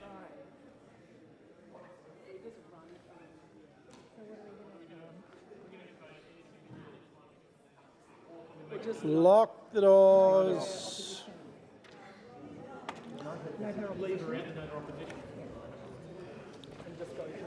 All right. So I'm putting the amendments on sheet 3667, 3670, 3672, 3720 and 3728. Ayes will pass to the right of the chair, noes to the left. I appoint Senator Darman teller for the ayes and Senator Cadell teller for the noes. We need to do your pairs again. McLaughlin, Wong, Farrell, Dunningham, Gallagher, McCarthy, and Rusty. For a total of 5. 5. And the votes I have. So we have one teller. Chair. Cadell, you've got? I do indeed. O'Sullivan. Chisholm. O'Sullivan. Green. McDonald. McDonald. Hugh. Smith. M. Little. Lyons. Never for Price. Patterson. Stewart. Henderson. Hanson Young. Canavan. Baruti. Askew. Waters. McGrath. Colbeck. Colbeck. Sharma. Kim. Roberts. Shoebridge. Brown. Holly. Light. Whitaker. Bragg. Ananda Raja. Chandler. Dowling. Scar. Walker. Smith Dean. Witten. Holland. Hanson. Deliga. Bell. Cox. Antic. Chicone. Rebecca. O'Neill. McAllister. Ayres. Tyrrell. Pocock B. Both Pocock. Orman Payne. Wish Wilson. Hodgins May. Still John. We've got both Pocock. Yes.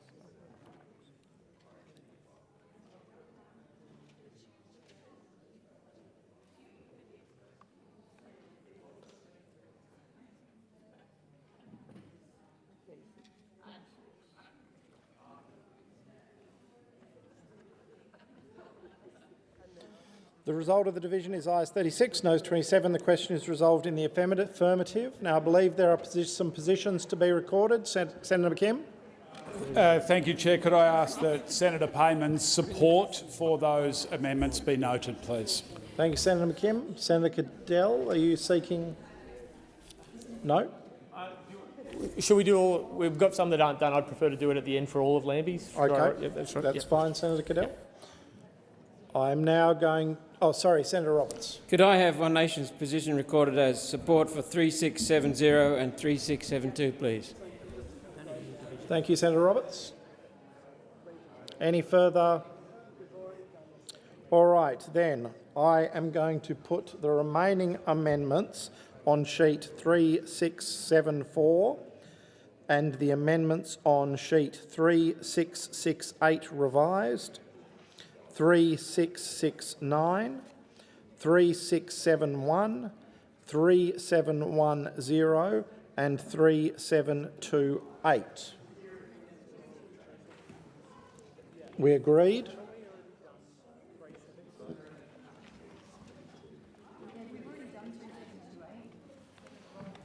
No, we have two. Oh, we have done 3728. You are correct. So now I'm going to read them again. Sorry, who's...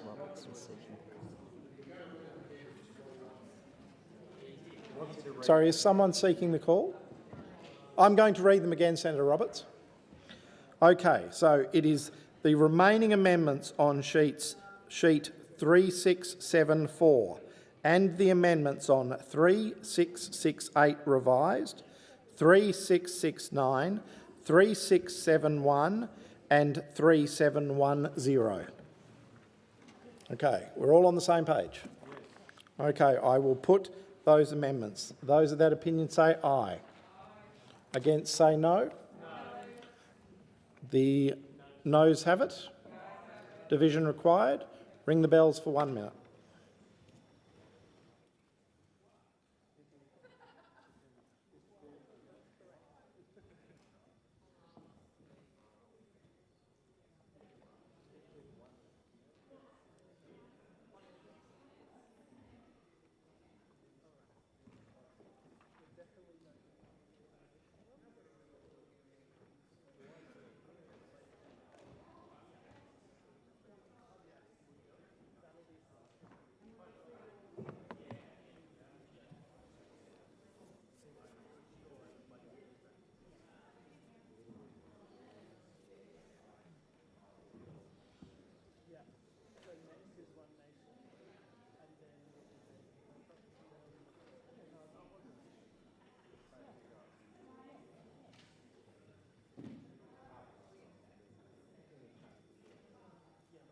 Lock the doors. Question is the amendments be agreed to. Ayes will pass to the right of the chair. Noes to the left. I appoint Senator McKim. Teller for the ayes, and Senator Darman. Teller for the noes.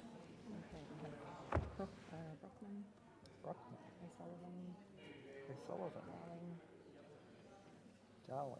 Deligo. Cox. What? Walsh. Senator. Lyons. I have one teller. Still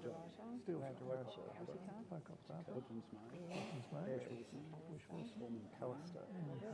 Roberts. Smith N. Waters. Faruqi. Grant. Walker. Askew. Mahon. Brown. Holly. O'Neill. Witten. Hanson. Bell. Stowe.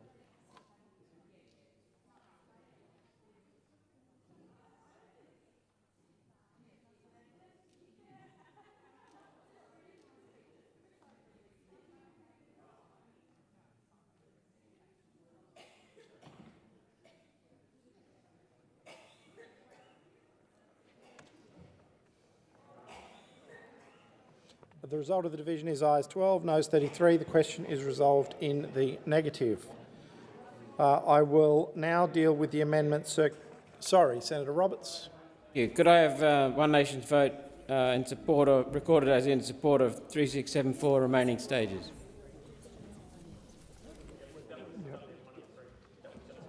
Yep. Sorry, and that. Sorry, Cadell. Senator Cadell, were you seeking the call at all? Not yet. We'll do it right. No. Okay. I'll now deal with the... Oh, sorry, Senator McKim. Thanks very much, Chair. If I could ask that Senator Payman's support for those amendments be noted. Thank you, Senator McKim. Anything else? All righty. We'll now move on to the amendment circulated by One Nation. The question is, amendment on sheet 3717 be agreed to. Those of that opinion say aye. Against say no. The noes have it. Division required. Ring the bells for 1 minute.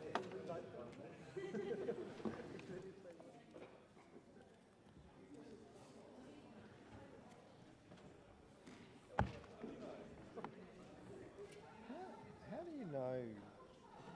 How do you put them all together? Do you just sort of take a bit of a guess? No, it's quite scientific. Sean's team does it.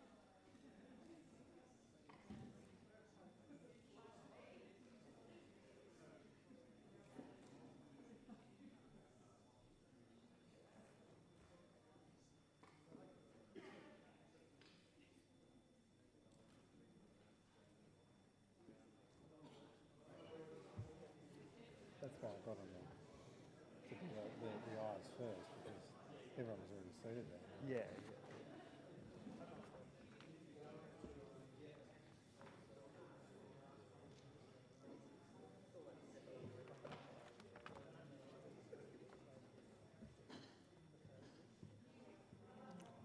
Lock the doors. The question is, amendment on sheet 3717 be agreed to. Ayes are passed to the right of the chair, noes to the left. I appoint Senator Bell. Teller for the ayes, and Senator Darman and teller for the noes. Thank you. Brockman.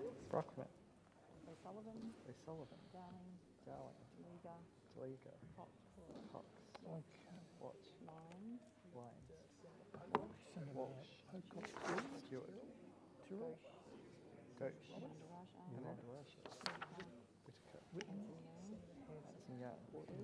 Waters. Faruqi. Ollie Payne. Ayres. McAllister. Smith N. Chisholm.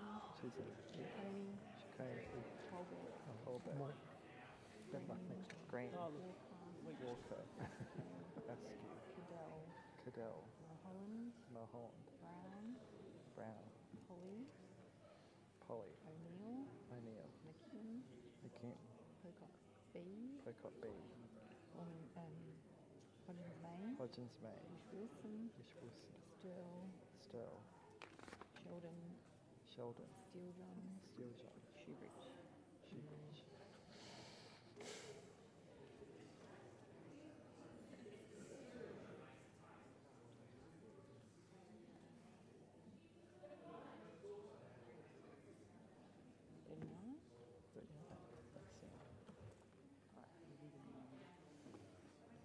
The result of the division is ayes 6, noes 39. The question is resolved in the negative.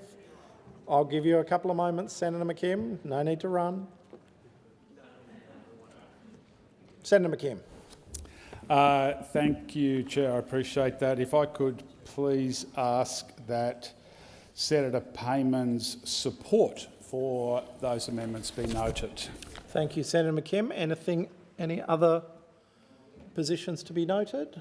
No. Then I will now deal with the amendments circulated by Senator David Pocock. The question is that the amendments on... Senator Dunman. Thank you, Chair. Could we please split out amendments number 3716, 3726 and 3727? All right, then I will start with the amendments on sheet 3715. And I... Could we do that in reverse, please? I'm in the hands of the chamber. The ones I just read out. Yeah, so do the ones she read out first. Okay, I'm in the hands of the chamber. I will put that the amendments on sheet 3716, 3726 and 3727 be agreed to. Those of that opinion say aye. Against say no. No. The noes have it. The noes have it. Yep. Senator McKim. Could I please ask that Senator Payman's support for those amendments be noted? Thank you, Senator McKim. Anything else? And that of the Australian Greens. Okay. I will put Senator Hanson. 726. Go, Whip.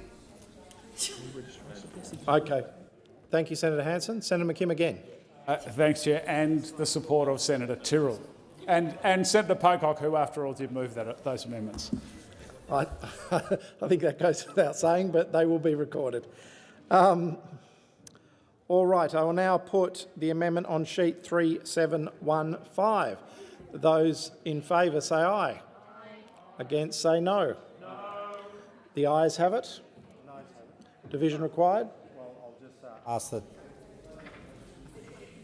Jess, do I have the call? Senator O'Sullivan. Yes, I'll just ask that our position against those that 3715 be noted. In that case, I will just be definitive that the ayes have it. Senator McKim. Could I please ask that Senator Payman's support for that amendment be noted? Any other positions to be recorded?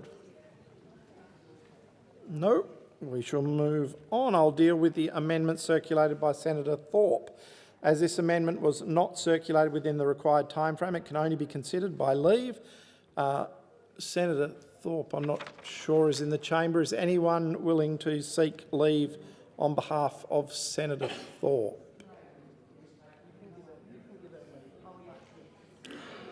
Senator Faruqi? I seek leave to move Senator Thorpe's amendment on sheet 3730. Is leave granted? There being no objection, leave is granted. The question is the amendment on sheet 3730 be agreed to. Those of that opinion say aye. Against say no. No. The noes have it. The noes have it. Senator McKim. Could I please ask that the support, the Australian Greens support be noted, and also that Senator Payman's support be noted? Thank you, Senator McKim. Anybody else wish to record their position? Senator Cadell. Please, Senator, may I please note Senator Lambie's on all of these in one lot. I'll go in order. 3674, support. 3672, 3671, 3670, 3669, 3668 revised, oppose. 3667, support. 3710, 3720, 3728, oppose. 3716, 3715, 3726, 3727, support. 3717 oppose, and 3730 support. Thank you, Senator Cadell. Senator Tyrrell. I came back so the whip for the Greens didn't have to do it for me. May I note support for Senator Thorpe's? Did we get that one? All right, last chance. All right, pursuant... Sorry? It's going to be with amendment. Yes, but I think the President will be in the chair. Pursuant to order, I will report the bills.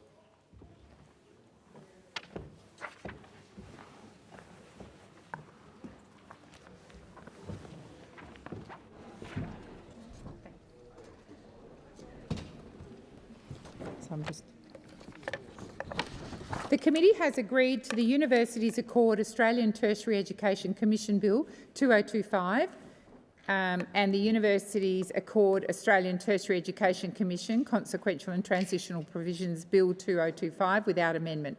The question now is that the remaining stages of the bill be agreed to and the bills be now passed. Those of that opinion say aye. Against? I believe the ayes have it. Division required. Ring the bells for 1 minute.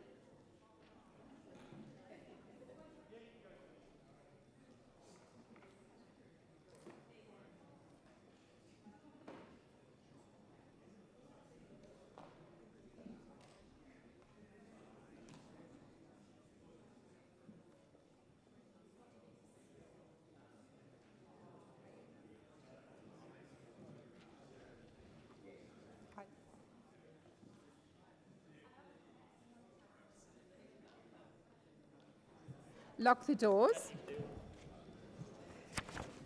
Before I call the tellers, I'll advise the Senate that that first bill, the Universities Accord Australian Tertiary Education Commission's Bill 2025, did pass with amendments. So I will. The ayes shall. So we're now doing the remaining stages. The bill will be agreed to, and the bill will be now passed. The ayes shall move to the right of the chair, the noes to the left. I appoint Senator Darmanin as teller for the ayes and Senator Cadell as teller for the noes.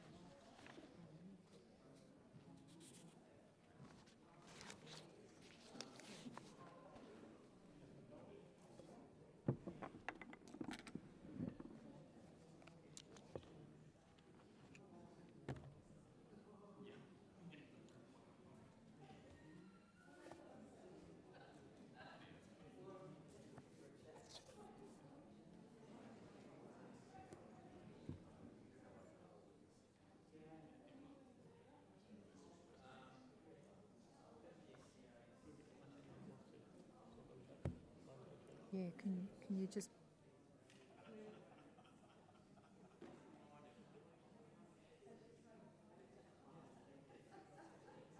Order. There being 36 ayes and 27 noes, the matter is resolved in the affirmative. I call the clerk. Senator McKim.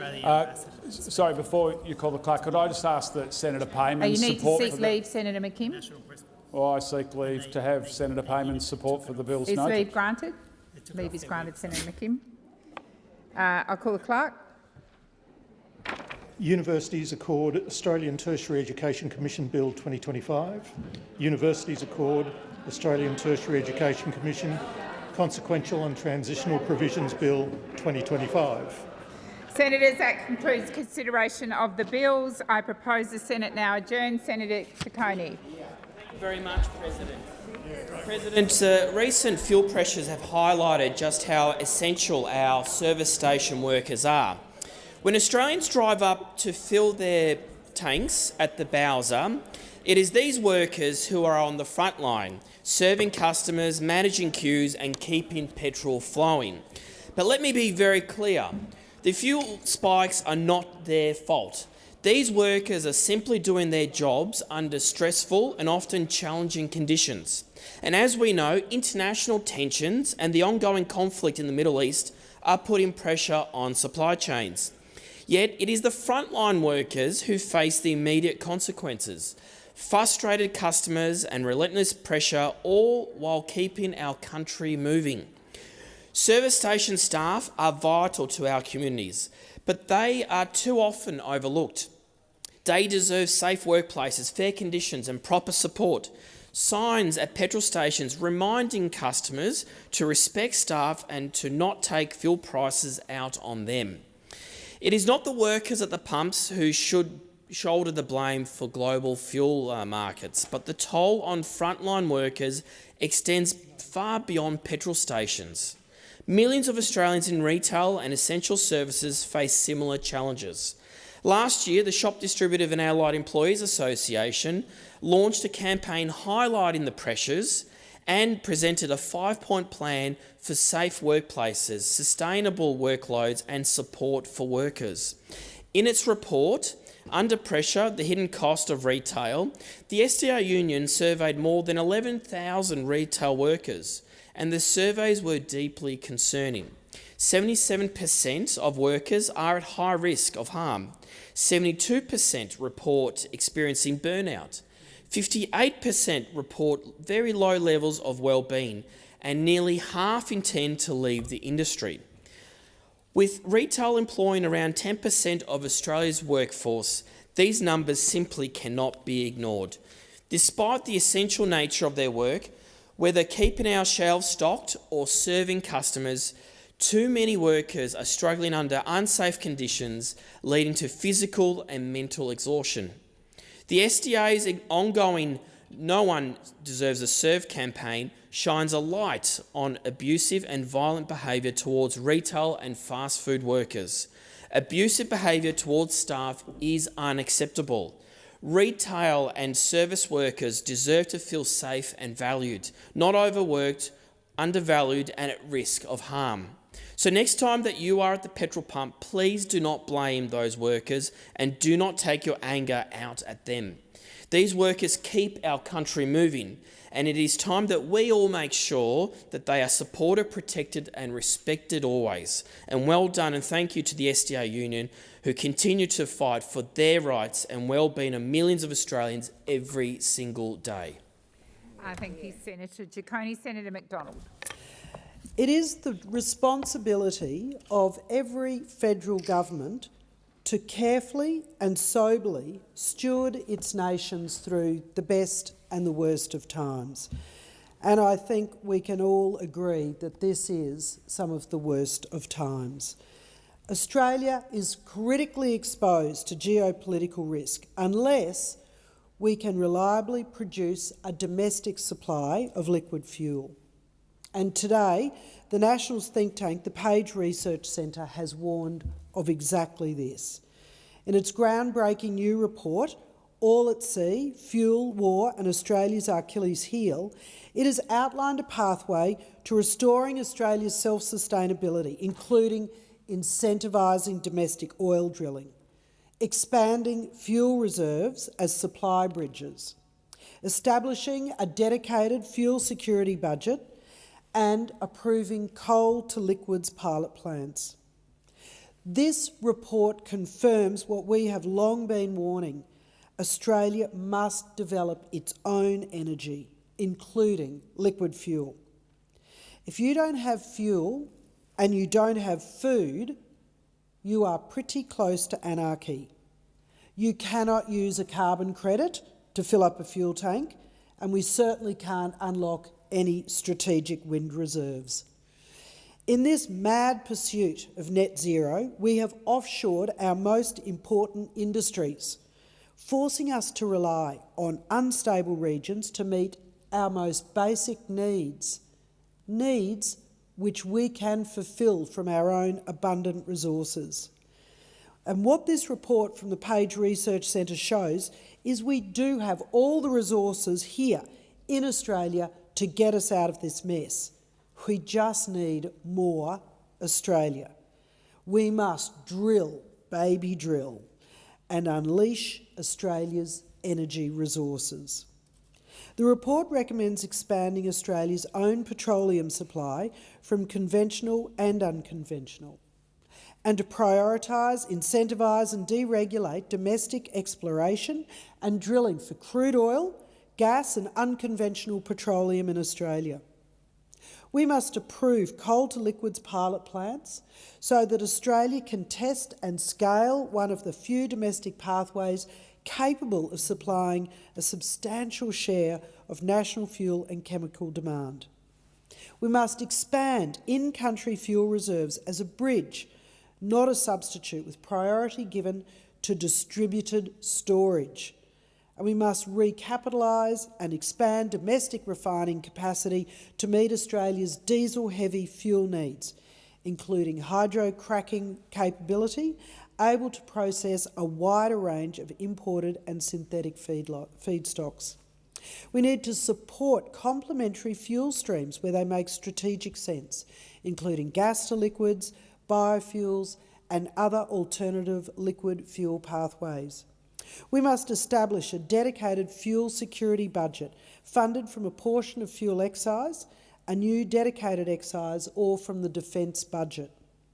Labor's ill-considered and economically damaging policies have had a very predictable outcome.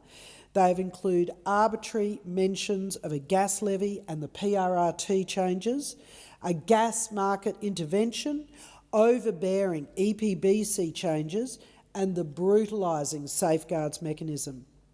Australians will be left jobless and at the mercy of international energy supply if this keeps going. The Albanese government's continued policy failures in the resources and energy space have left businesses questioning if Australia is worth investing in, while discouraging sovereignty of supply.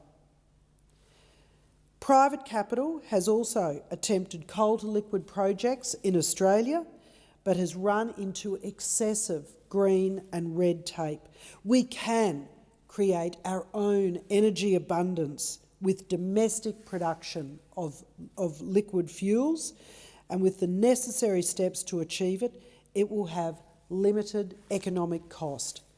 Australia deserves better. We must restore our standard of living and protect our way of life, and the Coalition will commit to this through expanding offshore tenures, encouraging drilling and making sure we have our own domestic capability for fuel. Thank you, Senator McDonald. Senator Polley. Easter is a time of significance for families across Tasmania, and in fact across the country. It's a period for reflection, connection and relaxation. Eating chocolate and spending time with your loved ones also makes it a very special time of the year. Yet, for too many working Tasmanians, Easter remains unrecognised as a public holiday. This legislation has been an oversight for too many years and leaves almost 30,000 Tasmanian workers, especially those in retail, warehousing, pharmacy and fast food, at a clear disadvantage compared to their counterparts in the rest of the country. In most Australian states and territories, Easter is celebrated as a public holiday, granting workers the right to fair pay, penalty rates and the option to spend precious time with their loved ones. However, here in Tasmania, where I live, many employees are required to work through this period without the benefits of a public holiday entitlements. They miss out on additional pay and, in many cases, the opportunity to take leave and recharge. This discrepancy is not just a matter of industrial relations policy, it's a matter of fairness with other interstate neighbours and respected workers who reap the benefits of having it as a public holiday. Retail sector workers already face demanding schedules and pressures at work due to increased aggression from customers, and they are impacted by this, like anyone would be. These frontline workers often juggle shifts during times when families elsewhere are together receiving neither the financial recognition nor the right to the rest that they deserve. Every worker should be compensated for their sacrifice at work. When it's on a public holiday, when everyone else is out enjoying, you should get a fair day's pay for the work that you're doing at that time. It supports, having a break actually supports workers' mental health and physical well-being and boosts productivity in the workplace. It acknowledges their right to rest, to be with family and to participate in community life. When we deny Easter public holiday recognition, we deny Tasmanian workers the dignity that they deserve, because it impacts not only on their pay and conditions, but also their sense of inclusion and value. I have on many occasions, and I do it here tonight, urged the Tasmanian Liberal government to stop dragging their feet on this simple reform. Recognising Easter as a public holiday will bring Tasmania in line with the rest of the nation. It will reaffirm our commitment to fairness and respect for workers' rights. It will ease the pressure faced by those in retail and hospitality, improve their quality of life and strengthen our social fabric. When we support workers, we build a community that values equality, wellbeing and social cohesion. And I want to acknowledge tonight the work of the Shop Distributor and our Employees Association, better known as the SDA, and their continual campaign to recognise this reform for working Tasmanians, and in particular Joel Tynan and Paul Griffin, the former Secretary, who also campaigned tirelessly for this much-needed reform. But I'd like to take the opportunity to acknowledge Josh Willey, the leader of the Labor Party in Tasmania, for being out this week and coming to the party and recognising that this has been an oversight for too long and backing in Easter Sunday being a public holiday and being recognised in my home state. Now, we know in this place that we always prioritise workers. We want to support them and their families, just like the SDA does, and all the other unions that put their members before themselves. Now, this is a change that just doesn't need to occur. The time is over for any further delay. Let us envisage a fairer Tasmania, one where every worker receives the recognition, pay and conditions that they deserve. Together, this will make Easter a time of celebration for all Tasmanians, ensuring no one is left behind. Why should Tasmania have less public holidays than the ACT, who have 15, Northern Territory 14, South Australia 14, Tasmania has 11. That's unfair. It's unfair on Thank you, Tasmanian Senator Polly. workers. The Senate stands adjourned. We'll meet again tomorrow at 12 noon. Good night, Senators.